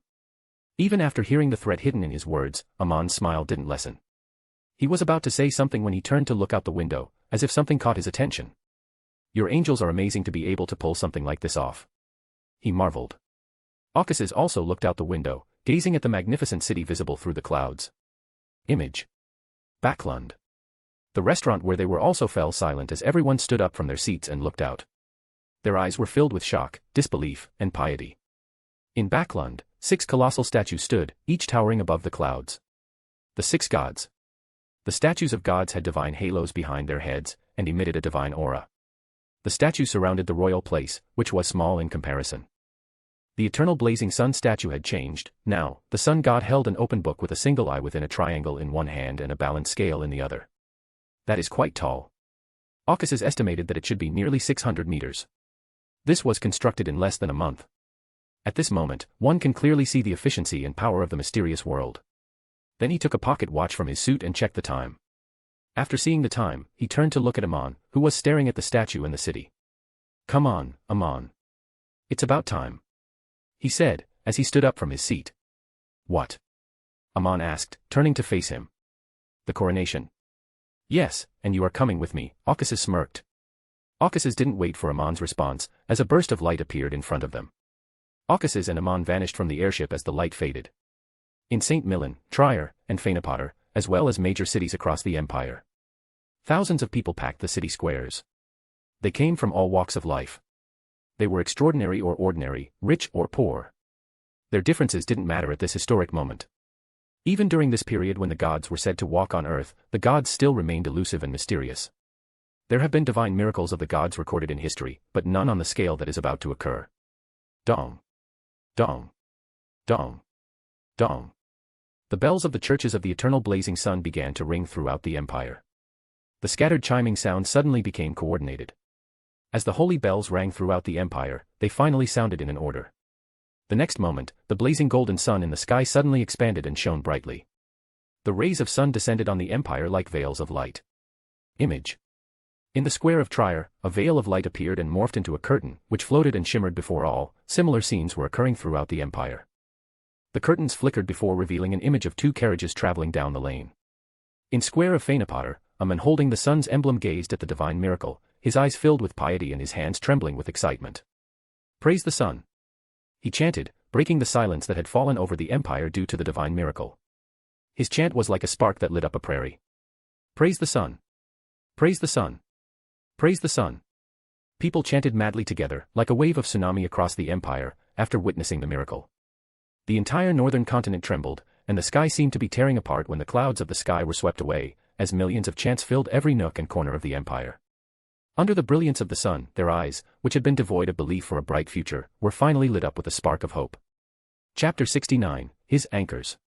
Arceus sat in a chair on the balcony of a magnificent white castle, holding a palette and paintbrush, while a canvas was present on a wooden stand in front of him.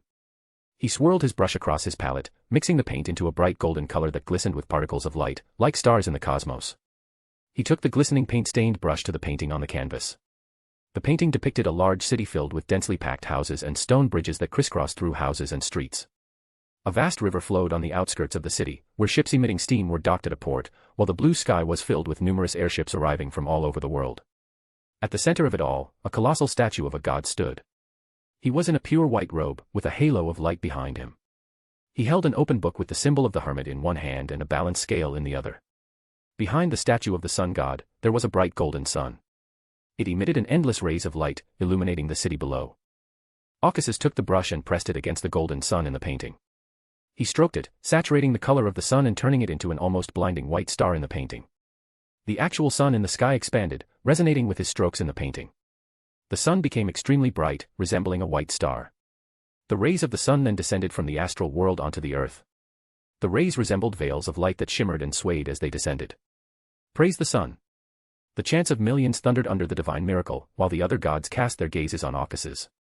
Caucasus finished his painting with the final stroke on the light of the sun. He smiled and nodded to the gods. Then, he closed his eyes, his spirit began to expand and became one with the sun in the sky. His vision now encompassed everything, wherever the light shone, and he was also always present in the sunlight. He saw the vast astral world, as well as malevolent entities outside the barrier. They roared in sheer rage and anger, as the sun illuminated them, especially the crimson moon and brown Jupiter. Their roars, in particular, tore reality itself apart. He looked away from the barrier, ignoring the roars, and at the earth, passing through the northern and southern continents, while the area of the forsaken land of the gods and the western continent were hazy, as was the abyss in the oceans. Soon after, his vision suddenly faded into darkness, which began to be illuminated by golden stars of light that appeared within the darkness. He felt hope within each of the golden stars, and it was as bright as the stars themselves. Within a few moments, the stars had filled with darkness, like an ocean of light devouring darkness. Even when the darkness faded, the stars continued to appear. Caucasus knew what the stars were. They were his anchors, which were multiplying at an exponential rate as the chants of millions filled his ears. Caucasus finally emerged from his divine state and opened his eyes. His eyes had changed, and the indifference that had always been present in them had begun to fade. And the Creator's will in his body, which had become stagnant as a result of him controlling the hermit uniqueness, began to weaken as well. The divine miracle he performed served many purposes. Most importantly, he did it to remedy the damage to people caused by the war and disease. The consequences were far too severe. Imagine mountains of corpses covering the vast plains as far as the eye can see. Such scenes were common throughout the empire. The total number of deaths caused by the disease and war was 19 million. Such figures would have sparked outrage even in the modern world, let alone here, where the population is too small. The disease spread by the ascension of the cheek was extremely lethal, and people died within moments of being contaminated. And, even though the disease was finally eradicated from reality with his order, many people died in those few moments in between. Under the order of angels, the corpses of all those who had died were gathered and burned to ashes. Many people lost everything, including their loved ones and homes, as well as their will to live. As one would expect, the rate of suicides increased across the empire in the first week after the war and plague. The entire empire was also filled with a gloomy and negative atmosphere. Even though not all committed suicide, their hearts were broken when they considered the future. Many didn't know what they would face tomorrow, and the unknown haunted the hearts of everyone. They had lost hope for a brighter future. All of this even began to affect him and the other gods. Their anchors shook and dwindled day by day. Actually, Caucasus already anticipated this at the meeting, which is why he told the broadcast at the time to them.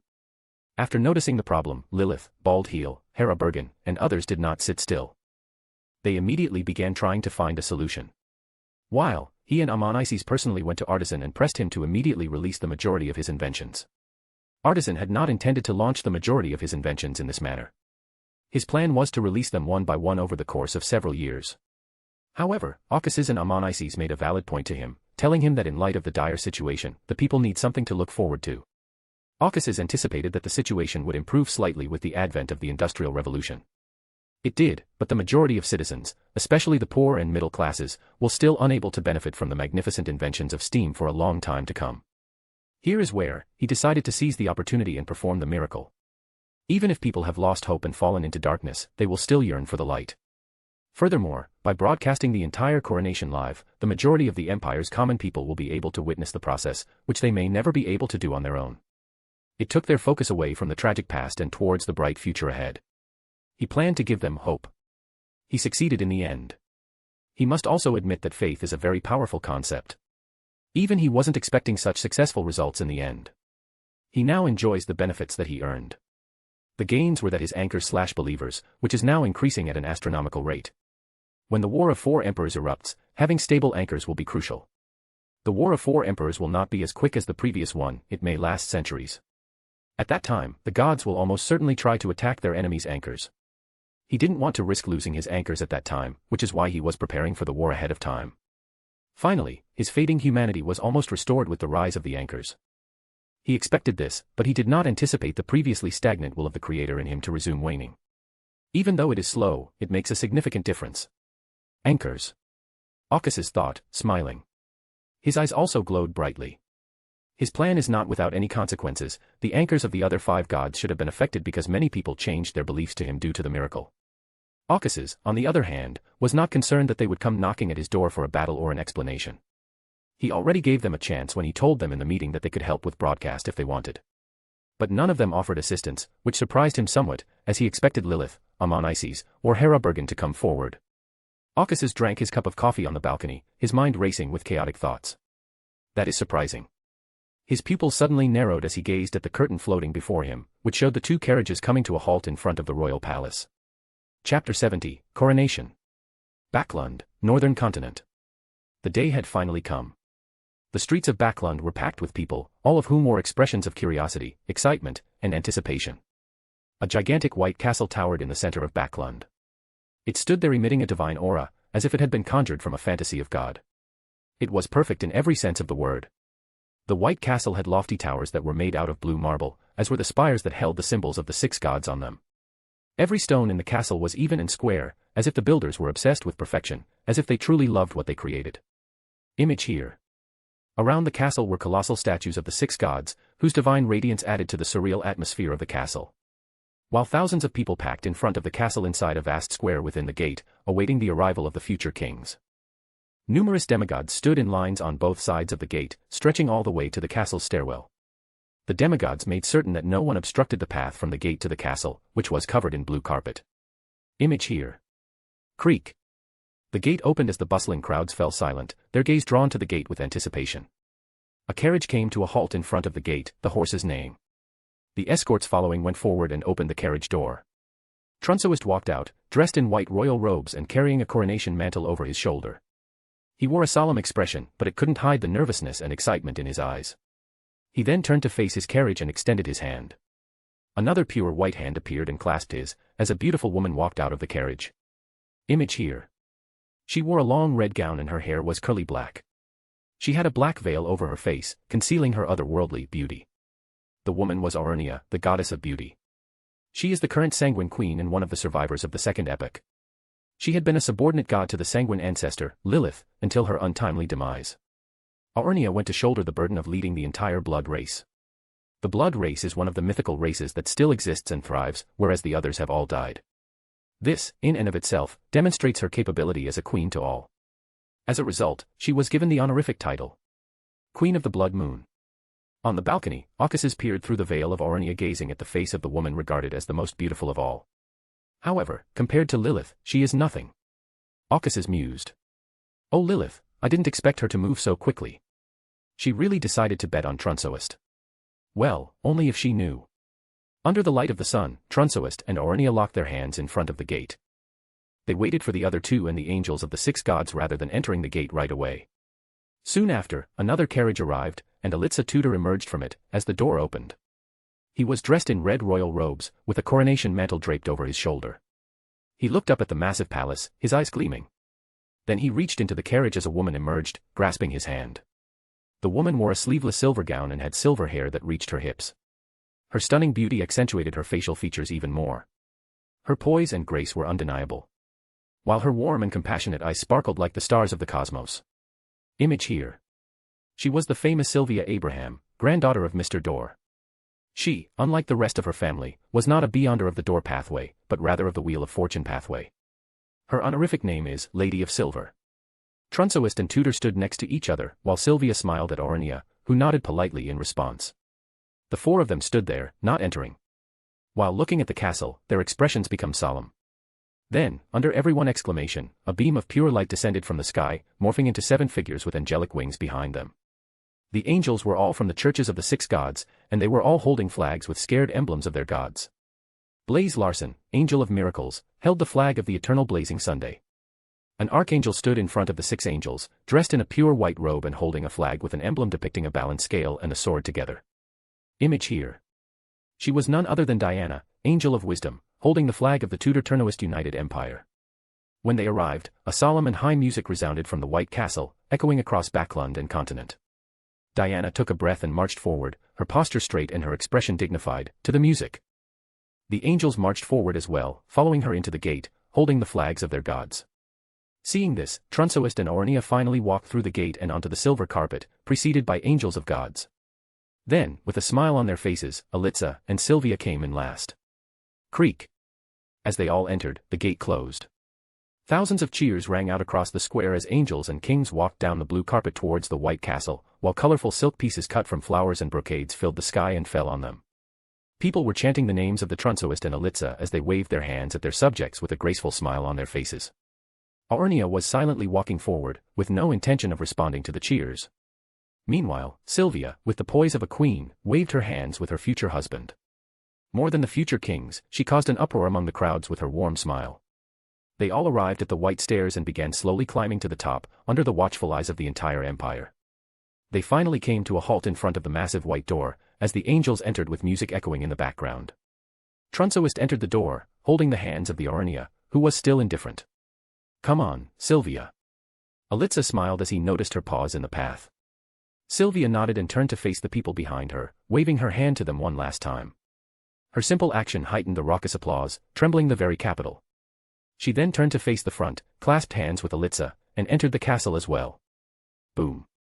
As a massive curtain of light appeared before the White Castle, showing the coronation hall to all the people, the door of the White Castle closed. Aukas's was now finishing his next painting on the balcony, which depicted Sylvia waving her hand to the people of the empire one last time. Image here. He also knew that this painting would go on to become one of the most famous and popular paintings in the world. He named it Queen of the Silver Moon. This painting came out much better than I expected. Aukas's admired the painting. While he was not going to take this to his divine kingdom, he will pass it on to his angels, who will most likely display it. Bethel Abraham and Silva Abraham. As he looked at Sylvia, his pupils narrowed. He finally sighed and returned his gaze to the curtain before him. Inside the magnificent hall, angels from all over the empire gathered under a single dome at the castle's tallest tower, which nearly reached the clouds. Tudor and Trunsoist stood next to each other on the dais, surrounded by everyone. Behind them were their consuls, who chose to serve them in the governance of the United Empire. The consuls of Trunsoist were Sauron, the Conqueror; Castilla, Lady of Order; William Augustus, Hand of Order. The consuls of Tudor were Amon, son of Creator and Angel of Time; Antigonus, son of Phlegria and Attendant of Mysteries; Bethel Abraham, Mr. Door and Guide to the Endless Cosmos. Soon, a divine aura enveloped the entire hall, as the tower's walls and dome faded from reality, exposing the hall to the world. As the statue of the 6 gods that surrounded the castle became visible to all, the hall rose above the clouds, with white clouds floating right beneath the floor. The eyes in the statues of the 6 gods were lit up with light, as they gazed down on the open hall. The sudden movement of the statues even caused the entire continent to tremble slightly. Image here. A burst of light erupted in dais, where the Tudor and Trunsoist were standing with their consuls, as Lucas appeared out of the light, dressed in papal robes. In the golden light of the sun that glazed the entire hall, Lucas began to walking to the east, west, northern and south of dais. On each side, Lucas called for the recognition of the sovereign, with the words, "Sirs and madams, I hereby present upon you, Alitza Tudor and Trunsoist, your undoubted kings. Wherefore all of you who are come to this day, to pay homage and service, are you willing to do the same?" After the angels acclaimed him on each side, Lucas started to walk to the Tudor and Turnoist to administer an oath to the sovereigns. The power of night descended just then, bringing silence to the hall, capital, and empire. Lucas spoke, addressing both of them. "Is your majesty willing to take the oath?" His voice rang out across the empire, which had been silenced by the power of the night. "I am willing." Tudor and Trunsoist answered solemnly. Lucas began as an aura of order emanated from him. Then he asked them, "Will you solemnly promise and swear to govern the peoples of the United Empire according to their respective laws and customs?" "I vow to do so." Tudor and Trunsoist acknowledged. Lucas continued, "Will you do everything in your power to see that order and justice, in mercy, are carried out in all your judgments?" "I will." Tudor and Trunsoist vowed under the gazes of the gods. Lucas asked, "Will you to the utmost of your power maintain the order of gods? Will you to the utmost of your power maintain in the religions of the 6 gods established by order? Will you uphold and preserve inviolably of the Church of 6 gods, as well as its doctrine, worship, discipline, and government thereof, as by order established in United Empire?" Will you ensure the peace and prosperity for the people under the power bestowed upon you by the gods? Tutor nodded, while Trunsois took one last look around, pausing on the figure of Aurania, who smiled and encouraged him. Then, they looked up at the statues of the gods that towered above them all. All this and those promised before, I vowed to do so. So, help me God. Their oath resounded around the world, etched in the fog of history of the Sapphira Castle and be forever intertwined with endless information and knowledge of the spirit world. In the dais, Lucas presented a thick holy Bible to them with words spoken. Here is the wisdom, this is royal order, these are the lively oracles of God. Following this, Tutor and Trunsoist proceeded to sit on 2 thrones present in the dais. Then, Castilla and Amon approached them and presented them with the sword of order, which they placed on their thrones. With that, a choir sang, resounding across the empire, as the final and most important part, crowing, began. The power of night also faded as music and cheers filled the empire. Diana and Einhorn entered the dais, holding gold crowns adorned with diamonds on the brass pillow. Following them, Artisan entered the dais, and Bethel also began walking towards the thrones. They finally stood before them, as Artisan and Bethel lifted the crows from pillows and prayed in ancient Hermes, O God, the crown of the order, bless we beseech thee and sanctify thy our king, and thou dost this day set a crown of pure gold upon his head, so enrich his heart with abundant grace and crown him with all princely virtues, throughout the known land and sky. The crowns were then placed on the heads of Tutor and Trunsoist by Bethel and Artisan. The angels in the hall rose from their seats and cried out in unison, as they were crowned. God save the kings. The chant spread like wildfire throughout the empire, filling every nook and corner. God save the kings. God save the kings. As the holy bells of the churches rang out across the empire, the citizens feverishly chanted together like waves of a tsunami. The coronation came to an end in front of the entire world, forever etched in the annals of history. In the presence of God and men, Tutor and Trunsoist had finally ascended to their royal thrones. Chapter 71, 5 years. 5 years later. Trier, Northern Continent. Diana, dressed in traditional blue robes, stood on the deck of a ship, quietly gazing at the twilight sun. Diana, here you are. Blaze walked out, holding 2 glasses of wine. I looked everywhere for you. He approached her and handed her the glass of wine. Diana took it, leaned against the railing, and spoke softly. I just needed some time alone. She paused and continued after seeing his hesitant expression. You're not disturbing anything, Blaze. I was already planning on going into the cabin. After seeing her situation, Blaze asked with concern, are you doing well? I recently heard that the entire parliament had become a shambles as a result of the king's disagreements. Parliament. Diana mumbled to herself while drinking the wine and turning to look at the setting sun for a moment. Blaze also leaned against the railing, his gaze fixed on the setting sun on the horizon. He remained silent and waited for her to speak up after she had gathered herself, as he could tell she was in a very bad emotional state. He also can guess why, it should be mostly because of the empire. The empire began to deteriorate recently, just as the Industrial Revolution and mass migration were kicking into high gear, causing the entire empire to face a variety of crises. Every day, something new was invented, while the old was scrapped. This was true not only for inventions, but also for customs and traditions, which were becoming obsolete due to incompatibility with the ever-changing times. The people were unable to adapt to such rapid change, resulting in full-fledged crises in various sectors of the empire. In light of this, the parliament convened, which is made up of the kings and their consuls, and Diana, who represents the will of the 6 gods, also has a seat there. The parliament is composed entirely of archangels, which is why the 6 gods chose Diana to be their representative. However, in the parliament, the archangels, who should have deliberated the crisis and passed new laws to counter it, did nothing but argue and quarrel with each other all day long, while the kings did nothing to maintain order. Then one thing led to another, and all hell broke loose in the parliament. Blaze only heard this much from the other angels, and the rest of what happened after that became hazy. Some said Sauron and Amon were at each other's throats, while others said Tutor almost took order into his own hands, seizing it from Trunsoist. But one thing remained consistent throughout, Evernight Goddess actually descended on the parliament, ending the entire conflict and chaos. Blaze can be somewhat certain that the Evernight Goddess must have been really dissatisfied and disappointed with the way things were going. Do you know something, Blaze? Diana finally asked, drawing his gaze to her. She went on without waiting for his response. The Empire. She burst out laughing, pouring her heart out. It's doomed, it's absolutely doomed. And the kings who lead the Empire are a truly fascinating duo. Her tone became mocking. All they do all day is bicker with each other over every single decision, even more than an old married couple. It almost makes each session last for days. I almost stormed out of there several times, but I held myself together, remembering my duty and bearing through it all. They were completely incompatible with each other, when it was most necessary to rule the empire, she continued. I tried numerous times to bring them to a common ground, but it was ultimately futile. It was similar to what would happen if chaos and order were combined. It was anarchy. Blaze patiently listened, his brow furrowing with worry. The Empire is doomed to fall in the future, Blaze. She continued, indifferent to the implications of her words. We already knew this, Diana, Blaze said, not surprised by her shocking words. You said the same thing when the gods decided to make it double console. He sighed. I did, indeed. Diana chuckled, self-deprecatingly, as she sipped her wine. But, after all the blood and sweat that we put into building this entire empire, only to watch it crumble. Diana. Blaze interrupted her while staring into her eyes. Even if it falls, our efforts were not in vain.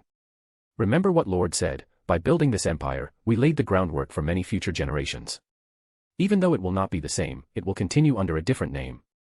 And I'm sure there's a reason why the Lord has allowed this.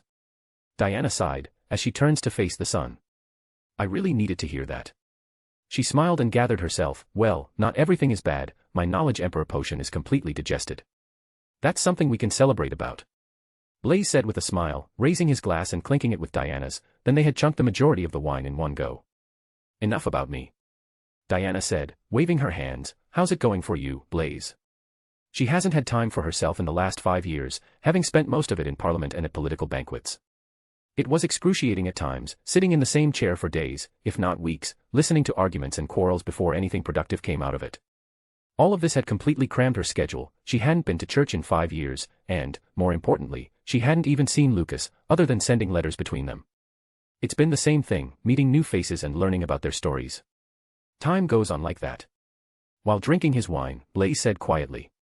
Don't drag it on like that, I'm sure there must be something interesting going on in church. Diana smiled and interjected. There is, in fact. Blaze began to recount. I am the leader of a new Beyonder division that was formed in response to the various attacks on cities by the True Creator's remnant believers and the Demonis family of the primordial Demonis.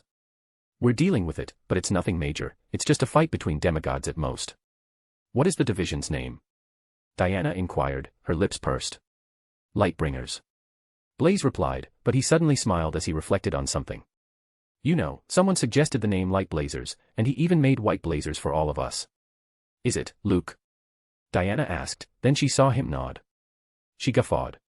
When it comes to naming, he really does have a terrible sense. Her eyes become slightly reminiscent. Blaze said, after seeing her in this state. You know, Lucas is always on and on about you. In a roundabout way, he dragged. I know, Blaze, Diana nodded. He sends me so many letters that it almost fills my room at times. She exhaled a sigh. However, time is not on our side, he is Pope of the Church, and I am Consul of the Empire. She then laughed.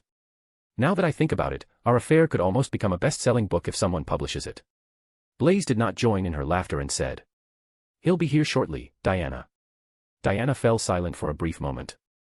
Then she inquired. Did the Lord explain why he summoned all of us to this boat? Blaze could tell she didn't want to take about this anymore. He also didn't push her, knowing that their relationship is too complicated, he can only hope that they can work out their differences on their own. We're off to the astral world. He replied. Astral world? Diana was taken aback.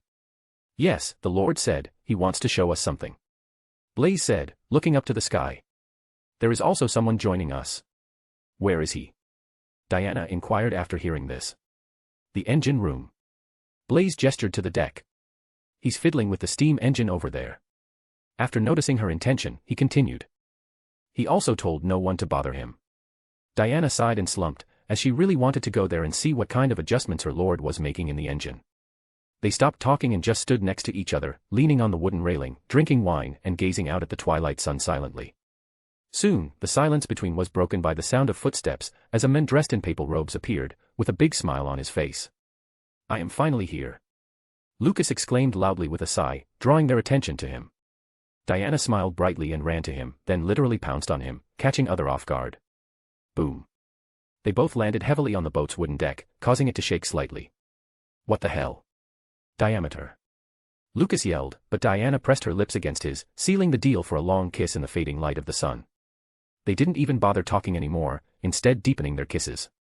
Meanwhile, Blaze walked into the common cabin right away, with a sigh. The cabin was dimly lit, with a wooden table and chair, and a cabinet filled with wine and other drinks close to the wall. A world map and various paintings too were hung on the wall. He opened the cabinet and took a wine bottle, wanting to pour himself one more glass. Then, he took a seat at the table. "It's rare, isn't it?" A soft voice entered the room, immediately waking him up from his trance.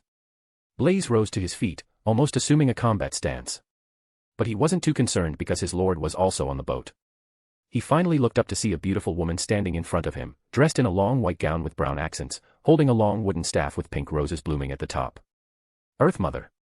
He bowed when he saw her, as is appropriate for a god. And she wasn't a projection either, the goddess had actually come here. Finally, he knew who would be joining them. "Get up," Earth Mother said, after seeing him. Then, Blaze stood straight, looking at the goddess before him. "It is, indeed, rare, milady." Blaze replied to her question, knowing that Earth Mother was referring to Diana and Lucas's relationship. After hearing that, Earth Mother smiled. However, she did not inquire further, instead asking, "Where is he?" "In the engine room." Blaze responded, then saw Earth Mother nod and walk away. He sighed and went to the table, where he took the wine bottle. He wanted to pour one more glass again. This would no longer suffice. He sulked and took the entire bottle in his hand, beginning to make his way to the opposite desk on the other side. Lilith stood in front of a heavy wooden door in a long corridor lined with round glass windows that revealed the underwater river teeming with marine life. Knock. After a few seconds of standing in silence, she knocked on the door. "Come in." Aukas's voice could be heard from within the door as she pushed it open, only to be greeted by a blinding light. "What are you creating?" she asked, surprised, as she looked at the steam engine, which had changed beyond recognition. Aukas's stood in front of a massive engine that appeared to have been completely rebuilt, as all of the tubes and wires were connected to a single large cylinder with the actual sun inside. The sun emitted infinite light and energy, which passed through the tubes and wires, lighting them up as well as connecting them to the entire engine. There were also numerous holographic projections throughout the engine room. Aukas's turned to face her, his face illuminated by light. Then, he spoke, his lips turning upwards. "A ship capable of traversing the Sea of Stars." Chapter 72, Voyager. Northern Continent, Trier. Lilith looked at Aukas's, her gaze drawn unconsciously to his smile, before reverting to the sun. "Did you actually create a sun for the engine?" Lilith asked, quite intrigued, as she walked towards him. "Yes," Aukas's confirmed, turning to look at the sun. With his head held high, he began to explain. "The reality of astral world is an amalgamation of authorities and symbols.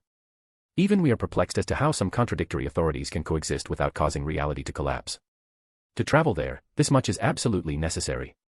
However, he already had a guess, which he did not tell her. It should be the authority of God Almighty that holds everything together. The astral world is not what one might expect, it is not just a vast expanse of space. It's more, so much more, full of mysteries and wonder that, if known, could drive most minds insane. This, however, does not reduce his curiosity and desire to explore the vast and infinite cosmos. But, for the time being, however, all of his plans are to roam within the barrier, as he is not a fool to dare venture outside the barrier. He is certain that the mother goddess of depravity will be overjoyed when she sees him outside the barrier. Now, the astral world can be extremely bizarre. At times, it may appear to be no different than outer space, similar to his previous reality, while at others, everything may appear similar to an abstract painting. These changes are also frequently switches, often without an order at that. In the light of this, he concluded that the essence of reality in the astral world is completely different from his previous reality or even most other universes described in fiction. What is different? It is the abstractness of the entire reality. It is also extremely dangerous, so much so that anyone lower than an angel cannot enter the astral world, as they would be immediately corrupted by the authorities, which are ever present throughout the entire astral world. This also means that most raw materials on Earth would be corroded and corrupted as well, if they entered the astral world. Overall, the astral world is a fascinating place, at least for him. To be able to travel to such a location, he redesigned the entire steam engine and ship itself, which he purchased from Artisan, to support stellar power. It took him some time, though, because he was so inexperienced with machinery and technology that he didn't know where to begin. And, he really messed up on his first try and nearly caused a world-ending disaster. Nonetheless, he didn't give up. In his second attempt, he used the authority of knowledge to comb through his previous life memories, collecting all the knowledge related to the spaceship and Dyson sphere. Don't get him wrong, he wasn't a scientist or a tech geek.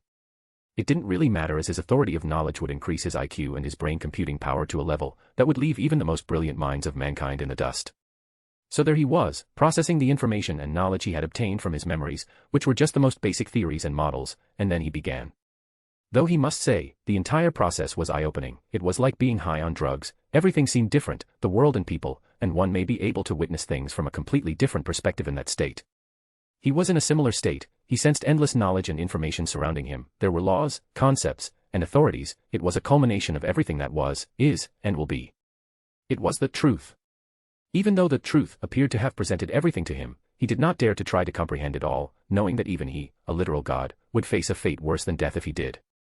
In this dangerous state, he began to deduce the rest of it, using his memories as a foundation. He is now finally close to success after spending a long time in the ocean of mathematical formulas. He also gave the engine the name Stellar Engine. Simple, but most appropriate. Aukas's looked at the engine, his eyes were filled with a myriad of emotions. He's almost there, and even getting this far and building it from the ground up made him feel somewhat surreal. I had no idea you liked to travel so much. Lilith spoke up when she noticed the excitement in his eyes. She could see that Aukas's excitement was not solely due to the engine, and she had seen him simply traveling around in the previous 5 years. For me, travel is a way to be free and unconstrained from my worries and concerns. Aukas's remarked, looking at her. It was also one of his anchors.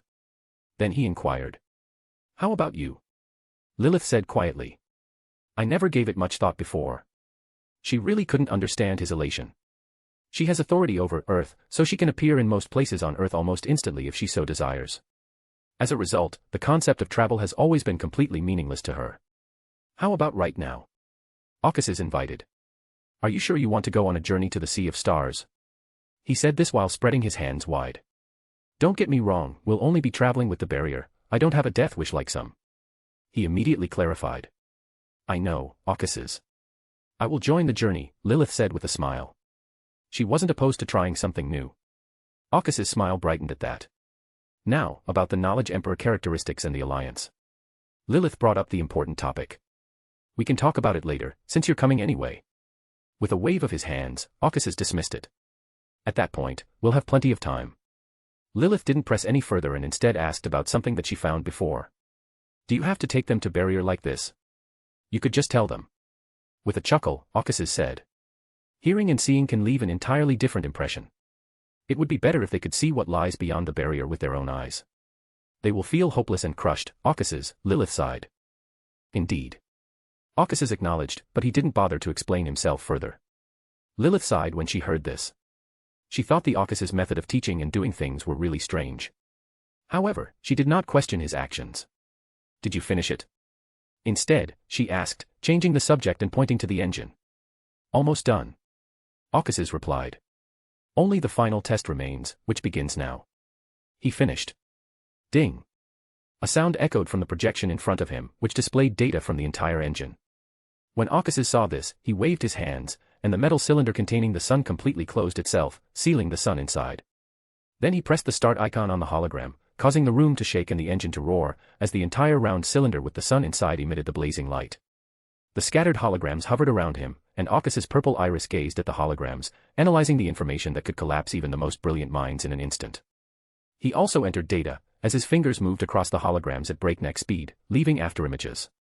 Lilith stood close to him, watching the projections pass by with interest. Suddenly, her pupils constricted around metal cylinder. Aukas's, the star is gradually collapsing. Lilith warned quickly, her face solemn. If you keep going, you will cause a singularity. With her words, the entire engine shook violently, and the infinite energy of the sun began to condense into a single point at the center of the cylinder, erupting in a dreadful aura that spread from the engine to outside, alarming everyone. Lilith raised her wooden staff, intending to use her power to destroy the sun at a moment's notice, if something went wrong. Seeing this, Aukas's pressed his hand against the cylinder.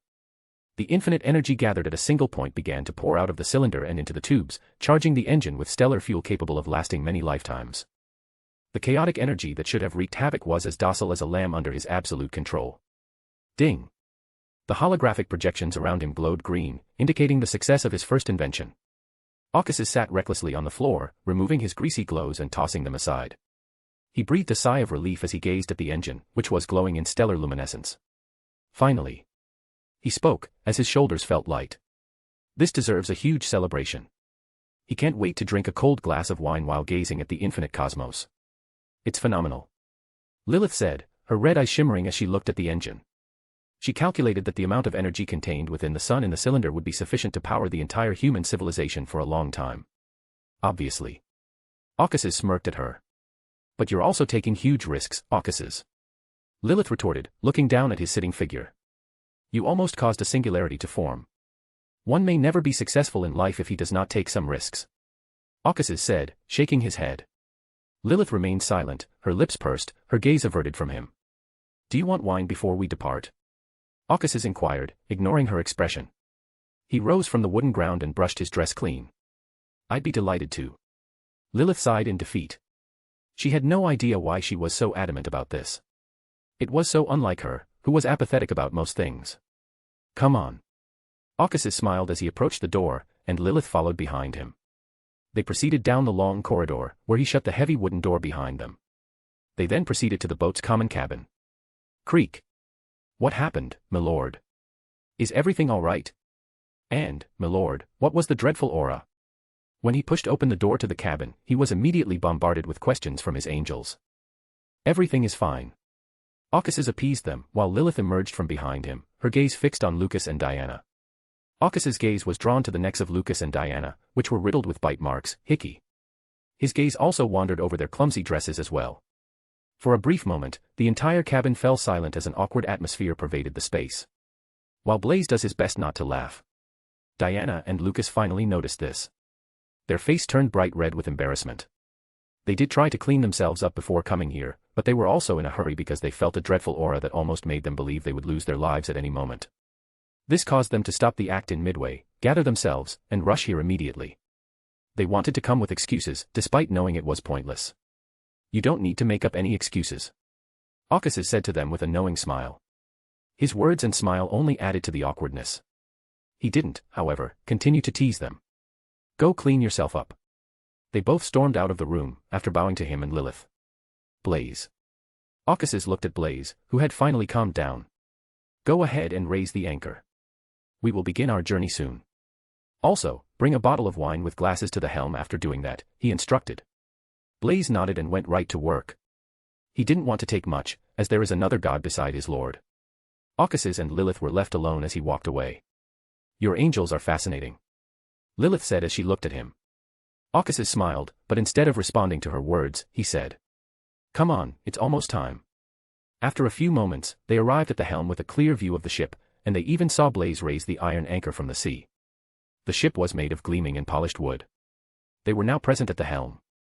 Their right-hand side was port and their right-hand side was starboard, and on the figurehead was the emblem of the eternal blazing sun, the sun surrounded by lines of light.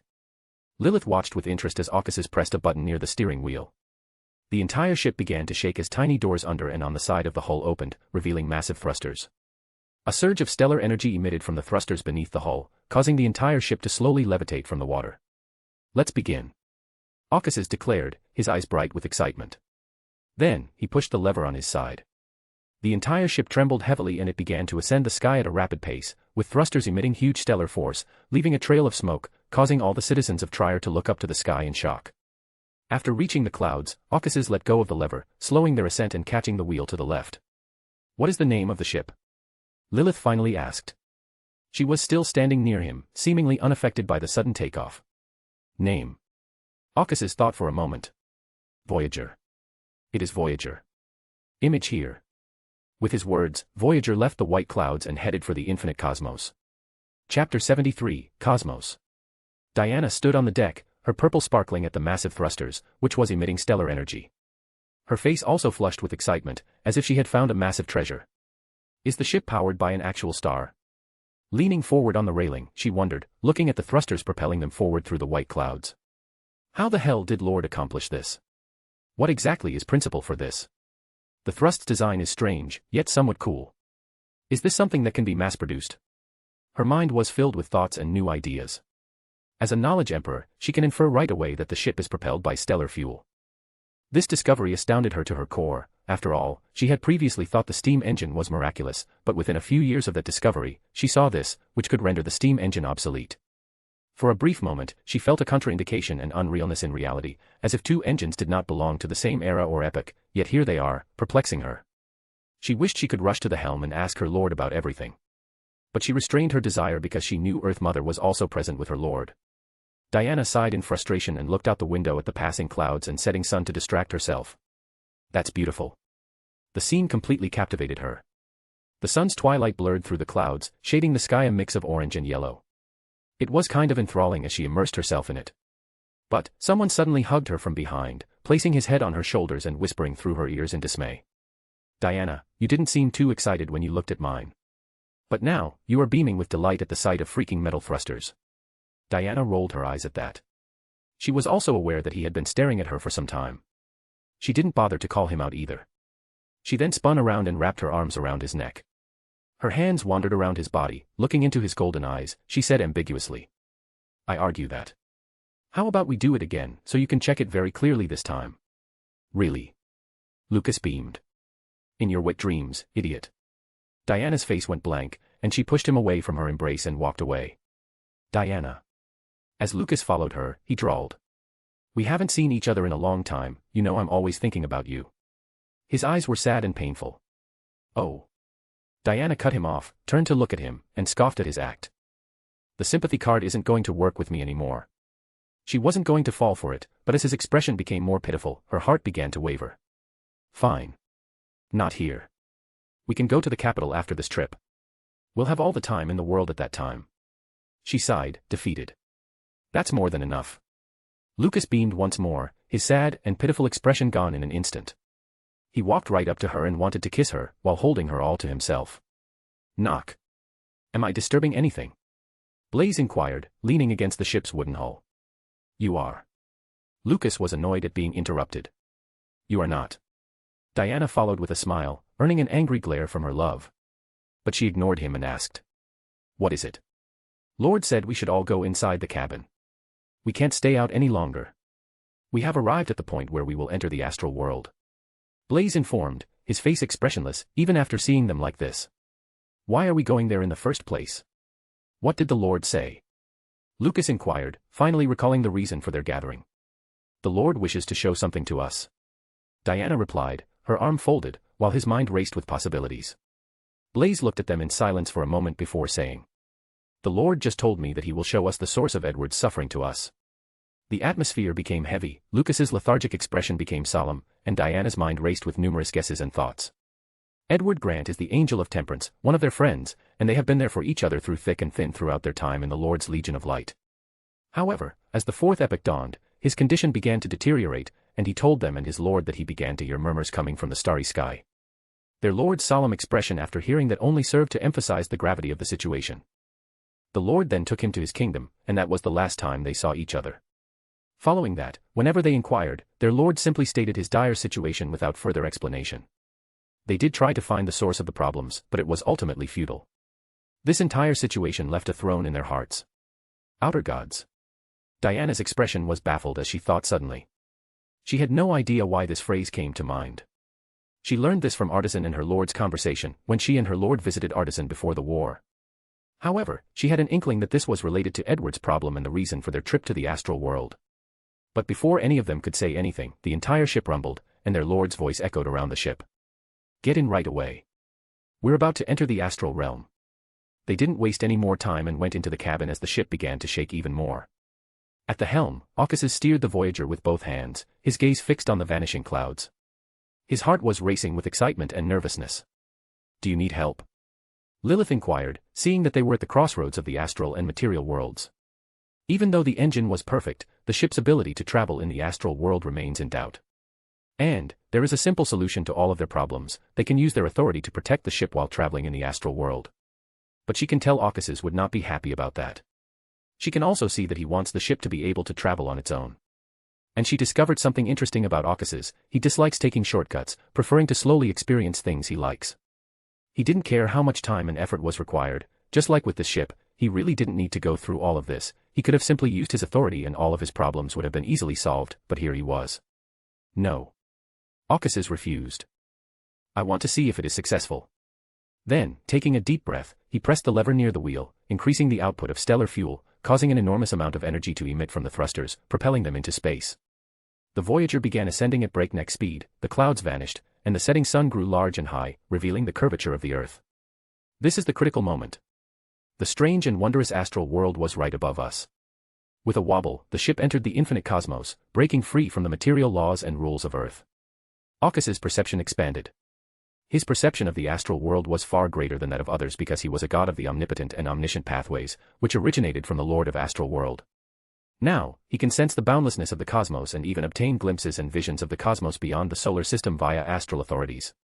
The astral world, in his opinion, was not magnificent and beautiful at all. It was chaotic, as if someone had just decided to smash everything together without any order or plan. It was twisted, he felt endless malice from this infinite place, as if it couldn't wait to tear him apart, symbolically. It was terrifying, as he sensed the indifference, the cosmic indifference at that. At the same time, it all felt real. He had no idea why he felt that way. It just came to him as he felt the astral world. Aukas's shifted his gaze away from the starry space and toward the ship, which was being gradually covered by the authorities of the astral world. He waited for the final moment. Finally, the authorities that can corrode the most in existence simply glazed over the remodeled ship, without affecting or corrupting it. When Aukas's saw this, he let out a sigh of relief and slumped his shoulders. His heart was surreal. He finally succeeded. Congratulations. Lilith said with a smile. Aukas's nodded to her and removed his hand from the wheel, then entered their route into a hologram and switched the ship to autopilot mode. You can all come out. He spoke loudly, his voice echoing across the ship. His angels finally left the cabin. Diana, Lucas, and Blaze walked up to the railing, their wide eyes darting around the vast expanse of space filled with gleaming stars. Is this the astral world? Diana thought, her eyes wide with wonder. This is so different from what I expected. It's somewhat strange and terrifying, as well as beautiful. What a contradiction. Wait. She bent down from the railing to get a good look at the massive planet below. Is that? Following her gaze, Lucas and Blaze looked down at the planet, reacting similarly to her. The planet resembled a blue marble with white and black swirls. There were 2 continents visible on the surface, surrounded by vast oceans and islands, while a portion of the planet was obscured by dark clouds and ethereal gray fog. The planet gleamed in the light of the sun, telling a magnificent and tragic tale. It was breathtaking in every way. It gave off a heavy feeling, as if it held the history of countless years and numerous civilizations. It felt familiar to them, giving them a sense of security. It also truly astounded them when they finally realized. This was their home. Do you know its name? Lilith asked, a gentle smile on her face, as she and Aukas's walked down from the helm and joined them on the deck, both gazing at the beautiful planet. Name. Diana was lost. She knew they lived on a planet, but she didn't know what it was called. She was irritated by this revelation. Earth, Aukas's said as he looked at Lilith. She is Earth. Earth, their hearts were forever etched with that name. Their gazes was also drawn to Earth Mother subconsciously. Everyone. Aukas's continued, capturing everyone's attention. Before I show you something, we'll travel to the sun. We will pass through 2 planets, Venus and Mercury, before reaching the sun. If you want, I can stop the ship and let you explore those 2 planets. Aside from that, don't leave the ship because the astral world is a dangerous place for everyone below the gods. Finally, you are free to do whatever you want in the meantime, but please do not bother me or Umbella unless absolutely necessary. He instructed them, and they nodded solemnly, but their eyes couldn't hide their excitement at the prospect of exploring an entirely different planet. Aukas's and Lilith then left the deck and went to his personal cabin. His personal cabin was not extravagant or lavish, but rather modest and cozy, giving off a warm feeling, like being at home. Coffee. Rather than wine. Aukas's asked Lilith. He had an urge to drink a hot coffee, rather than wine. Anything will do. Lilith replied as she walked towards his cabin's window, where she stood silently gazing out at the gleaming stars in the space. Aukas's went to his cabin's kitchen and began preparing. He looked up at her, who was still staring at the stars, as the water boiled in the middle. Do you want to see the cosmos?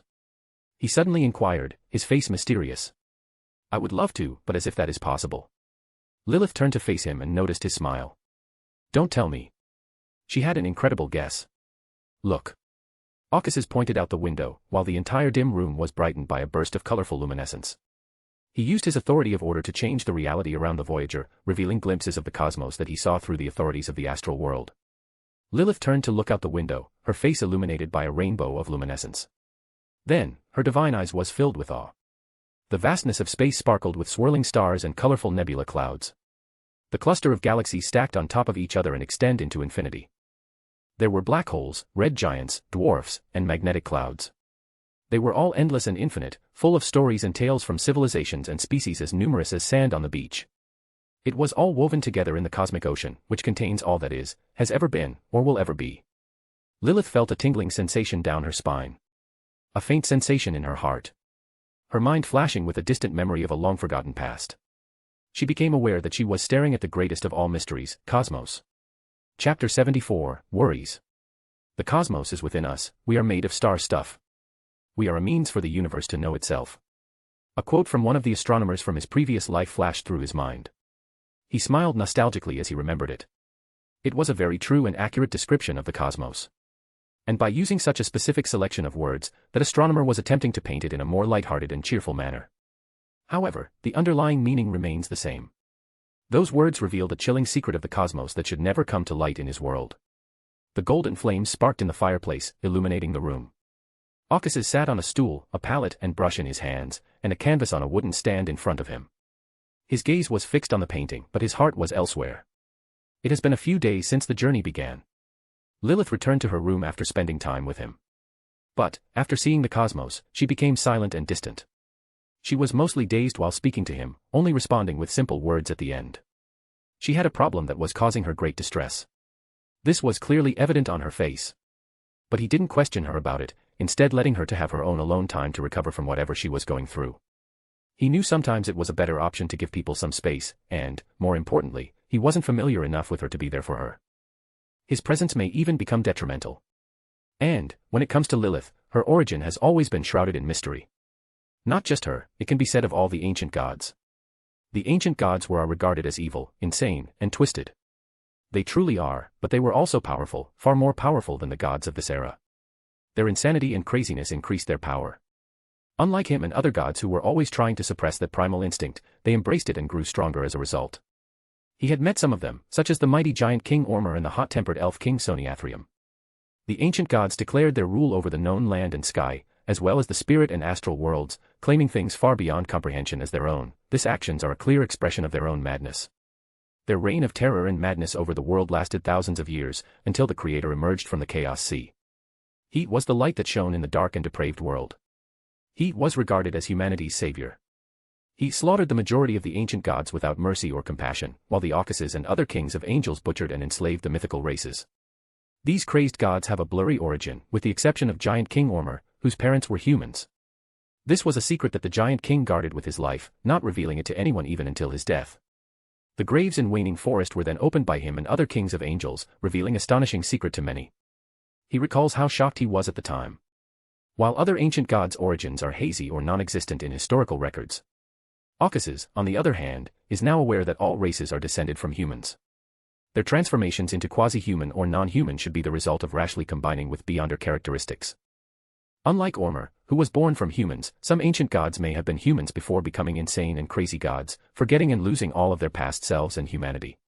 This is far-fetched, but the possibilities are so striking that no one can ignore them. So, now for the important questions. Was Lilith ever a human? Was she a post-apocalyptic survivor? During her transformation into the sanguine ancestor, did she go insane and forget about her past? These thoughts raced through his mind as he stroked the painting with his brush.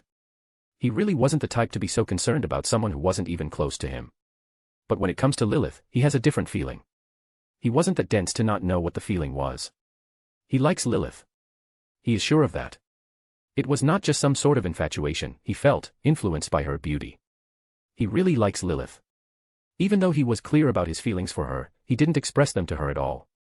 The feeling of holding it all back in his heart was not pleasant at all. It was tormenting.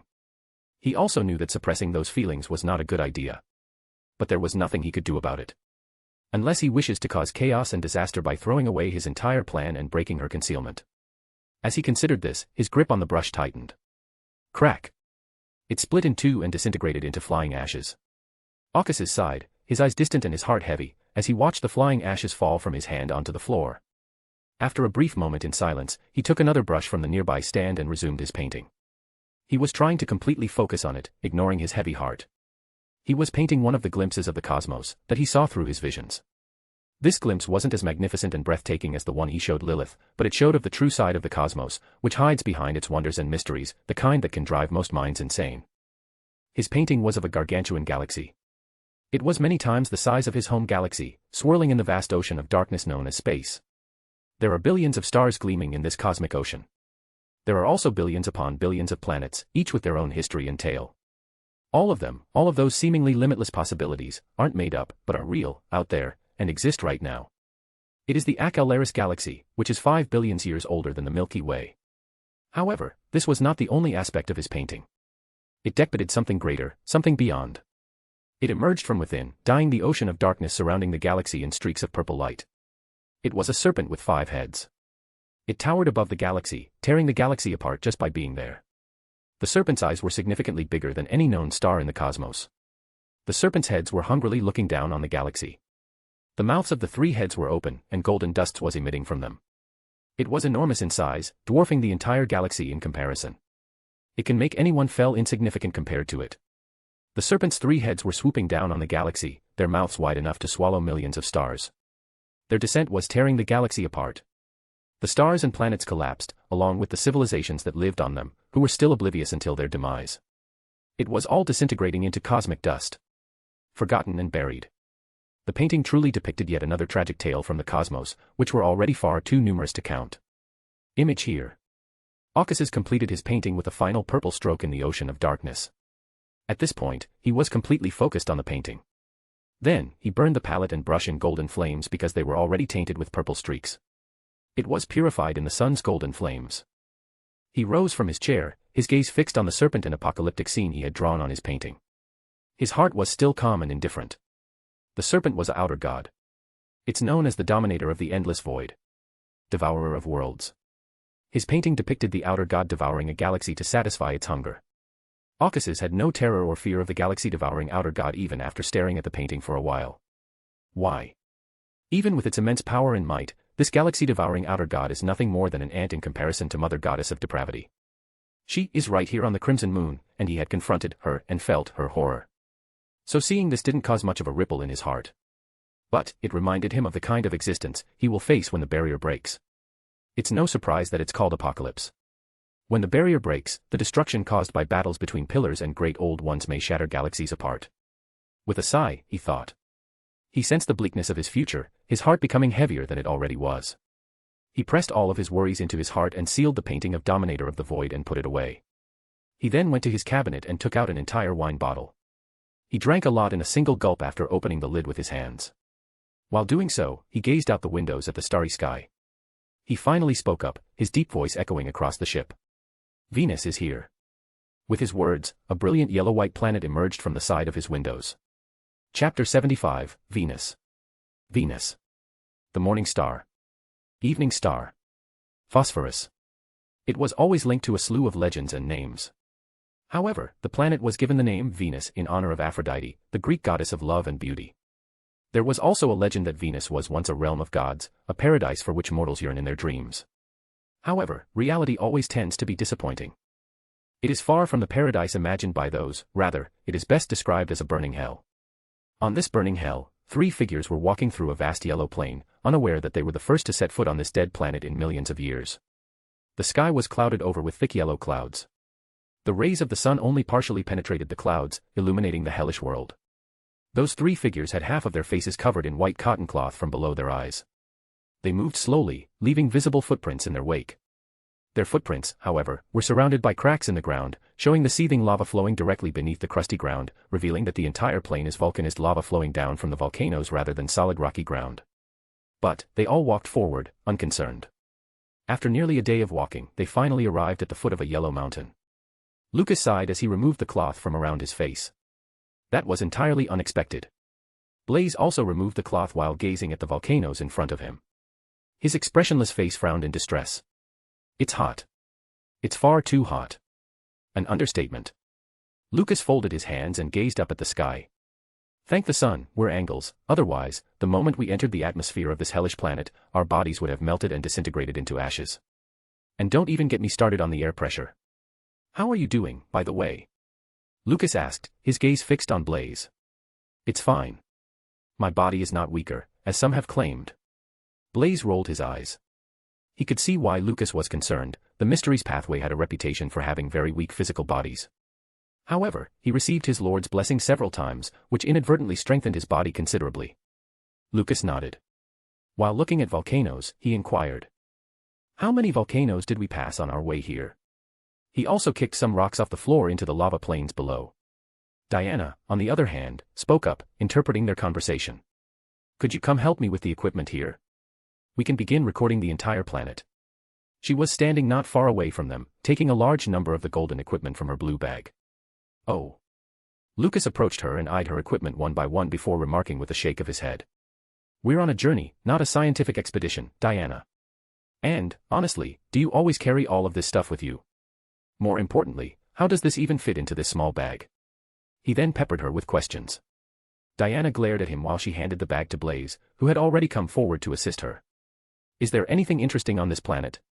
Other than volcanoes and lava. There is nowhere for us to go sightseeing. We might as well collect data on the entire planet. She reasoned rationally.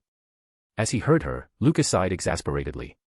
Despite his qualms, he approached her after noticing her frown while holding the equipment. Give it to me. Lucas took the equipment from Diana and began assembling it for her. Diana smiled as she saw this. Then she took the equipment from Blaze, who was taking it out of the bag, and gave it to Lucas so he could continue assembling. As for your previous questions, yes, I always carry a lot of equipment and books with me.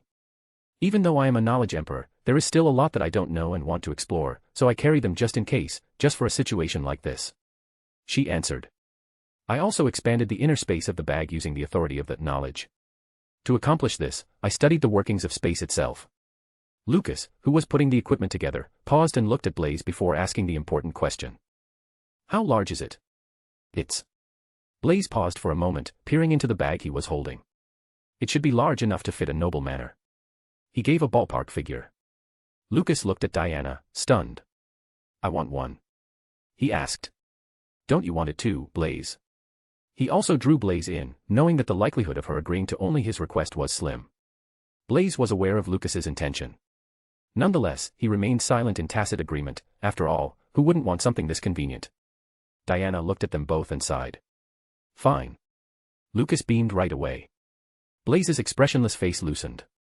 Come on, Diana said, seeing them like this. We have to get started.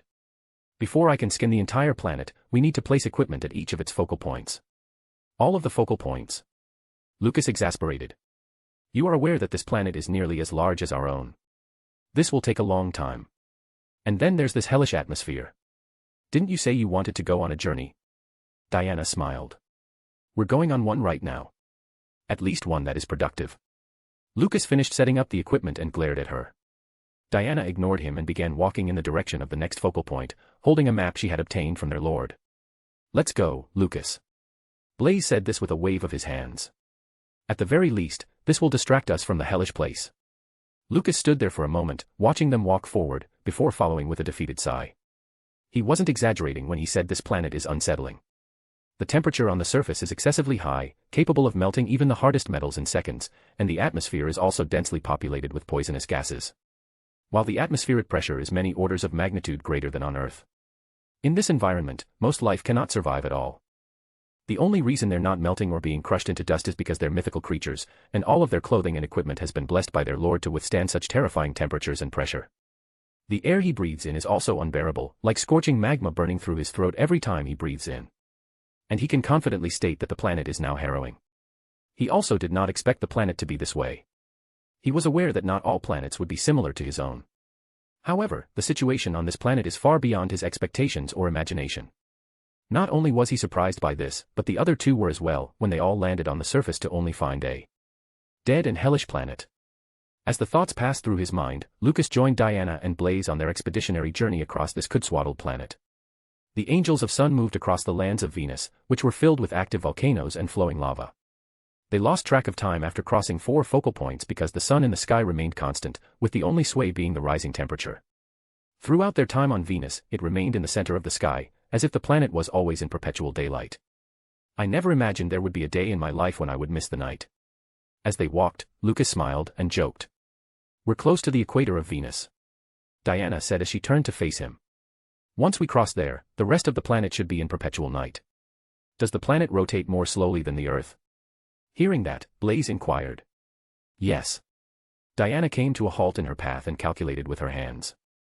A full cycle of day and night on Venus is equivalent to nearly a year on Earth. We've been on this planet for at least 20 Earth days. A year.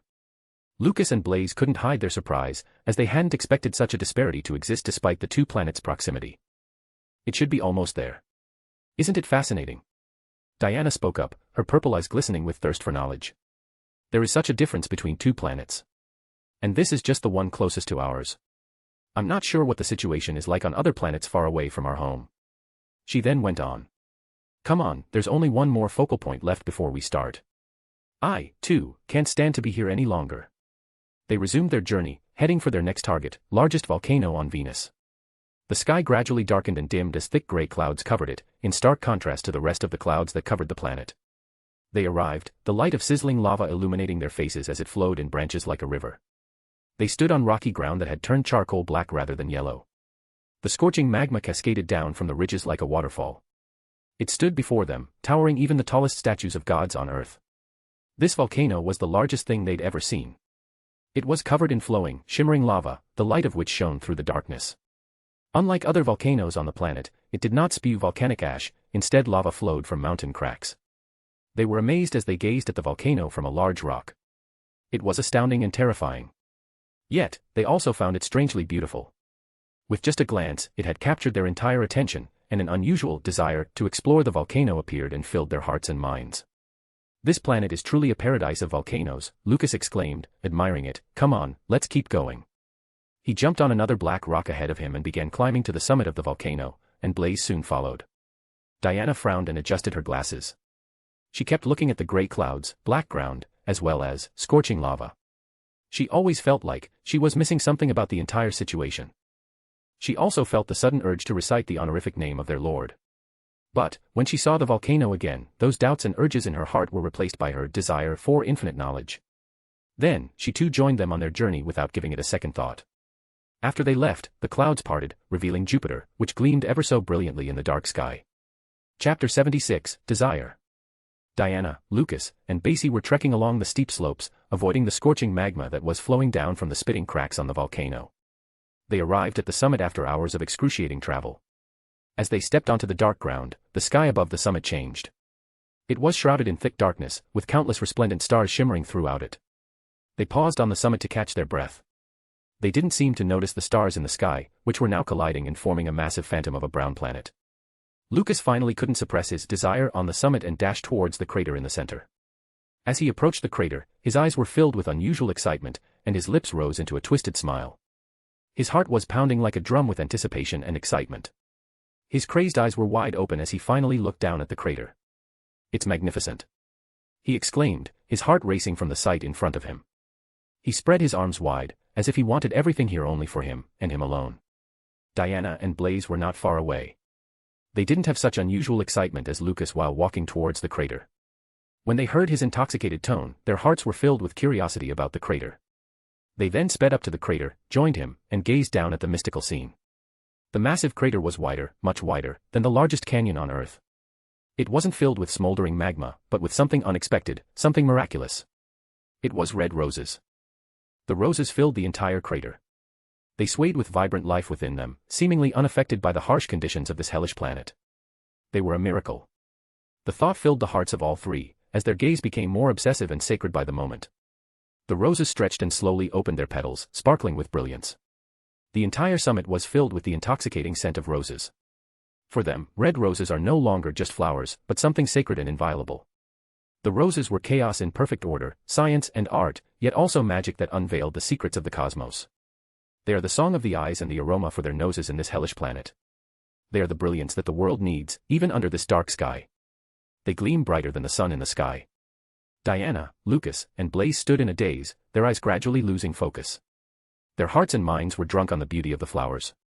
A green stem with small buds grew out of the ground in front of the three of them. It grew to their height at a moment's notice.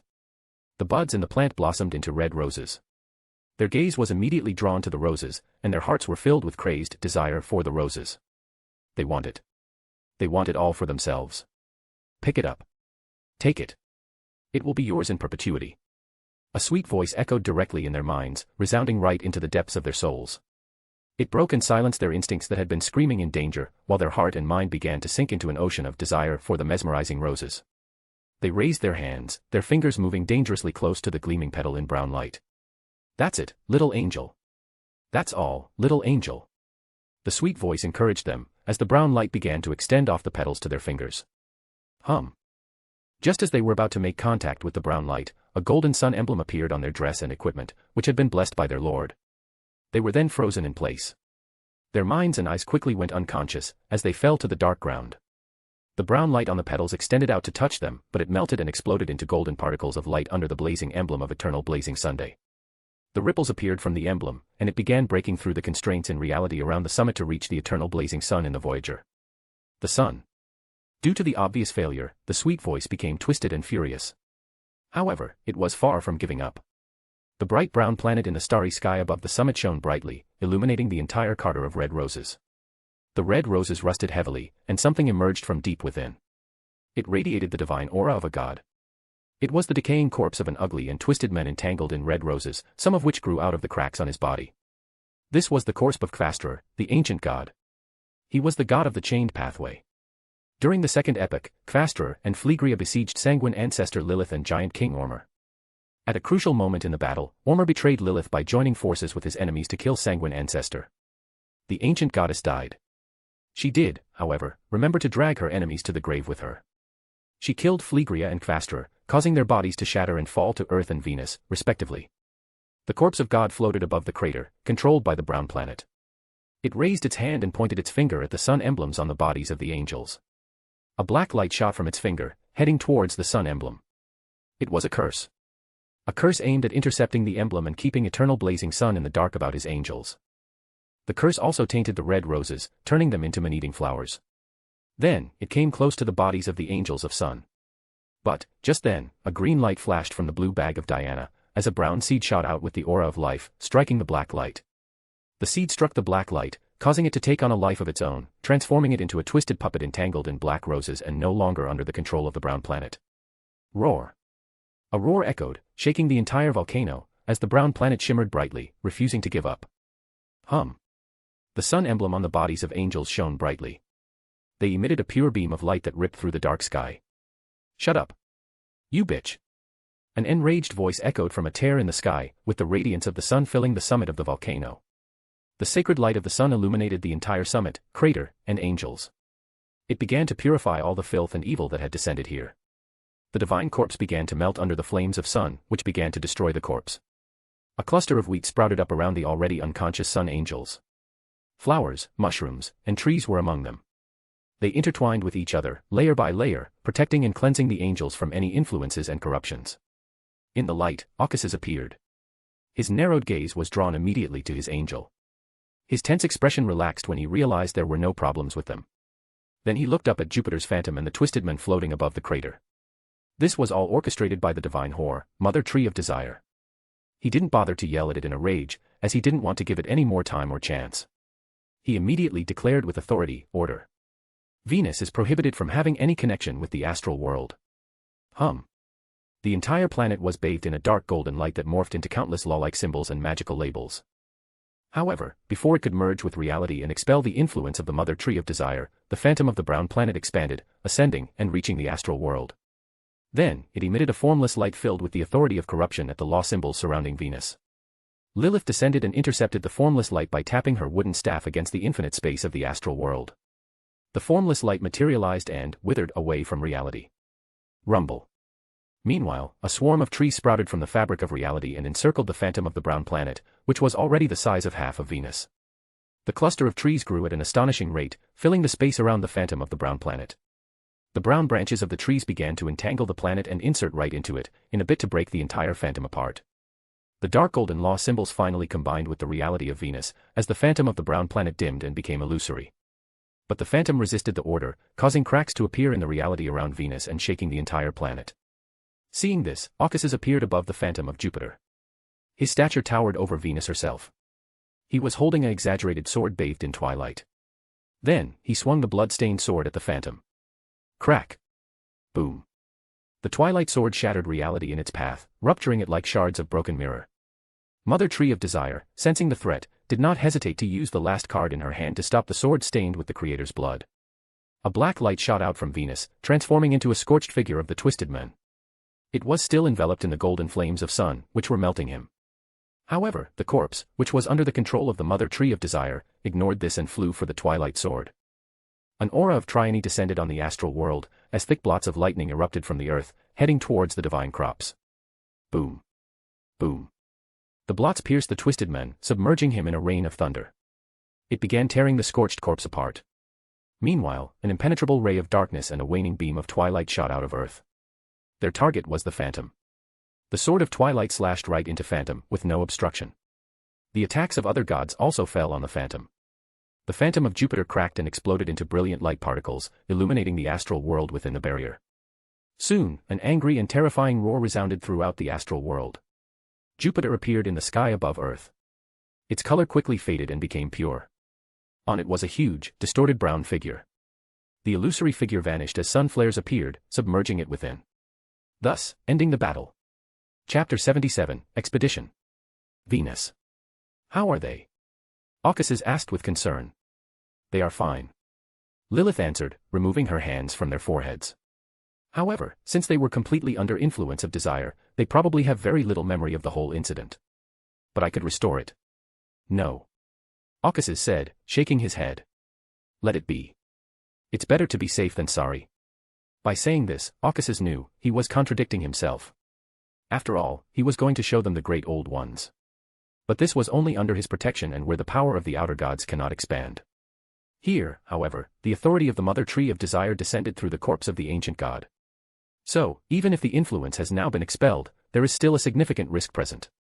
Lilith nodded in understanding.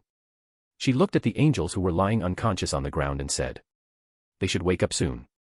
Then she got up and turned to Caucasus. I'll wait for you at the crater. She excused herself with a serious expression. Caucasus nodded and watched her disappear into the volcano's scorched crater. Then he saw his angels slowing down, their bodies shaking as their closed eyes opened in confusion and bewilderment. He sighed and waited for them to get a hold of themselves. In the crater, Lilith walked through the ashes of the roses. She bent down and picked up a red petal from the ashes. Her eyes were slightly reminiscent of the past as she gazed at the petal of the hand. The petal suddenly flew from her hand as a gust of wind erupted behind her. She turned to see Caucasus standing beside her, arms folded and eyes narrowed. Caucasus has already persuaded his angels to continue their scientific expedition. He didn't make up an excuse or a story to hide what happened. He just told them they would find everything eventually. Yes, he is still going to show them. This incident only amounted to strengthen his resolve about it. He cannot always protect his angels from the dangers of the cosmos. It was too close this time. They would have been corrupted by the divine slut were it not for the blessings Caucasus and Lilith gave them before embarking on this journey. They need to know the whole truth so that incidents like before don't happen again. His angels were still confused about everything, but they resumed their journey under his stern words.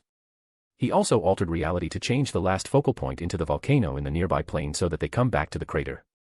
Inside the crater, Caucasus approached Lilith and stopped right in front of her. His body inches from hers, a solemn atmosphere filled the entire crater. Bella, did you know it before? Caucasus asked her, his golden eyes staring into her red eyes. Lilith was unaffected by his intense gaze. She calmly walked away from him, then she replied. No, I didn't expect Castor's corpse to be on Venus. War was chaotic at that time and I was just a subordinate god back then. So I didn't know much about the consequences of the war. But weren't you Ormer's wife? Caucasus asked, suppressing the anger that burned in his heart. God knows how excruciating it is for him to keep up with her act, even in situations like this. Lilith suddenly laughed. Wife. No, I was far from that. To him I was nothing more than his slave or tool of reproduction for his glorious race.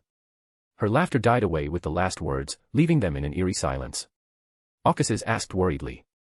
Sorry if I said something. No, it's okay. Lilith cut him off, turned to him and gave him a weak smile. I've already come to terms with all my past.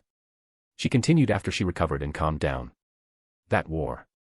Ormer didn't say much about it after returning to the castle. However, he looked frightened, as if he had seen something terrible. He was also badly injured and corrupted by the crimson moonlight. He went into solitude for a long time after the war. Caucasus listened while ignoring her magnificent acting. Do you know Lilith, the sanguine ancestor?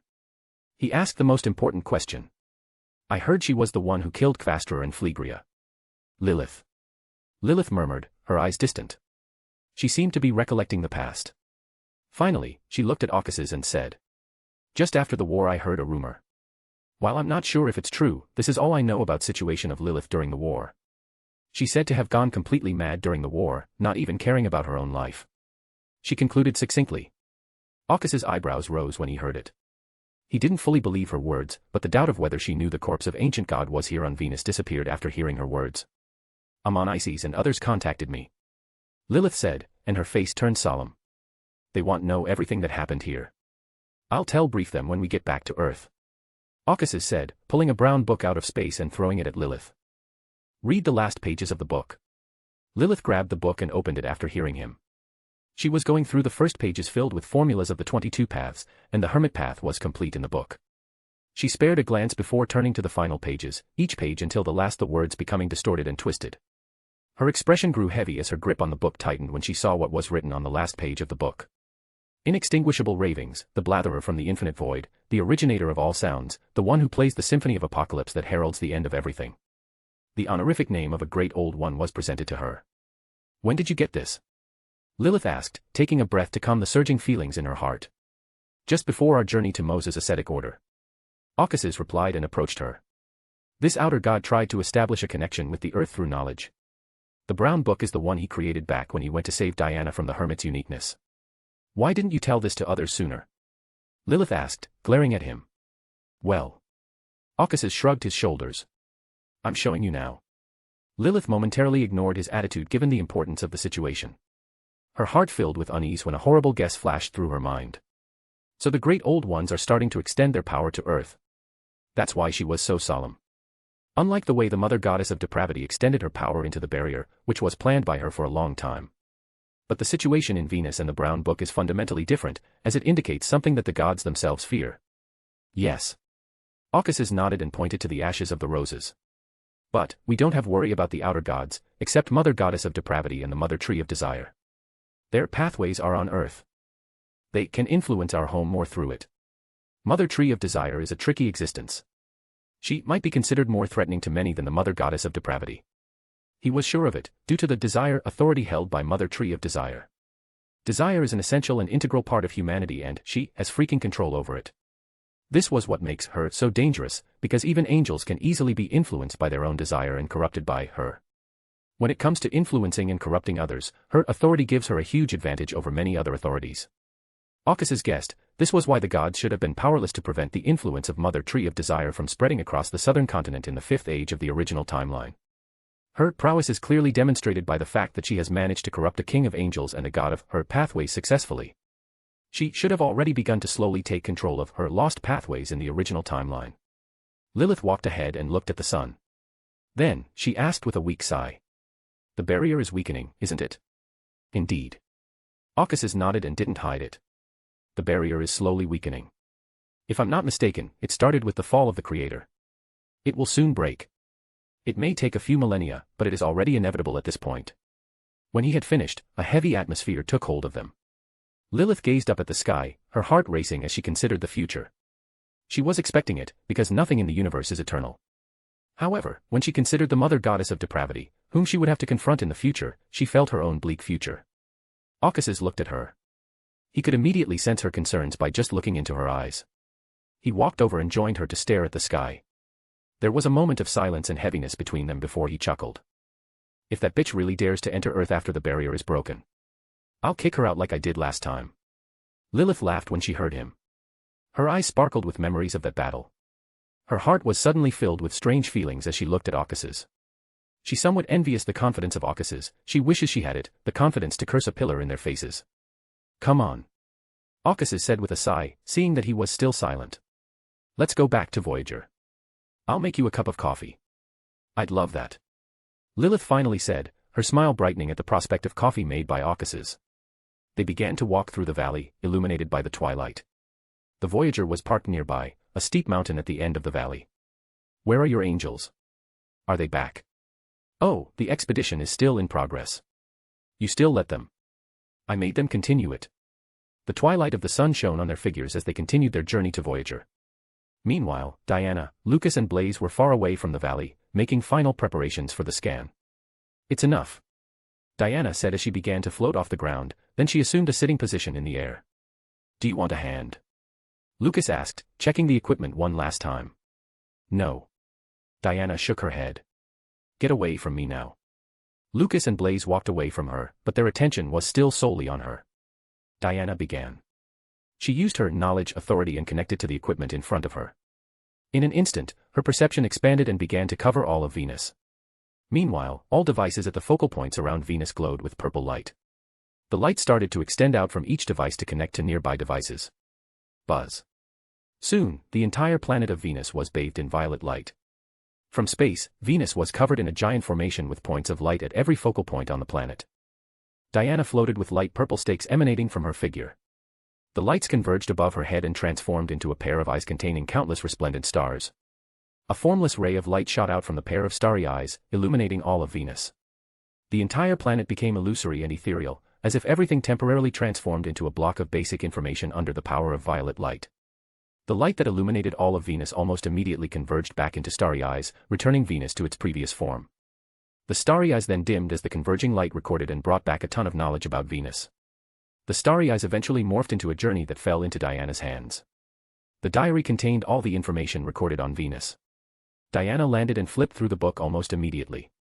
She also looked worn down from doing such feat. "Are you okay?"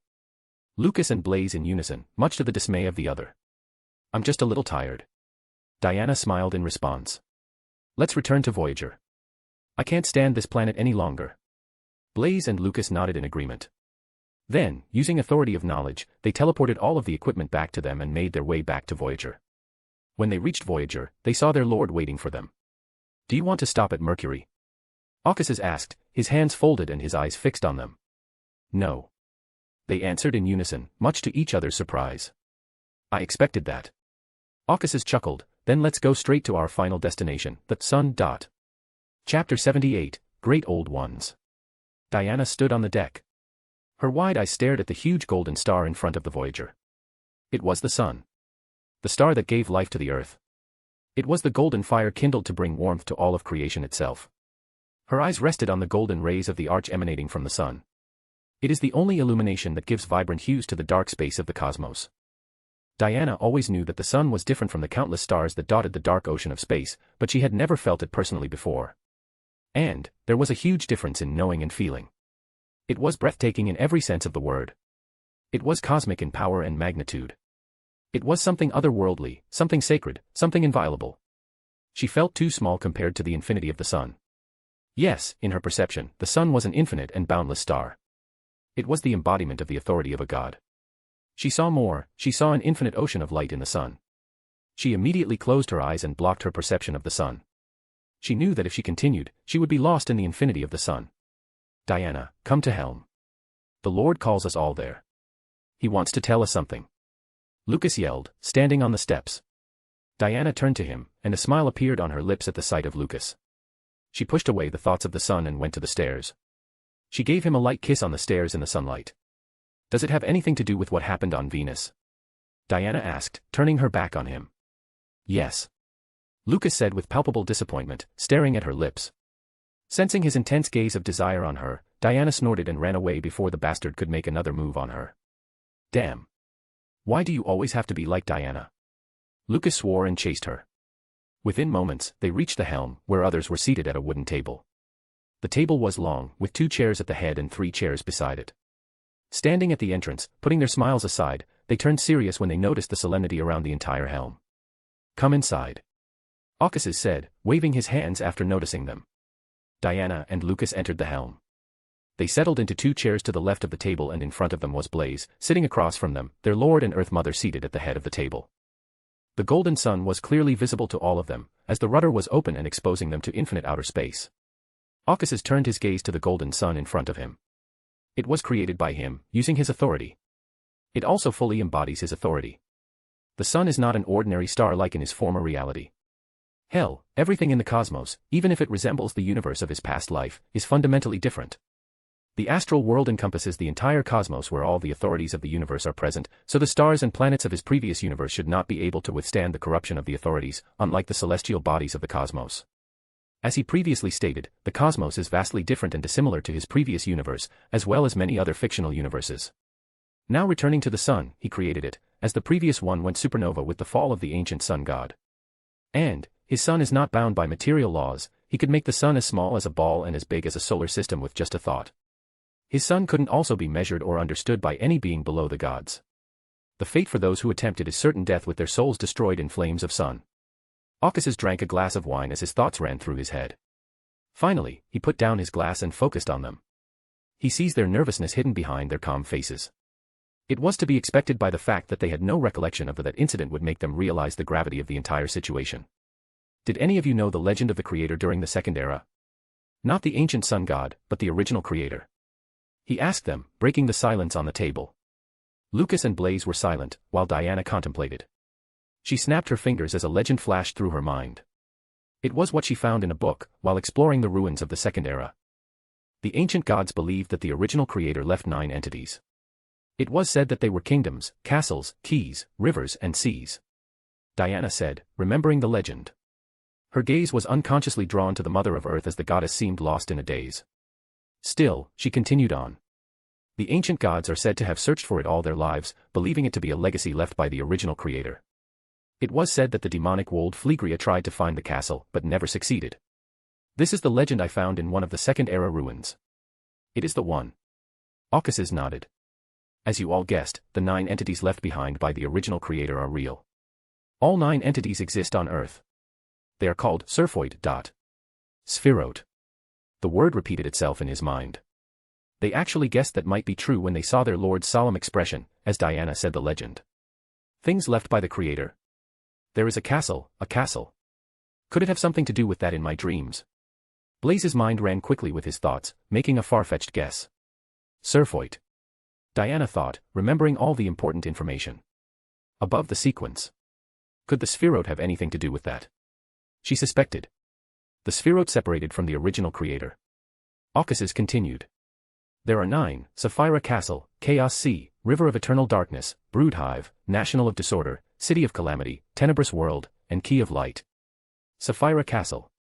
Blaze thought in a daze, as the name started to echo in his head. If we divide the interchangeable paths into different categories, there should be 9 in total. Diana calculated. 9 categories and 9 Spheroid. Are they really on Earth, but why have we never heard of them? And what are they for, my lord? Lucas asked with curious eyes. Of all of them, he was the least affected by the secret. It's on Earth. But expect Sapphira Castle and Chaos Sea, all others are sealed. Caucasus replied and waved his hand in the air. The sunlight converged above the table and turned into letters that revealed the secrets of the cosmos to them. It stated, God Almighty, Creator, Maker, the Omnipotent and Omniscient, Lord of the Astral World.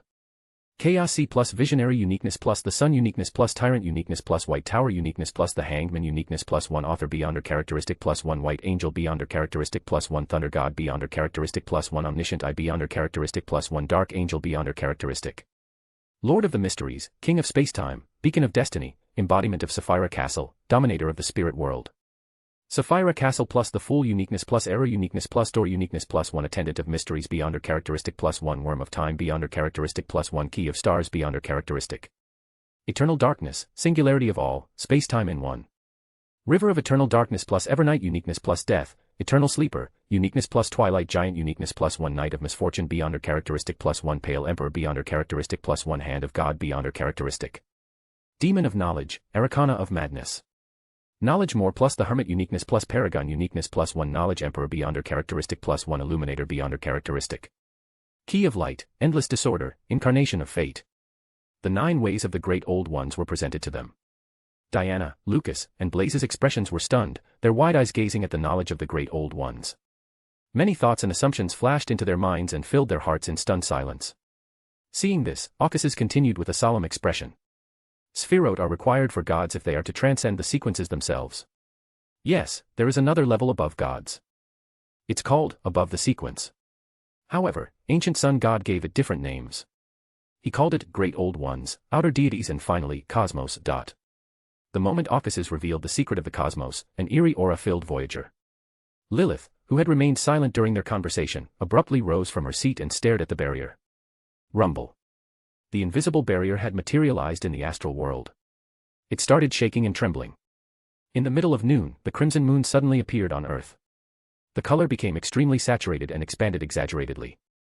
It was as if it hung on the roofs of every house. Aside from that, Jupiter, Mars, Saturn, Uranus and Neptune all lit up at the same time, emitting light of different textures. Looking down from the cosmos, the Sun, Earth, Venus, and Mercury seemed caught in an invisible storm and were shaking in place. On Voyager, Lilith felt the rage of great old ones. Their fury shattered the starry sky. She can sense their rage was actually directed at Augustus due to his audacity and arrogance. Augustus ignored them and looked at his angels, who were still perplexed by everything that was going on. I promised you that you would eventually know everything, Augustus sighed. I'm sorry for doing this. But it's necessary. Diana, Lucas, and Blaze rose from their seats as their instincts cried out in danger, the kind that could easily threaten their lives. But before they could react, sunlight fell on them, coating them like a layer over their bodies. Open your eyes, said Augustus in a deep voice. They immediately felt the reality around them stretch like rubber. They shot out of the Voyager at incredible speed, with reality returning to normal. They were like shooting stars in space that traveled even faster than the speed of light. They passed Mercury, Venus, and Earth in the blink of an eye, while their screams echoed throughout the astral world. They stopped abruptly right in front of the Earth, but before they could catch their breath, they shot away again as a powerful force carried them towards the barrier. The moment they reached the barrier, everything around them fell into darkness, eternal darkness at that. Darkness engulfed them and finally stopped them in their tracks. They took a break to calm their minds and hearts, which were filled with confusion, sadness, terror, and bewilderment. Diana tried to open her eyes and failed before realizing they were open. Most of the space was the darkest of all grays, but this one was pure black. It was as if someone had extinguished the stars and the sun. The darkness was heavy, oppressive, almost suffocating. Suddenly, a slippery sound echoed through the eternal darkness, catching his attention and making his hair stand on end. Something has crept into the eternal darkness, waiting to be seen, felt, and heard.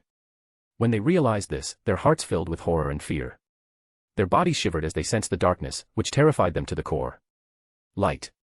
Lucas screamed as if his life depended on it. Light. Light. He desired to illuminate the darkness and make the unknown known to them. But he immediately regretted it. The light illuminated the darkness and revealing the unknown. In front of them stood a thin barrier. In this godless depth they saw luminous planets and the moon. The crimson moon collapsed in an ocean of blood and transformed into a gigantic, indescribable figure with countless eyes. The brown Jupiter flared up and transformed into a gigantic tree with myriad branches extending into the infinite void. There were tree warts and flowers growing on the branches, from which sticky mucus was dripping out. The red Mars spit in the center, revealing a pupil filled with countless resplendent stars, all of which were perpetually in supernova. The yellow Saturn became illusory and expanded. It merged with the ring around it, turning into a colorless ring with blinking eyes on both sides. The blue Neptune collapsed into a massive and twisted figure, intertwined in strings that vibrated and produced melodies. The astral world shook and crumbled in their anger. Their malevolent gazes passed the barrier and fell entirely on Augustus, while disregarding the angels of the sun. Diana, Lucas, and Blaze's minds nearly exploded and collapsed when they looked at the great old ones. Mother goddess of depravity, mother tree of desire, supernova dominator, ring of comeuppance, inextinguishable ravings.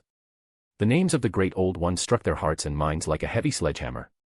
The oppression of the great old ones weighed them all down and made them realize their own frailty and insignificance. It also destroyed all the pride and vanity they had.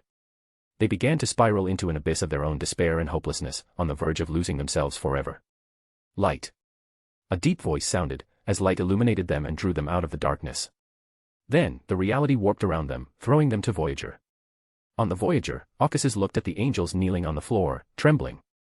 Their heads down, and their bodies were drenched in sweat. It was the cosmos. He finished with a sigh. Chapter 79, Pillar. The astral world is in chaos. Augustus thought when he sensed the authorities of the astral world. He could see glimpses or visions before, but there was only literal chaos in his perception now. It was because of the rage of the great old ones. Their authority should have influenced the astral world on a cosmic scale. They did not cause the destruction, but it should have affected the concepts of cosmos related to their authorities. As for the consequences, he really didn't know. After all, his perception of the astral world outside the barrier only shows chaos. Augustus thought, as he stood on the deck, a glass of wine in his hand. His gaze remained on the barrier, which slowly became invisible again. Beyond the barrier, the great old ones have already returned to their planetary forms. However, their glares were still on him.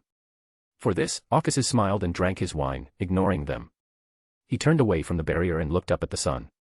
He leaned his back against the railing and then rubbed his temples, which ached from the stress.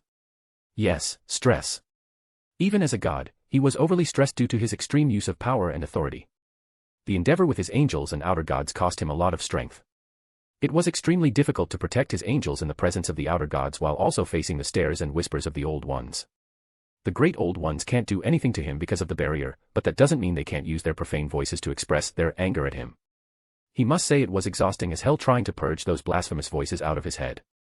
It was literally the amalgamation of all the profane and sacrilegious sounds, so much so that it could make anyone who hears them commit suicide to get reprieve from these ungodly sounds. He did, in the end, manage to extricate himself from that, which left him drained. Occuses took another sip of wine as his body recovered minute by minute in the light of the sun. It will only take a few moments to return to its optimal state. Ultimate regenerative powers are always a big perk for gods. They are here, Lilith said as she walked out of the helm. Hearing this, Occuses approached the helm and asked, "How are they?" His angels were in a mess, both mentally and physically. He sent them to a separate room to give them ample time to process everything that had happened, and he also asked them to clean themselves up before returning to the helm. Physical. They are fine. There are no signs of corruption or influence in them. Their condition is actually in great shape due to your sunlight helping them recover, Lilith stated, with her hands folded, but mentally they are literally reeked. It had left scars on both their hearts and minds. They really need long-term therapy to recover from this, she seriously suggested. Occuses nodded and asked, "Do you know a perfect physiatrist who fits them?" He knew some form of therapy was needed. When the Creator took him to the barrier and showed him the great old ones, he was in a much worse state than they were. He only recovered due to the ambition that ignited in his heart, as well as the long therapy sessions conducted by the Creator, who was the best in the field. Hermes, Lilith answered, after thinking about it for a moment. He has an abundant knowledge of cosmos, as well as most experienced in this field. There is a person more qualified than Hermes, but she did not name him because the one asked for this was Occuses. The person is the angel of imagination, Adam. Occuses nodded thoughtfully. He and Lilith approached the helm as they talked. They finally entered the helm, where he saw his angels sitting on the chairs. Their expressions were flat, as if nothing had happened, but their shaking hands and legs clearly betrayed them. Then, he and Lilith sat in the chairs at the head of the table. "I'm sorry I did that without giving any warning." Occuses sighed when he saw their horrible mental states. Blaze shook his head with a wry smile. "It's better this way, my lord. It is better to know the whole truth than to live in ignorance." His hands were shaking as he pressed them against his face. While Lucas and Diana drank hot coffee, their faces were pale and their hands were shaking. However, as they took a few sips of coffee, their complexion visibly improved and the tremors stopped. "Drink, Blaze," Occuses said, pointing to the coffee for Blaze. Blaze nodded, took the coffee in his hands and started drinking. The coffee was brewed under the authority of him and Lilith. Lilith created the coffee beans, filled them with life force.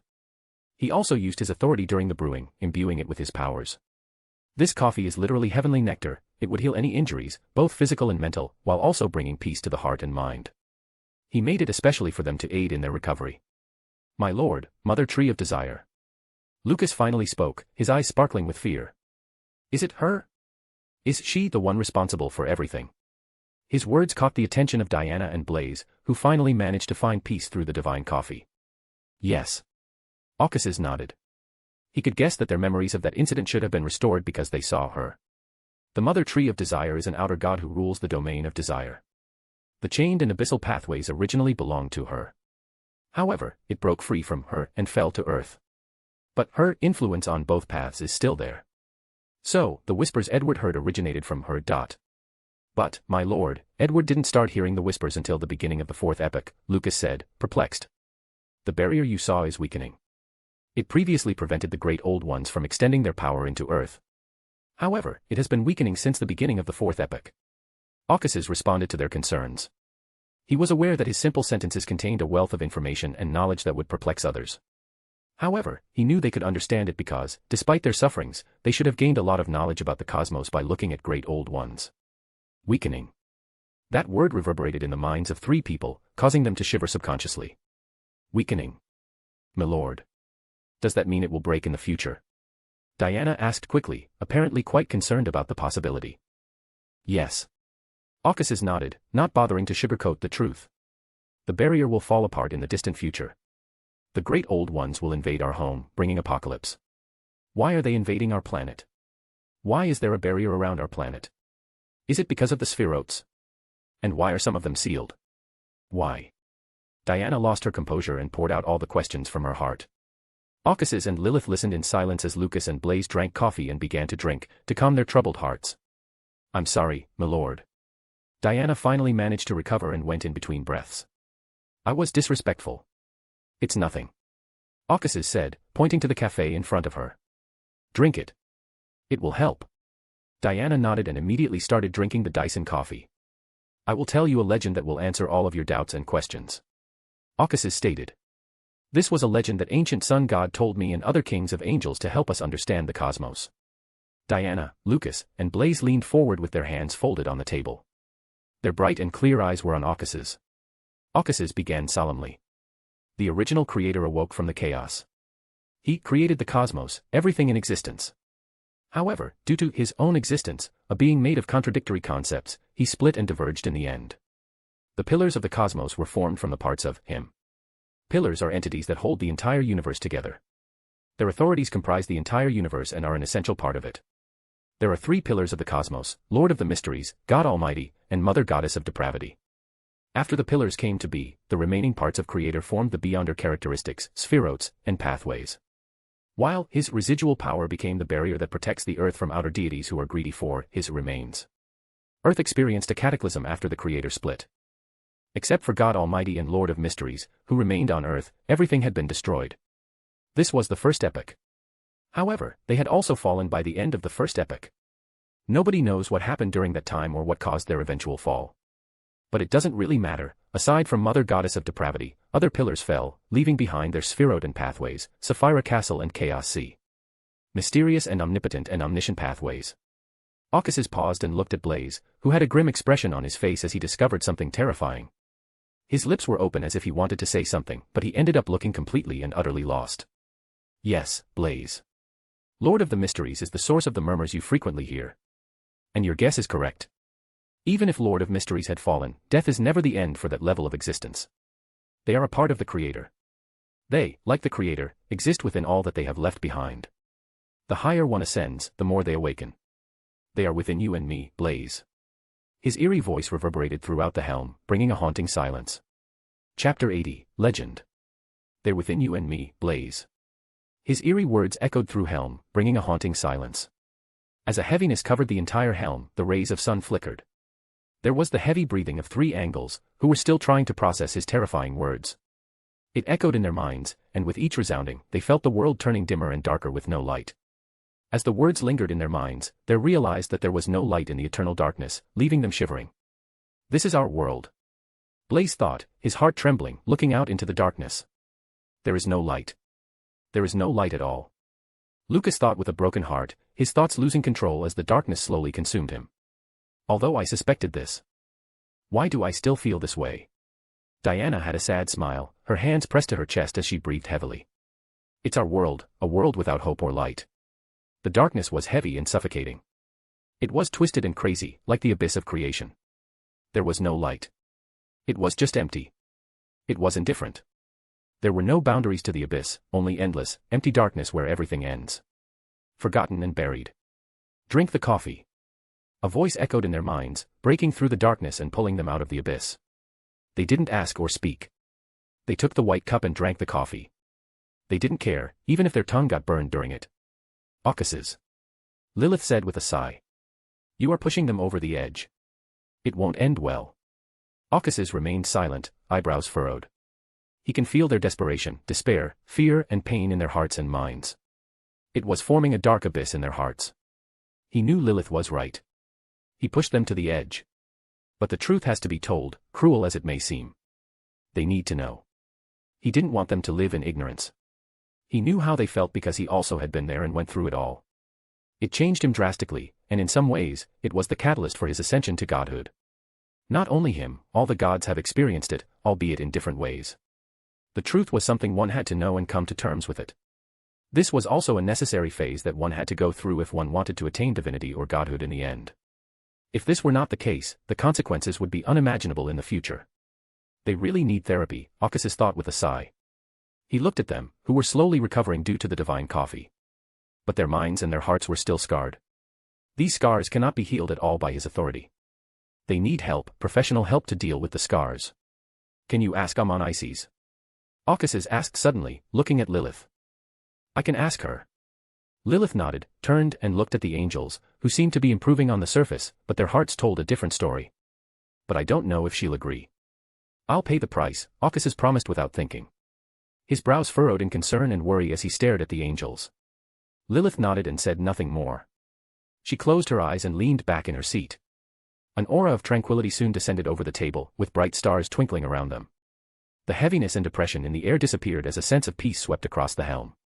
Numerous night moons and vanilla flowers appeared from the stars and descended on the angels and gave them a blessing of night.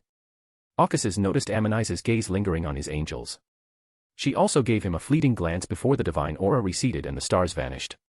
Lilith opened her eyes, turned to him, and said, "She wants to talk to you in person after you return to Earth." Ocas's nodded. He didn't think much into it, for he was focused on his angels of him. He can see that their emotions are settling and the scars in their hearts and minds are healing, albeit slowly. Their complexion and condition visibly improved, as they should have achieved a sense of peace through the blessing of the night. Ocas's sighed. He must say, the authorities of Amani-Ness were too convenient. The authorities used by Amani-Ness here were soul and night, while she still has darkness, concealment, and misfortune. He put those thoughts aside and focused on Blaze, who finally seemed to have some strength to speak. The pillar will awaken within us. Is that why the paths of the mysteries have been suppressed and considered cursed, my lord? Blaze asked, doing his best to be calm and composed. Yes, the higher one climbs on the paths of the mysteries, the more the pillar will awaken. Let's say, if one now becomes the god of these three pathways, Lord of Mysteries will fully begin to revive within them, using their bodies as a vessel. Ocas's answered, placing his hand on his chin. Why do you think Bethel and Aman never tried to ascend to become gods, despite many opportunities in the past? That was the reason. The six gods also do not want a god of the pathways to be born either, unless the time and fate are right. Hearing this, Blaze went silent in his own thoughts about the pillar and mysteries. Lord. Diana spoke, leaning forward in her chair and adjusting her glasses. But isn't God Almighty also a pillar? She began to rationally focus on this knowledge and cast doubts on it, thus distracting her mind from wandering into the terrifying darkness. Ocas's smiled. As expected of you, Diana. You noticed that. He complimented her. The will of God Almighty is powerful, but it pales in comparison to the will of Lord of Mysteries. In recent times, the Almighty's will has weakened. This is why I, Leodoro, and Hera Bergen can become gods without fear of the resurrection of the Almighty within us. My lord, was the weakening related to the ancient sun god? Diana finally put forward her guess, her hands knitted together nervously, as if she was afraid of the answer. Ocas's was silent for a moment before speaking. Let me continue the legend. In the end, you will have the answers to your questions and doubts. Diana nodded as Blaze and Lucas began to focus on him. Despite the fact, the truth was horrible, they would rather know it all, than live in ignorance. Ocas's continued. The pillars have fallen. However, they left behind arrangements that would ensure their successful resurrection in the future. Lord of Mysteries went a step further to make sure his arrangements weren't disrupted by future generations. He sealed all the spheroid sea of chaos on one of the continents of the earth, before his death. The seal can only be opened when a new Lord of Mysteries is born. So there needs to be the birth of a Lord of Mysteries before the apocalypse. Diana gasped in horror. The Lord of Mysteries should have predicted that the apocalypse would happen. Even more, he may have foreseen it in the future many will try to suppress his pathways and stop his resurrection. But, by doing this, she was completely lost, for in that moment she clearly realized the horror of a pillar. Lilith shifted uncomfortably in her seat as Blaze and Lucas began drinking the coffee again. Yes. Ocas's nodded, his tone still calm. You are indeed right. The Lord of Mysteries knew that in the future, many would try to stop his revival. So to ensure the success of his plans, he sealed the spheroids and blocked the ways of the Great Old One for future gods. The Lord of Mysteries knew that the barrier was not eternal. So, he left this arrangement, which would compel the future gods to allow someone to become Lord of Mysteries in order to break the seal on the Serphoids. The helm fell silent with a heaviness that covered the air as his words echoed out. Ocas's felt the silence and continued on the legend. So that's why the spheroids are sealed. Now let's move on to the last part of the legend, the one you know. It's about the ancient sun god. The creator's name attracted their utmost attention, as he was always covered in mysteries. The creator awoke from the sea of chaos with the first blasphemy slate. He was already a god of the two pathways of the sun and hanged men at that time. However, the creator quickly realized that Almighty had already begun to awaken in him. And, in an attempt to stop this, he separated a part of the self with the authority of degeneration, and let that part share his burdens.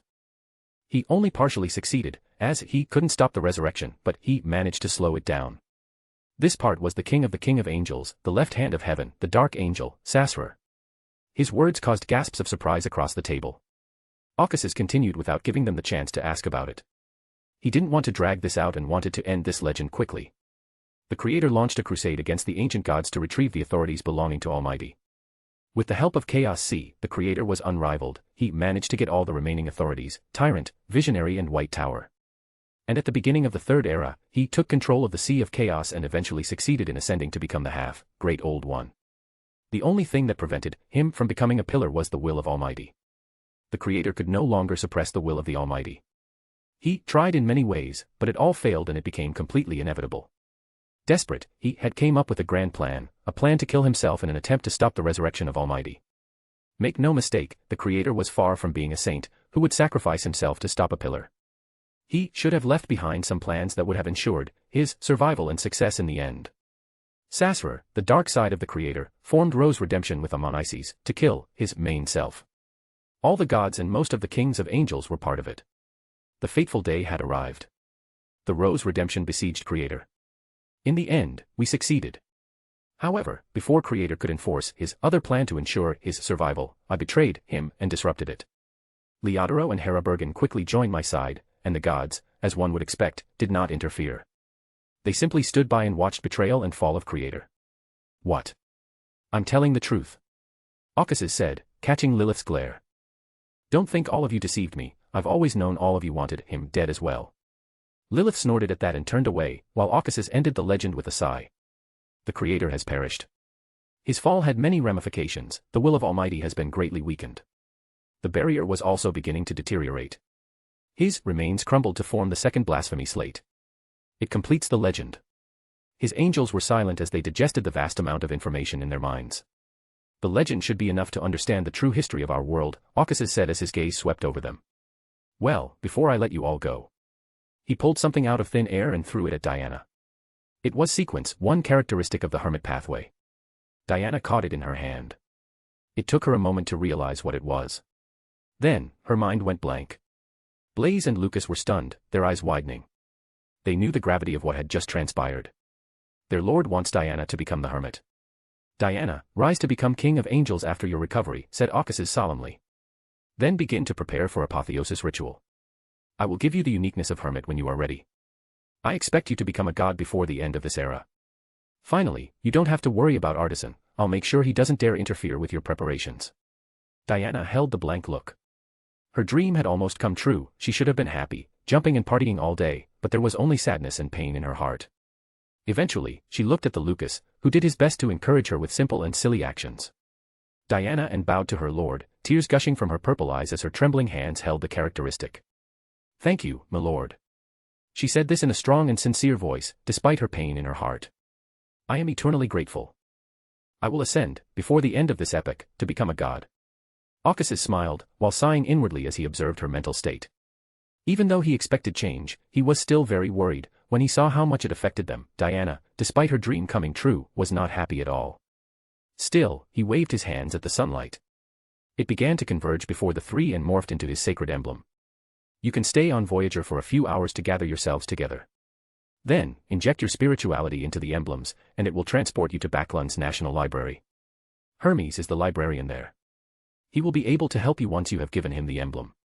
He issued the final instructions. His angels nodded solemnly and took the emblem without hesitation. They bowed to him one last time before leaving the helm. After watching them go in silence, Occasus leaned back, shoulder slumped. He took the cup of wine from the table and began to drink it. He and Lilith were the only ones now at the helm. And, he chooses to remain silent even after sensing her glares. There was only silence between them, until Lilith spoke up, sighing in defeat. You were far too daring, Occasus. You have offended all the outer gods by doing that. I can assure you that they are enraged and they are going to target you specifically in the future. Chapter 81, Alliance.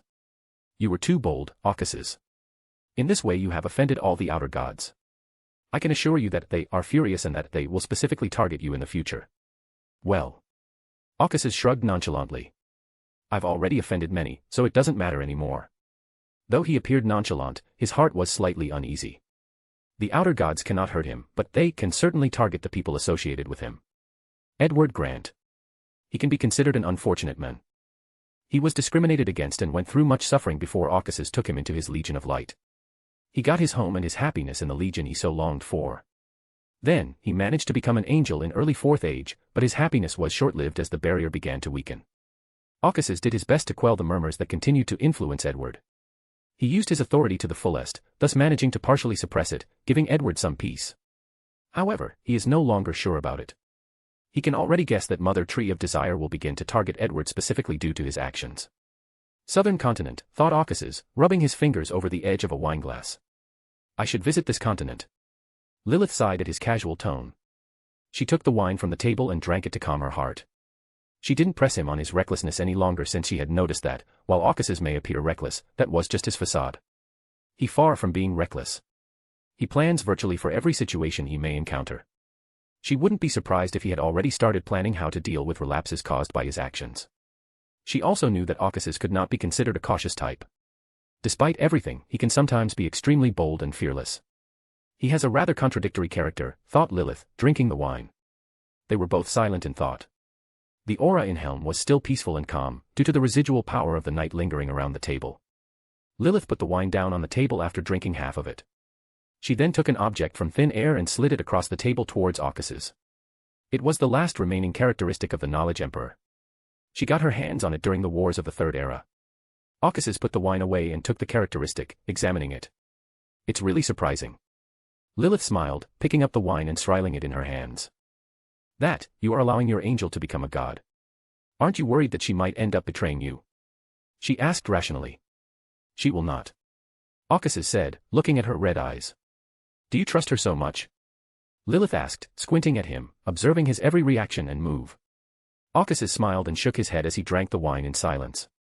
For Lilith, his silence spoke volumes. This made her feel miserable. Her heart felt a slight pain. It wasn't just this, she was also very surprised by Aukas's. After all, traitors are prone to becoming paranoid about others, particularly their own subordinates. This came as no surprise, as no one wants history to repeat itself. Lilith was well aware that Leodoro and Hera Bergen never fully trusted their own angels. After betraying their creator, they have more or less developed paranoia. Hera Bergen didn't make it that clear, whereas Leodoro didn't even bother. Once, he personally sent divine punishment down on one of his angels for making a minor error during a war. But Aukas's is the complete opposite. He was really quite a contradictory person. Lilith gulped all the wine at once, ignoring her strange emotions in her heart. She wasn't a fool in the least. She knew exactly what it meant. She had always had feelings for Aukas's, ever since their fight with the mother goddess of depravity, in which she nearly died if Aukas's hadn't saved her. However, she still chooses to ignore and suppress her feelings for Aukas's. Lilith swirled the glass she was holding as she looked at him. Finally, she sighed and looked at Aukas's, who was pouring himself another glass. She spoke, without bringing up the main topic, but about the things that happened in the Empire. The Parliament is in disarray. Within the Empire, Tudor and Trunsoist are forming factions.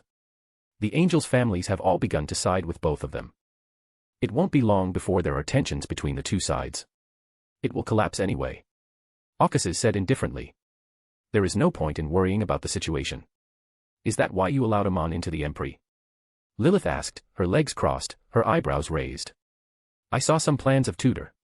After he became an archangel, his respect for us diminished, and his arrogance increased even more after he received the support of Bethel and Amon. And Amon is doing a great job of inducing Tudor to his whim. Alitza. Aukas's said, tapping the table. You know, he wants to become the Black Emperor. He already started preparing for the apotheosis ritual. He laughed. The funny thing is that he actually thought he had successfully hidden it from us with the help of Amon and Bethel. What do you think Tudor will do about the Black Emperor's uniqueness when the time comes? Lilith asked, rather curiously. She knew Tudor's plans. She also knew it would all fail, but she was still curious. He knew I wasn't going to give him the uniqueness, so he planned to use the difference between us to his advantage. Aukas's chuckled. He suspected that the Empire and the Alliance would not last long. Frankly, his plan is pretty good. If he could use his cards well, he can gain the support of Leodoro or Amon Isis or Hera Bergen. He paused for a moment, his eyes flashing with indifference. But it's a pity, his fate is already sealed. From beginning to end, he was nothing more than a poor worm. Lilith said in surprise. So, Solomon will rise again. Yes. Aukas's said bluntly, not bothering to hide the truth. Solomon will make a comeback in the future. Did you find his mausoleums? Lilith asked, frowning. Does it matter? Aukas's said nonchalantly. You don't have to pretend. You and the others also want him to come back as well. This is why Amon-Isis and Hera Bergen did not oppose me during that vote. The alliance is great and all, but it has to end. Solomon is the best way to bring it to an end. Lilith knew this. It was the main reason she came to meet Caucasus. It was to talk about the alliance between them for the coming war. Caucasus continued. You do not have to worry. Our alliance is already formed with the exchange of characteristic. I'll help you fight Amon-Isis when the time comes. Lilith nodded and asked after some hesitation. Are you sure, Caucasus? What do you mean? Caucasus asked, tilting his head to left. Lilith sighed. Caucasus, you can't fool me. Your actions and plans have consequences. Everyone will know when Diana becomes king of angels. While Leodoro and Hera Bergen already see you as the greater threat. So what do you think will happen if the Empire and the Alliance collapse? You will be the first to bear the brunt of ensuing chaos. I wouldn't even be surprised if Leodoro and Hera Bergen manage to make up just to deal with you. You will under siege from all sides, Caucasus. I can't help you at that point. You will have to face the gods all alone. Are you certain you still want to go through this? She finished, her gaze fixed on Caucasus, waiting for his response. Caucasus rose from his chair, wine in hand. He walked towards the deck, only stopping in the middle and speaking without looking back at Lilith. I know what I'm doing. You don't have worry about me. When Lilith heard his answer, she knew there was no point in trying to persuade him further. She got up from her seat, turned around and finally said. Don't die on me, Caucasus. Her voice was low and fragile. After leaving those words, she disappeared from Voyager, leaving flowers to bloom in her place. Caucasus sighed as he leaned against the railing of the bridge and stared at the golden sun. Once again, he was all alone. A/N. I just want to get this out there. 1. The Chaos Sea is currently ownerless. Even though Adam has access to it, he has no actual control over all of it, like before his death. So, Caucasus could also assess it if he could find a way to connect to it. 2. Caucasus has a significant advantage over others, the weakening will of the Creator, which may appear insignificant at this point, but will give Caucasus a significant advantage by the 5th epoch. So, let me just say that Caucasus has a great chance of becoming a pillar. Chapter 82, Nation of Disorder. Backlund, Untied Empire. Caucasus leaned back in his seat and looked out the carriage window, where the rows of houses passed. He was alone in the carriage going to the National Library in Backlund. His gaze narrowed to the royal castle and the statue of the gods that surrounded it. They seemed untouched by time even when the whole empire was changing rapidly. 3 years have passed since his journey into the astral world. Yes, 3 years. From a mortal point of view, this may seem like a long time. But the passage of years is only the blink of an eye for him. The spirit and mind of God are fundamentally different from those of men. The way a god perceives the world and time is also different. In his eyes, the world is just a book that he can open and read anytime. This was due to his authorities, which allowed him to see through the entire world, including its mysteries and destinies. There are really not many things that can be hidden from his eyes. Because his iris became a mix of golden and purple in this state, he named it as all-seeing eyes. The name is indeed a cliché, but it is also most appropriate. However, he didn't need to separate this as a state because, if he so desires, his divine state can be permanent with no repercussions. It is too overpowered. He, too, was aware of it. But, he still wasn't sure if his all-seeing eyes could compete with Hera Bergen's omniscient eye. Well, even though his dreams and expectations were high, in reality, he knew that it would still fall short when compared to the omniscient eye of Hera Bergen. Coming back now, the reason he didn't keep this state permanently was the effect it would have on him. His humanity would have been seriously affected if he had always perceived the world that way. It takes away everything that makes reality colorful and interesting and presents only the most mundane world where he already knows everything. And he just happens to abhor anything even remotely mundane. Such a perceptive would drive him almost mad. Therefore, he has separated it into a state that can be activated and deactivated whenever he wants. Caucasus put his hands on his chin, looking at the dark clouds in the sky. His mind still wandered into the past. The 3 years. He didn't sit still. He did 2 things during this time. He began to search for the mausoleums of Solomon. It was harder to find than he expected. He used his authority of order and chaos of Dark Emperor's uniqueness in his search. It took him a month to locate the first 8 mausoleums, while the last took him over a year and a half to pinpoint its location. Frankly, the whole process was excruciating as hell. It was like looking for a needle in a haystack, especially for the 9th mausoleum. But he went through it all because he didn't want new variables to arise that could affect his plans. From the moment he began his search for the 9th mausoleum, he knew something was up with that place. It took so long because chaos was actively interfering with his search. However, he cracked it after activating his all-seeing eye and combining it in the search. But it still took a long time for him to break the chaos. What was the whole process like? It was a contest of rules and order. Chaos was breaking all the rules and order he implemented, while Ocas's had to find a better order to counter the chaos. He won in the end and shattered chaos by establishing his order.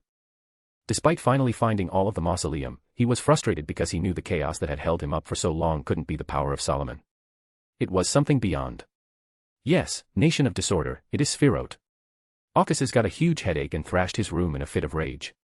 However, not all was lost.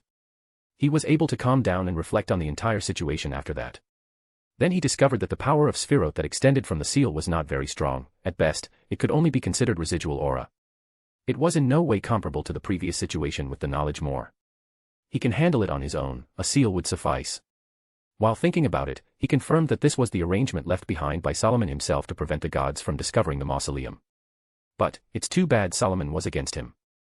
Moving on, he did not decimate any mausoleums because an important question arose in his heart. How did Solomon gain access to Aura of Sephret? In light of all of this, he decided to go to the 9th mausoleum to get to the bottom of things before proceeding with his plans. He crossed his legs and his thoughts went to Edward.